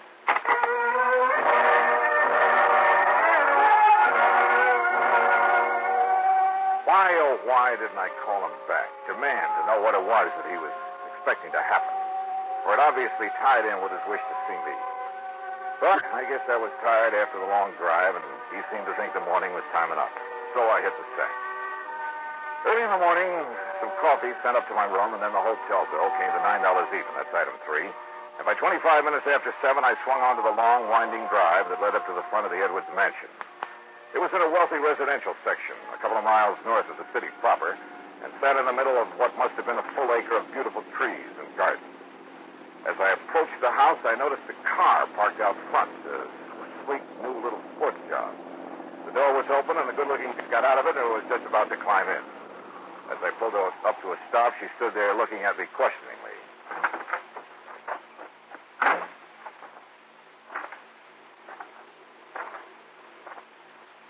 This is the Edwards home, isn't it? That's right. You want to see somebody? Why, yes. As a matter of fact, Mr. Edwards sent for me. Oh, really? Are you an old friend of his? Oh, I didn't know it should. Oh, that isn't what I mean... My name is Johnny Dollar. John... Insurance detective or investigator or whatever you call it. Yeah, something like that. Well, hi. I'm Marilyn Edwards. Well, hi. I should have guessed he'd send for someone like you, Johnny. Come on in. Why do you say that, Marilyn? Well, Daddy seemed to be worried about something lately. You know what? No, at least I'm not sure. That's why I thought I'd stop by this morning before going to work. Oh, I thought you were just leaving. No, I just got here. Just before you arrived. What do you do for a living? Don't laugh. I'm a model. Oh. And stop raising your eyebrows. After all, somebody has to pose for those ads for dishpan hands. Oh, sure. And so we go in and see Daddy? That is, if he's up. Well, he'd better be. I have a breakfast date with him at 7:30, and it's now exactly 7:31. Then we better go in.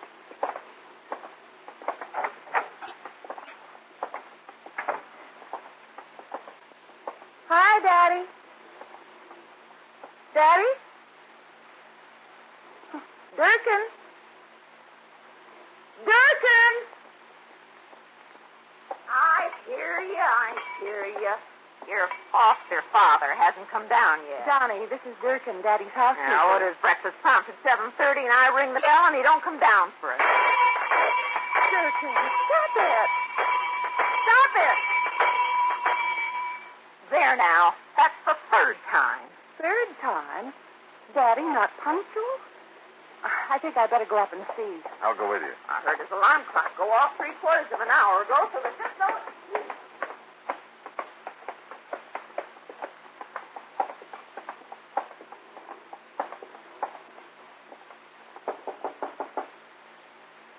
Daddy? Wait a minute, What is it, Johnny? I thought I caught a whiff of cordite. Cordite? But no, I guess not. Daddy? Johnny? Johnny! Oh, no! I'm afraid so, Marilyn. He's dead.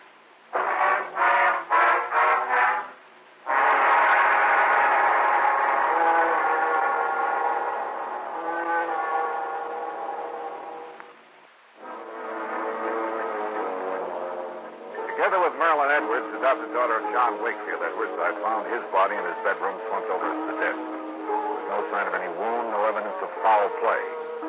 Without touching the body, I phoned the Albany Police Homicide Division, and within minutes, Sergeant Christie arrived with Dr. Walter Mencken in tow. The doctor's examination was brief but very thorough, including several on-the-spot tests for poisons of any kind. How old did you say he was, miss? I didn't, Doctor. But he was 68 or 9, I think. And he hasn't been sick? Not that I know of. Miss Durkin, the housekeeper, would know better than He I. hasn't had a day of sickness since he caught that cold last spring. Yeah. Well, his pump gave out, that's all. Can't expect that in a man his age. Oh, Johnny. Yeah, I know. But you're doing okay. You didn't find anything, did you, Chris? No, not a thing, Doc. Why they bothered to call us in instead of his own doctor? Yeah. Of course, if you folks want, I can order an autopsy. Oh, no. That would be terrible. And down it goes to natural causes. Time of death, approximately 7:15. Doctor. And I expect you can carry on from here, can't you, miss? I'll take care of things. Yeah, and if he can't, I will. Beginning with closing these windows. There. Anybody wants to freeze me? Well, come on, Sergeant. Back to the morgue. Oh, the morgue. Easy, Doc. Better? Well, you two want some breakfast? Ain't gonna do him any good now. Durkin, how can you... But I suppose we may as well, Johnny, and do whatever we have to do here.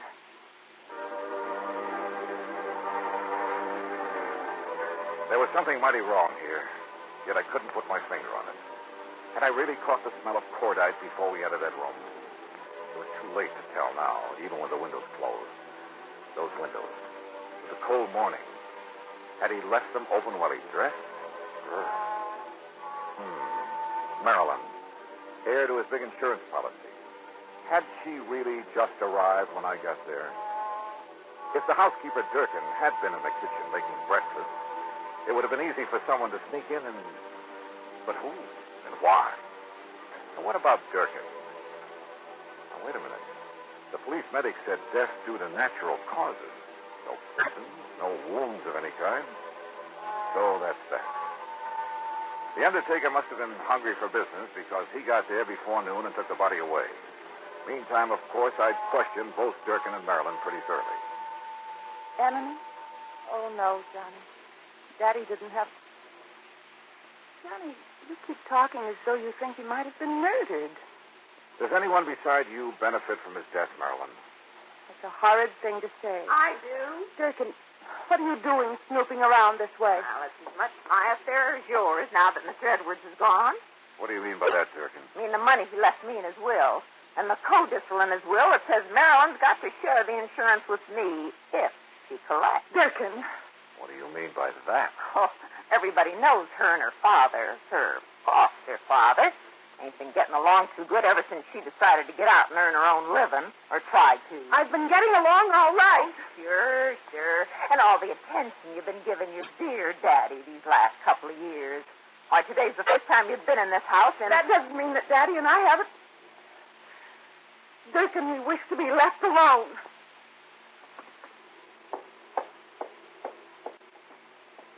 I'm sorry, Johnny. Marilyn, I want to go up and look at your father's room again. All right, if you like. And I'll go along with you. No, thanks. I'd rather do it alone. Oh? And what did I find? Nothing.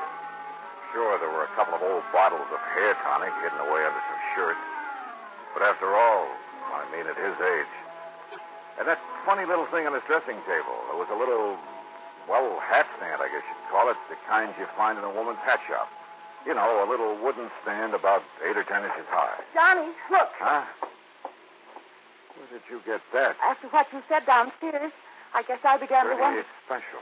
So I looked around outside, you know, for footprints or, well, I don't know what I was looking for. And you found this handgun? It was in the middle of a myrtle bush. It was Daddy's gun. Oh? And see, one shot has been fired. Yeah. I also see you've carefully put your fingerprints all over it. Oh. Hey, what was it? Fine. Now, my prints are all over it. So if it was used to... What am I talking about? If there'd been a shot, Durkin would have heard it. What's more, there would have been a bullet wound, and there was no sign of anything in the... Wait a minute. Marilyn, maybe there was.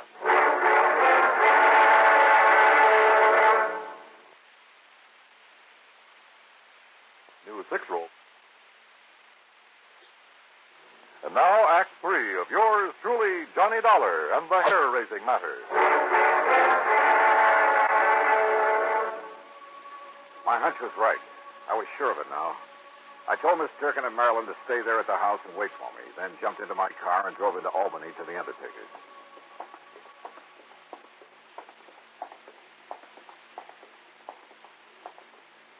Here we are, Mr. Dollar. The embalming room is right here. Though I must confess we haven't had opportunity to prepare Mr. Edwards' body yet. Good. We've been rather rushed all day. Yeah, sure. Now, where is he? Right over. Here we are. Was he a relative of yours? No. Just... Wait a minute. What are you doing? Just, trying to make sure that a crazy hunch I had is... Look here now. Are you trying to pull his hair out? No. Off. What? I think. Now, look here, young man. Look. You see what I'm trying to do here? What? Yeah. Good heavens, I can't believe it. He would never have noticed it. I don't think anybody would have. But it's a hairpiece, all right. Just big enough to cover a small bald spot. It matches the rest of his hair so perfectly. Hey, you got some kind of a solvent? I don't want to have to rip it off.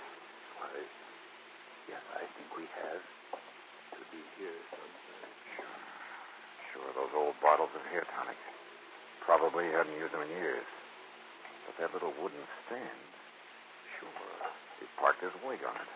What did he say? And probably nobody knew that he wore it except himself. And somebody very close to him. Here, Mr. Dollar. Here, this will remove the toupee without damaging it. Yeah, good. But I don't understand why you want to take it.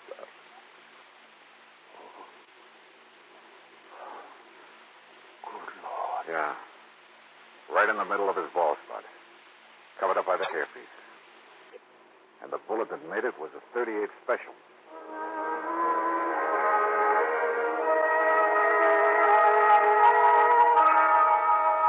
Marilyn, you say you didn't get here this morning until I did.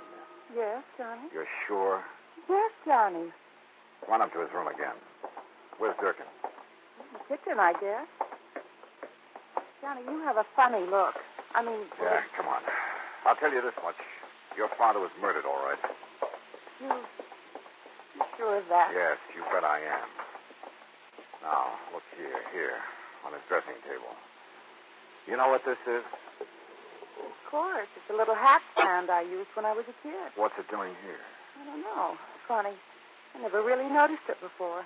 How long did Daddy wear a toupee, Marilyn? A what? Toupee, a hairpiece. Oh, never. He was always very proud of his hair. You're sure about that? Of course I am. For a long time, he always used to smell of hair tonic when he came downstairs Well, in the morning. It just happens that you're wrong. What? A small, very well-made hairpiece covered the bald spot where he was shot this morning. With this .38 you say you found outside. But I did. Honestly. All right, I believe you. In spite of the way you covered up any fingerprints that may have been on it. You did too, Johnny. Yeah, that's right. Now listen. That leaves only one person who could have known about the hairpiece, have killed him, and then covered up the bullet wound with it. I knew I'd smelled burnt gunpowder when we first came up here. Johnny, do you think that you mean... Yeah, but to prove it, well, I've got to try a bluff. Yeah, see if I can bluff her. I can't believe it. Yet with him dead, she'd have money, more money than... Hold it, Marilyn. Well, Durkin? So you're back. Where you been, anyway? Checking up on something. Something I should have suspected last night when I talked to Mr. Edwards on the phone. What do you mean, Johnny? Line clicks. That meant somebody was listening in on the phone downstairs. Don't look at me. I didn't even know you called him last night. I was in bed asleep. Were you, Durkin? What I was just checking on at police headquarters... Police headquarters? Yeah, was a set of fingerprints I found on a glass you'd been using in the kitchen. What? I wanted to compare them with some prints I found on this gun. Well, that's Mr. Edwards' gun. The one you used to kill him? That's a lie. Is it the fingerprints match? No, that's a lie. I wiped them off the gun. Before you threw it out the window? Yes. Then opened the other windows to let the smell of powder out? Yes, I wiped them off. At least I thought I did. Okay. Let's go, then.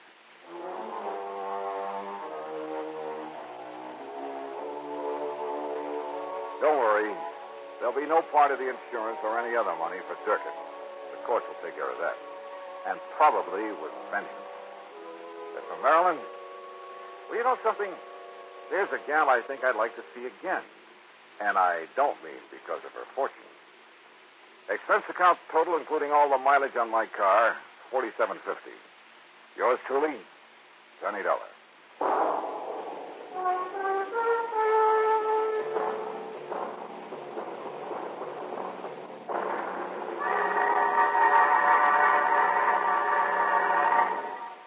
Our star will return in just a moment. Now, here is our star to tell you about next week's story. Next week, a little jade statue is the key to one of the cleverest plots I've ever seen. Join us, won't you? Yours truly, Johnny Dollar.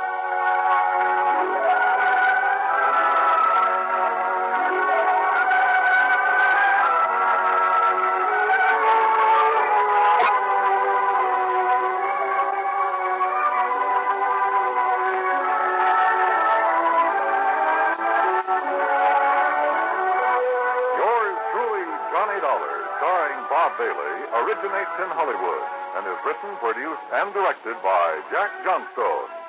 Heard in our cast were Virginia Gregg, Shirley Mitchell, Jack Edwards, Ralph Moody, Junior Matthews, and Parley Bear. Be sure to join us next week, same time and station, for another exciting story of yours truly, Johnny Dollar. This is Dan Cumberly speaking.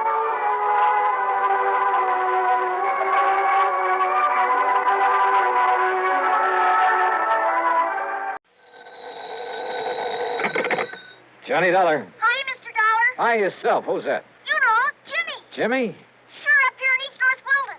East North what? And I saved up the money for this long-distance call from my newspapers. Use my own money, because it's very, very important. Oh, well, I'm sure it is. But now you haven't told me Jimmy who. Jimmy Carter. You remember the artist. Artist? I helped you solve that case about the crook you were looking for up here. Remember? Oh, sure, in East North Weldon, Massachusetts. Yes, sir. Well, what are you calling about, Jimmy? I can help you solve another case, Mr. Dollar. Can you? What kind? Well, it's murder, Mr. Dollar. What? Yes, sir. Murder.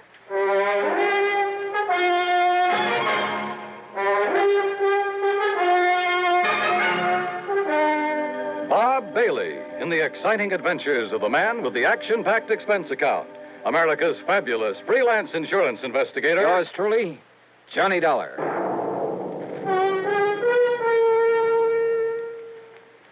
The station to which you're listening right now is an affiliate of the CBS radio network. That fact makes several important differences in the kind of radio service you receive whenever your dial is set here. Take the matter of news. Over this station, you hear frequent reports gathered by the foremost broadcast news organization, CBS News. Reports supplemented by the perspective commentary of such distinguished newsmen as Edward R. Murrow, Lowell Thomas, and Eric Severide. In addition, of course, this station provides you with late local news so that you may keep up with what's happening in your community. You hear top dramatic programs, comedy, variety, and music to fit your every mood. In addition, this station provides you with further listening entertainment, courtesy of your favorite local broadcast personalities, plus the cream of today's crop of top songs. Well-balanced, highly listenable broadcast fare can come to you only through teamwork, the kind of teamwork made possible by the combined resources of CBS Radio and this station. And now, Act One of yours truly, Johnny Dollar.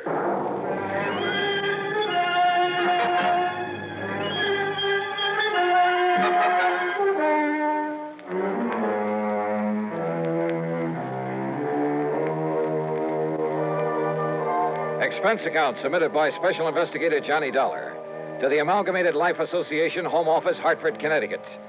Following is an account of expenses incurred during my investigation of the Jimmy Carter matter. It was only last fall that I'd gone to the sleepy little town of East North Weldon up in Massachusetts to run down a heavily bearded man who'd stolen some money a while back from a furniture plant. It was little Jimmy Carter who'd really solved the case for me by drawing some hair and a beard on a poster. A poster of the bald-headed, clean-shaven mayor had shown him up as he looked before as the criminal. Sure, I remember Jimmy Carter. Well, yes, sir. That's why I'm spending my own money to make this long-distance telephone call from the telephone booth here in the drugstore. Because if you come right up here right away, I can help you solve a murder. Whose, Jimmy? But if that murderer ever finds out that I know who he is, well, that's why I think you better come up here right away. Yeah, Jimmy... See, everybody around here, and even his own insurance company, too, they all thought he just had an accident. His name was Mr. Andrew Parkinson. Parkinson, I see. I'm talking kind of fast because I used up all my money in this telephone, but Mr. Dollar, I saw this other man throw him off that bridge. Did he know you saw him?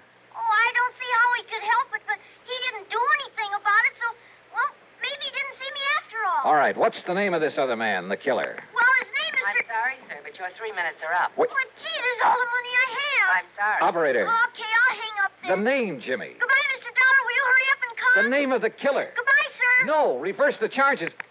Jimmy. Operator. Operator.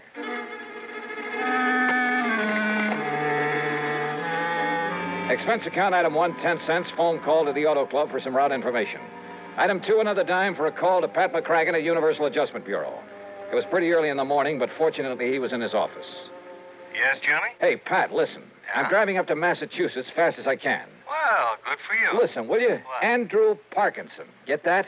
Yeah, Andrew Parkinson. What about him? Well, he died a few... Well, that is... He what? He died, and, well, it was supposed to be an accident, but Well, anyhow, he's dead. Johnny, easy. What's this all about? I want to know who his insurance company is. You're a clearinghouse for that sort of information. That's right. Well, will you see if they have a representative or an office up in East North Weldon, Mass? East North Weldon? That's right. It's just east of North Weldon. Oh, no. You know, up north of Fitchburg. Oh, that place I have heard of. Well, somebody in that company called it accidental. But listen, I have reason to think it wasn't. What? So if I can contact whoever it is up there, and listen, Pat, there may be a kid's life at stake. Johnny, this is about as confusing as anything. Yeah, I know. I'm sorry. Just get me the name of the company that insured the life of Andrew Parkinson. Well, whatever you say. Good. But it may take a couple of hours. Okay, just get it for me. I'll call you when I get up there.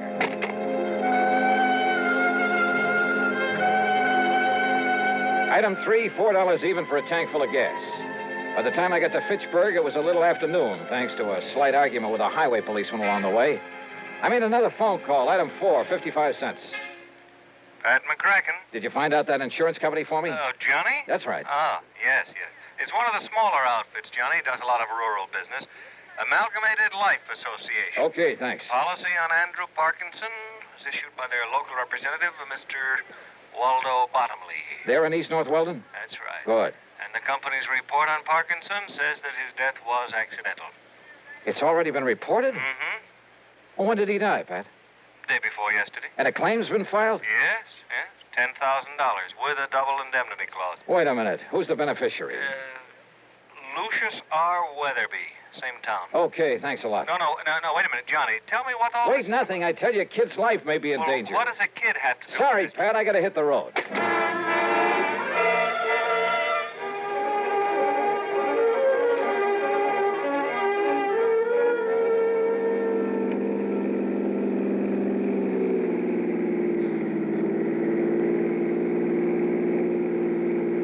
It was after 2 p.m. when I finally pulled up in front of the combination drugstore and mercantile at the one business corner in the village of East North Weldon. One of the local citizenry, looking slightly under the weather, sat on the rickety porch of the store, hacking away at a stick of wood with an old pocket knife. Howdy. Hiya. You happen to have a little drink about you, sir? No, but listen, where's the little boy who usually sells newspapers around here? His name is Jimmy Carter. Yeah, that's right, sir. Jimmy Carter. Well, have you seen him? Do you know where he is? Seen him this morning. But he's not around here now. Nope. Do you know where I can find him? Nope. Do you know where he lives, where his home is? Yeah. Well, where? Up the street. Oh, sure. What street? Spruce. North Spruce. And the number? 18. Okay, thanks. Listen, my name is Johnny Dollar. If you see him, please tell him I'm looking for him. Johnny Dollar, eh? Yeah. You got the price of a drink on you? Some other time. Just be sure and tell him. Yeah.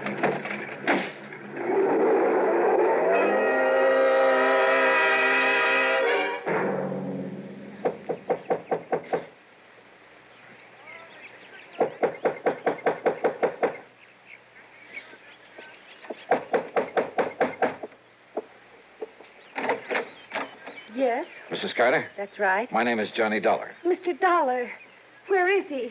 What have you done with him? What? Jimmy, my son Jimmy. He said he had to talk to you. Oh, well, he did. That is, he called me on the He's phone. just sitting around the house like he was sick or something all day yesterday. And he tossed and turned all night in his sleep. Mrs. Carter. Then this morning he jumped up from his breakfast, only he wasn't eating any of it. And he said he had to see you. He had to talk to you. He said he'd be right back. All right, now but listen. that was early this morning. So when he didn't come back, I went to the school, but he wasn't there. So I went down to the corner where he picks up his papers every noon from the bus. But he hadn't been there. You're sure? The papers, the bundle of papers, they were all still there. Now, listen, Mrs. And he Carter. hasn't come back here. Something's happened to him, Mr. Dollar. Something's happened to Jimmy.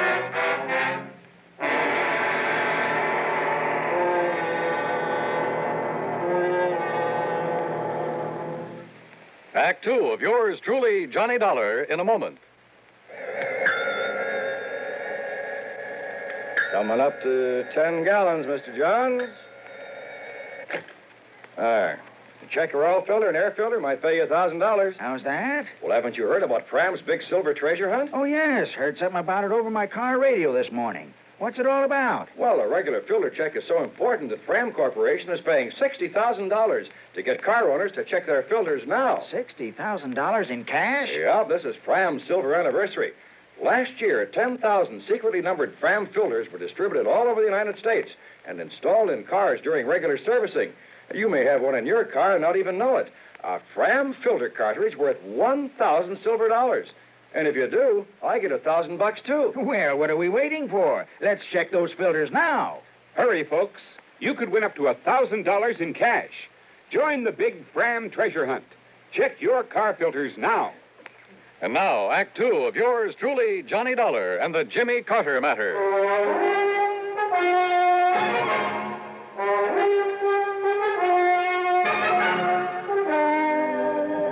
Jimmy Carter, the cute little kid who'd helped me solve an embezzlement case up in the small New England town with the unlikely name of East North Weldon, who'd call me on the phone to report a murder. But when I got there, Jimmy was gone, disappeared. Jimmy said he was going to talk to you, Mr. Dollar. But that was early this morning, and he hasn't come back. What did you do with him, Mr. Dollar? Where is he? Well, I haven't seen him, Mrs. Carter. But he said Well, that he telephoned to me down in Hartford, asked me to come up here and see him because he asked me to come up and see him. He idolized you, Mr. Dollar, ever since you were up here last fall. And when he said he had to talk to you, I thought you were already in town again. But I wonder what he was so anxious to see you about. Oh, well... And he's been acting very strangely the last day or two. Ever since poor old Mr. Parkinson fell off the bridge and was killed the other night. How well did he know this man, Parkinson? Oh, as well as he knew everybody in town, Mr.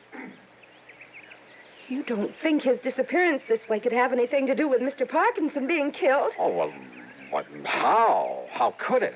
I'm sure I don't know. Doesn't everybody say Mr. Parkinson's death was an accident? Yes. Yes, they do. Still. Oh, now stop worrying, Mrs. Carter. Jimmy will show up. If he doesn't, I'll find him for you. Oh, dear. Sure. Jimmy's okay. He'd better be. Jimmy had said he was calling me from a booth at the drugstore. As I drove back to it, I noticed the name of the proprietor on the sign over the fly-specked window. Waldo Bottomley, the man who Pat had said was local representative for the insurance company. There you are, Mrs. Atterbury. You just tell him to take one of these every 2 hours. By tomorrow, he'll be all right again. Yes, sir? Mr. Bottomley? Yes, sir. My name is Johnny Dollar. I'm an insurance investigator. I've heard of you, sir. All right, good. Now, look. But if you're here in connection with the death of Mr. Parkinson... Yeah? Well, in addition to representing Amalgamated Life Association, and the claim on Mr. Parkinson's insurance has already been sent down to Hartford... I know that. Well, I'm also the coroner hereabouts. Then it was you who pronounced his death as accidental? Yep. After Dr. Herbert examined the body for me. All right, now listen to me. Mr. Parkinson was an old man, Mr. Dollar. Had trouble with his feet. Eyesight wasn't so good either. Mr. Bottomley. So when he tripped against that old railing on the bridge the other night, and the railing gave way and he fell to the rocks below... Did anybody you know of actually see him trip and fall? Well, no, sir. Well, I think that Parkinson was murdered. And if I can find little Jimmy Carter... Jimmy? Have you seen him today? Do you know where he is? Well, now that you mention him, Mr. Dollar, he should be back from school by now and selling his papers. I asked you, have you seen him at all today? Early this morning he was in. Yeah? I changed a lot of pennies for him into nickels and dimes and quarters. All right, and then? And then he left. Hey, haven't you got a... Isn't there a phone booth here in the store? Booth is out the door, Mr. Dollar, around the side of the building. Then you wouldn't have seen him if Jimmy went out there to make a phone call. Only one might have seen him is old Lucius Weatherby. Lucius Weatherby? The town drunk. Wait a minute. You talking about that old character sitting out front? Oh, I've asked him not to sit there in his condition, but now that he's... Well, you see, Lucius is the beneficiary... Yeah, wait a minute. Lucius Weatherby is the beneficiary of Parkinson's insurance. Yep, as I was about to say. No wonder he wouldn't tell me anything about Jimmy. What's that, sir? So he killed Parkinson to collect the insurance. Jimmy saw him. What was that? Bottomley, I have a few questions I'd like to ask that Lucius Weatherby. Now, wait, sir. Yeah? If you expect old Lucius to remember anything... You bet I do. Plenty. Then you'd best take along this bottle of medicinal brandy. What? Yes, sir. That'll be $3.75. Well, break it over his head. But you don't understand. No? He can't remember a thing unless he's had a little... Mr. Dollar! All right, Weatherby. Howdy. You changed mind about buying me a little... Where's Jimmy Carter? What did you do with him? If you don't mind letting go of my collar, sir. Come on, start talking. Jimmy? That's right. Where is he? Well, sir, I seen him this morning. You told me that before. Now, what did you do with him? Well, nothing, sir. I swear. He came out of the store this morning, went into that phone booth. Yeah, he did do that. Yeah, and then what? What did you do? Now, sir, if I had a little drink, I could remember better. Come on, you old son, answer me. Well, he went off in that car. Car? What car? Well, he didn't want to, but... Who? Well, who made him go off in a car? Well, if I could just remember, it was a man. Come on, who? Somebody I know. Yeah? I'm sure I could remember if I had a little drink. Now, you listen to me, you lion. He's telling you the truth, Mr. Dollar. Oh, sure he is. Yes, sir. But if you give him a bit of this medicinal brandy to refresh his memory, truly... Okay, let me have it. That'll be $3.75, if you please. Okay, here. I'll get you the change. Don't bother. Because if this doesn't bring the truth out of him, so help me, I'll... Act 3 of yours truly, Johnny Dollar, in a moment. Be sociable, look smart, keep up to date with Pepsi. Drink light, refreshing Pepsi. Stay young and fair and debonair. Be sociable, have a Pepsi. When friends drop in, let your hospitality show you're sociable in the modern manner. Pepsi, you know, is the favorite of the smart and young at heart. Be sociable, look smart, keep up to date with Pepsi. Drink light, refreshing Pepsi. Stay young and fair and debonair. Be sociable, have a Pepsi. Have you tried a Pepsi lately? And now, Act 3 of yours truly, Johnny Dollar. The town drunk, who could only remember things with a drink under his belt. If you ask me, that's a lot of hooey. Nonetheless, item 5, $3.75 for the bottle of what the local druggists call medicinal brandy. Old Lucius Weatherby started lapping it up. Mighty fine, sir. Mighty fine. All right, now listen. You listen to me. I'd better let him have a little more, Mr. Dollar, if he's to remember properly. Yeah, a little more. Oh, and here's your change from the Lucius, $5. you say that when Jimmy walked out of the phone booth, he drove away with somebody. Yeah. Against his will. Yeah. Your change, Mr. Dollar. Forced little Jimmy right in his car. Who forced him? Well, now let me see. His name was... Yeah? Oh, you know him, bottomly. Think, Lucius. Think hard. Come on. Yeah. Now listen, you old son. I want to... Harvey. Huh? It was Harvey. Harvey who? Bottomly, you know everybody. Harvey Willman? Harvey Willman, yeah. Who is he? Well, he's not one of our more respected people, Mr. Dollar. Respected, Yeah? sir. And come to think of it, I believe he was a distant relative of Mr. Parkinson. What does he do? Where does he live? He does nothing, really. He was always trying to beg money from Mr. Parkinson.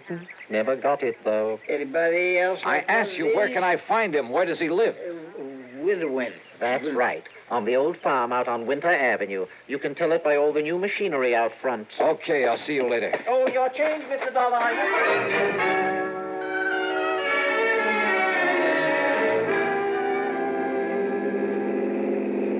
On the way out to Harvey Woolman's farm, I suddenly realized that for once in my life, I'd forgotten to bring along a gun. Judging by all the equipment out front, Woolman must have gone through the Alice Chalmers catalog and taken one of everything.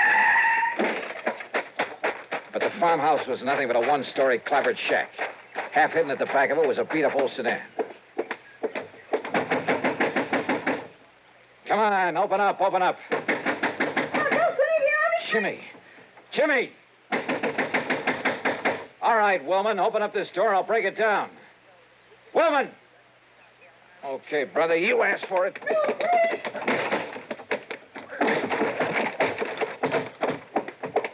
Hey, Jimmy. Jimmy, are you okay?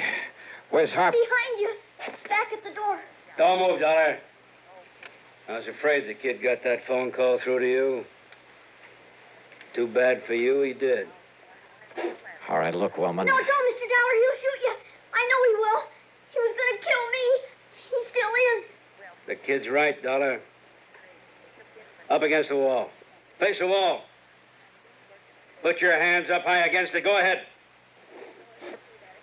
I'm not carrying a gun, woman, if that's what you're worried about. That's something I'm going to find out for myself. Yeah? Yeah. That could be a mistake. I got the gun! Ah. Jiu-jitsu, huh? Not this one. Oh, well. Mr. Dollar. Oh. Mr. Dollar. Oh, hey. Come on now, Jimmy. Hey, Jimmy, it's okay now. Everything's okay. He was going to kill me. He was going to kill you. Oh, look, you and I kind of stopped him in his tracks, didn't we? Hey, you know something, Jimmy? Now you're a real hero. Because this time you trapped a killer for me. Gee.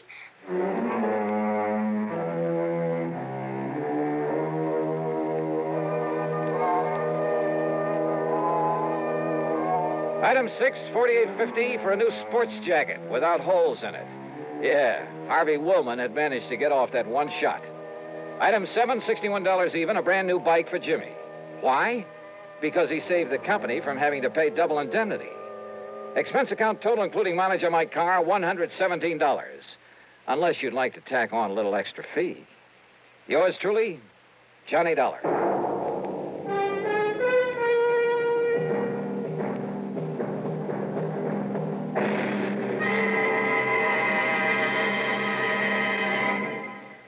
Our star will return in just a moment. If your 1957 income was more than $5,000, last year, when you filed your federal income tax report, you had to use Form 1040, the long form.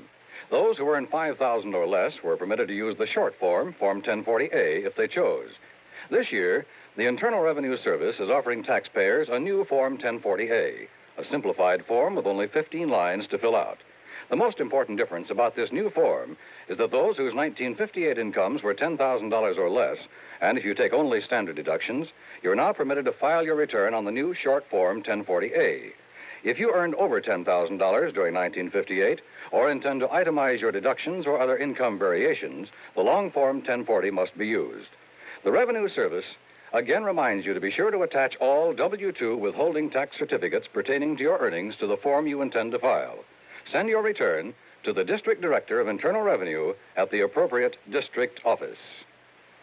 Now, here is our star to tell you about next week's story. Next week, San Francisco, a wonderful town. Yeah, for a murder. Join us, won't you? Yours truly, Johnny Dollar.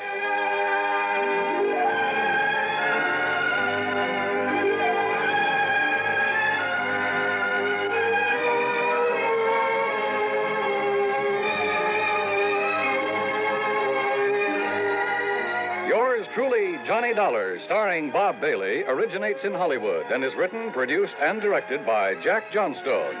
Heard in our cast were Virginia Gregg, Dick Beals, Larry Dobkin, Forrest Lewis, Edgar Barrier, and Jack Crucian. Be sure to join us next week, same time and station, for another exciting story of yours truly, Johnny Dollar. This is Dan Coverly speaking. A father goes to extremes to protect a demented son as suspense follows next on the CBS Radio Network. WROW, Albany, New York. Everything is going at Henry S. Mantel's in Latham. Everything must be gone by Tuesday night. Going. Everything must go. Yes, the values are going at Henry S. Mantel's of Latham. Mantel's is closing its Latham store forever. Everything is being sold at cost or less. Save up to 87% on these famous names: Simmons, Haywood Wakefield, Kraler, Lane, and many others. Here are just two of the fantastic values at Mantel's. A three-piece Kraler curved sectional living room suite, regularly $279.95, now $148.77. Inner spring mattresses, all sizes, regularly $29.95, now $17.95. Come out to Mantel's and make an offer. No reasonable offer refused. Remember, Mantel's of Latham closes its doors forever at 10 p.m. Tuesday, March 31st. Convenient terms and free delivery within a 100-mile radius at Mantel's of Latham, south of the Latham Shopping Center, open until 10 p.m. 5:30. Johnny Dollar. This is Mr. Ernest L. Whiteman, Providential Assurance Company. Providential Assurance? That's right. You've heard of us, of course. No, sir, I can't say that I have. But what's on your mind, Mr. Whiteman? Embezzlement. Don't try it. What? Liable to get yourself into a lot of trouble. I beg your pardon. I'm sorry. I was just trying to make it funny. Oh, yes. Yes. Well, now, if you care to look into this for us... Sure, why not? Then I suggest you come here to my office and I shall give you the details. I take it there's a fee here in addition to my expenses? If you recover the money, something over $200,000, you can practically name your own fee. Great. That is up to, say, $5,000. On a $200,000 loss? That's right. Oh, well, then maybe I'd better figure on padding out my expense account. Now, just a minute. Oh, stop worrying, Mr. Whiteman. But if you have any intention of Just keep your shirt on. I'll be over to see you.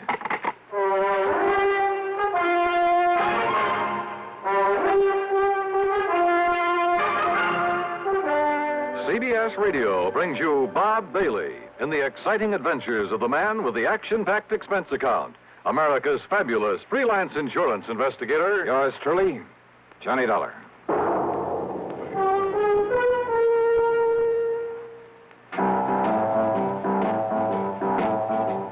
Talk about best-selling records. Here's a familiar tune about America's best-selling filter cigarette, Winston.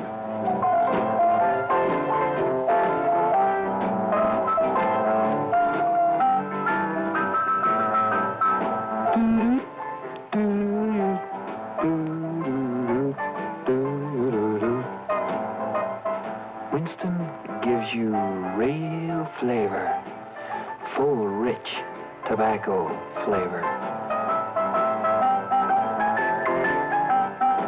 And you know, that's because only Winston has filter blend up front. Choice, flavorful tobaccos, specially selected and specially processed for filter smoking. No wonder Winston tastes good, like a cigarette should.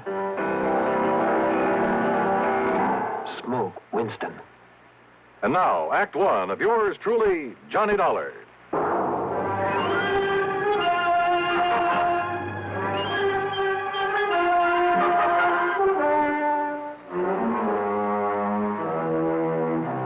Expense account submitted by Special Investigator Johnny Dollar to the Providential Assurance Company, Hartford, Connecticut. Now, at this point, I don't know if it's the Home Office or not. Anyhow, following is an account of expenses incurred during my investigation of the Hand of Providential matter.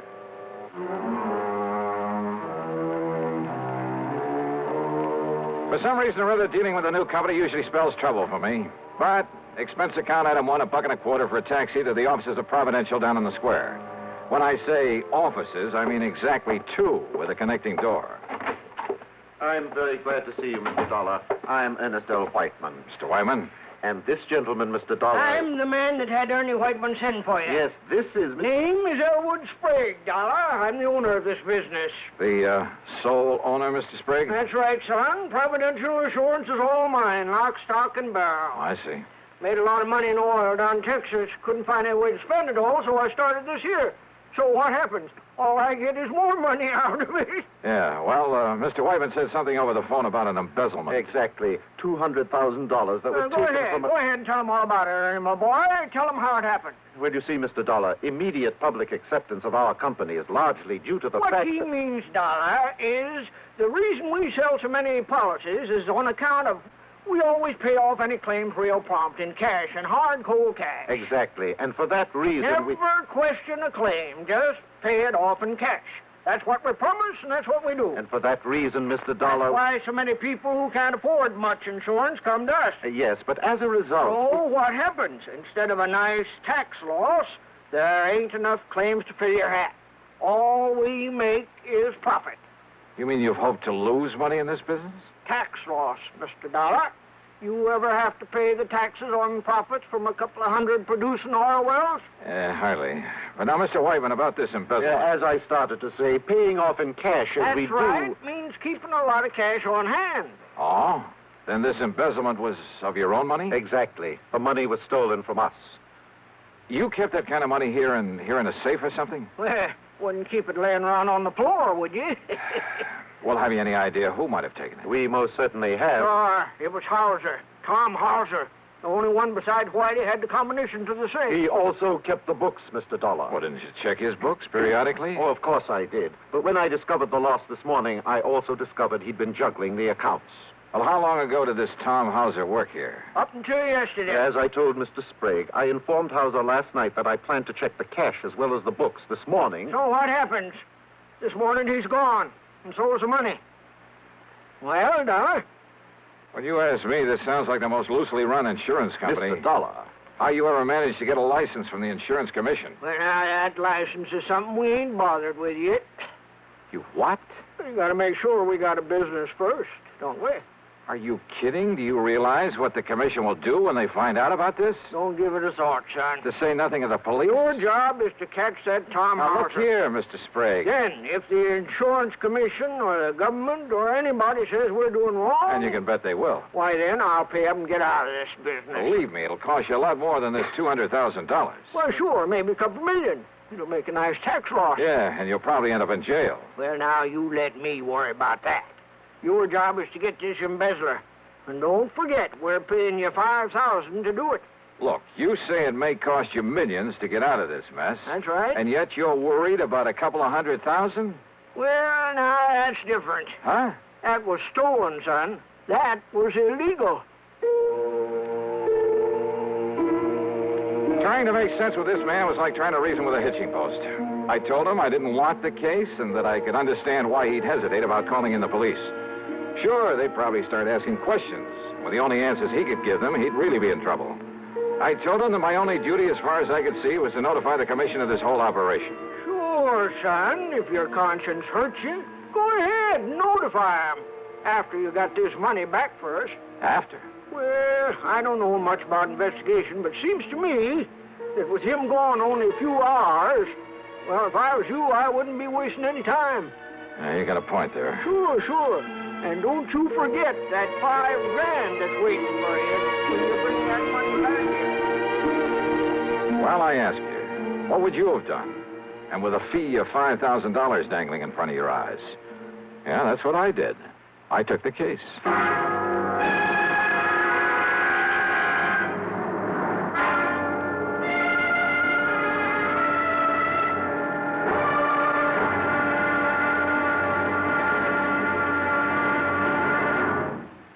Act two of yours truly, Johnny Dollar, in a moment. Higginbotham here. We will now commence our lesson in stereophonic reproduction. Listen to the call of the spotted bill snicker on ordinary stereo. Now then, on a Columbia Stereo 1 phonograph. Obvious difference, what? The Columbia stereophonic system really causes all others to blush. For it is not composed of just a few separated speakers.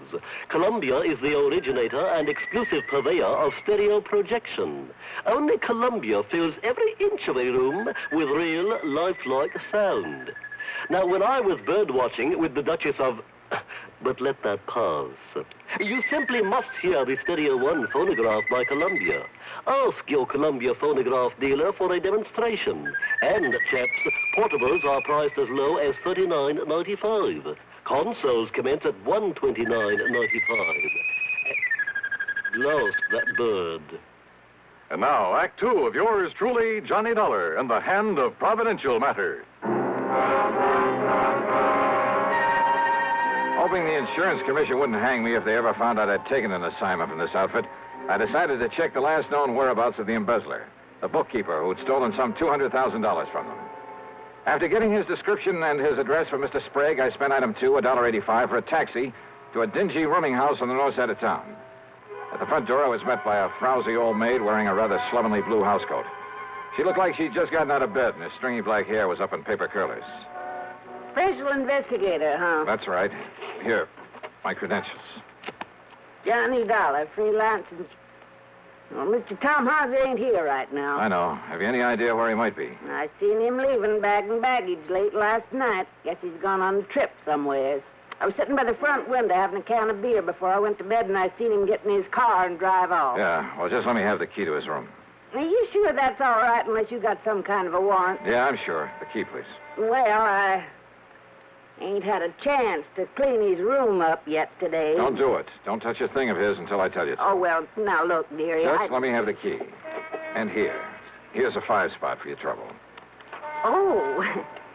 Well, now, you're what I'd call a real gent. And here's the key. It's the first apartment on the right, top of the stairs. Yeah, thanks. Something wrong, Mr. Dollar? Did Miss Hauser do something he oughtn't have done? What do you mean? What are you talking about? Hey, I had to come back here, pick up my stuff. So he isn't here. Yeah, don't worry about the split. I'll meet you like I said. Yeah, then we'll take care of it. All right. I'm leaving it right away. Neither Johnny Dolan or anybody else will ever... He what?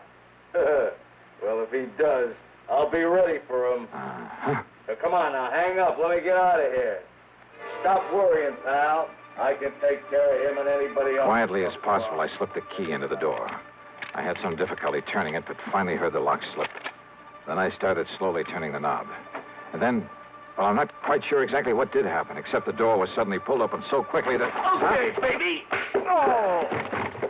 You want some more? What's the idea of hanging around outside? Wait a minute. You must be Dollar. Yeah, Johnny Dollar. Then, baby, I'm gonna make sure you never get up again. Never! Never!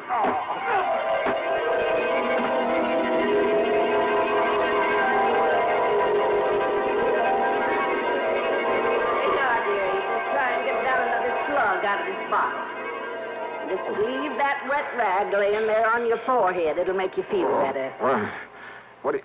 Oh, holy... Yeah. You just stay there on the floor until you feel better. Where'd he go? Oh, dearie. Who done this to you? You didn't you see him? I heard a big noise up here, and when I run up the stairs, he must have heard me and run away.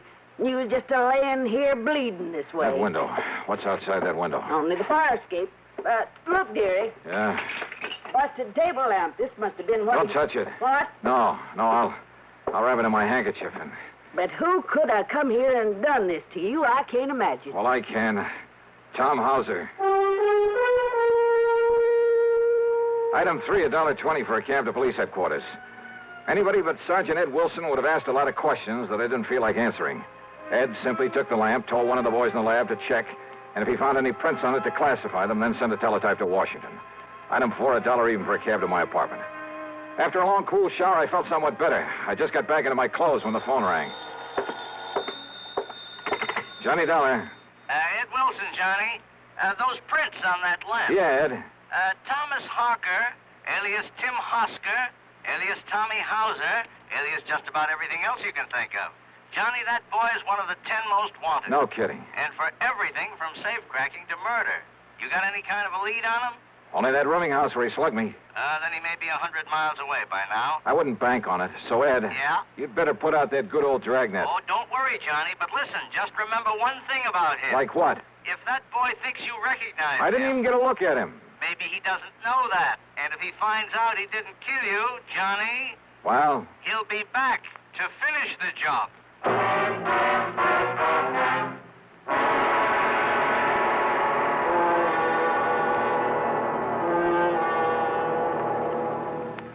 Act 3 of yours truly, Johnny Dollar, in a moment.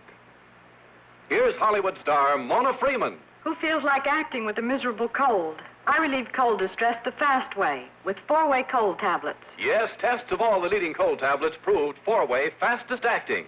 Amazing 4-way starts in minutes to relieve muscular pains and headache, reduce fever, calm upset stomach, also overcomes irregularity. When a cold strikes, do what I do. Take 4-way cold tablets. It's the fast way to relieve nasty cold distress and feel better quickly. 4-way, only 29 cents. Now, here's a word about another fine product of Grove Laboratories. Does dandruff dull your hair, leave scalp itchy? Get Fitch Dandruff Remover Shampoo and get rid of unsightly dandruff in 3 minutes.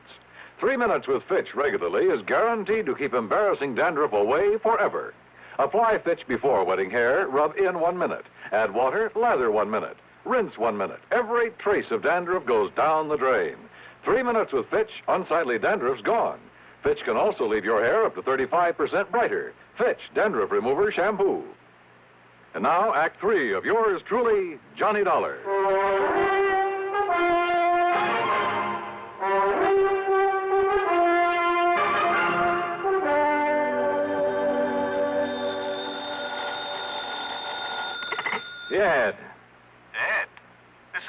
cracking, Johnny, at Universal Adjustment Bureau.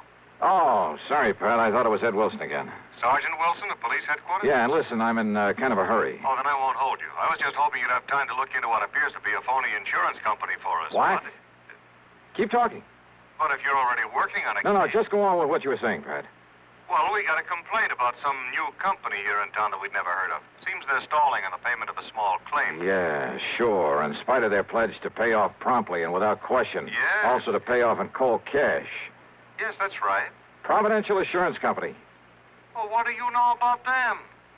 Johnny? Oh, I'm working on a case for them. Oh, no. Oh, Johnny, don't. I telephoned the commission, to find out who they are and Yeah, where but they the commission never heard of them. Exactly. So if I were you, until we can find out whether they're a legitimate outfit, Johnny, I wouldn't touch them. Hey, tell me, Pat, what'll the commission do? But they've notified them by mail. They're sending over a committee to investigate, to look at the books and so on. When? First of the week, Monday or Tuesday. Why? Maybe too late. What? If that outfit's what I think it is, and if I can do what I think I can. Johnny. Well, if I can't collect my fee and expenses from them, maybe I'll send a bill on to you. What? After all, I may be doing the whole insurance business a great and glorious service. Johnny, what are you talking about? That is, if I don't get killed first. Listen, Johnny. I'll see you later. And now the question is, but wait a minute. If Providential is what I think it is, where does Tommy Houser's theft of $200,000 come in? If he was working for them. Well, why did they call me in? Johnny Dollar. Hello. This here is Elwood Sprague. Oh, yeah, Mr. Sprague. I wasn't sure I'd find you in. Yeah, I think I can understand that. Or maybe you weren't sure you'd find me around at all anymore. No, listen, don't get me wrong, Dollar. I want to see you. I got to see you right now. Yeah, why not? They're at your office? No. Well? My room, here at Guilford. And you'll come alone? Are you alone, Mr. Sprague? Yes, Mr. Dollar. Will you come right away? Yeah, as soon as I can. Thank you. That's funny. If he wants to see me, if he is alone. Or is this some kind of a trap? No, there was absolute sincerity in his voice. I was sure of it. Yeah, and there was something else, too. Fear. Maybe that was it, fear. Hello? Johnny, listen, you said you'd been working with the police. So? Well, I knew I'd never get anything out of you, so I called them. Listen, if this Elwood Sprague of Providential has anything to do with the beating you took, has he? Pat, I'm on my way over to see Sprague right now. Well, I tried calling Providential. He isn't there. I know. But if he and that gangster, that Tommy Houser... Sorry, Pat, he's waiting for me over at the Guilford. Johnny... There was no time to waste. Maybe Houser was still gunning for me, but if so, well, maybe I wasn't the only one. Item 5, a couple of bucks for a cab to the Guilford Hotel. And there in his room, I found a very different Elwood Sprague than I talked to earlier. And the story that he slowly, nervously unfolded proved to be very interesting. So maybe I didn't ever make no oil fortune there in Texas. It ain't so easy down there as you might think.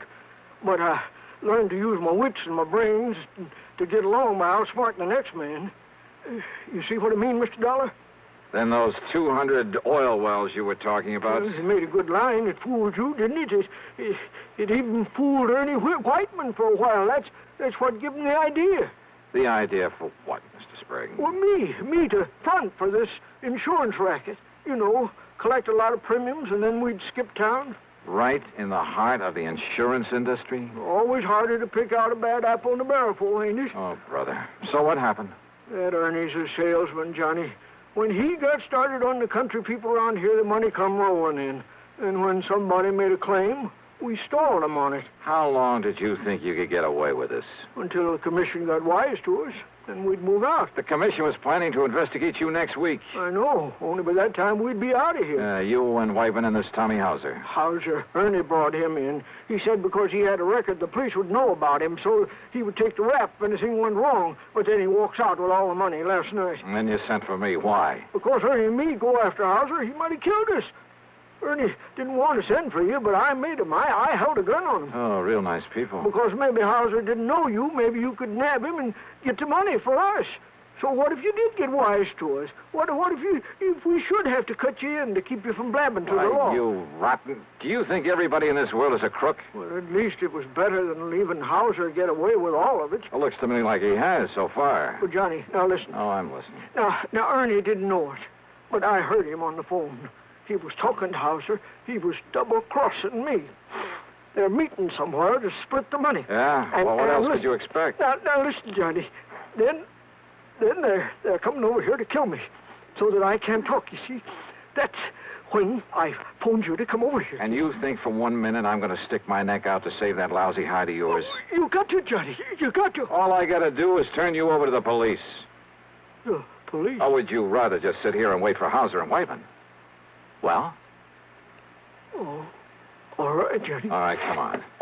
At least it may keep you from getting shot, which is better than you deserve it. Well? Ernie. Back inside, please, Ernie, both of you. That gun. That's right, the one that killed Hauser when he tried to hold out on me. The one that's going to kill you, Elwood, for what I heard just now through this door. Oh, no, Ernie, please. Johnny. And of course that means you'll have to go with him, Dollar. Now get inside that room. Pat, Both of you. I kind of thought you might be coming over here. What are you talking about? After I told you where I was headed. You too, Sergeant. Sergeant. The police! That's right. So you'd better drop Look that. out! You think you're going to...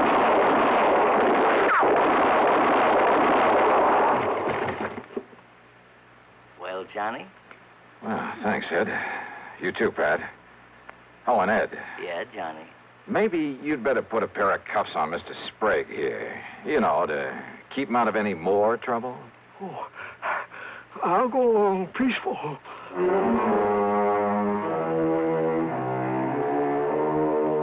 So the big fat fee that was promised doesn't get paid to me after all. And I'm sure I may as well forget the expense account for a change. But you know something? It doesn't matter. Because the important thing was to have had some small part in wiping out this dirty racket. Me? I feel good. Yours truly, Johnny Dollar.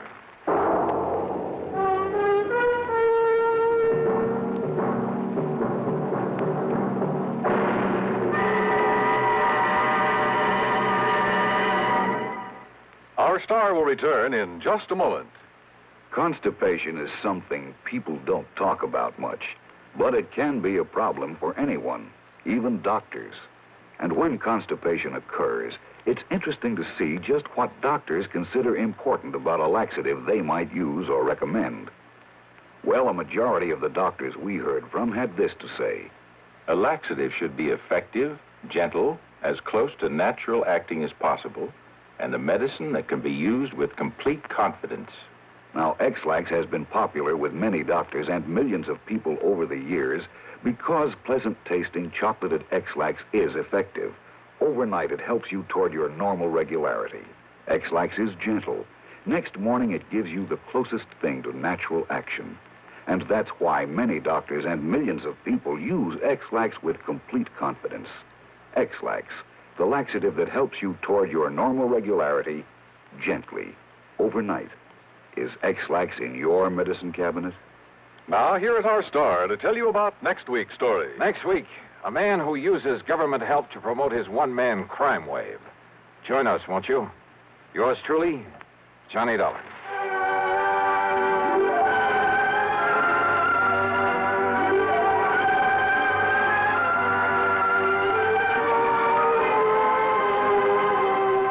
Yours truly, Johnny Dollar, starring Bob Bailey, originates in Hollywood and is written, produced, and directed by Jack Johnstone. Heard in our cast were Virginia Gregg, Edgar Barrier, Junius Matthews, Jerry Hausner, and Lawrence Dobkin. Be sure to join us next week, same time and station, for another exciting story of yours truly, Johnny Dollar. This is Dan Cubberly speaking.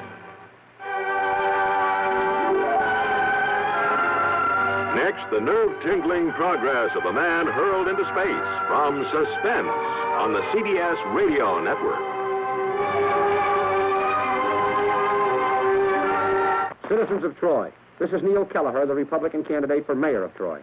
I'm taking this brief opportunity to tell you that a Republican city administration will restore garbage collection and disposal to an efficient level.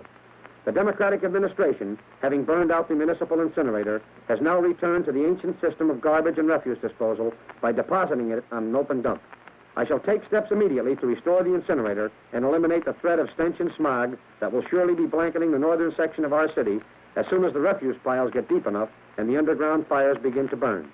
I intend also to eliminate the noisy collection of garbage in residential areas in the middle of the night so that Trojans can get their sleep. If you approve of the foregoing proposal, may I suggest that you can assure its becoming a reality by voting row A all the way, Election Day. Johnny Dollar. Earl Poorman, Johnny, down here in Sarasota. Earl, you're a dog. What? A couple of weeks ago, when you dragged me down there to Florida, I thought you were going to take me out in the Gulf for some of those kingfish. Well, now, Johnny, Instead, we ended up fishing a body out of the bayou. What, you don't think I planned that? No, I was only kidding. But if you're calling me about going down there for some fishing this time, well, are you? Well, maybe we can get out in the Gulf while you're down here. While I'm down there for what? To find out what's happened to a policyholder of ours. Uh-oh. Another one of those mysterious disappearance things? No. I want you to find out, if you can, whether it was suicide or murder. Oh. I'll grab the first plane I can.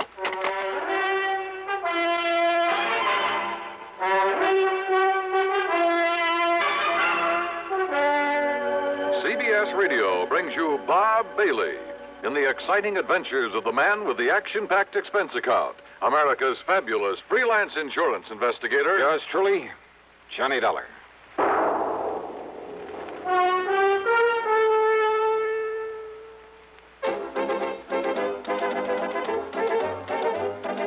Winston tastes good like a cigarette should. Winston tastes good like a cigarette should.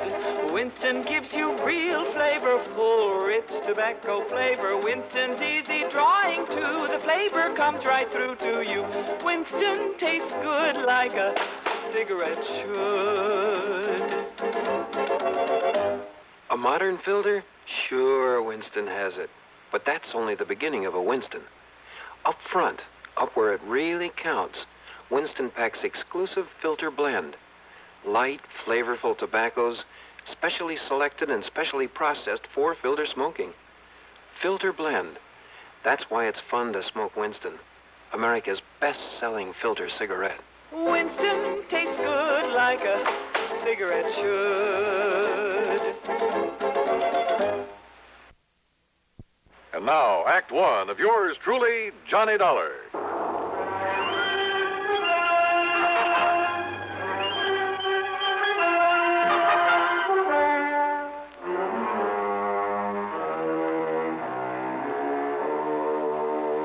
Expense account submitted by Special Investigator Johnny Dollar to the Sarasota, Florida office of Tri-State Life and Casualty Insurance Company. Following is an account of expenses incurred during my investigation of the Fancy Bridge Work matter.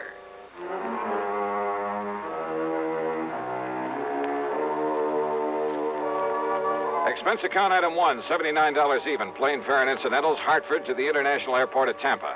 Then a ferry plane to Sarasota, where I was met by Earl Poorman, as usual, in a brand new air-conditioned car.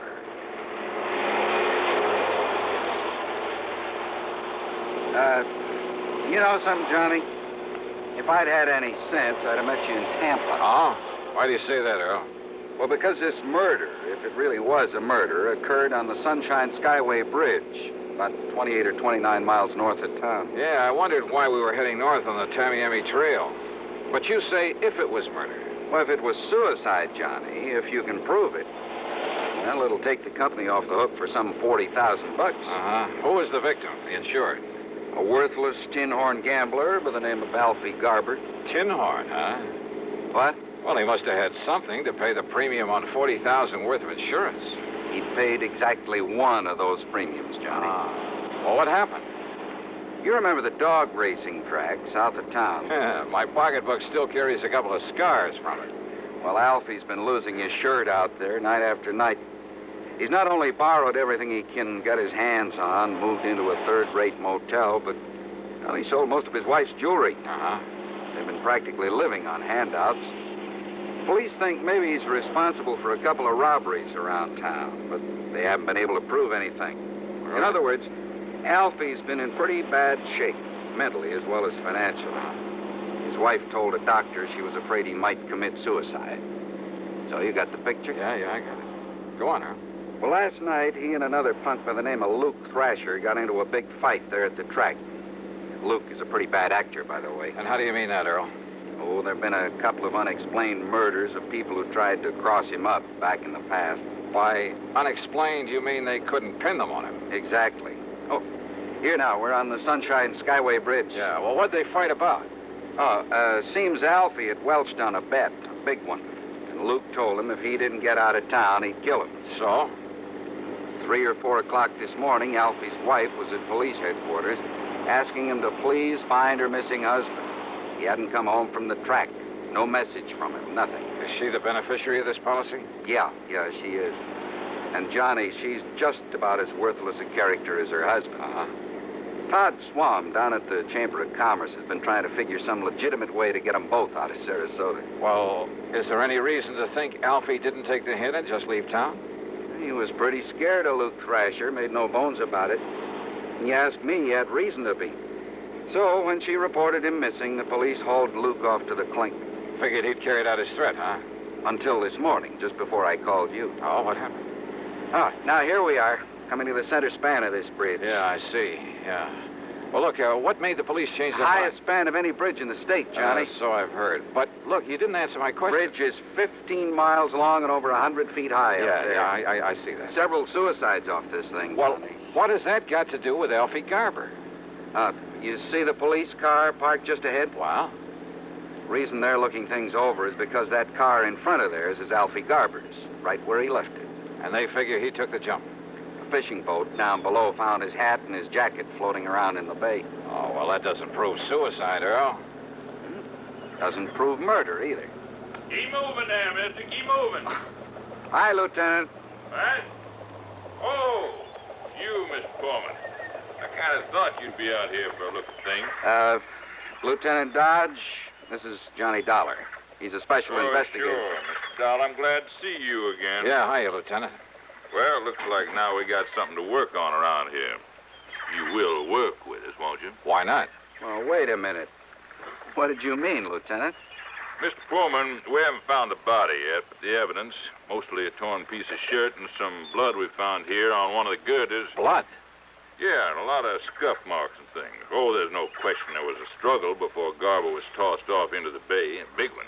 Murder, huh? No question about it, Mr. Dollar.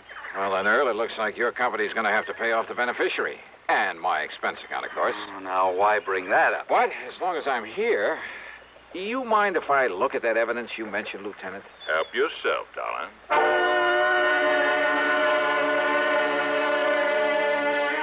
So I did. The marks of a struggle, the patches of blood on the girder, even the hat and the coat that had been recovered from the body. And I was inclined to agree with Lieutenant Dodge. That is until... Huh? What is it? Wait a minute. Let me see this jacket again.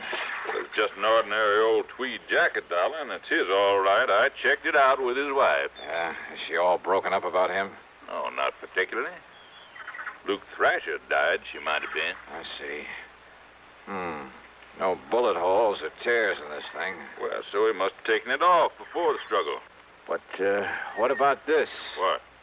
Oh, why, that's just a feather from one of those seagulls that are flying around here all the time. Is it? Well, isn't it? Or is it a clue that Alfie Garber wasn't murdered after all? Huh? Yeah. Give a thought to that, Lieutenant. Now, just a minute, Dollar. How can this little feather prove that Alfie Garber wasn't murdered? Why, I didn't say a thing about proof, Lieutenant. Okay, you said clue. From a seagull, huh? What else? Well, what's the difference? Yes, what are you getting at, Johnny? Hey, Earl, does old Doc Crutcher still live up the street from you? Still does. Why? Now, wait a minute, Dollar. Yes, Lieutenant. You're going to work with me on this, huh? Absolutely. Then you mind telling me why this feather's got you all excited? Well, I'm not exactly sure yet. You mind if I scrape a little of the blood off this girder? I sure do. That blood will be wanted for identification, for comparison. You mean if you find Garber's body? We'll find it, all right. We have to drag the whole bay. Good luck. Now, Dollar... Hey, swing us around, Earl, and head us back to Sarasota. Come on, swing us around. A, U-turn in the middle of this bridge? Mr. Pullman's right, Dollar. Go right ahead, Earl. I'm sure the lieutenant will be glad to hold back the traffic for us.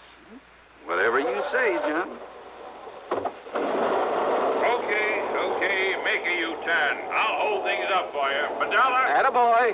But if I didn't like you, I didn't think you could help me with this. Holy...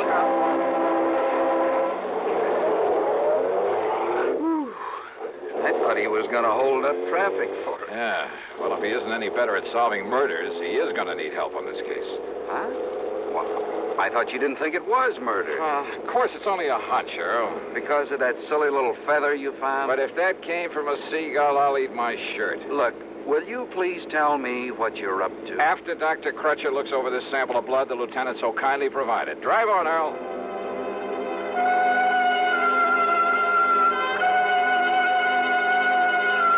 Dr. Les Crutcher, there on St. Armand's Key, is one of the most able men with a microscope I've ever known.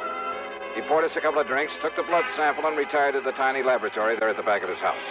Then, after about 15 minutes... Now, Johnny, listen to me. Relax, Earl, relax, and enjoy your drink. We may have to do some traveling around when the doc gets through with that specimen. Well, like where? If my hunch is right, that is. Well, Doc, what'd you find out? Johnny, putting that under a lens took me back to the old days before I got my MD, when I thought I was going to spend the rest of my life as a veterinarian. Chicken blood, huh? What? That's right.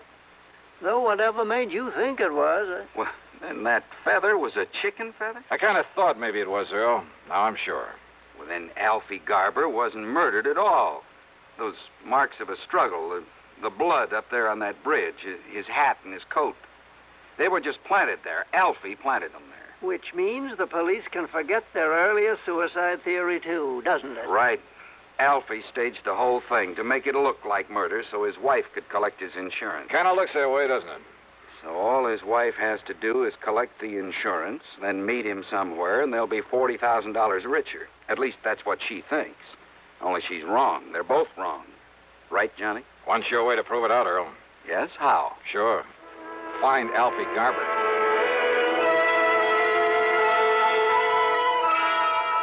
Sure. Easy, Lieutenant. Just find Alfie Garber. So we're right back where we started from. Yep. Only trouble is that by now he could be 1,000 miles away. Well, at least it takes that insurance company of yours off the hook. Yeah, I guess so. Kind of lets Luke Thrasher off the hook, too. Means his alibi really was airtight. His alibi?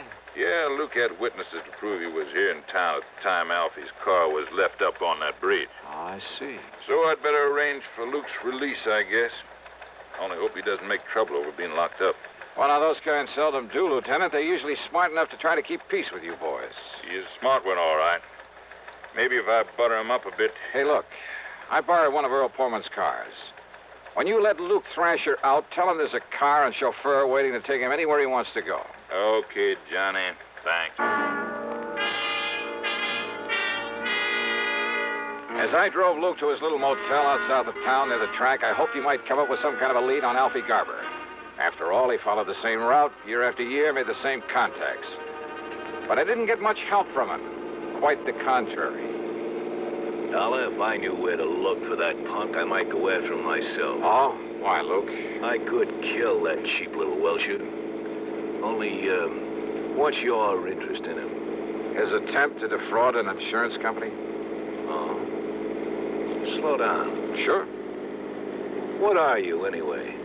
I'm a special investigator for the insurance Stop company. the car, Donald. What? I said stop the car. What's the matter, Luke? Private investigator, huh? That's right. That means you're a cop, and me, I don't like cops, public, private, any kind. So keep away from me, Dollar, if you want to stay healthy. Oh? Yeah. Listen, Dollar. I'm listening. You ever hear that maybe I killed a couple of guys one time and got away with it? I heard. What about it, Luke? Just remember that, Dollar. Just remember that. Act 2 of yours truly, Johnny Dollar, in a moment. Meet star Stuart Irwin. Nothing's worse for an actor than a nasty cold. To feel better quickly, I take wonderful 4-way cold tablets, the fast way to relieve cold distress. Right. Tests of all the leading cold tablets proved 4-way fastest acting. 4-way starts in minutes to relieve muscular pains, headache, reduce fever, calm upset stomach, also overcomes irregularity. Take my advice. For your next cold, take 4-way cold tablets, the fast way to relieve those cold miseries. 4-way, only 29 cents. Now, here's a word about another fine product of Grove Laboratories. To get rid of embarrassing dandruff in 3 minutes, change to Fitch Dandruff Remover Shampoo. 3 minutes with Fitch regularly is guaranteed to keep unsightly dandruff away forever. Apply Fitch before wetting hair, rub in 1 minute. Add water, lather 1 minute. Then rinse 1 minute. Every trace of dandruff goes down the drain. 3 minutes with Fitch and embarrassing dandruff's gone. At the same time, Fitch can brighten hair up to 35%. Get Fitch Dandruff Remover Shampoo today. And now, Act 2 of yours truly, Johnny Dollar and the fancy bridgework matter.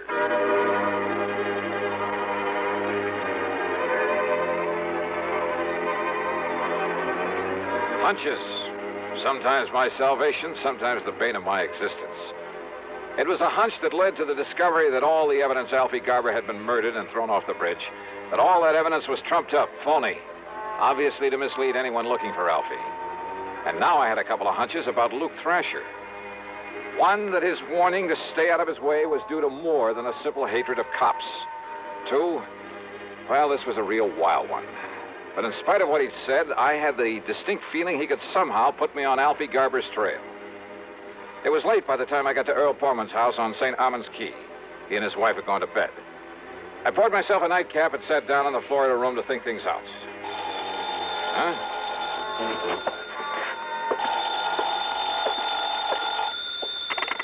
Hello? Earl, is Johnny Dollar there with you? Who's that? Oh, Johnny? Yeah. Well, this is Doc Crutcher. Listen, there was something about that blood specimen you brought me, that chicken blood. Yeah? I wasn't sure at the time, so I put it back under the microscope.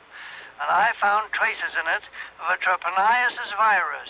Very seldom found here in the South. So what about it, Doc? So I checked with some of the local vets to see if any of them knew whose poultry flock might have it around here. I thought such information might be of help to you. You were so right. And, Johnny, that chicken could only have come from the farm of Andrew Palucci out on Bee Ridge Road. Good for you, Doc. Mr. Palucci is about to have a late visitor.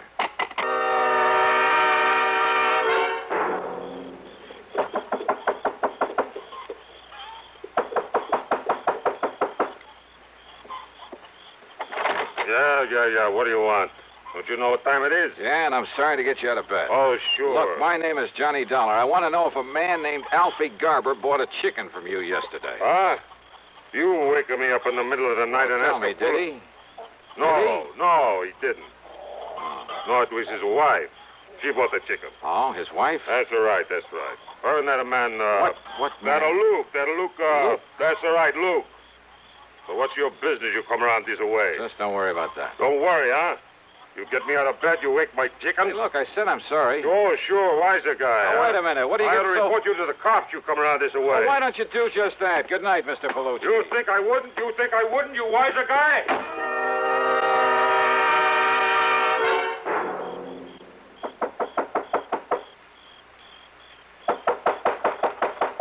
Yeah, I'm coming.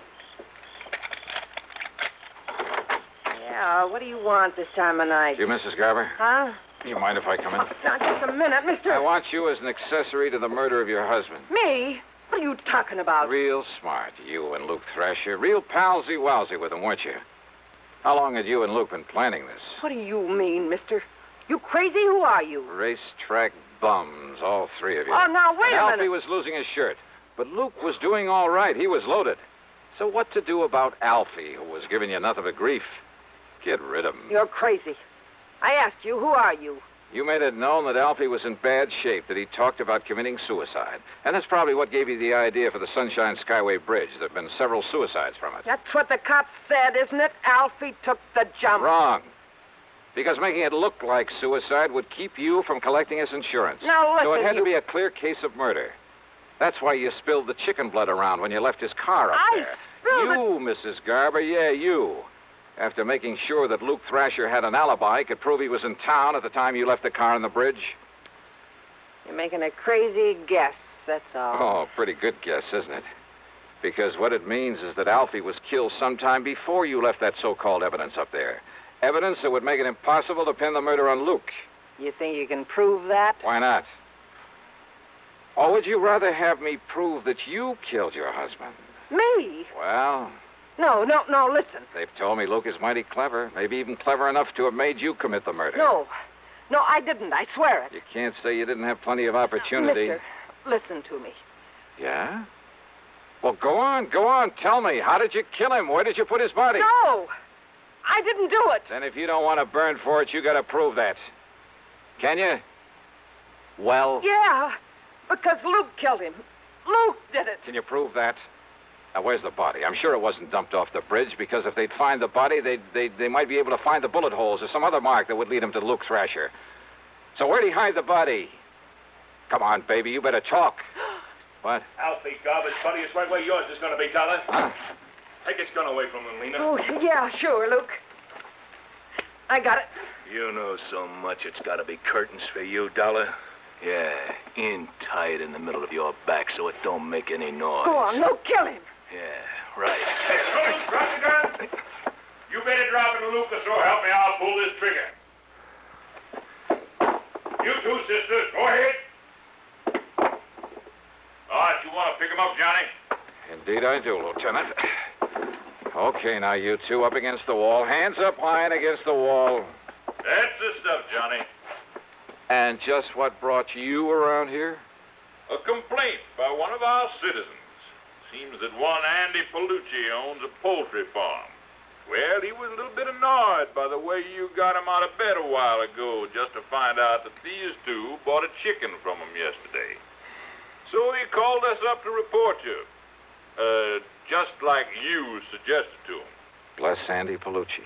Now, if you'll just help me climb in this window, I'll take care of these two for you.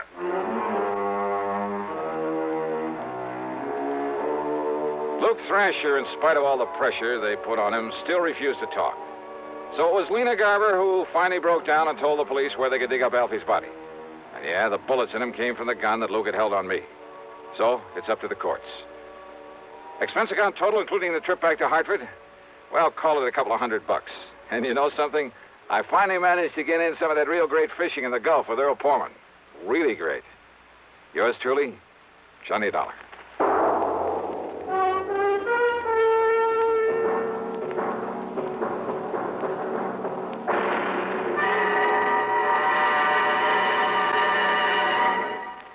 Our star will return in just a moment. Constipation is something people don't talk about much, but it can be a problem for anyone, even doctors. And when constipation occurs, it's interesting to see just what doctors consider important about a laxative they might use or recommend. Well, a majority of the doctors we heard from had this to say. A laxative should be effective, gentle, as close to natural acting as possible, and a medicine that can be used with complete confidence. Now, X-Lax has been popular with many doctors and millions of people over the years because pleasant-tasting chocolated X-Lax is effective. Overnight, it helps you toward your normal regularity. X-Lax is gentle. Next morning, it gives you the closest thing to natural action. And that's why many doctors and millions of people use X-Lax with complete confidence. X-Lax, the laxative that helps you toward your normal regularity gently, overnight. Is X-Lax in your medicine cabinet? Now, here is our star to tell you about next week's story. Next week, the wrong man matter. A case with a real twist at the end of it. Join us, won't you? Yours truly, Johnny Dollar.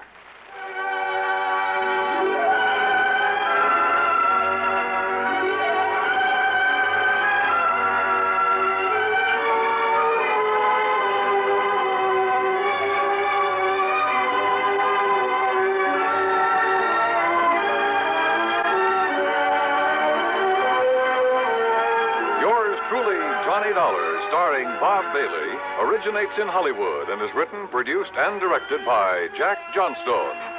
Heard in our cast were Virginia Gregg, Vic Perrin, Barney Phillips, Edgar Staley, Peter Leeds, and Frank Gerstle. Be sure to join us next week, same time and station, for another exciting story of yours truly, Johnny Dollar.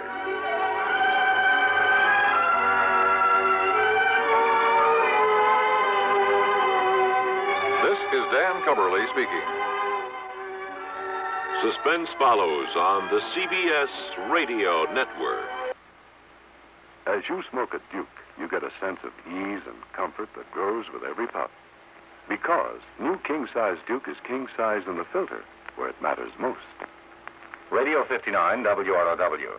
You know, we're all not experts on suits or stoves or automobiles, so before spending any money, we find out what makes one good. Aren't schools much more important? Shouldn't we know what a good school is really like? A free new booklet helps you to do this important job. It's called Yardsticks for Public Schools, published by the National Citizens Council for Better Schools. It suggests ways of sizing up a school and of ensuring a better education for your children. Send a card today for your free copy. Write Yardsticks and your name and address on a card. Mail it to Better Schools, 9 East 40th Street, New York, 16, New York. That's Better Schools, 9 East 40th Street, New York, 16. Johnny Dollar. Pat McCracken, Johnny, at Universal Adjustment Bureau. Greetings, Master. No, don't give me that. Johnny, I believe you spent a couple of weekends down in Sarasota, Florida early this month. Pat, you know darn well I did. Have a chance to get in some fishing? You know darn well I didn't. That's why I've been sitting here dreaming about those lunker bass at the Lake Mojave Resort out in Arizona. Oh, what's the matter with Lake Mead? Huh? You know, the huge man-made lake that's backed up by Hoover Dam? Yeah, I know. A few miles this side of Las Vegas, Nevada. A lot of big ones in that water, I understand. Okay, Pat, you got me all excited. Now, what's it all about? I told you, fishing. Yeah, and? That's all. Except, Yeah, except what? slight case of murder.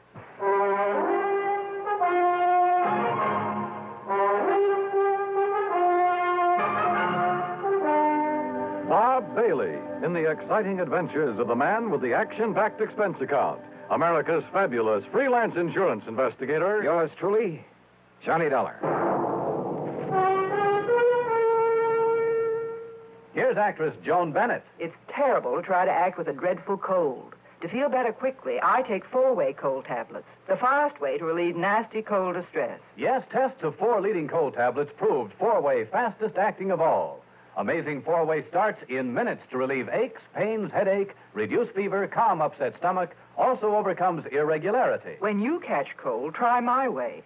Take 4-way cold tablets, the fast way to relieve cold distress. 4-way, 29 and 59 cents. Now, a word about another fine product of Grove Laboratories. Had dandruff for years? Now get rid of it in 3 minutes with Fitch Dandruff Remover Shampoo. 3 minutes with Fitch regularly is guaranteed to keep unsightly dandruff away forever. Apply Fitch before wetting hair, rub in 1 minute. Add water, lather 1 minute. Then rinse 1 minute. Every trace of dandruff goes down the drain. 3 minutes with Fitch, embarrassing dandruff's gone. Fitch can also leave hair up to 35% brighter. Get Fitch Dandruff Remover Shampoo today. And now, Act 1 of yours truly, Johnny Dollar.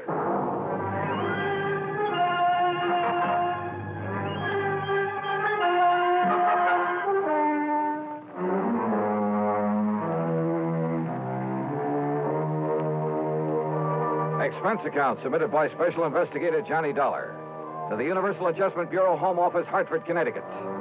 Following is an account of expenses incurred during my investigation of the Lake Mead mystery matter.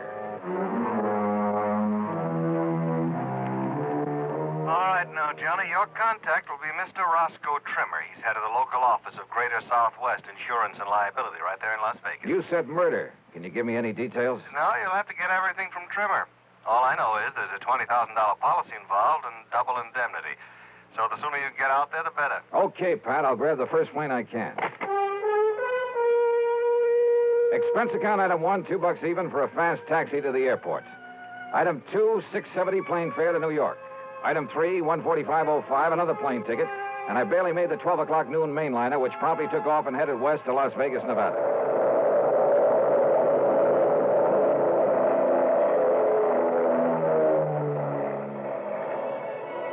It was 9:45 p.m. Pacific time when we started the long glide down from a starlit sky to the landing strip at McCarran Field in Las Vegas, Nevada. I'll never cease to marvel at the nighttime view from the air of that fabulous city of chance. Sitting alone out there in the middle of the vast Mojave Desert, the sky filling glow from its millions of lights, it had put a rainbow to shame. Oasis in the desert. Yeah, and very beautiful. I knew that Roscoe Trimmer's office would be closed this time of night, so I looked for a place to rest my weary head. Item 4, $1.50 for a cab into the Flamingo. And I just happened to remember that the Flamingo has an excellent casino.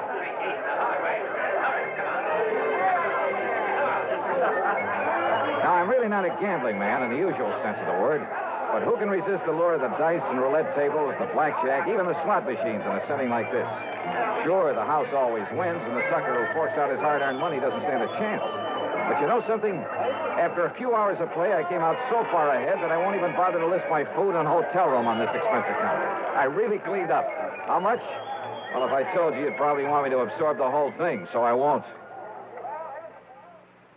Then, early the next morning, I met Roscoe Trimmer at the office of Greater Southwest Insurance and Liability. Dollar, I'm glad you could make it. I don't like this one at all. How are you? Hiya, Rosk. Sit down, will you? Yeah, But sure. not for long. Huh? I've arranged a drive-it-yourself car for you. And the sooner you can get over to Lake Mead, the better. Well, just where, Roscoe? That's a pretty big lake. Overton.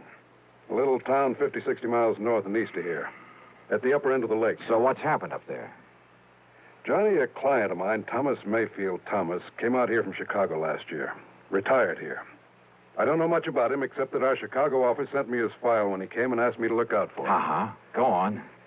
About a week ago, Thomas and a friend went fishing together out of Overton Landing. They went out with Hob Fulton on his charter boat. Incidentally, if you ask me, Hob's the best guide on the whole lake. Good. I'll remember that. Only you're here on a case, remember? Oh, sure. But go on. Well, the fishing must have been pretty good, because they stayed on at the Overton Motel.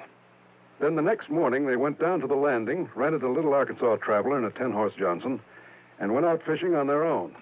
Rosk, I may try that very thing myself. But about the middle of the afternoon, a big east wind came up. You know what that means? I know that when a big Easter hits one of those desert lakes, there's only one thing you do. Get off it quick. Well, they didn't, Johnny. At least not quick enough. The following morning, when the blow had died down, Hob Fulton went out to look for him. And? He found the boat, all right. Beached on a point down near Goat Island. And Mr. Thomas's friend. What about Thomas? His friend says that Thomas went overboard when the squall hit him.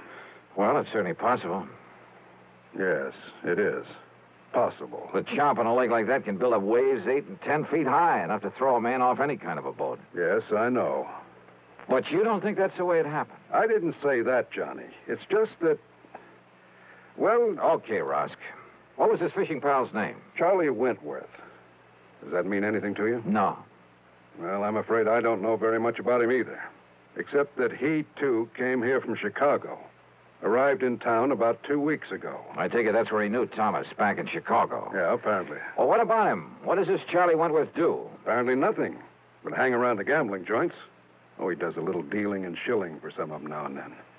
There's talk he's been making illegal book on the races, though nobody's pinned it on him. So, in your book, he's an undesirable character. That's right. But is that reason to suspect he took Mr. Thomas out on that lake and murdered him? Now, Johnny, there's been a lot of worry around this town about some of the people who've come out here recently from Chicago.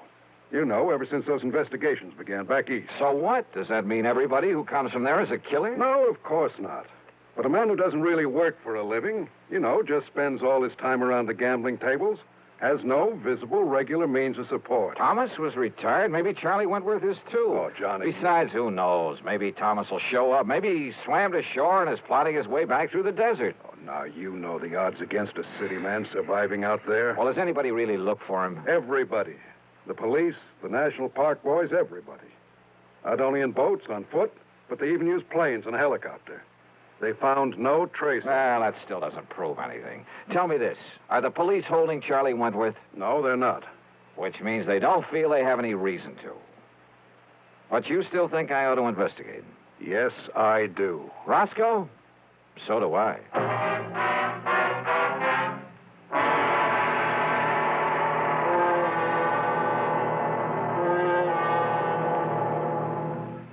Act 2 of yours truly, Johnny Dollar, in a moment. Hey, Dad, did you check your car filters today? No, son, I didn't. Why? Because it might pay you $1,000. $1,000 for a car filter? That's right, folks. You may have a filter under the hood of your car worth $1,000 and not even know it. A Fram filter worth 1,000 silver dollars. A regular filter change is important to today's cars. So important that Fram Corporation is paying $60,000 to get you to check your filters now.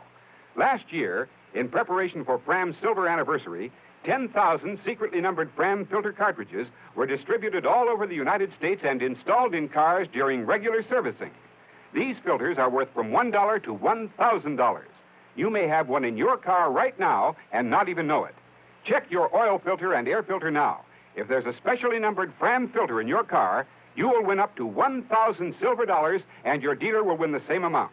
Get in on Fram's big silver treasure hunt. Check your car filters now. And now, Act Two of yours truly, Johnny Dollar and the Lake Mead Mystery Matter.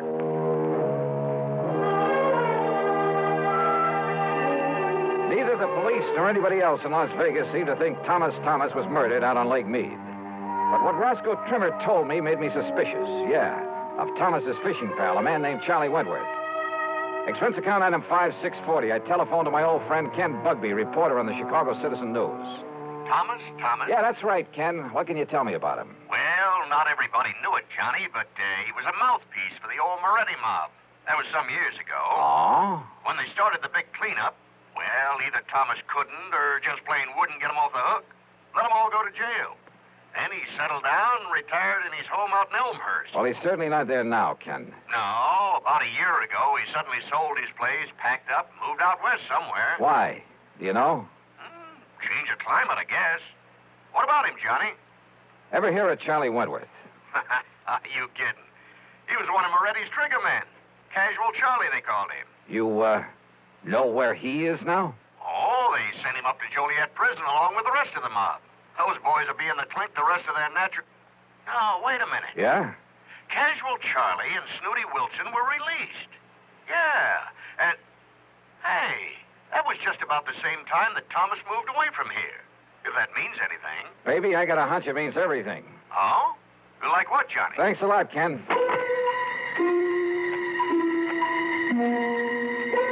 Next stop was the public library, the old newspaper files. Getting some info on the almost forgotten Moretti mob was a lead pipe cinch, especially about the time when the gang was broken up. And apparently, when Lawyer Thomas saw the jig was up for his boys, having made his pile, and to keep himself out of trouble, he left them flat. He'd let them get sent to the pen without raising a finger in their defense. So don't tell me that a mobster wouldn't want to get even with the guy who'd let him down. Sure, Charlie had killed Thomas. I was sure of it without even seeing him. But to prove it, without the corpus delicti, I spent item $632 even on some equipment at a sporting goods store. Then I drove north on Highway 91 to the quiet little town of Overton.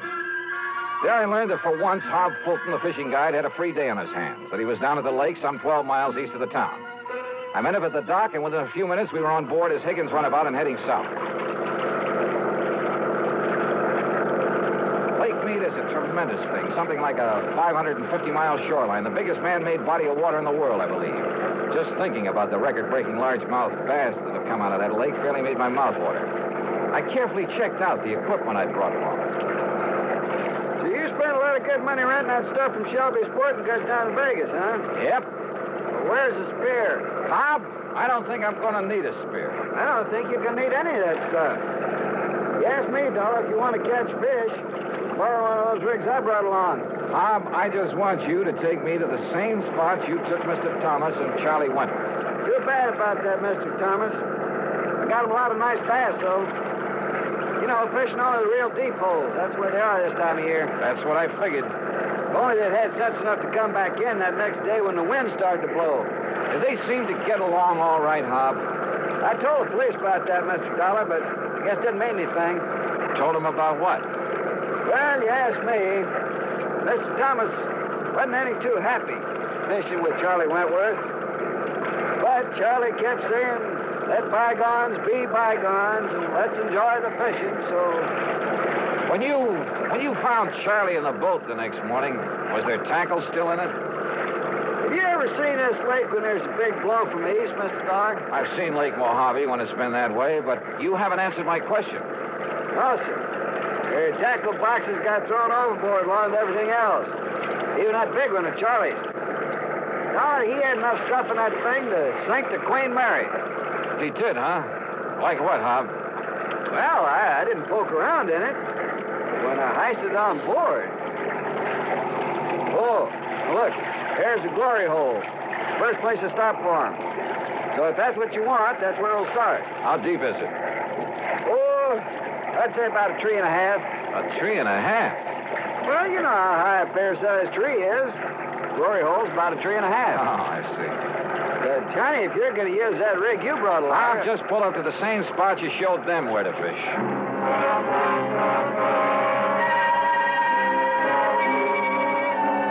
By the end of 2 hours, I'd tried at least half a dozen of the holes where Hob had taken Thomas and Charlie. No luck.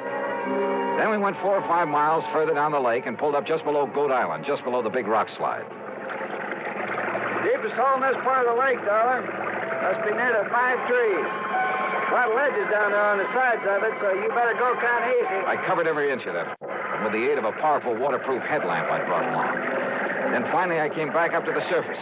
That's right, I said came back up to the surface. Here, Johnny, let me give you a hand back in the boat. No, thanks. I'll rest you in the water for a minute. That's a pretty deep hole. Yeah, but how you ever expect to catch bass in that skin diving rig without even a spear? Hand me a long rope, Hob. I found it down there. Huh? Yeah, on a ledge about 50 feet down, lashed onto that heavy tackle box you were talking about. That's what made it sink. Hey, what are you talking about, Johnny? The body of Thomas. What? Yeah, and there's a bullet hole right between the eyes. Act 3 of yours truly, Johnny Dollar, in a moment. Be sociable, look smart, keep up to date with Pepsi, drink light, refreshing Pepsi, stay young and fair and debonair, be sociable, have a Pepsi. When friends drop in, let your hospitality show you're sociable in the modern manner. Pepsi, you know, is the favorite of the smart and young at heart. Be sociable, look smart, keep up to date with Pepsi, drink light, refreshing Pepsi, stay young and fair and debonair, be sociable, have a Pepsi. Have you tried a Pepsi lately? And now, Act 3 of yours truly, Johnny Dollar. I took the body of Thomas back to headquarters in Las Vegas and hung around long enough to hear Dr. Richard Fallon say the bullet hole was definitely made by a .38 and at close range. To hear Police Captain Willis say there'd be no action taken until the bullet could be removed for study. But I knew he'd change his mind when he had time to think about it. So I left headquarters and started making the rounds of the gambling casinos. Luck was with me. At the second place I stopped, one of the public joints on Fremont Street. The winner, everyone. It's 30 full, red, and even. Well, have you seen him around here today? Yeah, that's Charlie Wentworth. They just come in the door, mister. Thanks. All right, ladies and gentlemen. Excuse me, please. Take your bets for the Pardon me, will you? May I get through here, please? Thank you. Excuse me. Charlie Wentworth? Yeah, Buster? Johnny Dollar, insurance investigator.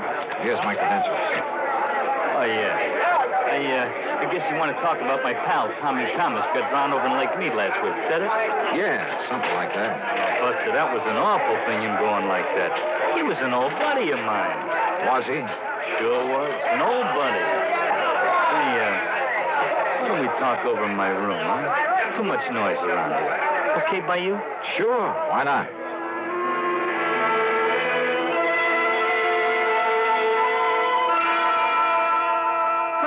Are you kidding? I'm not kidding. No. Listen, Dollar, I haven't packed a rod since the old days of the Moretti mob back in Chi. I'll bet. That's a fact. It's the truth.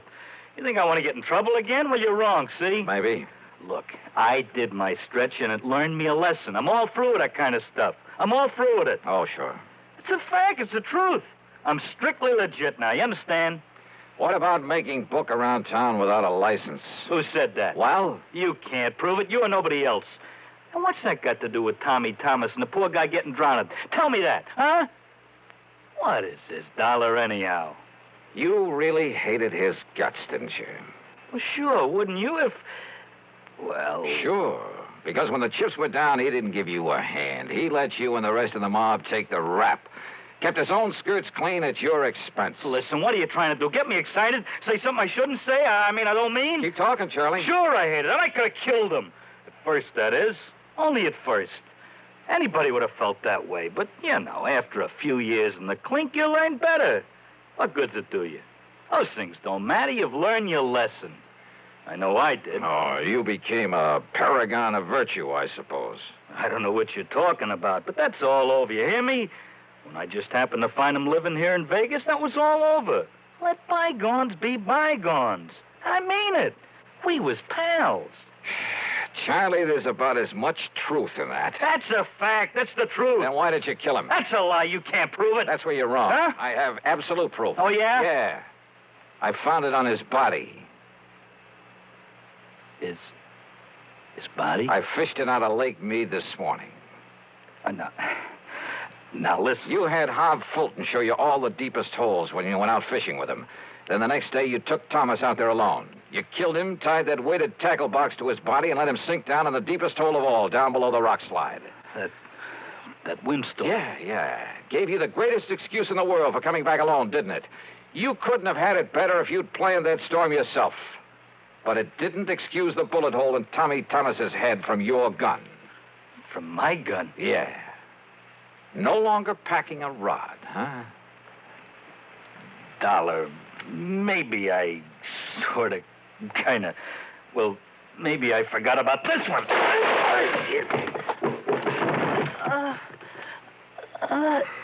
Trigger man, huh? You're a lousy shot. And pretty slow draw, thank heaven. You know something? Now I think I have got proof. Yeah, this gun of yours.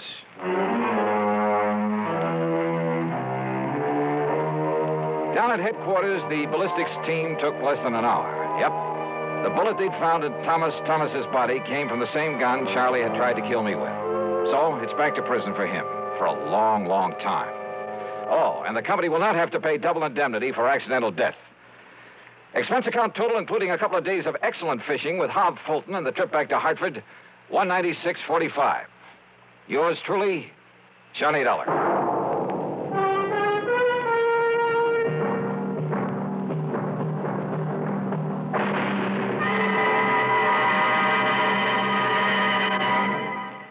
Our star will return in just a moment.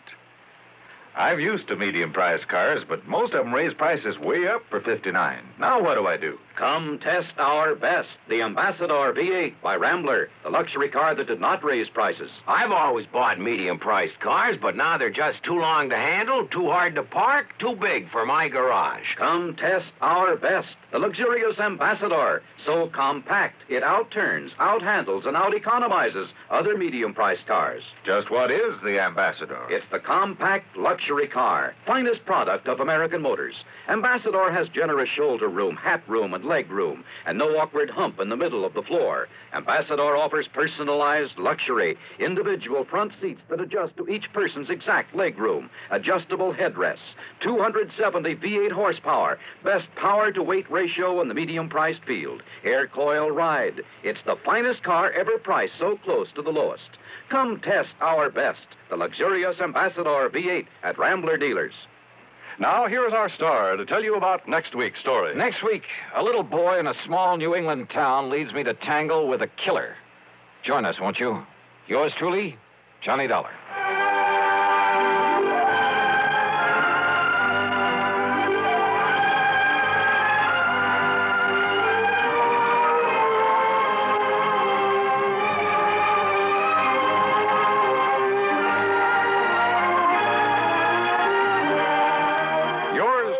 Johnny Dollar, starring Bob Bailey, originates in Hollywood and is written, produced, and directed by Jack Johnstone. Heard in our cast were Larry Dobkin, Bartlett Robinson, Frank Nelson, Harry Bartell, and Gil Stratton, Jr. Be sure to join us next week, same time and station, for another exciting story of yours truly, Johnny Dollar.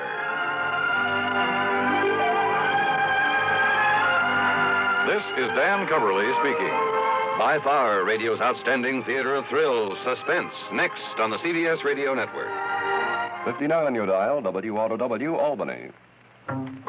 If it happens to you, and I think it might, that now and then your cigarette doesn't taste right, that's the tip-off, man, and you'd best begin on the new kind of filter that's known as Spin. Old Gold New Spin Filter. This new Spin filter is the best you've seen, does more than reduce tar and nicotine. It improves smoke and taste so that you can get the best taste yet in a filter cigarette. Old Gold New Spin Filter. test for taste. Try your present brand against old gold. Test for taste, and it's 10 to 1 that you'll be sold. Test for taste with a cigarette, a carton, or a pack. Test for taste, find the flavor all the other filters lack. Old Gold's new thin filter. That's the story, boys. That's how you can get the best taste yet in a filter cigarette. Old Gold's new thin filter. 5:30. From Hollywood, it's time now for Johnny Dollar. This is Peter Hardy at Tri-Western Property and Casualty Insurance. Hi, how are things in the Golden West? You still in Reno? Sure am. Good boy. What goes, Pete? A little trouble with a big dairy farm out here, Johnny. Armenian Dairies. Okay, Pete, tell me all. A year and a half ago in a fire, Armenian lost one of his silos. You know, one of those big towers where they store and cure a lot of chopped up corn and stuff. Yeah, I know. Cost us $21,000. $21,000 for a silo? This time it's a compound silo, and the claim is for $56,000. Oh. But I don't want to pay it. I don't blame you. Sure, because, Johnny, I think it was arson.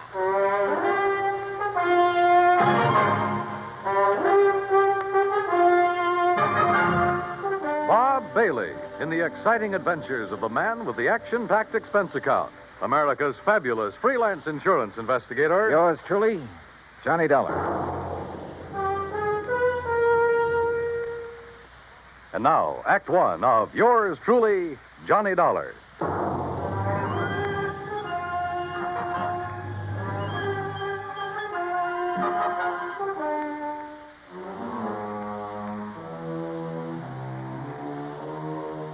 Expense account submitted by Special Investigator Johnny Dollar to the Tri-Western Property and Casualty Insurance Company, Reno, Nevada office. Following is an account of expenses incurred during my investigation of the doubtful dairy matter.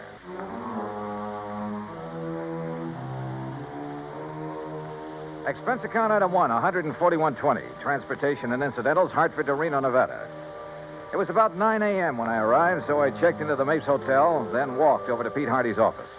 Armenian Dairies is just north of here, Johnny, in Warm Springs Valley off Route 33. Well, then I'd better rent me a car. Or you can use mine. Now, Pete. How can I run up my expense account unless I have something to run it up with? Johnny, for once... Anyhow, the reason why these silos Armenian has are so expensive... Is that the owner's name, by the way? Yes, Aram Armenian. And I take it he's Armenian? Strangely enough, no. Now, he's had all his silos very specially built. Oh, how specially can you build a silo? Just a concrete base, a lot of long wooden staves to get the circular shape, and a good roof on top. Well, he has some trick with them inside. Like what? That's his deep, dark secret. But he claims it makes better silage for his cattle than is possible anywhere else in the world. And one of these things burned up a year and a half ago. The word exploded best describes it. Yeah. And as I said, cost us $21,000. And now the replacement has gone up in flames. Yes, day before yesterday. He filed the claim the same day. Well, why do you suspect arson? Did the local authorities find anything suspicious? No. But you go out and talk with Armenian, Johnny. And if you don't end up with the same kind of feeling I have, well, I'll leave my shirt. Expense account item 2, $50, deposit on a drive-your-own car. Finding the Armenian Dairy and Ranch some 20 miles north of the city was easy. It was spread out all over the countryside. Hundreds of acres of well-irrigated, lush green pastures. Square in the middle of the ranch sat one of the cleanest, most modern dairies I ever saw. Aram Armenian gave me the grand tour, and I must say I was impressed. There was close to 200 well-kept Guernseys in the main barn, which was clean as a whistle. The milking machines, coolers, separators, clarifiers, and so on were the same. Yep, a prosperous-looking setup. Finally, Mr. Armenian took me out to where a small group of workmen were cleaning up what was left of his compound silo. As you can see, Mr. Dollar, only the concrete base is left. That must have been a pretty big silo, Mr. Armenian. Yes, the largest and most efficient in the entire West. Still, $56,000. Oh, the size had nothing to do with that. It was the inner construction, known only to Barnwell, the man who built it for me, and to myself, of course. What was so special about it? Principally a method of venting. Venting? Yes. It increases the phosphorus and lactic acid content. Well, I thought the point in a silo was to keep it pretty well sealed up. Venting within, Mr. Dollar. But that's all I'll tell you about it. It cost me $56,000 to have Barnwell build it. And I wish the company to pay my claim as quickly as possible, because I'm starting construction on a new one immediately. Of the same type? Oh, vastly improved type. Oh, then it was to your advantage to lose the old one. Just what do you mean by that? Your loss came at just the right time, didn't it? Now, just a minute, Dollar. With the insurance money, you can build a new and better one. And when it gets out of date, I suppose you'll have another fire. Oh, I see. You think perhaps these last two were deliberately set? Were they? Ridiculous. Is it? But if they were... Yeah? If they were, I certainly wouldn't know it. Oh, come on now. After what you've just said. And what's more, Mr. Dollar, I'm sure you'll never be able to prove it.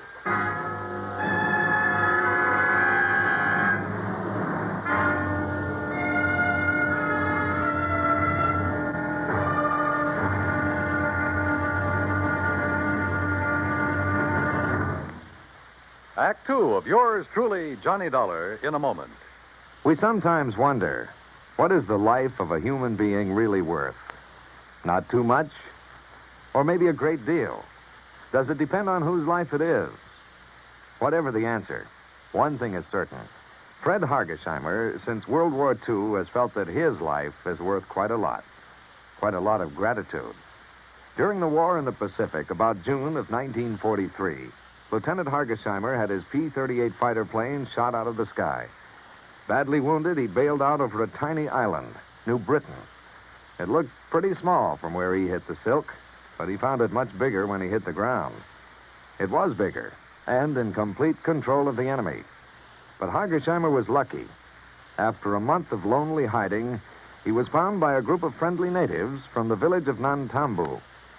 They cared for him and successfully hid him from enemy patrols for the next 4 months at the risk of their own lives. Then Hargesheimer was able to make it back to civilization. For the next 17 years, Fred Hargesheimer thought about those wonderful people of Nantambu. 12,000 miles away in the United States of America, Hargesheimer put a great plan into effect. He made speeches, took up collections, sold jewelry belonging to his family, and worked out a way to bring a bit of civilization and happiness to the little village of Nantambu. Needless to say, the villagers gave him a spectacular welcome upon his return. Fred Hargesheimer showed his gratitude to the people who had saved his life. But life is worth little without freedom, the right of all men, everywhere. And now, Act two of yours truly, Johnny Dollar, and the doubtful dairy matter. Why, what he said and the way he said it. Aramamenian was practically challenging me to find out how Arson was involved in the destruction of his $56,000 secretly constructed compound silo. Expense account item 3 phone call from a gas station on Highway 33 to Reno Police Headquarters. But Lieutenant Brady of the Arson Squad assured me he'd failed to find anything indicating the fire was set. So dead end. Until I remembered a little trick that had worked for me before and might work again. Item 4, 27 cents for a loaf of white bread at a grocery store along the highway. Then I drove back to the Armenian ranch. If I'd known you were hungry, Mr. Dollar, I should have had something provided for you at the ranch house, in spite of your rather nasty attitude about this loss of mine. Food is the last thing I'm thinking of, Mr. Armenian. Well, then why this loaf of bread, if you're not... Whoop. Now, let's see. Oh, now, surely you're not going to eat the piece that dropped in the ashes. No. For now. Well, then get it out of your mouth, man. Well, mm-hmm. Whatever in the world are you doing, Mr. Dollar? Yeah, I knew it. You knew what? A sure test for kerosene, Mr. Armenian. What? Yeah, fresh bread dropped in the ashes of a fire even days after the fire is out. I don't understand. I can still taste the kerosene. And, mister, it makes things look pretty bad for you. Me? Oh, good heavens, man, you can't... Dollar, I resent this completely unfounded accusation. Go right ahead and resent. Or better still, let me get hold of a stenographer and you can dictate a confession. Get out of here. Want to do it the hard way, huh? Get off this ranch, Dollar. Now leave. Immediately. Sure. And I warn you, don't come back.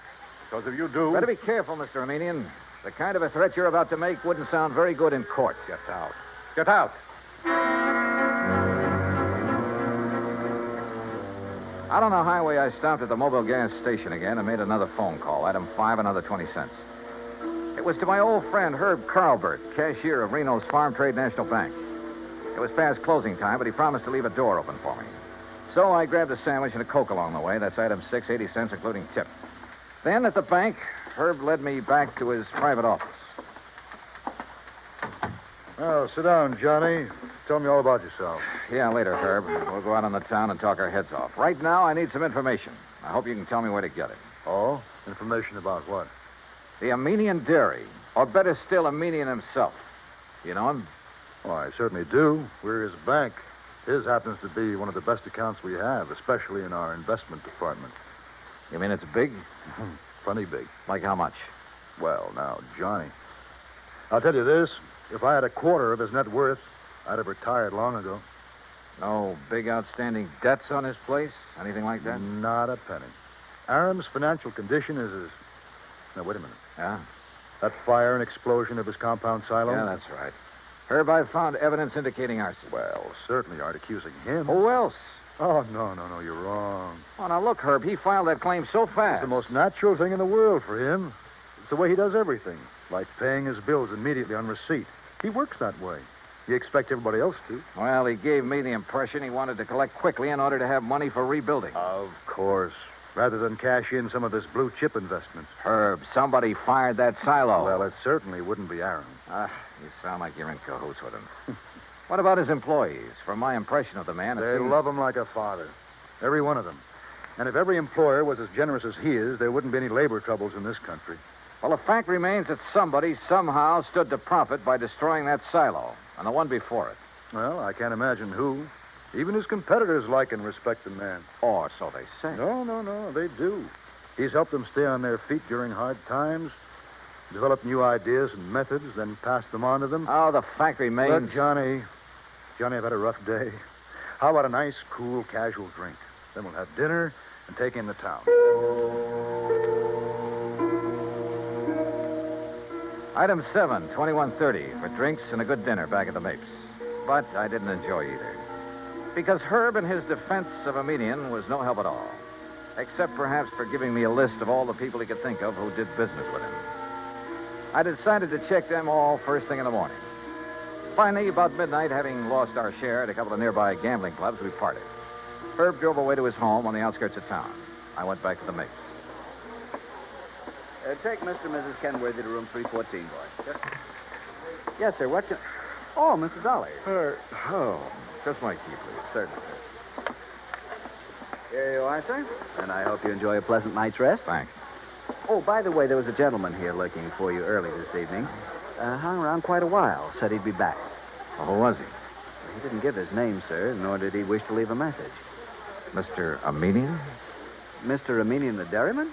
Oh, no, sir. I'm quite sure. Okay, thanks. Yes, sir. Good night. Good night, sir. Oh, Mr. Dollar. Yeah? There he is. There. Huh? Going out the door, the dark brown coat. You're sure? Yes, sir. The same man. I wonder. Yeah, so do I. But if he knows you, sir, and saw you, sir... By the time I got out the front door, the man in the brown coat was halfway down the block and walking fast. Faster and faster, as a matter of fact, as I gained on him. He turned the corner, and by this time, both of us were running. Hey! Hey! Were you looking for me? By the end of 3 or 4 blocks, it was a real foot race. Then suddenly he turned into an alley, and like a darn fool, I plunged into the darkness of it after him. Hey! Hey!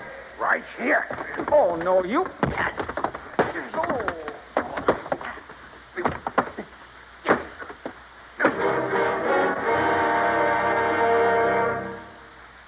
Act 3 of yours truly, Johnny Dollar, in a moment. Our flag now numbers 50 stars, and behind each star there stands yet another flag representing one of the 50 states. New Hampshire state flag carries its state seal on a field of dark blue. The seal is surrounded by a wreath of laurel leaves, the symbol of peace, interspersed with 9 stars because New Hampshire was the 9th state to join the Union. The heart of the state seal is a representation of the frigate Raleigh, recalling the glory of the early days of sail. New Hampshire state flag, the flag of the 9th state to enter the Union, was adopted on April 29, 1931. And now, Act 3 of yours truly, Johnny Dollar, and the Doubtful Dairy Matters.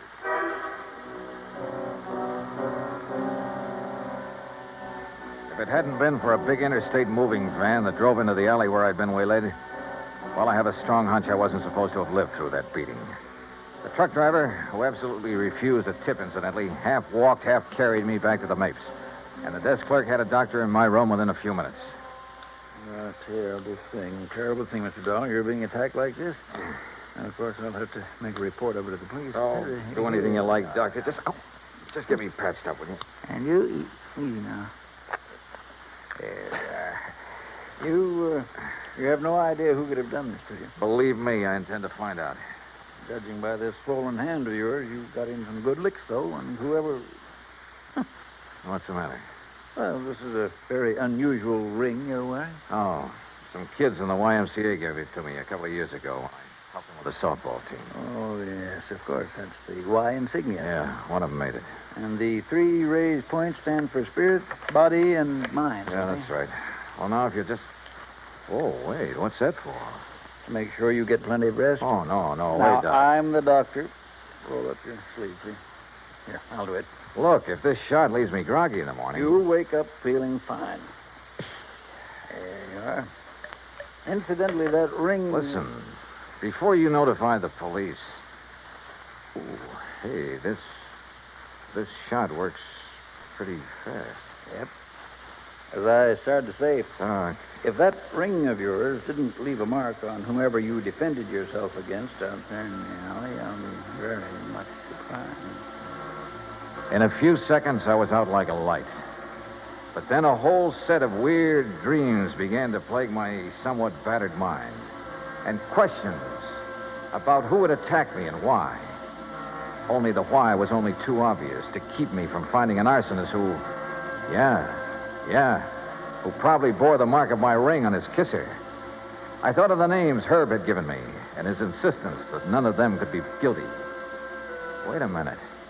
There was one name he hadn't mentioned, but a median had, of one man who stood to gain a lot by the destruction of the silos.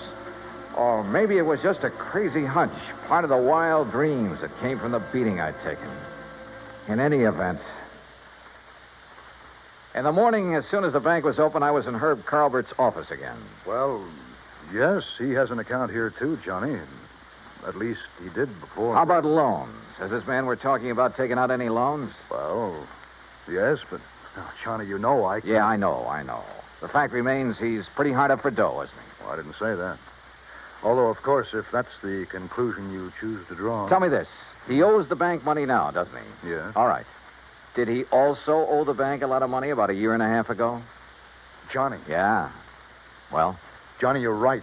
But who would have suspected? And when you consider that Aram Aminian is the one man who has given him money for all the work he's... I can't believe it. Herb, it started out as a pure hunch, but right now I'd bet my... Where can I find him? Well, if Aram plans to go ahead with new construction, Sure, he's probably... Sure, out there at the dairy. You want to come along? Well, maybe I'd better after the way Aram threatened you. I guess I owe him an apology for the way I tore into him. Let's go. Johnny. Yeah? What if we're wrong? What if this man we think is the arsonist... Will you agree that the firebug is the same man who attacked me in the alley? Well, I suppose so. Then we'll soon know. Because believe me, he's a marked man.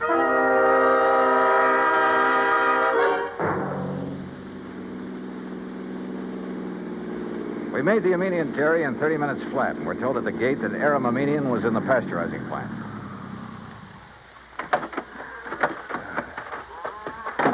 Maybe you better let me talk to Aram first, Johnny. It's not Aram that I'm interested in, Herb, and you know it. Hold just a minute. Huh? What's the matter? Hold it a second, will you, while I tie my shoelace? Yeah, sure.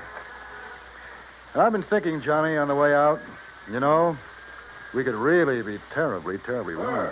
Herbert, old man. Aram, we're just looking for you. Well, when I heard the car pull up, I thought it was Joe Barnwell. He's due here to show me final plans for the new silo he's going to. Well, Mr. Dollar. That's right, Mr. Aminian. I want to apologize for... Well, what's the matter? That dressing on your cheek. What about it? Just what is that little bandage hiding? Johnny. Well, Aminian? As a matter of fact, I cut myself shaving this morning. Well, I'm sorry, mister, but that bandage is going to have to come off. Look, Johnny. Now, just a minute, Dollar. Ah, here you are, Aram. Here's the final blueprint for it. Why, what's wrong, Joe? Oh, gentlemen, this is Mr. Joseph Barnwell, Herb Carlbert. We know each other. And Mr. Johnny Dollar. Yeah. I think we know each other, too, Barnwell. Oh, do we? Joe, did you have an accident of some sort? Your face. What's going to happen to him now won't be any accident, Mr. Emenian. And I apologize for doubting that you cut yourself with a razor. What? I'm afraid I don't understand. But that bandage on your face doesn't hide any razor cut, does it, Barnwell? Well, I don't know what you're talking about. All right, then let's rip it off. You certainly won't.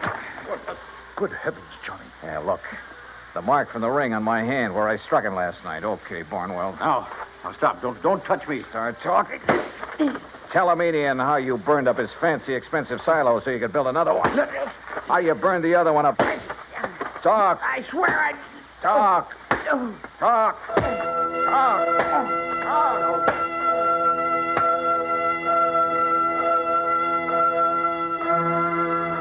Yeah, he talked all right, plenty. About a racket so old I hadn't heard of it in years. The crooked builder who burned out his own clients to get himself more work. And in this case, a natural, because he was the only one who shared Aram's secret construction plans. And by the time I was through with him, he blabbed about some of the other clients he'd taken the same way. Expense account total, including incidentals and the trip back to Hartford, $418 even. Yours truly, Johnny Dollar.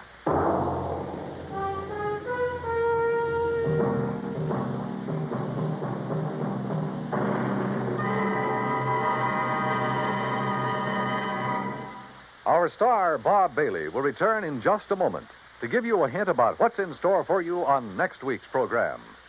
Meantime, listen carefully. There is a biblical verse which promises life is going to be better for everybody in the world when mercy and truth are met together and righteousness and peace have kissed each other. When the people of the United States of America express that thought, it is not in idleness, but in deeds. Today, it is common knowledge that when the gigantic earthquakes and tidal waves struck the Republic of Chile in South America not too long ago, thousands of lives were lost and tens of thousands were left homeless, hungry, and suffering. Immediate aid in the form of food, medicine, clothing, supplies, and professional and technical help were flown to Chile by the United States Air Force in a Mercy airlift. When the work was done and the suffering people made happier and more comfortable, American servicemen received such grateful thanks from the people of Chile that they felt increased pride in being able to wear the uniform of the United States of America. This same pride has come to other Americans in uniform when mercy and truth have come together to follow the wake of disaster in other parts of the world. After the earthquake in Agadir, Morocco, after 2 devastating cyclones swept across the Bay of Bengal into East Pakistan, after a typhoon rocked and battered Japan. As mercy and truth got together, so did peace and righteousness to form a pact for freedom, the right of all men everywhere. And now, here's our star to tell you about next week's intriguing story on yours truly, Johnny Dollar. Next week, well, I get into cattle country again. And a Hereford steer solves the case for me. So join us, won't you? Yours truly, Johnny Dollar.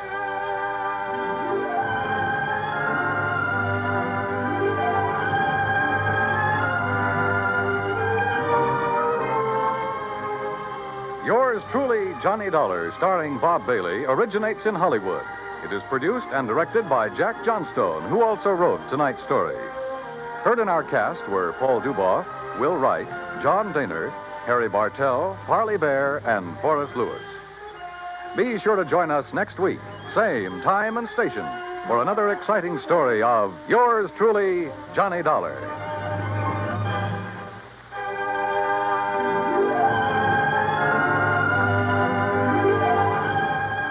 This is Dan Coverly speaking.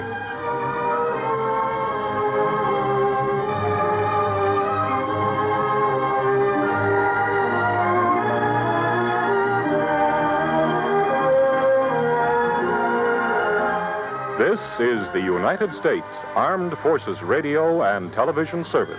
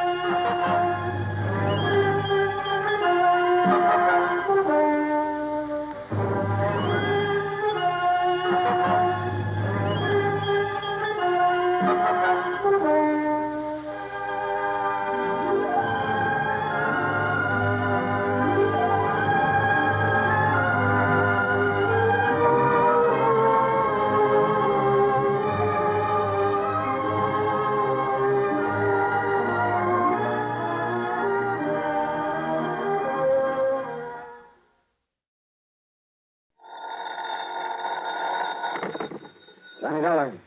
Johnny, you better come right on back out here. Yeah, back out where, and who are you? Johnny, this is Red Bear.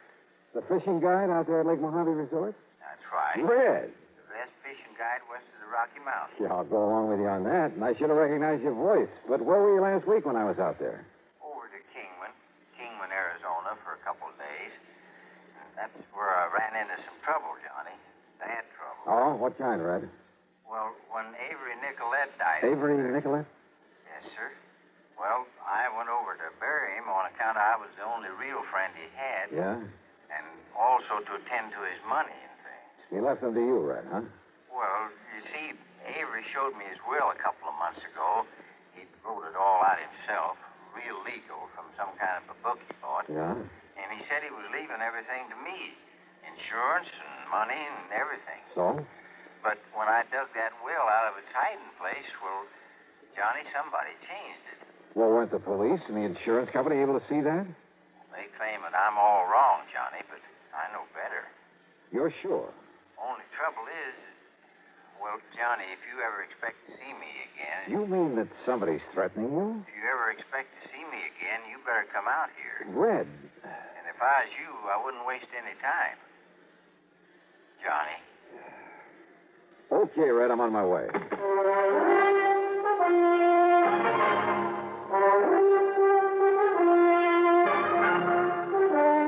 CBS Radio brings you Bob Bailey in the exciting adventures of the man with the action-packed expense account. America's fabulous freelance insurance investigator. Yours truly, Johnny Dollar.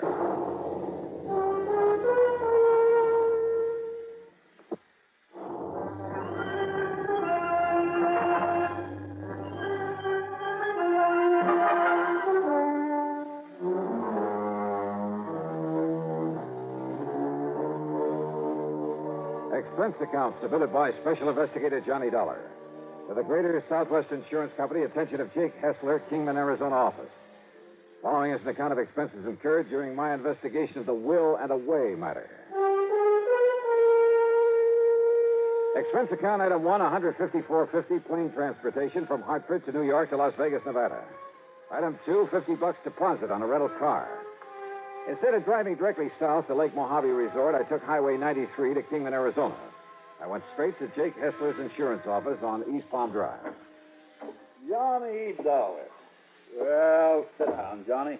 Tell me all about you. Thanks, Jake. Well, I suppose you're here on account of Avery Nicolette's insurance. That's right. Wrote his policy himself. 10,000 straight line. And the beneficiary? To be named in his will. That's the way the policy read. Well, isn't that rather unusual? It's highly irregular. Took a bit of doing with the company, but that was what he wanted, and that's what he got. And it's made us a lot of trouble. How, Jake? Now, first of all, after he died, nobody knew whether he'd even made out a will. All right, then. That is, until some old character from old Lake Mojave come along and showed us where he'd hidden it, there in that house he was renting. That was Red Barrett. That's right, Lloyd Barrett. He called himself Red. I understand he was a very good friend of Nicolette's. Only real friend he ever had, I guess. They used to do some prospecting or cattle raising or something together.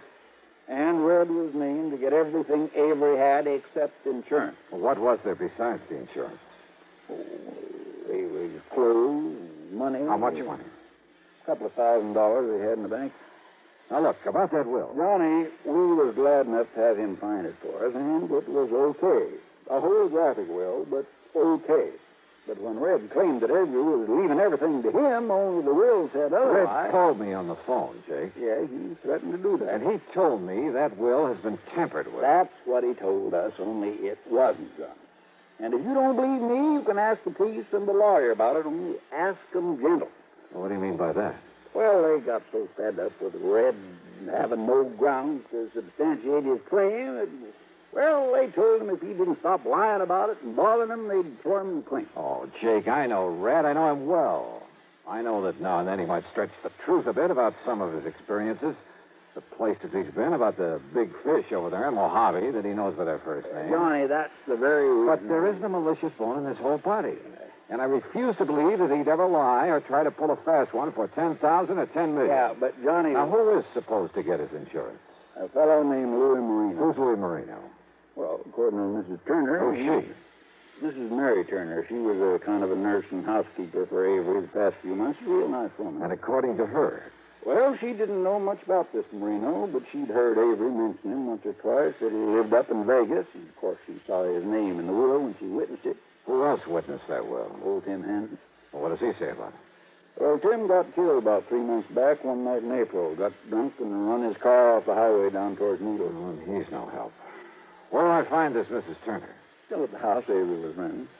And she swears that Marino was mentioned in the will right from the beginning, huh? Yeah, but your friend Red Barrett... Okay, Jake, I'll see you later.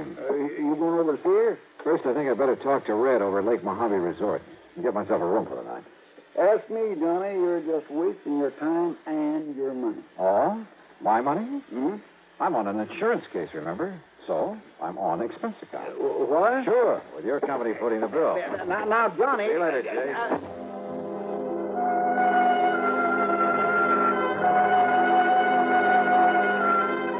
It was after dark when I reached the Lake Mojave Resort. And yeah, Red was waiting for me in his comfortable motel room. We got right down to cases. And I tell you, Johnny, that when Avery showed me that will, there was never any such a name as Louis Marino on it. And that was a couple of months ago. On his birthday, May 11th. I'd taken him a couple of nice steaks to celebrate. Yeah. Now, what was this about your being threatened? Threatened? Well, that's what you implied to me over the phone. Well, now, wait a minute. Were you just stretching things a bit to make sure I'd come out here? Oh, now, Johnny. Yeah, I should have known it was something like that. No, sir. Oh, that is... Well, if you could have seen Marino's face when I told that lawyer, the surrogate, that somebody had meddled with Avery's will, and when I said I was going to send for you... Red, you old reprobate. You're in about as much danger. Huh? Now, who'd be out there practicing with a gun this time? And... Get down. Douse the lights. Sure will. Johnny, that nicked my shirt. Out there practicing, huh? Those bullets were meant for you. Maybe. Or maybe you, Johnny. And the will and away matter.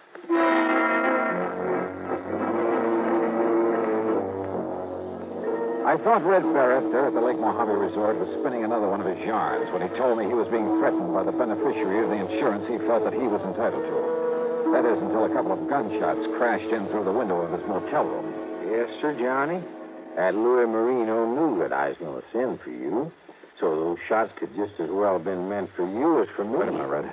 Somebody... Stay low. Leave the lights out. Hey, Red! It's Buster. Buster Faith. Yeah. Johnny. Hi. Red said you were coming out here to help me. Yeah, Buster. Pull down the blinds, Red, and turn the lights on again. Sure, Johnny. Those shots, Johnny, and I heard this window break. They came from a car up on the old mine road above here. And the car took off and went over the hill. So it looks like Red was right. Red, how much do you know about this Louis Marino? I tell you, Johnny, I never even heard of him until I dug Avery's will out of the linen closet there at his house, and I saw Marino's name on it. Only thing I know about him is that he's been living up there in Vegas, working in a garage, about 3.5 months now. Then he must have arrived there shortly before old Tim Hansen died, which probably doesn't mean a thing. Well, old Tim was the other witness to Avery's will. Johnny, I knew old Tim pretty well. He was kind of a general handyman over there in Kingman. I used to have him come over here and give us a hand now and then. So? Well, did you hear about how he died? Sure. Got drunk one night and ran his car off the road. Only Tim never touched the stuff. You're sure of that, Buster? Yes, sir. Well, did you tell the police and coroner? Yeah, and I guess they changed their report. Not that it means anything. I wonder. Let me get some dates straight. Dates, Johnny? Yeah, how long was Avery Nicollet living over there in Cayman? Since January. And before that? California, working in the oil fields. But the doctor told him if he didn't get over here in the desert that his lungs wouldn't hold out more than a couple of months. When did Mrs. Turner take over as his nurse and housekeeper? Oh, Mary started working for him in March when he took real sick. That's when he made out his will, too. And Mary and Tim were the witnesses. That's also about the time Louis Marino arrived in Vegas. Well, yeah. Johnny. No, let's not try to tie these things up until we have good reason to. Well, you ask me. Then it was back in April that Tim Hanson died. Yes, sir. And when did you see the will? In May. That was the time I almost got killed. What? Oh, coming over the pass that night on the way back here, the steering on my car gave out. Wait a minute. Did anyone examine it after that happened? Well, I had it fixed, if that's what you mean. No, that isn't what I mean. What are you thinking of, Johnny? Plenty, Buster. Red, where is that will now? Well, it's still with Lawyer Robbins, I guess. Over in Kingman? Yes, sir. He's a surrogate on it, and he lives right over his office on North Poplar. Good. Then I'm going over there to see him.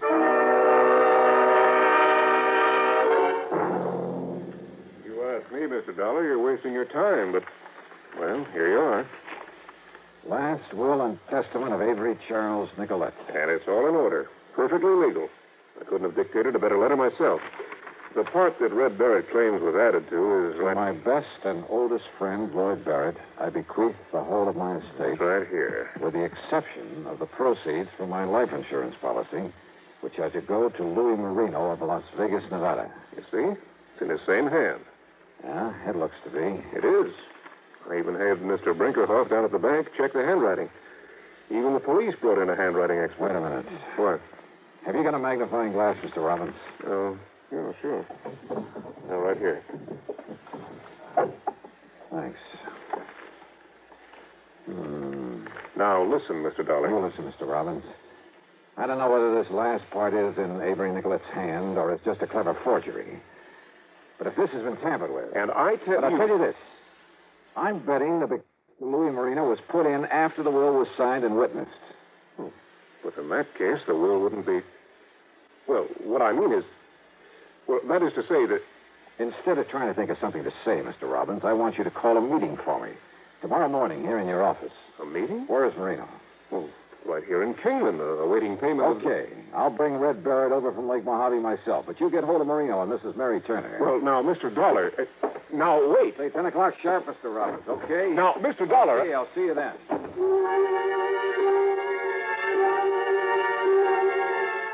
As it turned out, I didn't go back and pick up Red after all. Oh, sure, I started to. Even got a few miles out on the highway. But I ended up by telephoning him from a room I'd taken at a motel right there in Kingman. As for my rental car, well, I don't want to sound dramatic, but what happened was this. About 2 or 3 miles out of town as I was driving along, a funny buzzing noise in the motor. And it stayed real constant even when I slowed down. Well, I've heard that noise before, so I decided to get as far away from that car as I could, but fast. And I ducked behind a mound of gravel there at the side of the road. Yeah.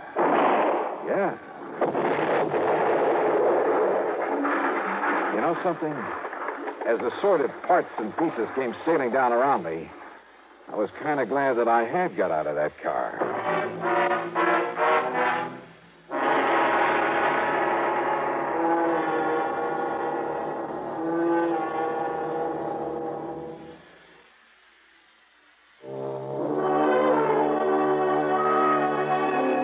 I guess I had underestimated the Kingman, Arizona police.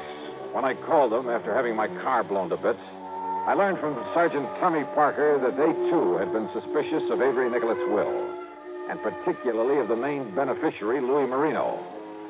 First thing in the morning at police headquarters, Parker laid out the facts for me. Well, it was the police up in Vegas who first ran a make on him, Dollar. Why, Sergeant? Because he'd gotten thrown out of a couple of gambling joints up there when he tried to get a job.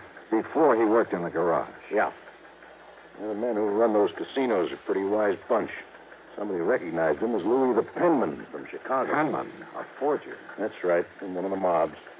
Then just for luck, I started checking on this young housekeeper of Nicolette's, Mrs. Turner. Only her maiden name was Mary Polito. Young, did you say?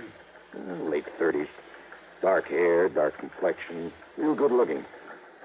No wonder she had herself a flock of husbands. Wait a minute. Don't tell me. Yeah, Dollar. The last was an old man named Harry Turner. Died about a year ago in a car accident. Car accident? The one before was another old man, Lawrence Fulbright. Another car accident. Same pattern. But her first husband... was Louis Marino. Right. Well, mister, you've done yourself proud. Maybe so, but unless we can somehow hold on to them. Which is to say, unless we can find something wrong with that will. And don't forget, the handwriting expert I called in said it's okay. Sergeant, maybe that expert overlooked something. Oh? Come on. It's about time for the meeting at the lawyer's office.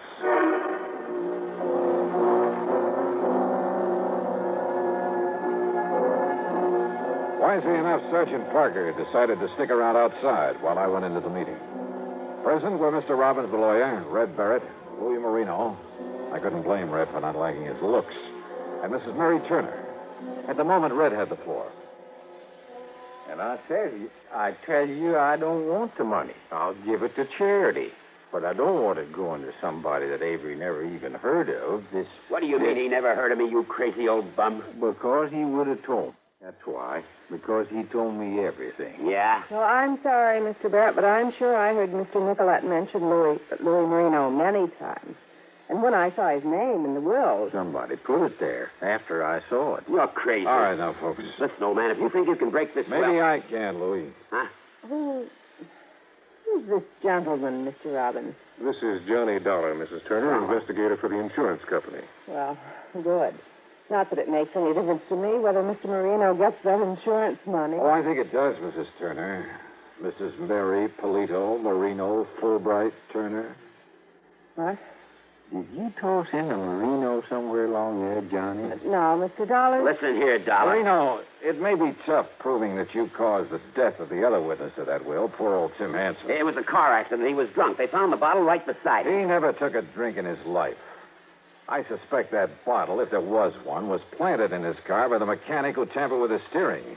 Who said? And come to think of it, you are a mechanic, aren't you, Louis? Sure I am, but that doesn't mean and a it thing. might be hard to prove you planted that bomb in my car. Now listen, Dollar. You tampered with the steering on Red's and tried to kill him off after you realized he'd seen the original will. But sooner or later, I think these Kingman police will be able to pin these things on you. The only thing I have to prove, though, is that this will was tampered with. And I think I can. Yeah? How? Well, I'm sorry, Mr. Dollar, but that will is exactly as it was in the beginning. Mrs. Turner, did you actually see it written? Mr. Hanson and I both saw him write it. Then Mr. Nicolette signed it, we signed it, and he folded it up and put it in the envelope. Oh? This paper wasn't folded before? No. It was some new stationery he just got himself. You're sure? Of course. Why do you ask a thing like that? The paper has a coating on it, like most papers of this kind. Some of that coating cracks a little bit when it's folded. It takes a magnifying glass to see it. So what? So when something's written on it after it's been folded, the ink will spread a bit over the tiny cracks made in the coating. What? Yeah. Like it has on this part. It was added later to give the insurance to Louis Marino after Mrs. Turner found the will in the linen closet. How do you know? I know. Added No. after the other witness died, after Red Barrett saw it. Take a look with your magnifying glass, Mr. Robbins. Yes, I certainly shall. So, Louis, despite your excellent copy of Avery Nicolette's handwriting, by writing yourself in over the fold in that paper, you pulled up boo-boo. You're right, Mr. Dollar. Absolutely right. Well, Mary, Louis? All right, Dollar. You see this gun? Yeah. Louis pulled a gun and started to make even more of a fool of himself. But then Sergeant Parker quietly walked in and took over. And you know something? I think that given time with Mary and Louis in the clink for this forgery, he'll probably pin those other things I mentioned on him. He's a good man. Expense account total, including the blown-up rental car, $3,280. Yours truly, Johnny Dollar.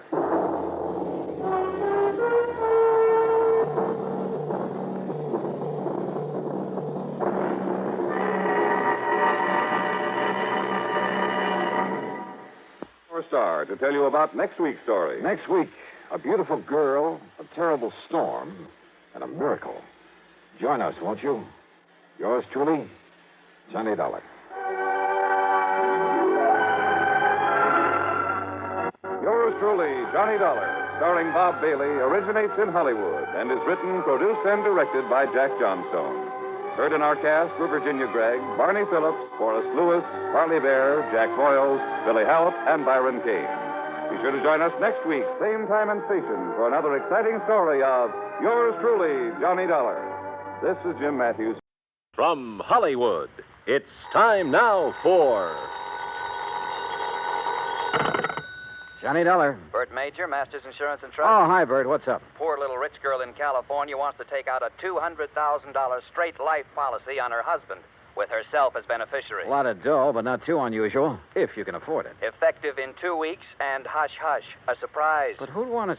Why? Exactly. Nice piece of change for the company in commissions, or for her in payoff, if she's playing that kind of a game. You talk like you don't know her. Name only. Deal was arranged pending through her lawyer in Los Angeles. You could be out there in the morning, Johnny. All right, Bert. Who gives me the fill-in? Our agent out there, Roger Hackey. He'll meet you at International Airport.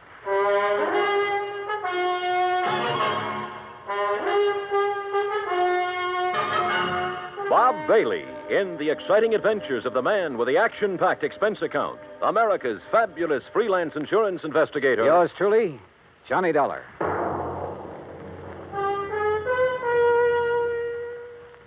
And now, Act One of yours truly, Johnny Dollar.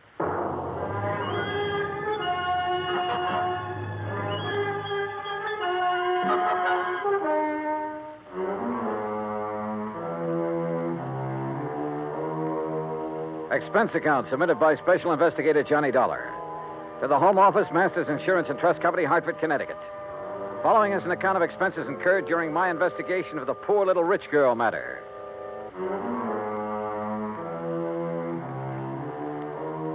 Expense account item 1, $280 round-trip plane ticket and incidentals, including sunglasses, Hartford to Los Angeles. I arrived, rested, ready, and right on schedule. Also on schedule was Roger Hackey, Masters Los Angeles agent, who turned out to be a repressed comedian become insurance salesman. Yep, I said to myself, that's Johnny Dollar, I said. You are Johnny Dollar, aren't you? In person. You Roger Hackey? In person? You got the old feel, haven't you? Simpatico, we call it out here. Have a nice trip? Yeah. Good. Airplanes scare me. Don't like being up there in the wild blue yonder. Terra firma's my dish of tea. Slow but sure, they call me. Yeah, well, look. Now, if you'll just follow me, we'll jump in my jalopy, and I'll have you at the Beverly Hilton before you can say happy hooligan. You said. Huh? Oh, yeah. Well, here we go. Cloud of dust and all that.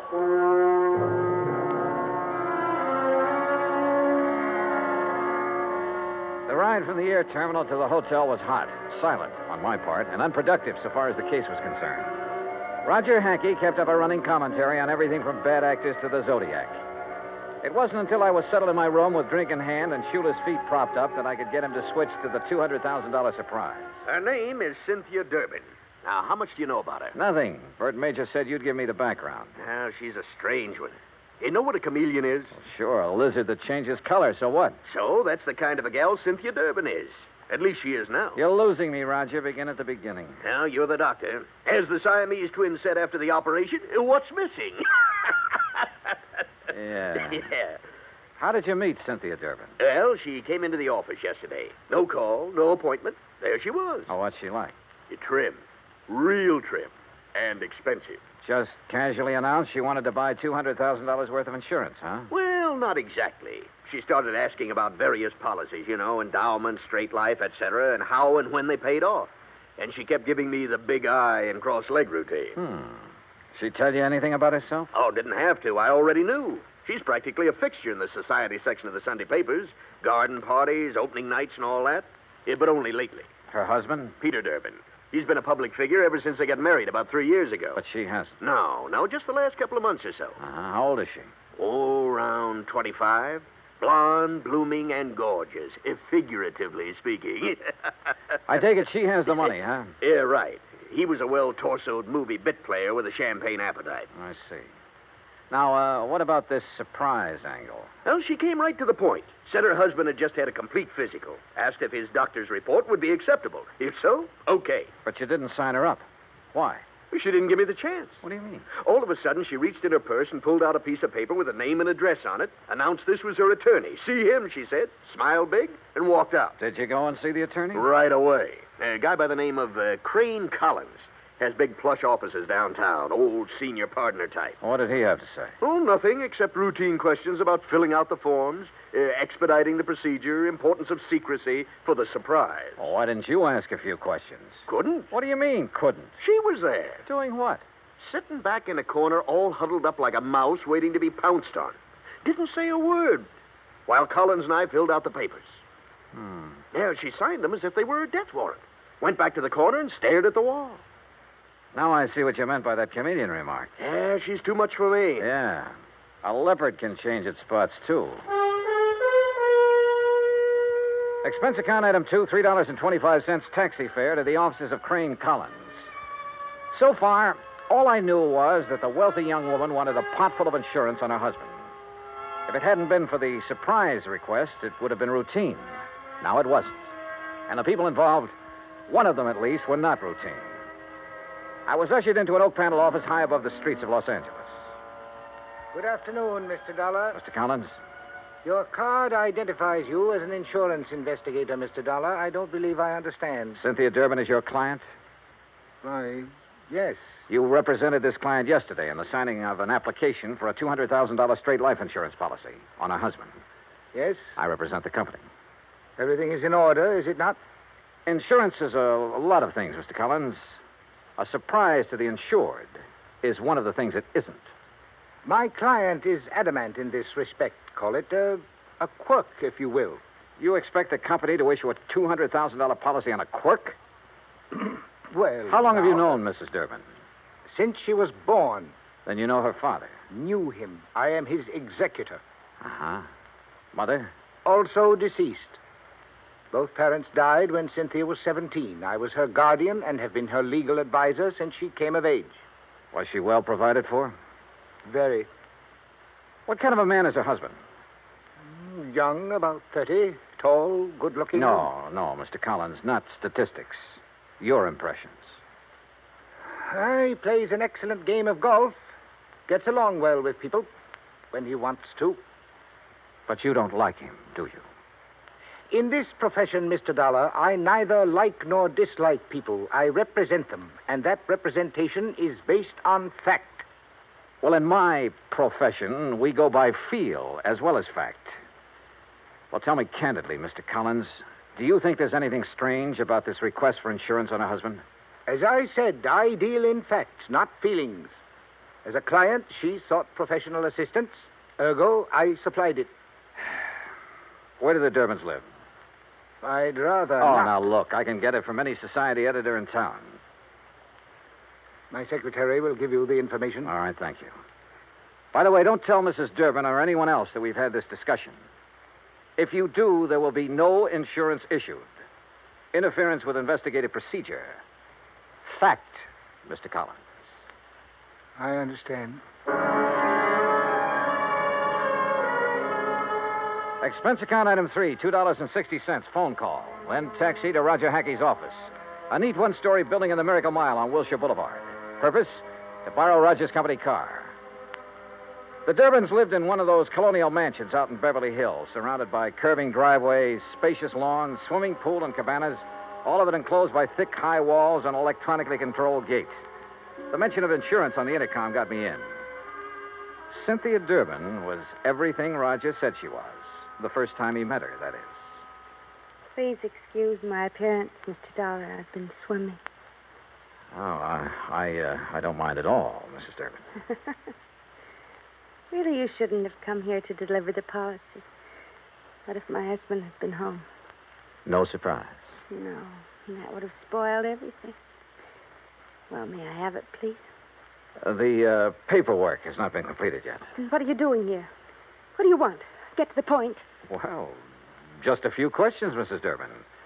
My colleague, Mr. Hackey, should have handled these details yesterday, but he was somewhat rushed. Oh, then there's nothing wrong with... Would you care for a drink, Mr. Dollar? Thanks. The bar's out by the pool. Shall we?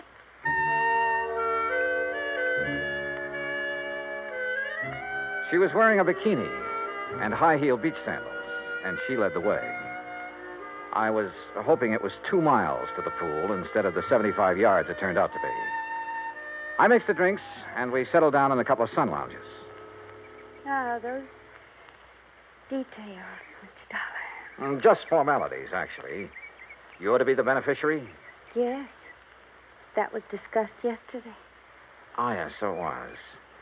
What does your husband do, Mrs. Durbin? He doesn't work, if that's what you mean. He doesn't have to. I have enough for both of us. Johnny. Yeah? Freshen my drink, will you, please? Oh, sure. Say, tell me, did you ever contemplate divorce? Divorce? Whatever makes you ask a question like that? Well? Of course not.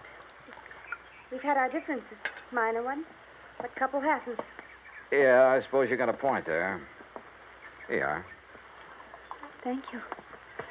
Johnny, Why did you pick 2 weeks from today to be the effective date of the policy? isn't that my business? His birthday, Mrs. Durbin? What? Your husband, the surprise. Well, yes, it is, but all these questions... Plan to throw a big party for him? Yes. No, I don't know. Johnny... Your husband would be worth a lot more to you dead than alive, wouldn't he, Mrs. Durbin? Hand me that robe, please. Sure. There you are. But you haven't answered my question. I'm sorry, you'll have to excuse me. I have a headache. A terrible headache. Something was definitely wrong here. A girl of her age should have flared at my questions. Should have snapped back at me instead of blindly running away. Yeah, something was wrong, all right. But I'd seen what I'd come to see. Both facets of Cynthia Durbin's personality. And was one of them actually thinking in terms of murder? My job, find out.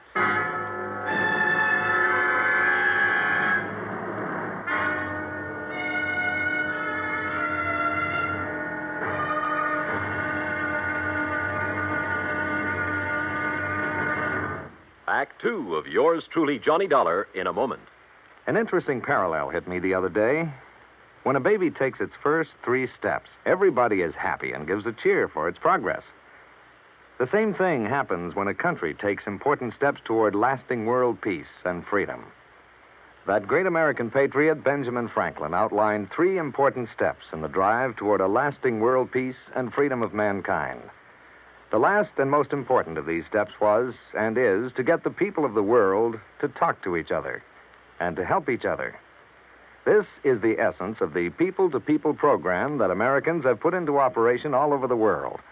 It has been such a great success that it is beginning to work both ways. Not too long ago in Korea, Tom Lawrence, a yeoman in the United States Navy, lost his wallet on a street in Seoul. The wallet was found by a 15-year-old Korean boy who gave it to his father.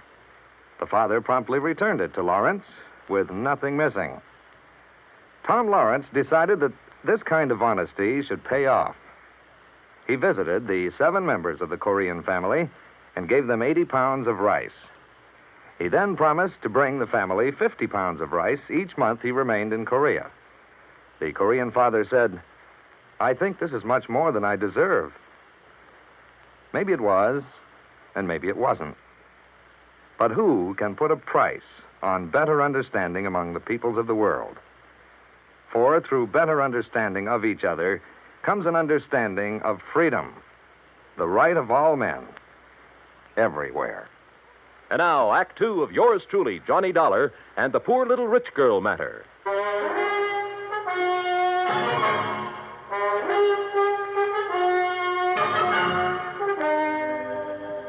I sat beside one of the plushest swimming pools in Beverly Hills, alone. I finished my drink slowly. Cynthia Durbin was a strange one, all right, but her actions seemed compulsory rather than natural. If she really was thinking about murder for $200,000 in one chunk, she was pretty crude about it. If she was trying to impress her husband for some unknown reason, she'd selected a mighty offbeat way to do it. If she was going off her rocker, well... The extension phone hung on a post beside the bar. I don't ordinarily listen in on other people's conversations, but this one... Thing wrong, darling? Eric? Oh, Eric, I've got to talk to you. Something has happened. I think No, Cynthia, not on the phone.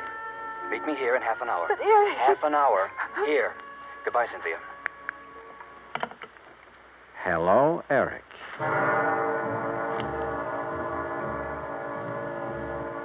As I strolled to my car, nobody asked me to come back again sometime. Not that I expected it. I parked a block down the street, adjusted the rearview mirror, and got comfortable. A cigarette later, she came zooming out in a CAD convertible and headed my way. I've tailed a few cars in my time, but this kid was either scared silly or she'd learned her evasive tactics from Bull Halsey. I lost her in the first 10 blocks. So I drove Roger Hackey's car back to his office and prepared for the horse laugh I had coming. It came. She lost you, huh? Oh, that's a dandy, a real dandy. Hey, tell me, do you always laugh when you're about to lose the commission on a $200,000 policy? Yeah? Oh. Well, what are you going to do now, Johnny? Who is Eric? Well, he's not a brother, that's for sure. Oh. I don't know. You know, for 2 cents, I'd turn in a negative report and go on back to Hartford. Oh, wait now. You can't do that. This is a big deal. For you. For me, it's a pain in the neck. But you can't turn in a negative report just because she's got an extracurricular boyfriend. You don't even know who he is. And what about her husband? Yeah, what about him? Here. I got the dope right here. Today's paper, and it's a good picture of him. Read what it says. Peter Durbin, one of Los Angeles' better amateur golfers, plays out of Silver Oak Country Club, where the state open is being held this week. He's expected to finish in the top. Roger, what time is it? 4:30. Thanks. Huh? Hey, where you going? I'm going to try my hand at being a reporter. What? What are you talking about? Roger, I'm going to interview Mr. Peter Durbin for the Interstate Publicity Press Association. Huh? Expense account item 4, $2.40, cab fare to the Silver Oak Country Club, which nestled in a big ravine north of Sunset Boulevard, some 15 minutes from Roger's office. The last players were coming in for the afternoon round when I got there, and Peter Durbin was among them. I waited until after the radio and TV boys had got through, and then caught him in a corner of the locker room. Yes? Who are you? Johnny Dollar, Interstate Publicity Press. I'd like to ask you a few questions, please. Well, I've already given my interviews. Well, sure, I know, but this is feature stuff. Best part of the day. Does the gallery bother you? Stuff like that. Oh, all right, but make it quick. Yes, sir. Is your wife here? No, she never watches me play. Oh? Where is she now? Well, at home. Where else? But now, see here, don't you think... You're playing a great game, Mr. Durbin. You figure you're going to win this tournament, huh? Yes, I think so. McMahon has turned in a 69, of course, but I'm still 3 strokes up on him. I play a much steadier game than he does. Oh, yeah, sure. This is your home club, isn't it? Oh, yes. It's one of the best in the country. Yeah, mighty fine course. You must be pretty well heeled. Well, That's none of your readers' concern. Oh, I'm sorry. Say, you have a birthday coming up soon, haven't you? How did you know? Oh, well, you're a prominent personality, Mr. Durbin. We keep a file on this sort of thing, on important people like you. Oh, I see. Well, sure. I suppose you're going to have a big affair. No, as a matter of fact, the annual Western Road races fall on my birthday each year. As a reporter, you should recall that I won both last year and the year before. Oh, yeah, sure. Well, happy birthday, Mr. Durbin, and good luck. Well, is that all you want? That's all I need to know. Thanks. Act 3 of yours truly, Johnny Dollar, in a moment.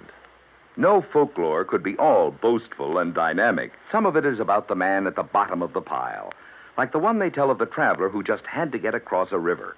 He argued with the boatman, but that boatman wasn't about to move. Nope, not with the spring thaw making it a mighty ugly river. The traveler was insistent.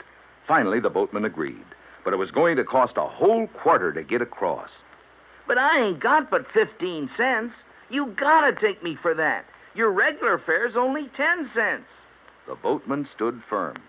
I ain't going, that's all. Anybody that ain't got but 15 cents, it just don't make no difference which side of the river he's on anyhow. Folklore belongs to every nation's legendary past. And I guess we Americans have our share of some good ones. Like the one about... but we'll have to save that one for the next time we travel your way. See you then. And now, Act 3 of yours truly, Johnny Dollar, and the poor little rich girl matter. Expense account item 5, $6 even. Taxi fare to the office of Attorney Crane Collins, with whom I could now agree on one point. I didn't like Peter Durbin either. It was 6:15 after hours when I entered the office of Collins, Douglas, Walsh, Hanley, and James. The senior partner was still there. His door was slightly ajar, and I heard voices, which stopped abruptly when I entered. Oh, Mr. Dollar. Rather late in the day, isn't it? I don't keep office hours, Mr. Collins. I'm very busy. Then I'll wait. Very well, as you wish. I wished, so I waited. But not for long. Because about 3 minutes later, Collins came out, carefully closed the door of his office behind him, and strode easily toward me, oozing his most charming professional smile. Now, Mr. Dollar, what can I do for you? Why didn't you tell me the first time I was here that Peter Durbin, in addition to being a first-class golfer, was also a racing enthusiast? Why, it just didn't occur to me. Do you know any insurance company in the world that would issue a $200,000 policy on a man who risks his life in a racing car? Then your company will not issue the policy? What do you think? Now tell me something. Who is Eric? Eric? That's right. Well? The name is not familiar to me. Now, look, Mr. Collins, I have a feeling that even you will admit that withholding information in connection with a possible murder is punishable by law. Fact. I am fully aware of that, but I fail to see what that... What are you doing? You didn't invite me into your office. I just wondered why is all. Have you no ethics, man? Cynthia Durbin was in there a few minutes ago, wasn't she? Mr. Dollar. Wasn't she? If it is the intention of your company not to issue the insurance to my client, I will so inform her, and that will end the matter so far as you are concerned. Now, please be good enough to leave. You really don't know or care what's going on, do you? You're so wrapped up in the letter of the law that preventing a possible murder doesn't even occur to you. Another one of your feelings? Well, I don't have the remotest idea what you're talking about. Good night, Mr. Dollar. Good night, Mr. Collins. Expense account item 6, $9.50, cocktails and dinner. I should have written my report negative and hightailed it back to Hartford. But when you see in your mind's eye the possibility of a racing car careening off the road at 125 miles an hour exactly 2 weeks from now, you don't just stick to business and call it quits. Eric, wherever he tended bar, was the key. But how to find him? I was on dessert in the evening paper, giving my subconscious mind a chance to work it out when all of a sudden I was looking at it on the society page. Expense account item 7, $19, including taxi fare to Los Angeles Police Headquarters, where I had a pleasant chat with the captain on duty. Then a tuxedo rental in the same taxi to the Statler Hotel. A special pass let me in as guest at a crowded and bejeweled society benefit. Enjoying the party, Mr. Collins? Dollar, what are you doing here? Enjoying the party, too. Have Mr. and Mrs. Durbin arrived? You are the most annoyingly persistent individual I have ever... Please, no compliments. See you later. After a few minutes, I spotted her, dressed to the teeth. She turned suddenly and saw me. I expected surprise, chagrin, fear, most anything but what I got. Mr. Dollar, Johnny, I am glad to see you. I was such a bore this afternoon. Forgive me. Well, your exit was rather sudden. My headache's all gone. Isn't that wonderful? Fine. Will you dance with me? Pleasure. Dollar. That's such an exciting name. Is your husband with you tonight? No, poor dear. He's playing in a golf tournament and has to get his rest. You came alone? Yes. Don't you find it warm in here, all these people? Let's go out on the terrace, hmm? Sure. Why not? Once more, I was following her. And it was just as interesting as the first time. But my mind and eyes were elsewhere. Somewhere in this crowd was the Eric I was looking for. He had to be. Then I spotted him. 35, big and broad, hawk-nosed, circling toward the terrace from the left. She threaded her way to a potted palm in a far corner of the terrace, turned and looked at me. Her eyes were feverishly bright in the moonlight. She was beautiful. You're a very charming man, Johnny. I wish... You wish what? Do you find me interesting? You haven't answered my question. Oh, I find you interesting, Cynthia. Who is Eric? Harry. The man you went to see this afternoon after you left me. This afternoon. You know who I'm talking about. Because you and Eric, I don't know how, were planning to kill your husband 2 weeks from now and collect $200,000 insurance. 2 weeks from now in the road race. Make it look like an accident, no doubt. No, Eric, no!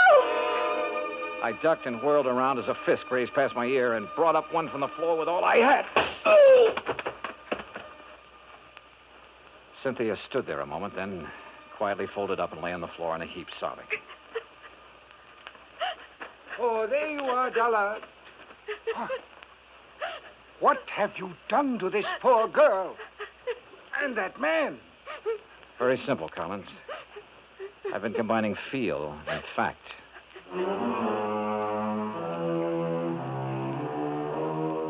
The house dick and I got them out of there. Hawk-nosed to police headquarters, Cynthia to a hospital. Eric turned out to be a quack psychiatrist who preyed on unstable rich women and who was wanted in both New York and Florida. He had a perfect setup in Cynthia Durbin until he went for murder and the big money. Mrs. Durbin, well, the doctors tell me she ought to be normal mentally in a couple of years with proper psychiatric treatment. Expense account total, $317.75. Yours truly, Johnny Dollar.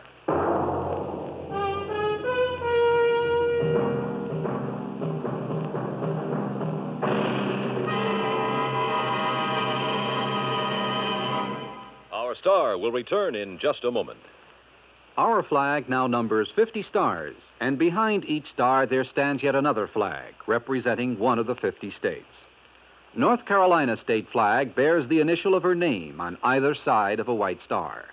Above, on a yellow scroll, is the date May 20th, 1775. Below, on a similar scroll, is the date April 12th, 1776. The 1775 date stands for an early Declaration of Independence, known as the Mecklenburg Declaration of Independence. April 12, 1776, was the date of the first Constitutional Convention held in Halifax. The Halifax Resolve was a document that placed the Old North State in the front rank, both in point of time and spirit, among those colonies which demanded unconditional freedom and absolute independence from any foreign power. North Carolina state flag, the flag of the 12th state to enter the Union, was adopted on March 9, 1885. Now, here's our star to tell you about next week's story. Next week, a beautiful yacht, a beautiful, charming girl, and a man who wished he'd never heard of either of them. Join us, won't you? Yours truly, Johnny Dollar.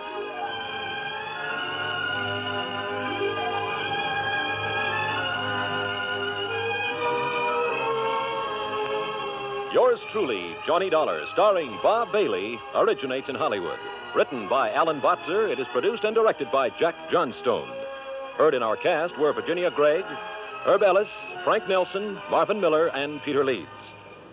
Be sure to join us next week, same time and station, for another exciting story of Yours truly, Johnny Dollar. This is Bud Sewell speaking.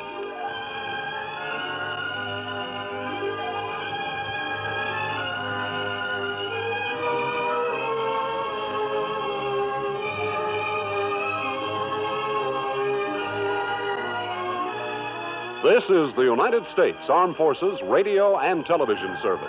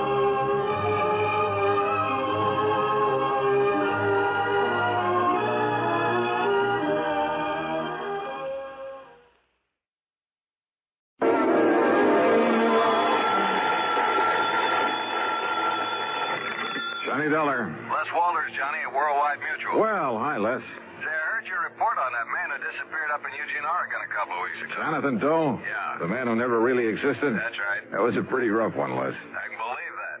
So it ought to be a lot easier for you to find a man who does exist. Or who did. Well, which is it? I wish I knew. His name is Elmer Loomis. Leumas. Loomis. So what happened? I told you he disappeared. I mean, what have you got to go on? Leads, clues, whatever you want to call them. Well, that's the funny part of it. Yeah? Nothing, Johnny. Absolutely nothing to go on. You call that funny? So maybe you better come on over here. We can talk about it. Well, now, Les. Yeah? So maybe you're right.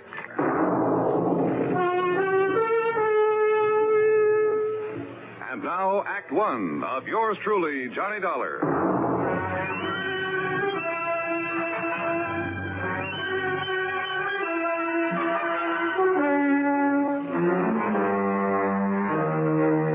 Expense account submitted by Special Investigator Johnny Dollar to the Worldwide Mutual Insurance Company, Home Office, Hartford, Connecticut.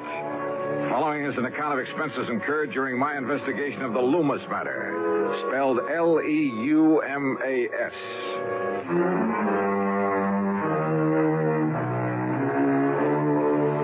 No leads at all, huh? Well, at least it gives me a clean, uncluttered start. So, expense account item 1, $1.10 for a taxi to the office of Worldwide Mutual in the Sperling Building down on the square. Hi, Johnny. I suppose I could have saved time by telling you over the phone just to pack your bags and head on down to Vineland, but sit down. Thanks.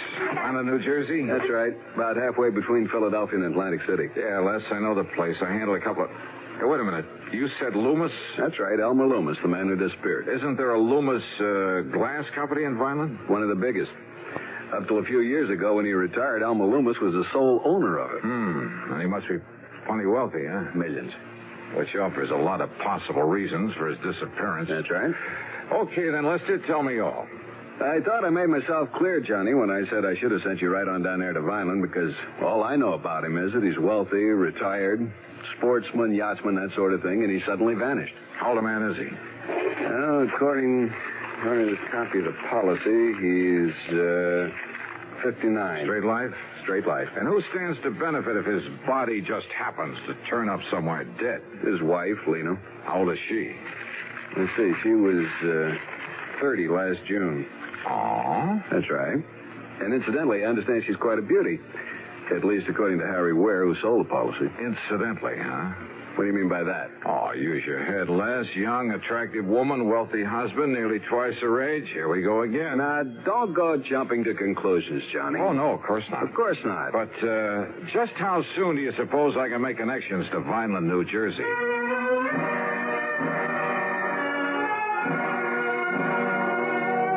Item 2, $4 even for a couple of taxi fares. One back to my apartment where I packed a bag, the other out to Bradley Field.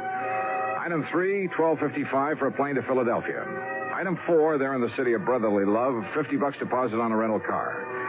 After a late and hasty lunch, that's item 5, 2 1/4, I drove across the Delaware River Bridge and picked up Route 47.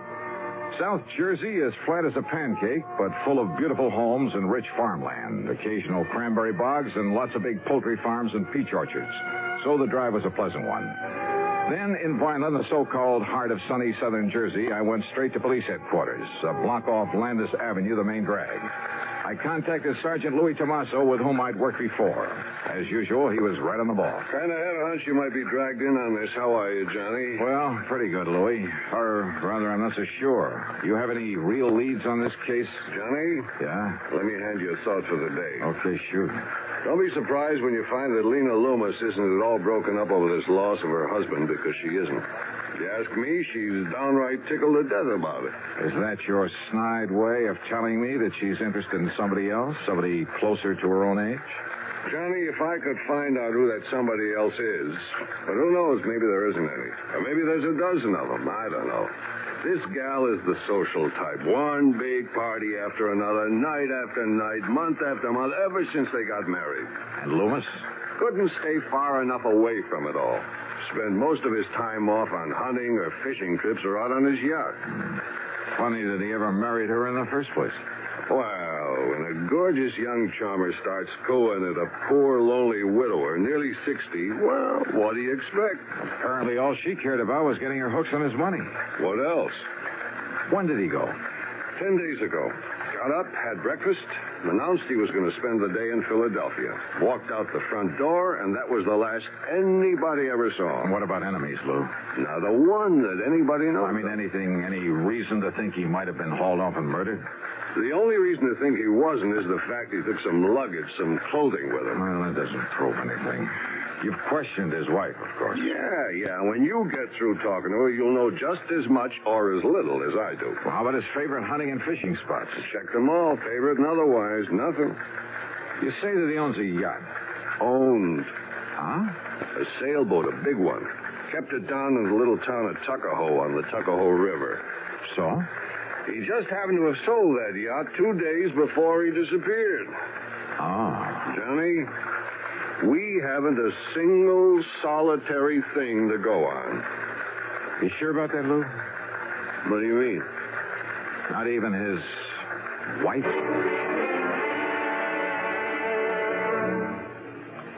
Act 2 of yours truly, Johnny Dollar, in a moment. And now, Act 2 of yours truly, Johnny Dollar, and the Loomis Matter. Expense account item 6580, dinner for Sergeant Louis Tomaso and myself at the East Landis Hotel there in Vineland, New Jersey. Then he gave me some directions, and I left him and drove east on Landis Avenue. In case you're interested, I found out that a guy by the name of Landis founded this fair city. The Loomis home was a massive red brick affair set in the middle of, well, it must have been nearly an acre of huge lawns and trees and flower beds. 25 or 30 rooms, I'd guess, really a mansion. And the long, broad driveway was lined with maple trees. In other words, there was money here, plenty. As for Lena Loomis, wowee. If she was 30, believe me, she didn't look it. And, brother, she had everything. She was tall, lithe, and brunette, with just enough makeup to enhance her soft and gently tanned complexion. She wore a pair of sleek blue velvet capris and a light silk blouse. A subtle touch of arpège that, well, at the risk of sounding repetitious, wowie. Well, come in, Johnny. Yeah. How an old codger, wealthy or not, could ever rate something like this. And framed there in the doorway and a trace of moonlight filtering through the trees, believe me. Johnny? Oh, I'm sorry, Mrs. Loomis. Mrs. Loomis? And with that look in your eye? It's Lena, and you know it, and come in. Yeah, sure, thanks. Oh, darn it, you would come the one night when I'm not having a party. In here, Johnny. Yeah. The place is dead as a doornail. Then I suppose I have to give the servants some time off. Sit down, huh? Like a drink? Yeah, I think I could use it. No, thanks. Not even to keep me company? Scotch and soda? A light one. I just knew that was you I saw down on Landis. What? What'd you say? I say I just knew you'd be coming down here to investigate Elmer's disappearance. So when you rang the doorbell just now, I wasn't the least bit surprised. Oh, that's so? Elmer was always a great fan of yours. Your radio program, I mean. Where you tell about all those cases you solved.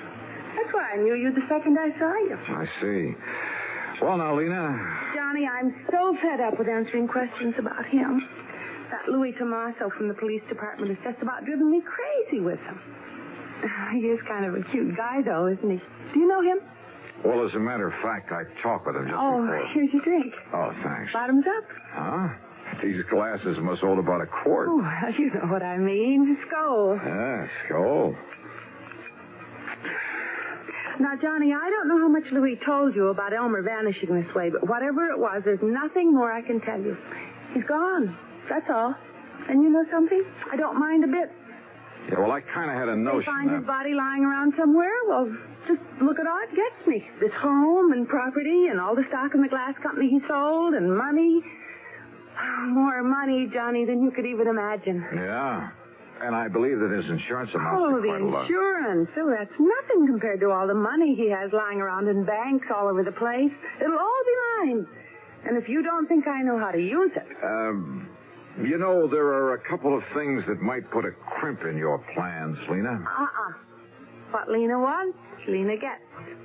Why do you think I ever married Elmer in the first place? Ooh, Elmer. Isn't that a terrible name? Suppose I find out that he's been murdered.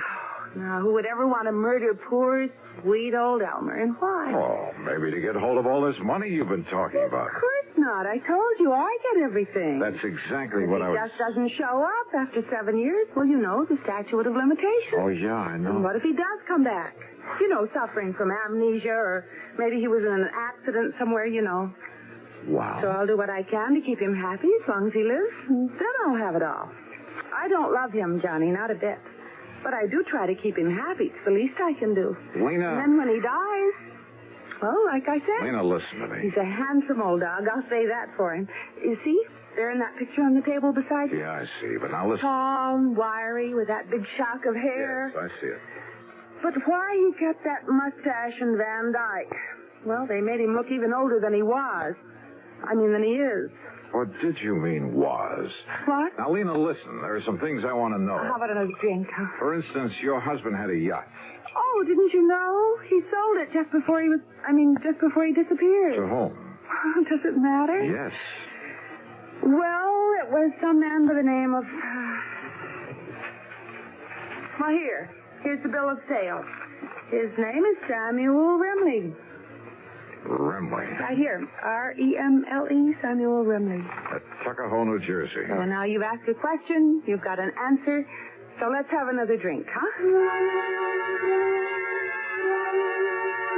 So help me, I simply couldn't pin her down to answering my questions. After a solid hour of trying, all I ended up with was an invitation to stick around for a big party she was throwing the following night. Young, charming, attractive, yes. But trying to make sense with her was a lost cause. Finally, standing out at the front door ready to leave, I decided to switch my tactics. You can't mean that. That is exactly what I mean, because from what you've told me, what little you've told me, there's only one conclusion I can draw. John. And you somehow contrived to have your husband done away with, to get your hands on all that money you've been yapping about. Don't you see I get it all anyway, sooner or later? Why wait, huh? Even if I have to wait out the 7 years for that statute of limitations. Now listen, Johnny. Yeah? I don't like this. I don't like the way you're accusing me. You're threatening me. That's right. I gave you all the chance I could to cooperate, but you wouldn't take... Now, you just get out. You get out of here. Sure, for the time being. No. You stay away from me. Don't you ever come back You here. better play it my way, Lena. No. Get out. Oh, well.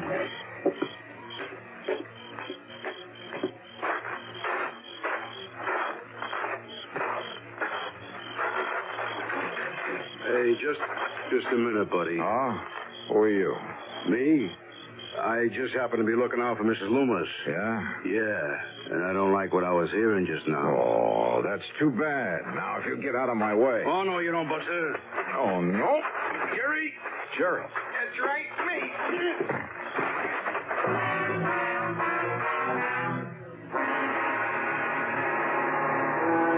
Of yours truly, Johnny Dollar.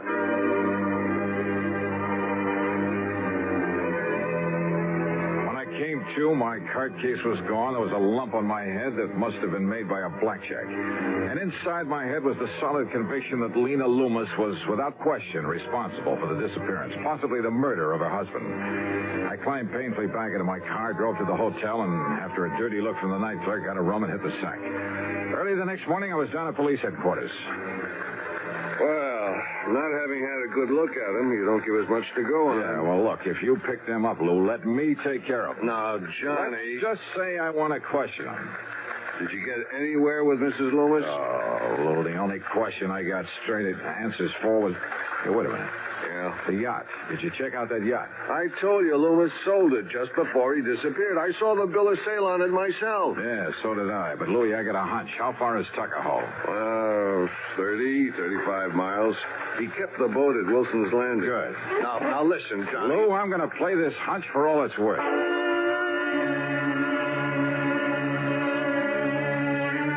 It was more than a hunch, because it had to do with a rather strange and interesting combination of names. And the more I thought about it, well, I made tracks to the little town of Tuckahoe, to Wilson's Landing on the Tuckahoe River. Here you we are, Mr. Dollar. Right here is where the Lena was tied up. But the owner, this Mr. Remley, he took it out last night? Yes, sir. Did you know the previous owner? No, I'm kind of new here. But the boss must have. Captain Wilson. Where is he? Been down to Atlantic City the past week. All right. What does this Samuel Remley look like? Well, Mr. Remley's an old man, about 60. Yeah? Tall, slim, kind of wiry. Full head of hair, a mustache, and a little Van Dyke beard? No, sir. Mr. Remley's clean shaved and wears a butch. Well, now listen. Yes, sir? Do you know where he headed for when he took off last night? No, I don't, sir. Then show me the nearest telephone. Item 7, $3 for telephone calls. I hit pay dirt on the fourth one to the Coast Guard station at Cape May. Why, yes, Mr. Dollar. The Lena pulled in here a couple hours ago. Good. She's tied up at the clubhouse dock. I can see her from here. Then, Captain, I'll be right down there.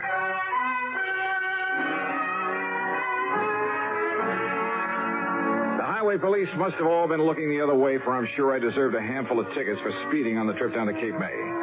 And there I found the Lena, tied up and taking on supplies. The owner?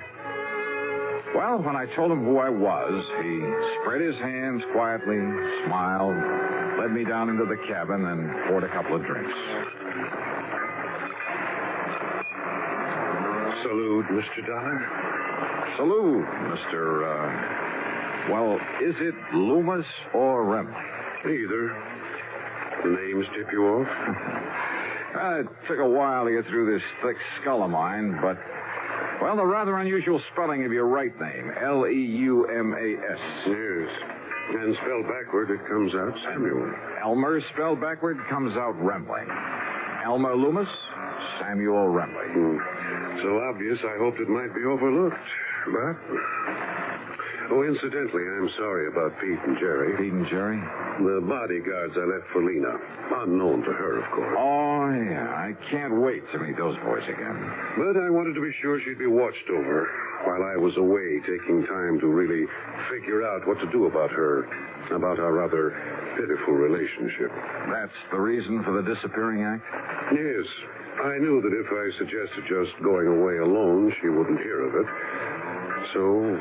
And you were staying right here in Tuckahoe? Old Cap Wilson at the landing knew who I was, of course. But nobody else did after I cut my hair and beard. Nobody else had really known me there anyway. So then last night you took off? When the boys came down and told me... Oh, here, by the way, you'd better have your credentials back. Oh, thanks. Where were you going? I don't know. Most anywhere. I might have realized I wouldn't get away from you, though. I'm a great admirer of yours, Dollar. Well, thanks. So, what now? You've, had time to make up your mind? About your wife, I mean? No. Yes, I suppose so. Well, I don't know of any formal charges I ought to make against you. Of course, the Vineland police. I'll somehow try to make up to them for all the trouble I've caused them. Would you like to sail back to Tuckahoe? No, thanks. I've got my car. And who knows? Maybe you'd like a little more time to think. Alone.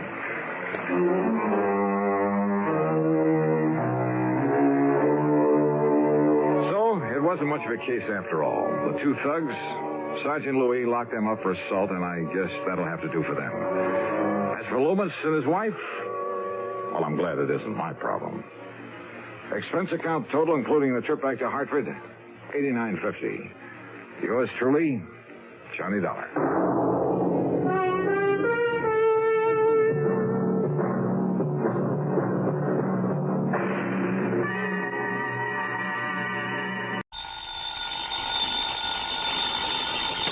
Johnny Dollar. Johnny, this is Don Boomhauer. Down in Sarasota, Florida? That's right. Don, how are you? How's the real estate business? Just fine, and business is booming. Yeah, I haven't seen you since I flew down there to do some fishing with our mutual pal, Earl Poorman. That one with his misguided sense of value. Now, what's that mean? Oh, his trips out to California all the time. Huh? And this time it looks as though he might stay out there. Don, I think all you Floridians are jealous of California. Now, Johnny, you think we'd ever admit it, even to ourselves? Be rank heresy. Anyhow, with Earl Poorman out of town, at least for a while, I'm kind of holding down the office of Tri-State Life and Casualty these days. So what happens? Trouble. Trouble. Client's name is Thomas Patterson. All right, what's happened? Somebody knock him off or something? No, not yet. But a few years ago, when he was living up in Jacksonville, well, Tom was the sole witness to a murder. Yeah? The killer was tried and sent to state's prison. Uh-oh. Huh? So now this killer's on the loose, and you figure Tom Patterson's life isn't worth a bag of beans. That's it, exactly. Want to come down here and see what you can do about it? Nope. Now, But, Johnny. okay, Don, I'll grab the first plane I can.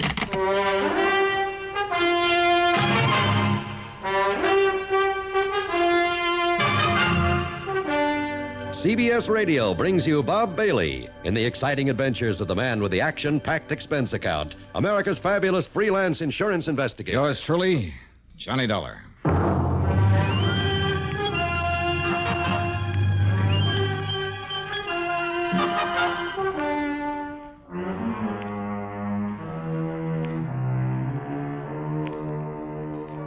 Expense account submitted by Special Investigator Johnny Dollar to the Tri-State Life and Casualty Insurance Company, Sarasota office. Following is an account of expenses incurred during my investigation of the deadly debt matter.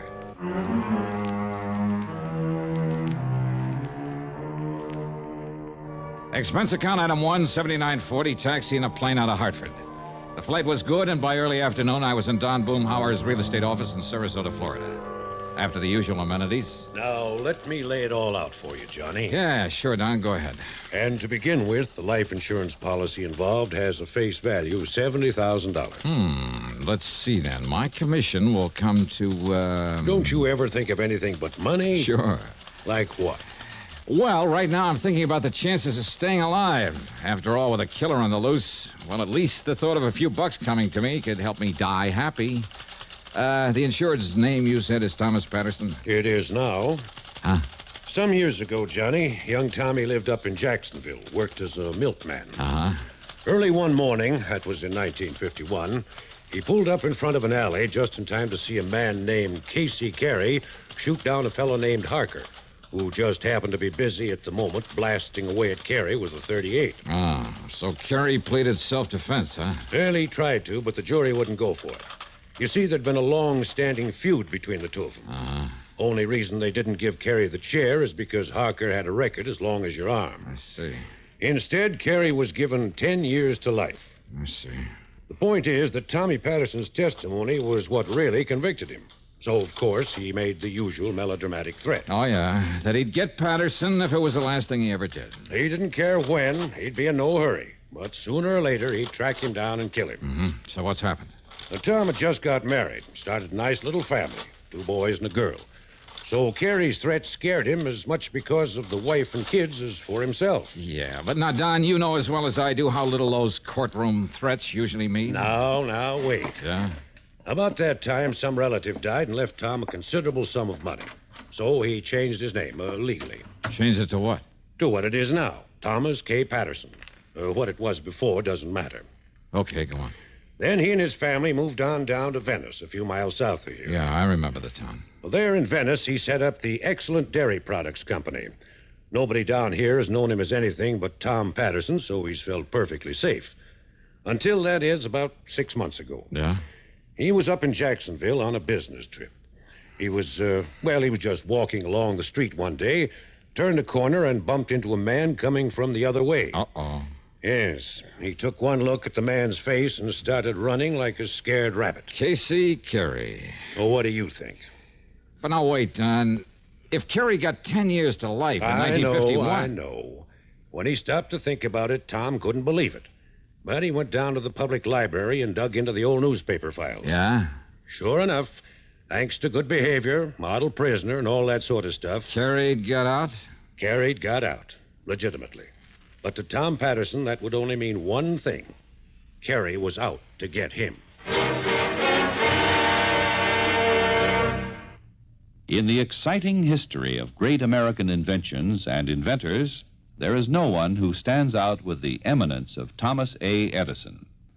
Among his hundreds of great inventions, Edison gave us the phonograph, the microphone, a telephone system, various improvements for telegraphy and motion pictures, and most significantly, the electric light or incandescent lamp. originally referred to as bottled light.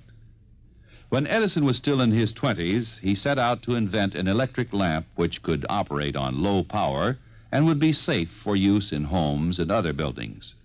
He knew that resistance to electricity would make wires and other substances glow for an instant with white heat, but they would be instantly consumed. So he tried several types of fiber or wire sealed in a vacuum and succeeded in producing a glow which lasted for several hours. The next step was to find a filament that would give off a bright light and last for a longer time. In his search for the right substance which he could seal in his vacuum bulb, he tried 6,000 different substances, ranging from human hair and tar to foodstuffs and vegetable fibers. Finally, he hit upon the idea of using the fibers of the bamboo tree. Carbonized, these threads provided the filament he sought, and thus the incandescent lamp became a reality.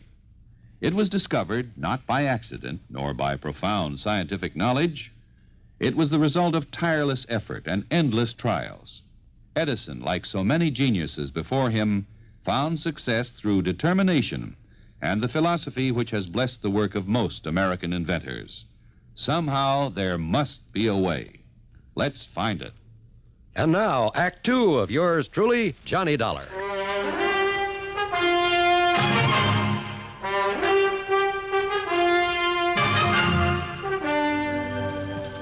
Wait a minute, Don. Yes, Johnny? Tom Patterson wasn't sure that Carey actually saw him, recognized him, huh? Well, at the time, no. After all, Tom had only had a very brief glimpse of the man, and the man had made no attempt to go after him. Uh-huh. But he's sure now that it was Carey. Yes. All right, so what did he do? He drove on back to Venice, quietly bought himself a Colt 32 and got a permit to carry it. Did he tell the police why he wanted the gun? No.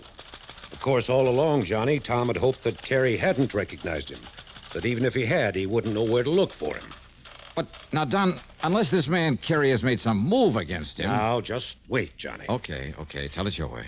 A couple of months ago, Casey Carey appeared and settled down in Venice. Oh? Yes, he rented a small house and got himself a job in charge of one of the filling stations on the trail. Well, that doesn't sound as though he moved in just to carry out his threat against Tom Patterson. Needless to say, Tom tried to avoid him. But now and then, when he'd see him on the street or forget and go past the gas station, it was Carey who'd avoid him, pretend not to see him. Don... I know what you're thinking, Johnny.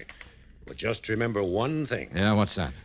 Carey had made it plain right from the beginning that he was in no hurry to get back at Tom. I see. So you think he's kind of playing a cat-and-mouse game with him, huh? Just to build up the old fear in him, prolong the agony, maybe? What else?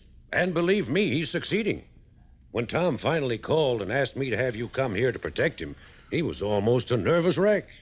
All right, tell me this. Has Carey any brains, or is he just a typical dumb hood? He's in charge of a modern filling station for one of the big important companies. All right, then he must have too much sense to commit another murder. But if he can simply wear Patterson down with fright, maybe even drive him off his rocker... Johnny, Carey swore he'd kill Tom Patterson, and I'm convinced that he meant it.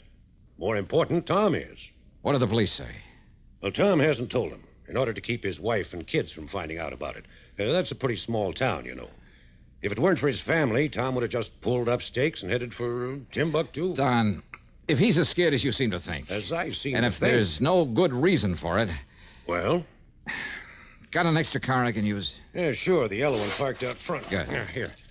There are the keys. All right, thanks. What are you going to do? Drive on down to Venice to see Tom Patterson and the police. Item 2, $4.25 for a tank full of gas.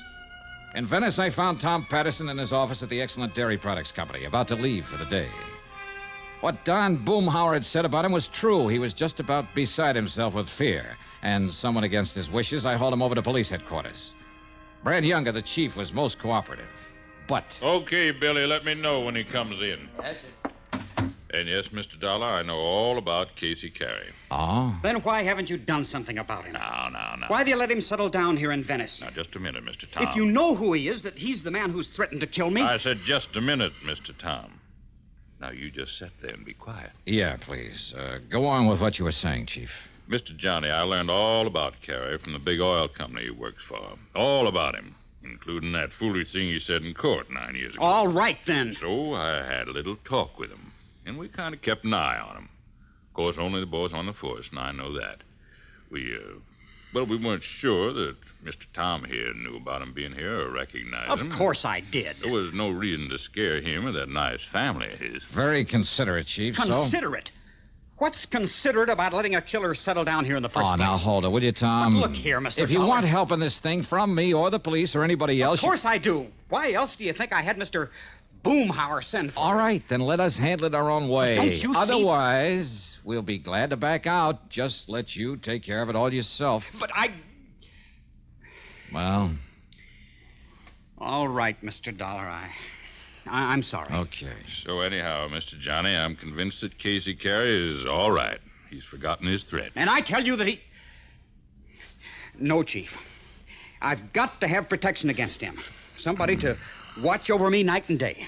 Tom, suppose Carey hasn't forgotten his threat to kill you. I'm sure he hasn't. And suppose Chief Younger were to give you protection for a while in the hope Carey might try to make a move. For a while, did you say? That's right. He said he'd be in no hurry to get me. I know and that. he's waited 9 years so far. He'll wait longer if he has to, but sooner or later he's... And what about my family? Excuse me, Chief. Here's that report you asked. Oh, okay, Billy, okay. I'll be through here in a minute. Yes, sir. Now, you're a very upset man, Mr. Tom. Well, wouldn't you be? And I see there's a pistol permit listed in your name. You have that gun on you, Mr. Tom? It's at home in my bureau. What about it? Now, don't you think it might be real sensible if you turn it in before you get excited and do something foolish? No. No, I don't. Why not, Tom? Because if you won't help me, then maybe I'd better help myself.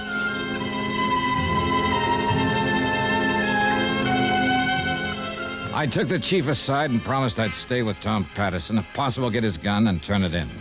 Then Tom and I left. As we rounded the corner, we passed Carey's gas station. No, Mr. Dollar. He's off duty this time of the evening. Ah, you know where he lives? Yes. Where? Because that's where we're going. What? Well, now, you wanted a showdown with him. Okay, now's your chance. But without my gun? You can't be serious. While grabbing a sandwich and some coffee, that's item 3, $1.40, I managed to sell him on the idea. Then we drove on over to Carey's house on a lonely side street.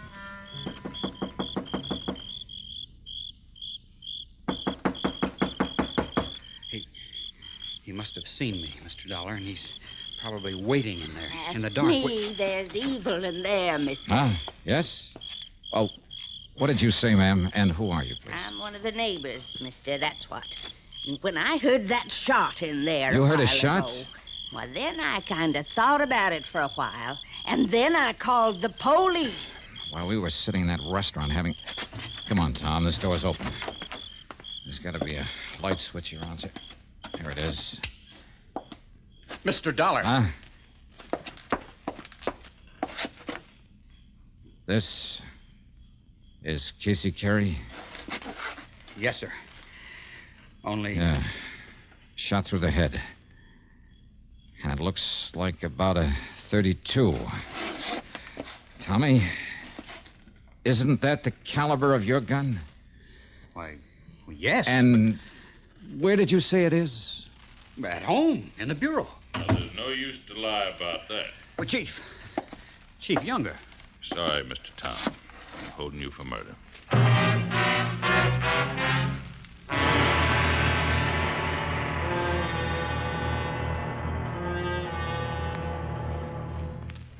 Gold is considered more precious than silver. And because it is, we find it hard to understand why silver takes precedence over gold in the military insignia of rank in the United States. At one time, except for the silver stars of generals worn on epaulets of gold, the color of an officer's insignia of rank depended on his branch of Army service. Infantry officers wore epaulets of silver with insignia of gold. All other officers wore the opposite. In 1851, all epaulets were gold with silver insignia. But majors and second lieutenants had no insignia at all, except for a difference in size of the epaulet fringe. Between the Civil War and the Spanish-American War, most epaulets were abolished, and majors were given gold leaves to indicate their rank. But the poor second lieutenant had to wait for his gold bar until, and believe this or not, 1917. Regardless of the date of establishment, all military insignia have been a source of pride for members of the armed forces of the United States of America. And now, Act 3 of yours truly, Johnny Dollar, and the Deadly Debt Matter.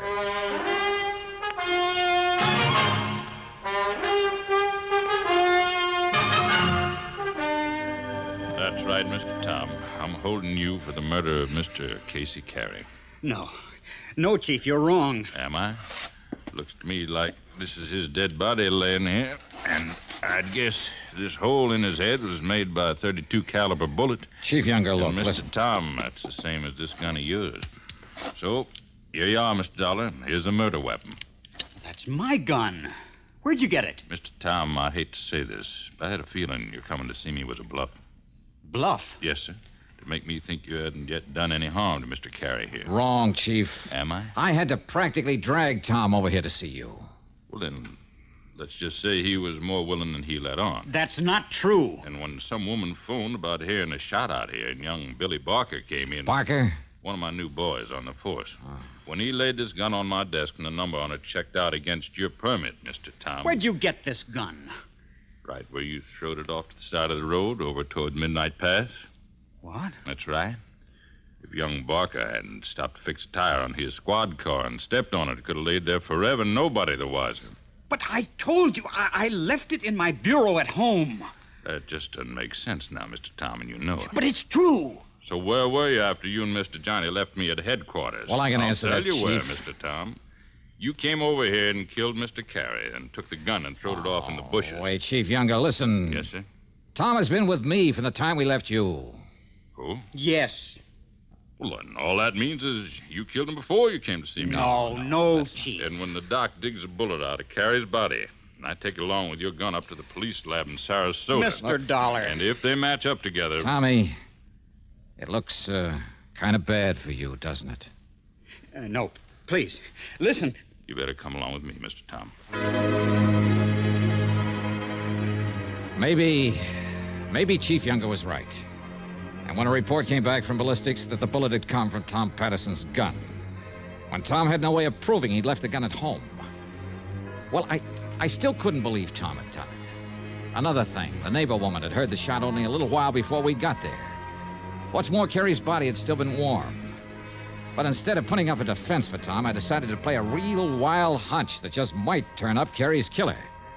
Item 3 from a phone booth, 30 cents for a call to Don Boomhauer. No, Johnny. The man Tom saw Carey murdered back in '51 was named Harker. Not Barker? Nope. Gerald Harker, with an H. Well, then I guess my hunch about this new man in the department. Hunch about what? Oh, it's nothing, Don. Forget it. And thanks. So maybe I was wrong. So maybe instead of always acting on these crazy hunches, and yet...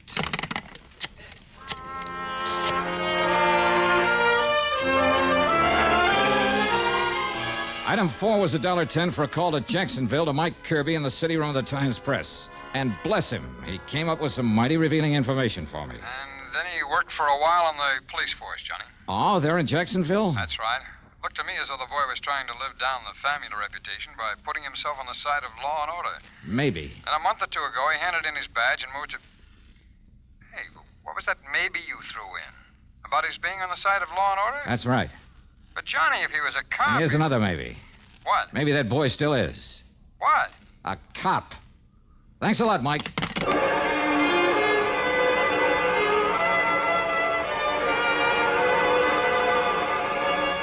I went back to police headquarters where Chief Younger was half asleep at his desk. I told him I wanted to have a little talk with one of his men. No, Mr. Johnny, but it's after midnight, and he doesn't come on duty until late in the morning. But okay, if you insist, I'll call him, get him out of bed, and have him come down here. And then about half an hour later, they're in Chief Younger's office.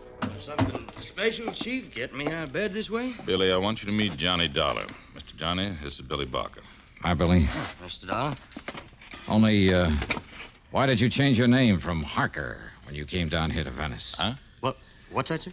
I'm afraid it was a dead giveaway. I don't know what you mean, sir. I'm sure I do. That and the fact you didn't move down here until Casey Carey did. Oh, you mean that man that was killed this afternoon? That's right. The man who'd killed your own father back in 51. Is that true, Billy? How did you know, Mr. Dollar? Casey Carey, the man you swore you'd someday get even with for killing your dad. How did you know that? I didn't. I was guessing. Looks to me like you guessed right, Mr. Johnny. Now, look. When you learned that Carey was getting out of jail, you joined the force up there, hoping that maybe you could find some excuse to kill him in line of duty. You don't know that. But before you could do it, he moved down here to Venice. So you followed him and joined the force down here. You think that's the reason I came down here? All you could do was bide your time. Until this afternoon, when you heard us talking in here and found out about Tommy Patterson recognizing Carey, being so wild with fear that he was willing to kill him. Now, you listen. So all you had to do was get hold of Tommy's gun. I don't know how or when. That's beside the point. Mr. Johnny, you sure this? I'm not sure of anything, Chief. You bet you are. But if Billy is willing to go over to the police lab in Sarasota, let them make a paraffin test of his shooting hand. Well, Billy. All right, you two. Oh, you don't kill.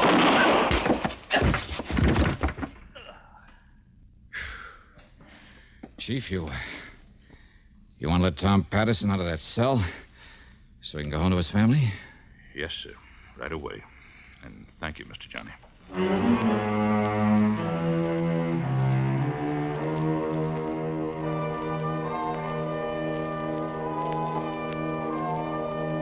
Expense account total, including our motel room, some fishing out in the Gulf with Chief Younger the next day, then the flight back to Hartford. Call it $200 even. Remarks? The fishing was great. Yours truly, Johnny Dollar.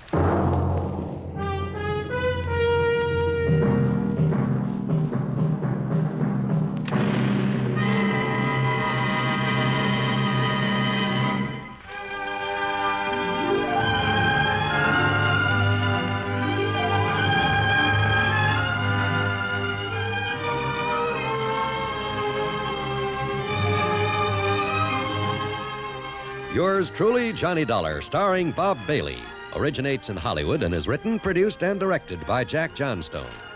Heard in our cast were Virginia Gregg, Russell Thorson, Barney Phillips, Sam Edwards, Bert Holland, and Stacey Harris. Be sure to join us next week, same time and station, for another exciting story of yours truly, Johnny Dollar. This is John Wall speaking. Johnny Dollar has come to you through the worldwide facilities of the United States Armed Forces Radio and Television Service.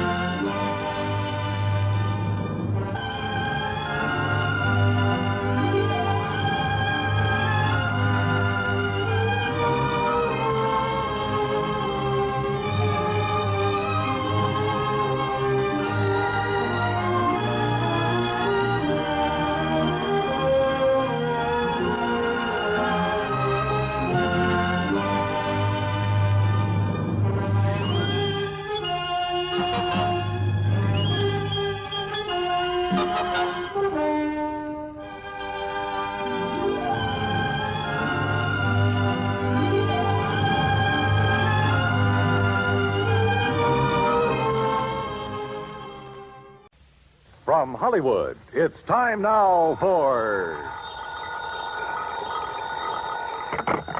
Johnny Dollar. Pat McCracken, Johnny, Universal Adjustment Bureau. Hi, Pat. What's on your mind? $75,000. Yours or somebody else's?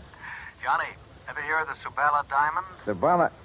Yeah, matter of fact, I have. It's a pink diamond, isn't it? That's right. One of the companies we represent wrote a $75,000 policy on it. The owner of the stone, a jeweler named Joseph Wentworth, was trying to sell it. So? So last night, the Subala diamond was stolen. I'll be right over.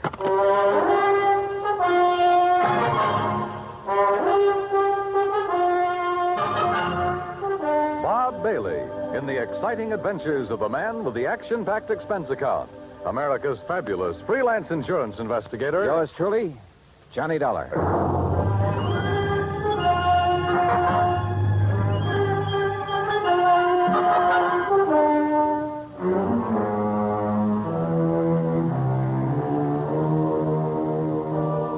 Expense account submitted by Special Investigator Johnny Dollar to the Universal Adjustment Bureau, Hartford, Connecticut. Following is an account of expenses incurred during my investigation of the Rolling Stone matter.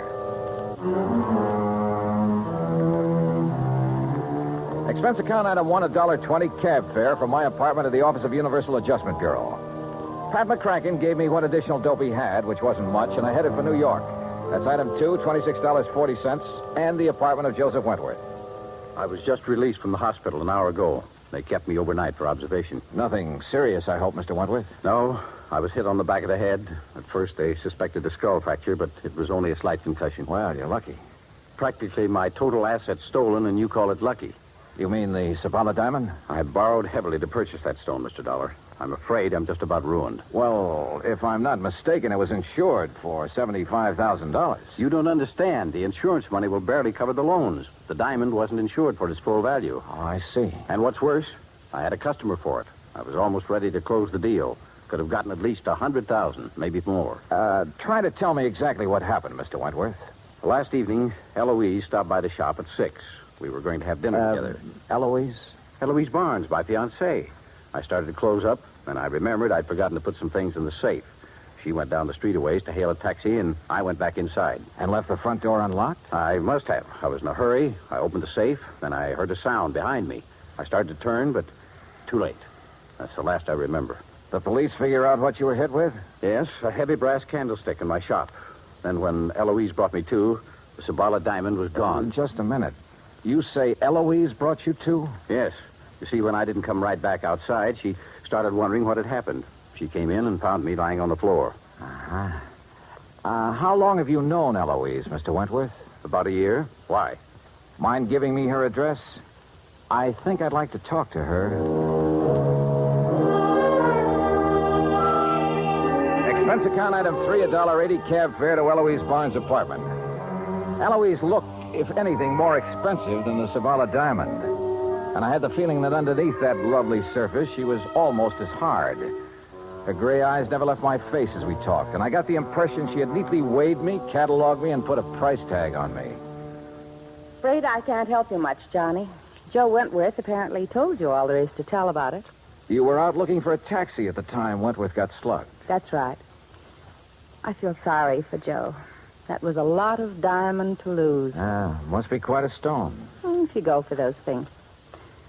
I don't know. I guess some people really have a thing about diamonds. But not you, huh? All right. Just happens there are a couple of things I prefer. Like what? Like money and mink. Huh? But now, according to your fiancé, you were... Just a minute. According to my what? Your fiancé, Wentworth. Well, Johnny, that may be his idea, but it's not mine. Well, you're not engaged. Joe's been very nice to me, and I like him. But we're just friends, so far as I'm concerned. Oh, yeah. I'm afraid I'm not the engaged type, Johnny. I've tried it once or twice, but it didn't work. Seems to interfere with my hobby. Your hobby? Yes. Having fun. What's your hobby, Johnny? Well, at the moment, trying to find the Sabala diamond. Then what? Well, I have been known to have fun now and then. Johnny. I hope you find the diamond real soon.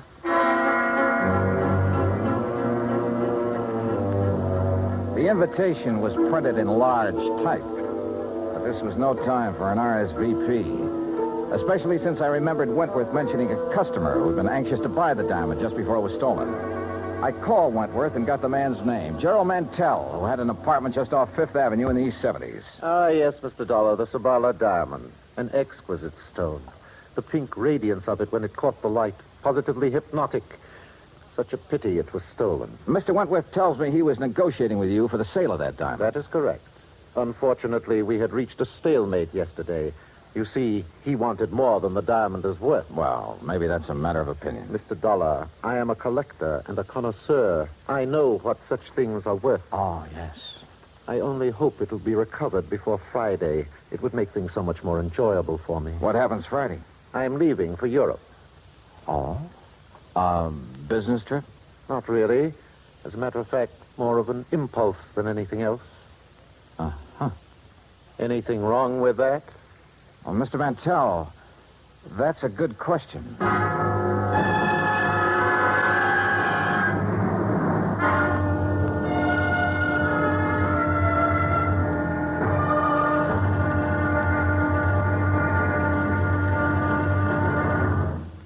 Act two of yours truly, Johnny Dollar, in a moment.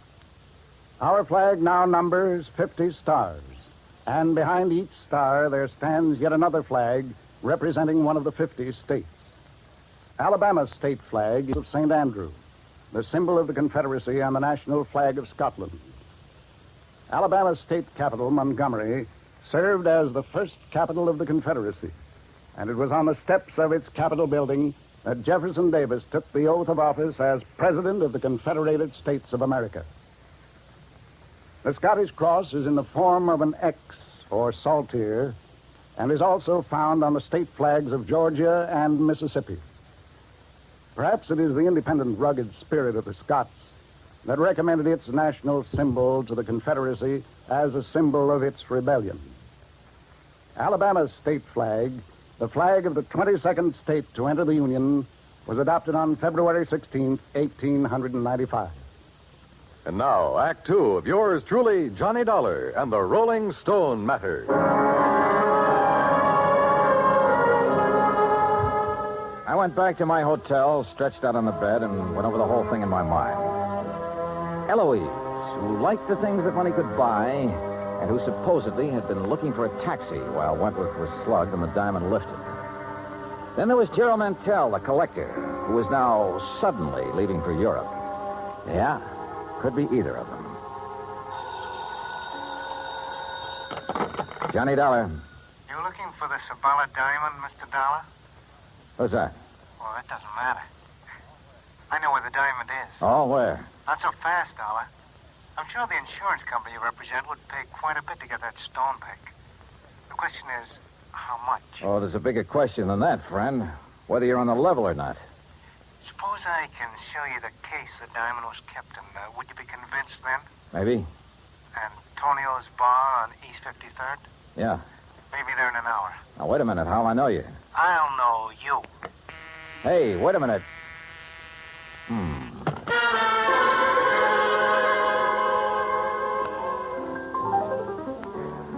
Item 4, $2 even drinks at Antonio's while I waited for my telephone buddy to contact me.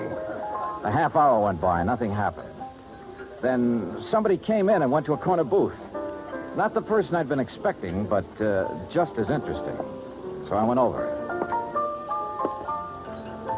Hello, Eloise. Johnny. Sit down. Oh, thanks. Expecting someone? All sorts of people. But this is a pleasant surprise. What brings you around here? Business, I thought. You know, Johnny, you've got a one-track mind. Always business. With that attitude, you miss a lot. I don't doubt it. Oh, here you are, Eloise. Oh, why, it's Mr. Dollar. Well, Mr. Mantell. Sit down, Gerald. I didn't know you two knew each other. Oh, yes, we've been friends for years. As a matter of fact, it was Eloise who told me about the Sabala diamond. Oh? You didn't tell me that, Eloise. You didn't ask me, Johnny. Oh, Gerald, the head waiter seems to be signaling to you. And so I see. I'll be right back. Well, look, Eloise, I think I better be getting along. Don't leave, Johnny. Well, you've got a date with Mantell. Oh, he just wanted to have a drink with me before he left for Europe. I told him I was meeting Joe Wentworth here, so he said he'd stop by for a minute. Did Wentworth know that you and Mantell are old friends? I saw no reason to tell him, Johnny. Joe's very tiresome about things like that. You mean he's jealous? I wonder what happened to Gerald. This trip he's taking to Europe, I gather he got the idea rather suddenly. Gerald's very impulsive that way. Yeah. Well, I'll be getting along, Eloise. Looks like the man I came here to meet isn't going to show. I can't imagine what's keeping Joe. I say we've both been stood up, Johnny. Maybe we should do something about it, hmm? Well, as I told you right now, the only thing I have on my mind is... I know. That diamond. A girl could get tired of waiting, Johnny. Eloise, I don't think you've ever waited very long for anything. See you later. I'll count on it, Johnny. Dollar? What? Oh, Wentworth. We were wondering what has happened to you. Mr. Dollar, I'm certain you're a very efficient investigator, but it seems to me that you've questioned Eloise all you need to. Oh? Or have your conversations with her now reached the unofficial stage? Oh, now look, if Wentworth. that is the case, and I suspect it is, I'd better remind you that Eloise... Maybe I'd better remind you of a couple of things, Wentworth. In the first place, you... Mr. Johnny Dollar? Yeah, over here, wait a minute. Oh. Mr. Dollar, it's a note and a package for you, sir. Gentleman just left it with me. Did he give his name? Oh, no, sir, no. But he was a short man, stocky, and he wore a gray suit. Okay, thanks. Here you go. Oh, thank you. As I started to say, Hold Dollar... on, will you, Wentworth? Couldn't take a chance contacting you. Somebody was following me. Contents of the package will show you I know what I'm talking about. We'll contact you later.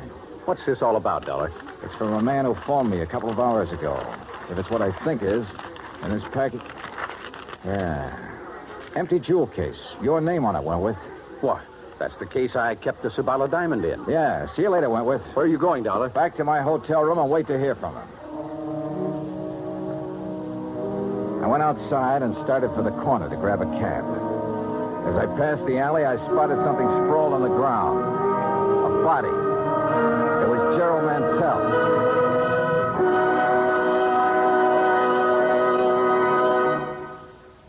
Act 3 of yours truly, Johnny Dollar, in a moment. The way a man conducts himself at ease or under stress shows what he's made of. It shows his character under the strongest light. This is particularly true when a man becomes a prisoner of war. One of the points of the code of conduct of the American fighting man says, "If I become a prisoner of war, I will keep faith with my fellow prisoners. I will give no information nor take part in any action which might be harmful to my comrades. If I am senior, I will take command. If not, I will obey the lawful orders of those appointed over me and will back them up in every way."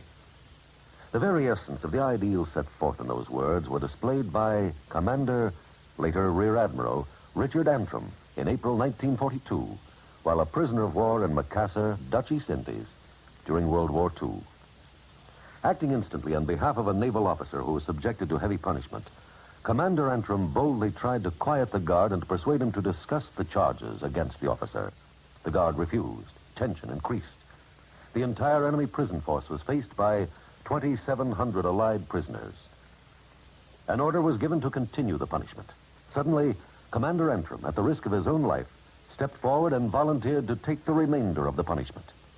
This sudden move got a roar of acclaim from the inspired Allied troops and so amazed the enemy that both men were spared any further indignities or punishment. Commander Antrim's heroic and unselfish conduct brought about better conditions for the prisoners and earned new respect for American officers and men. Commander Richard Antrim upheld the highest ideals of an officer and earned for himself the Medal of Honor. And now, Act 3 of yours truly, Johnny Dollar and the Rolling Stone Matter.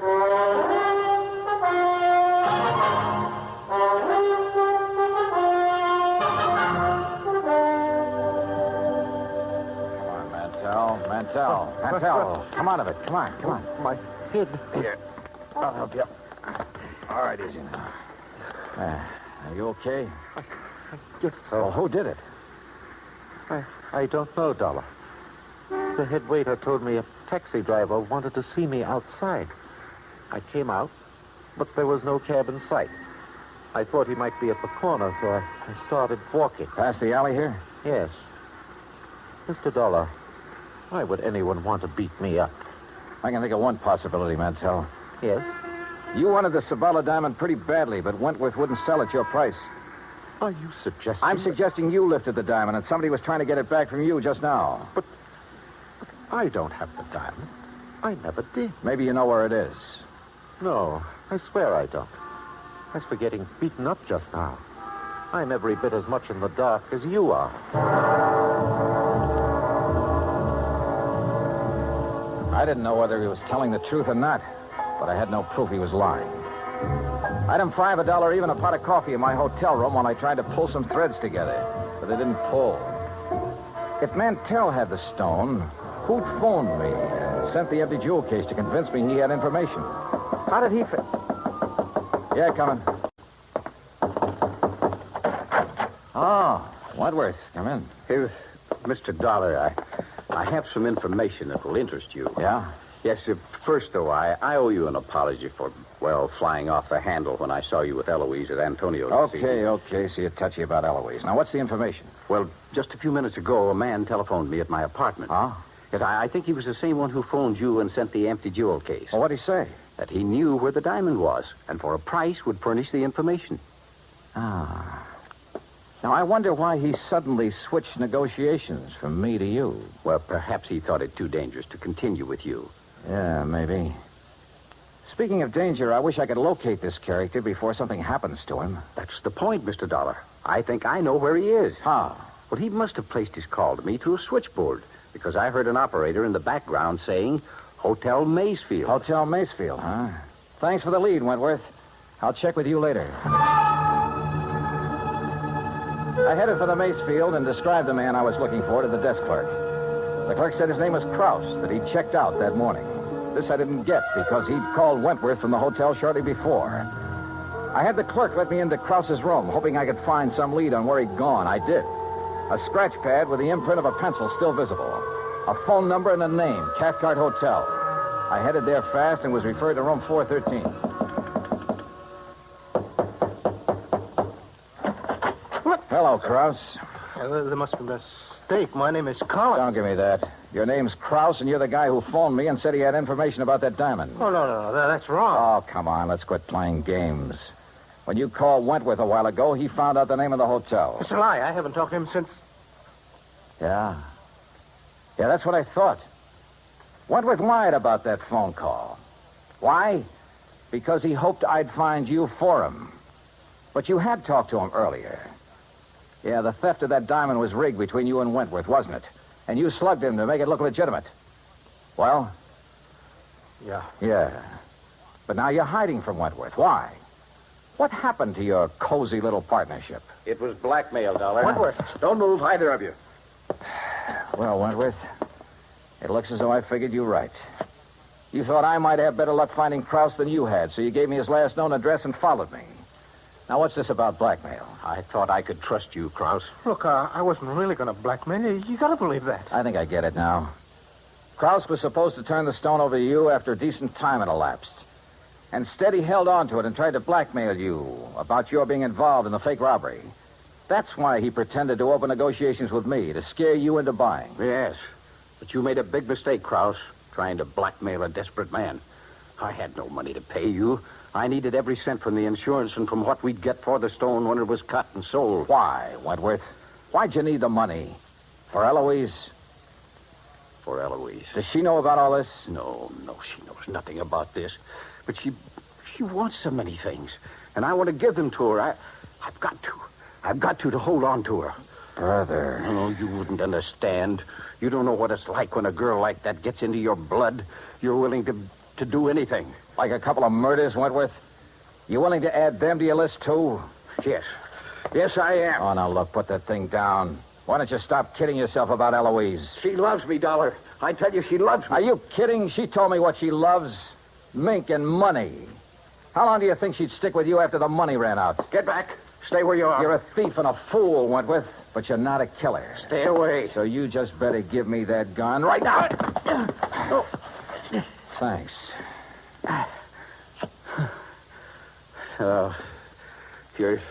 You're right about Eloise. I guess I always knew it, but I just couldn't face it. You just did. And you were right about me, Dollar. I'm no killer. You want to know something, Wentworth? I wasn't sure about that at all.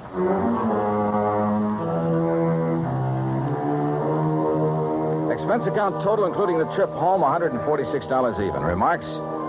Krause handed over the diamond. He and Wentworth are both in custody. It was Wentworth who beat up Mantell for hanging around Eloise. And Eloise, last I heard, she was going her merry way, having fun, as she calls it. I never did accept her invitation to join her after the diamond had been recovered. And I'm not about to. Yours truly, Johnny Dollar.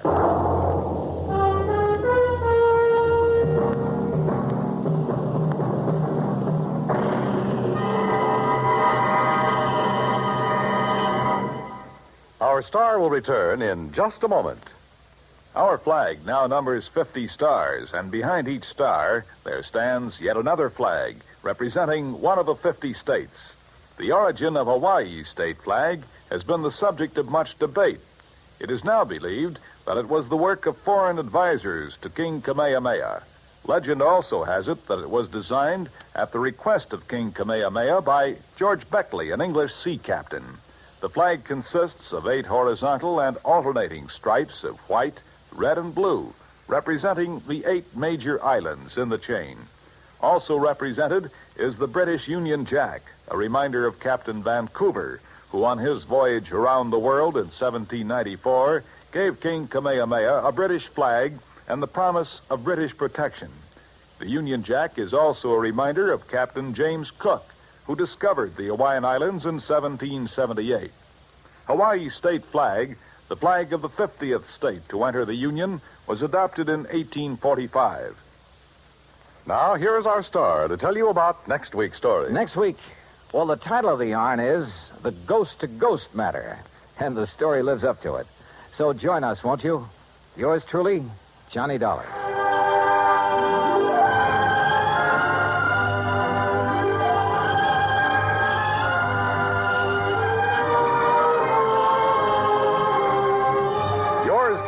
Johnny Dollar, starring Bob Bailey, originates in Hollywood and is produced and directed by Jack Johnstone. Today's story was written by Robert Stanley. Heard in our cast were Virginia Gregg, Larry Dobkin, Forrest Lewis, Edgar Barrier, and Don Diamond. Be sure to join us next week, same time and station, for another exciting story of yours truly, Johnny Dollar. This is Dan Cubberly speaking.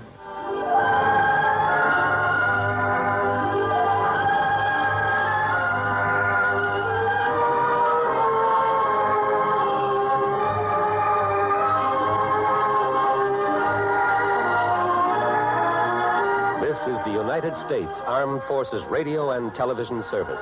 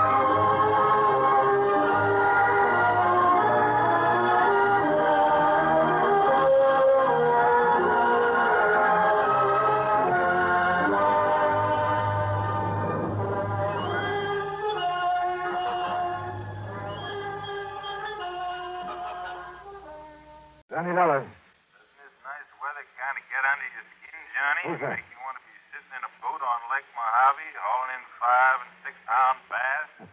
Maybe a really big one? Buster. That's right, Buster Faber. Well, yeah. Where are you going from? Right here at Lake Mojave Resort. And, Johnny, I've just picked up a new spinning rod and reel that I think you ought to give a workout. Oh, you dog. You know I have to work for a living, and, brother, I mean work. Isn't it pretty hard, huh? Too hard. Well, then it's time for you to relax a bit. Yeah, I know, but... Live longer, Johnny. You know the old saying. What old thing? The time a man spends in fishing is never deducted from his lifespan. So come on out here for a few days. Oh, Buster, I'd love it. And if there was some insurance problem that I could use as an excuse, Buster, is there? Well, yeah. You know there's something involving insurance that I ought to look into? Yeah. Then give it to me quick. Well, it's not the sort of thing I could very well explain over the phone. But unless I know what it is, what company's involved. But it could turn out to be something pretty important. And purely incidentally, the fish are biting like mad. That's right. Okay, Buster, what am I waiting for?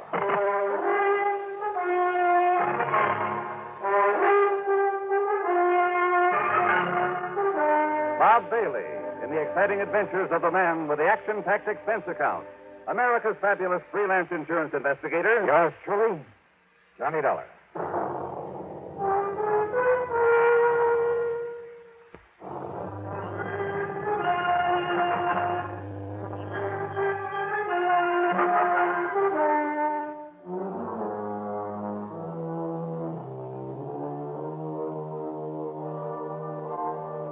Expense account submitted by Special Investigator Johnny Dollar.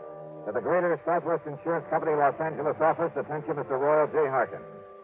Following is an account of expenses incurred during my investigation of the Frantic Fisherman matter.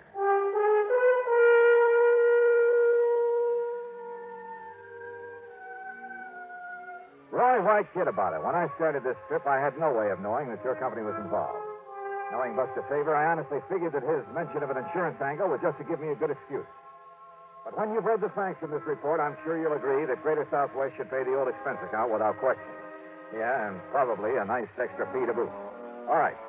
Item 1, $154.50 night flight from Hartford to New York to Las Vegas, Nevada.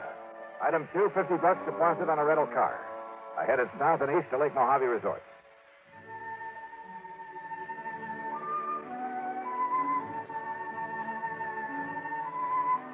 To me, this place is the answer to a fisherman's prayer. The lake itself is over 60 miles long, averages about a mile wide. The resort is at the lower end, complete with modern accommodations, cafe, dock.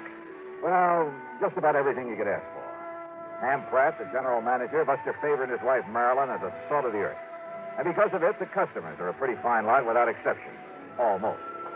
I'm going to put you here in number 18, Johnny. Good, Buster. I'll feel right at home. And here's a new spinning outfit I want you to try out. 7-foot Harnell. Uh-huh. That's right. And a Mitchell 350, loaded with 4-pound test. So, as soon as you can change your clothes, we'll hit the lake. Okay, now, this is all very nice, Buster, and I'll be changed in about 5 minutes. But... Good, I'll be waiting at the dock. But... until you tell me what the insurance angle is for my coming out here, or where I'm going to charge my expense account. The answer to that is out on the lake. Oh, sure. That was all just an excuse to get me out here to fish. Wrong? But as long as I'm here, I might as well... Wrong, did you say? That's what I said. Then start talking. Sure. Out on the lake. Buster. I'll meet you at the dock.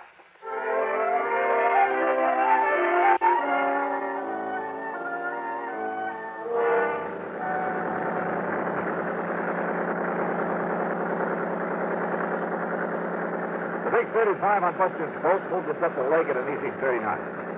The day was clear, the weather warm. I got to earn a wait to break out the tackle and get started. But Buster carefully passed up half a dozen holes where I knew there were fish. Instead, we kept going 5 or 6 miles up beyond the power line crossing. And then finally we nosed into a long, narrow, L-shaped cove. It extended back from the main body of the lake a couple of 100 yards with flat, rocky walls on either side. At the end, it angled off to the left for perhaps 100 feet. I knew there was a very deep hole there, but as we idled in toward it, I noticed another boat back there. And the man in it seemed to be using a mighty strange fishing technique. He had a long, heavy saltwater rod in his hand, and from the bend in the tip of it... Now, how about that? Somebody feed us into this spot. Woo! Swing around and... Oh, fine.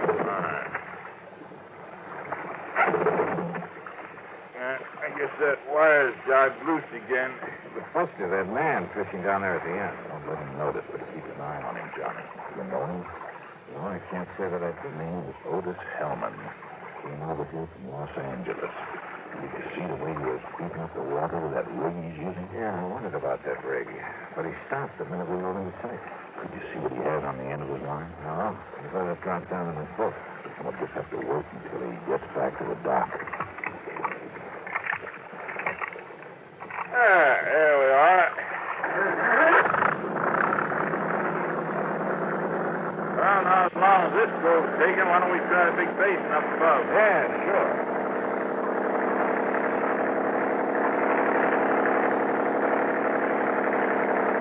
What did you mean, Buster, about that man in the coat? Where'd you get a close look at that rig he's using? Wait a minute. Otis Hellman, did you say? That's right.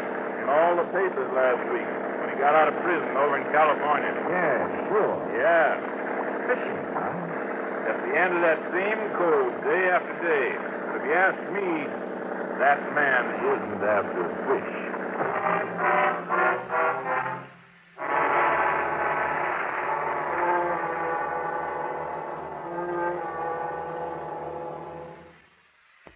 And the Frantic Fisherman matter.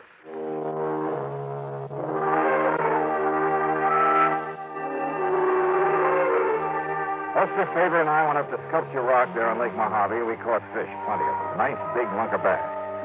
We also kept an eye open for the man who'd been so frantically working the little cove on the way up, using heavy saltwater tackle in a rather peculiar way. At sundown, we saw him pull out and head back to Lake Mojave Resort. So we followed him and set our speed to arrive at the dock just ahead of us.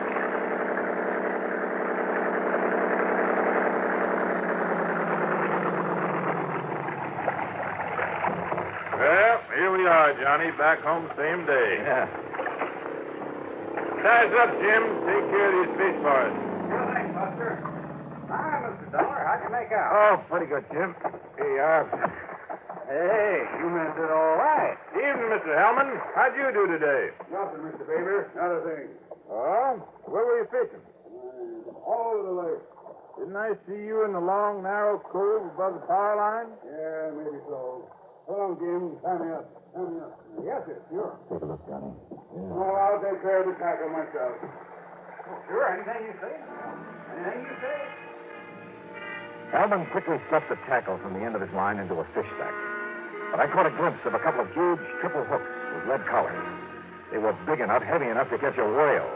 A respectable freshwater bass couldn't even get one of them into his mouth. Back in my room over a scotch and soda, Buster and I talked about it. When I asked him, Johnny, the first day he came here, he muttered something about trying to snag some carp with that rig.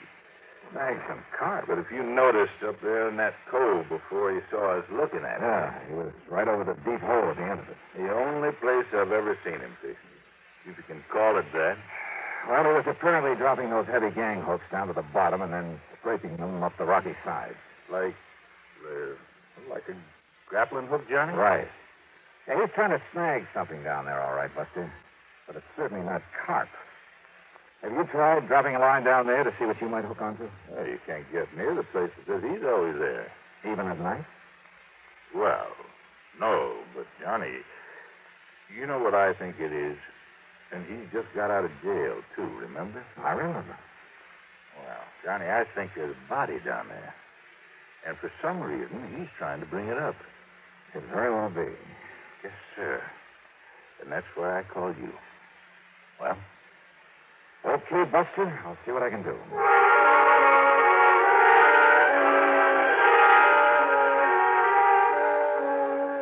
Buster had said that Hellman came here from Los Angeles.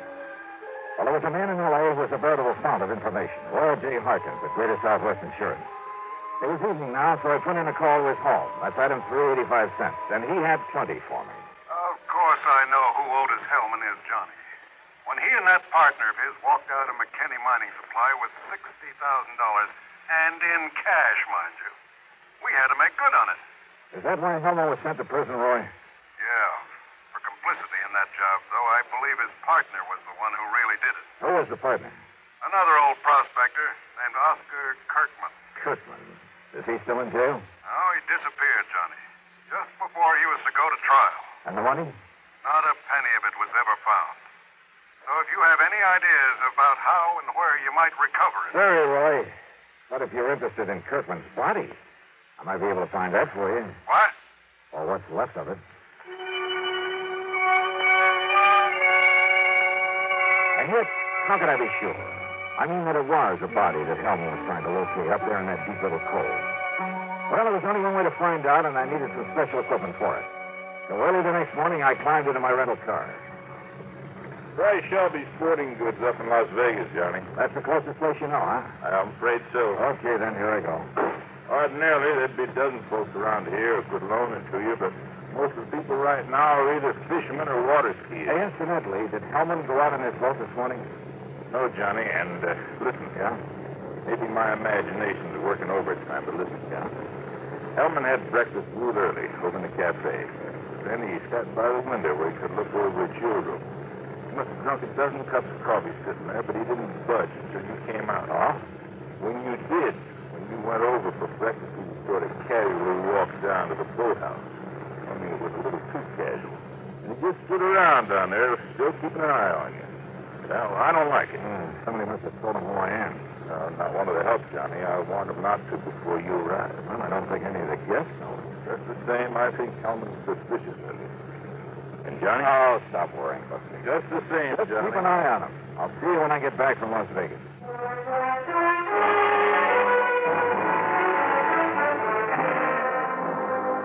It was nearly 100 miles to Vegas, and I made it in 2 hours flat. There at Shelby Sporting Goods, I spent item 4, $169.18 for a complete skin diving outfit. Fins, faceplate, diving tank, and regulator, a powerful waterproof headlamp, and, yeah, a passionate pink pair of swim trunks. There you are, partner. You going to do your skin diving over Lake Mead? Down at Mojave. Oh. The last time I outfitted a man for down there was a couple of years ago. A man called himself a miner, a prospector. Oh? Yeah, rented $150 worth of stuff to him and never got it back. Hey, wait a minute. You know what his name was? Sure. In spite of the fact that he gave me a phony one, it was right after that his picture was all over the papers with his partner, that other crook named Otis Hellman. And his name? Rings a bell, doesn't it, partner? It sure does, Mister. Sure. While Hellman took the rap, this one disappeared. Name was Oscar Kirkman. Mister, you've just given me a wild idea. That's all? Just wild enough to make some sense. Yeah, and help me solve a case. Solve a case? What kind? Who knows? Maybe murder, among other things.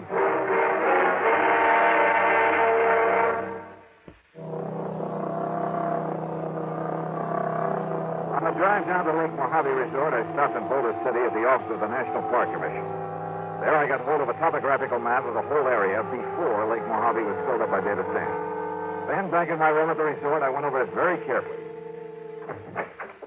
I only got a minute, Johnny, before I drive over to Bullhead City. But I saw you come rearing in a minute ago.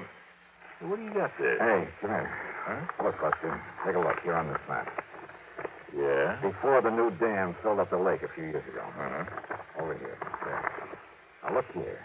Oh. Why, yeah, that's where that long cove is now, where Otis Hellman's been working with that phony rig of his. Uh-huh. And in the deep hole at the end of that cove... Kirkman's Folly. That is right. Kirkman had a mine there before the lake was filled, when it was all just desert land by the side of the Colorado River. And right there is where Hellman is grappling for something. Right. Kirkman disappeared, Johnny. Yes. But what really happened is that Otis Hellman killed him and stuffed him down there in that underwater mine. Maybe. But why he wants to bring him up again, whatever is left of him. Buster, I want to use your boat. Well, sure. And if Hellman hasn't gone out fishing, has he? Oh, he's still hanging around down at the dock. All right, good. Somehow, you've got to keep him from following me. Well, Hellman's seen you and me together so much, but I can have Jim fill up the fuel tank on Hellman's boat and... meantime, take out one of the spark plugs, something like that. Good. He'll have plenty of chances because Hellman will be watching me when I take off. What are you going to do? A little skin diving up at the end of that cove. And don't be surprised at what I may bring up.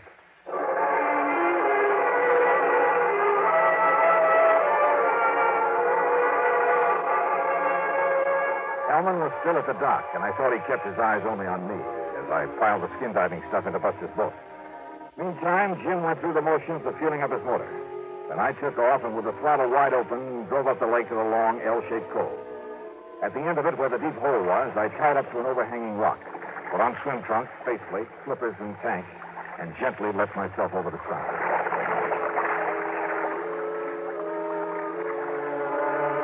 I've done a lot of skin diving here and there, but this was something new. The bright desert sunlight from above filtered through the clear, cool water and blended almost eerily the colors of the rocks in the narrow canyon that made this little cove, where the tremendous forces of nature over millions of years had stood up in the very face of the earth, had melted, then cooled and crushed and twisted the rocks into strange and wonderful shapes. And the fish, bass and crappie and bluegill, even a lazy old carp. They watched me without fear as I glided down beside them, moved gently aside, then followed me. A huge catfish casually turned aside as I flipped on the powerful beam of the headlamp. I could almost imagine a look of disdain on his face as he spied this alien being from the world above. And then I found what I was looking for. The entrance to the old Kirkman mine, carefully boarded up. But I managed to pry one of the boards loose. And I found a package wrapped in heavy plastic with a heavy coating of wax. But I could see the color of money inside. I swam back up to the surface with it, to the shadow I thought was such a boat. Tossing off my gear, I flung it and the package into the boat and grabbed the gun. Don't bother about coming aboard, Mr. Dollar. Wow. Mr. Help.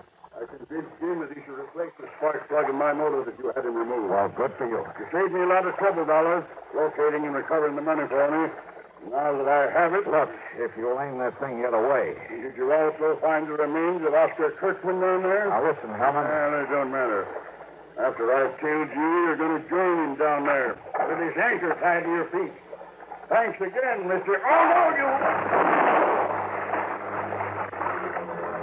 I kicked with all I had and overturned the boat. As he entered the water, Hellman fired again. A concussion hit his throat, but he dropped the gun, and with the help of the fins of my feet, I was able to turn him, to grab him around the neck and drag him down. I had taken a deep breath before capsizing his boat, and he was an older man than I. But it seemed like hours before he finally quit struggling, and with my lungs almost bursting, I carried him back up to the surface. He was still alive, but harmless.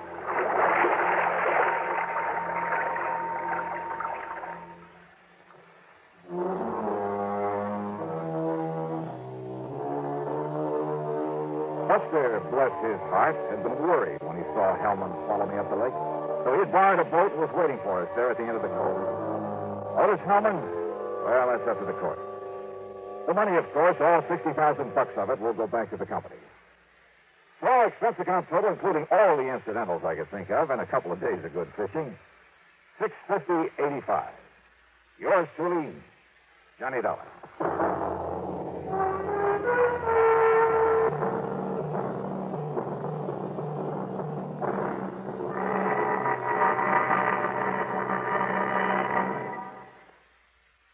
Here's our star to tell you about next week's story. Next week, a call from an old friend.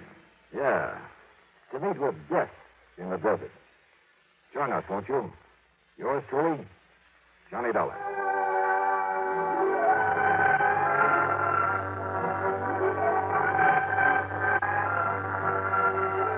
Yours truly, Johnny Dollar, starring Bob Bailey, originates in Hollywood and is written, produced, and directed by Jack Johnstone.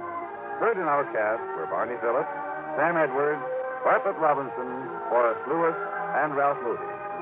Be sure to join us next week, same time and station, for another exciting story of yours truly, Johnny Dollar. This is Jim Matthews speaking. From Hollywood, it's time now for...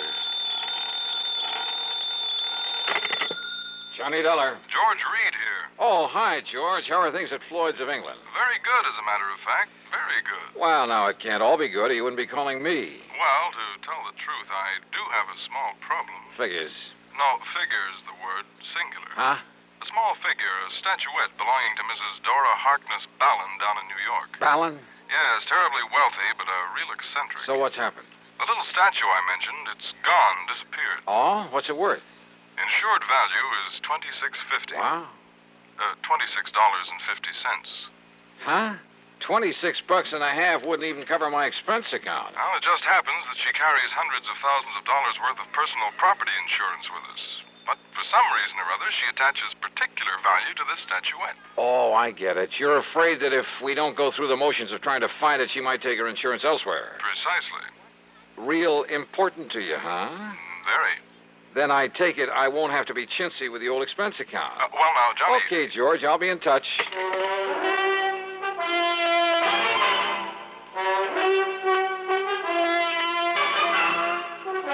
Bob Bailey in the intriguing adventures of the man with the action-packed expense account. America's fabulous freelance insurance investigator. Yours truly, Johnny Dollar.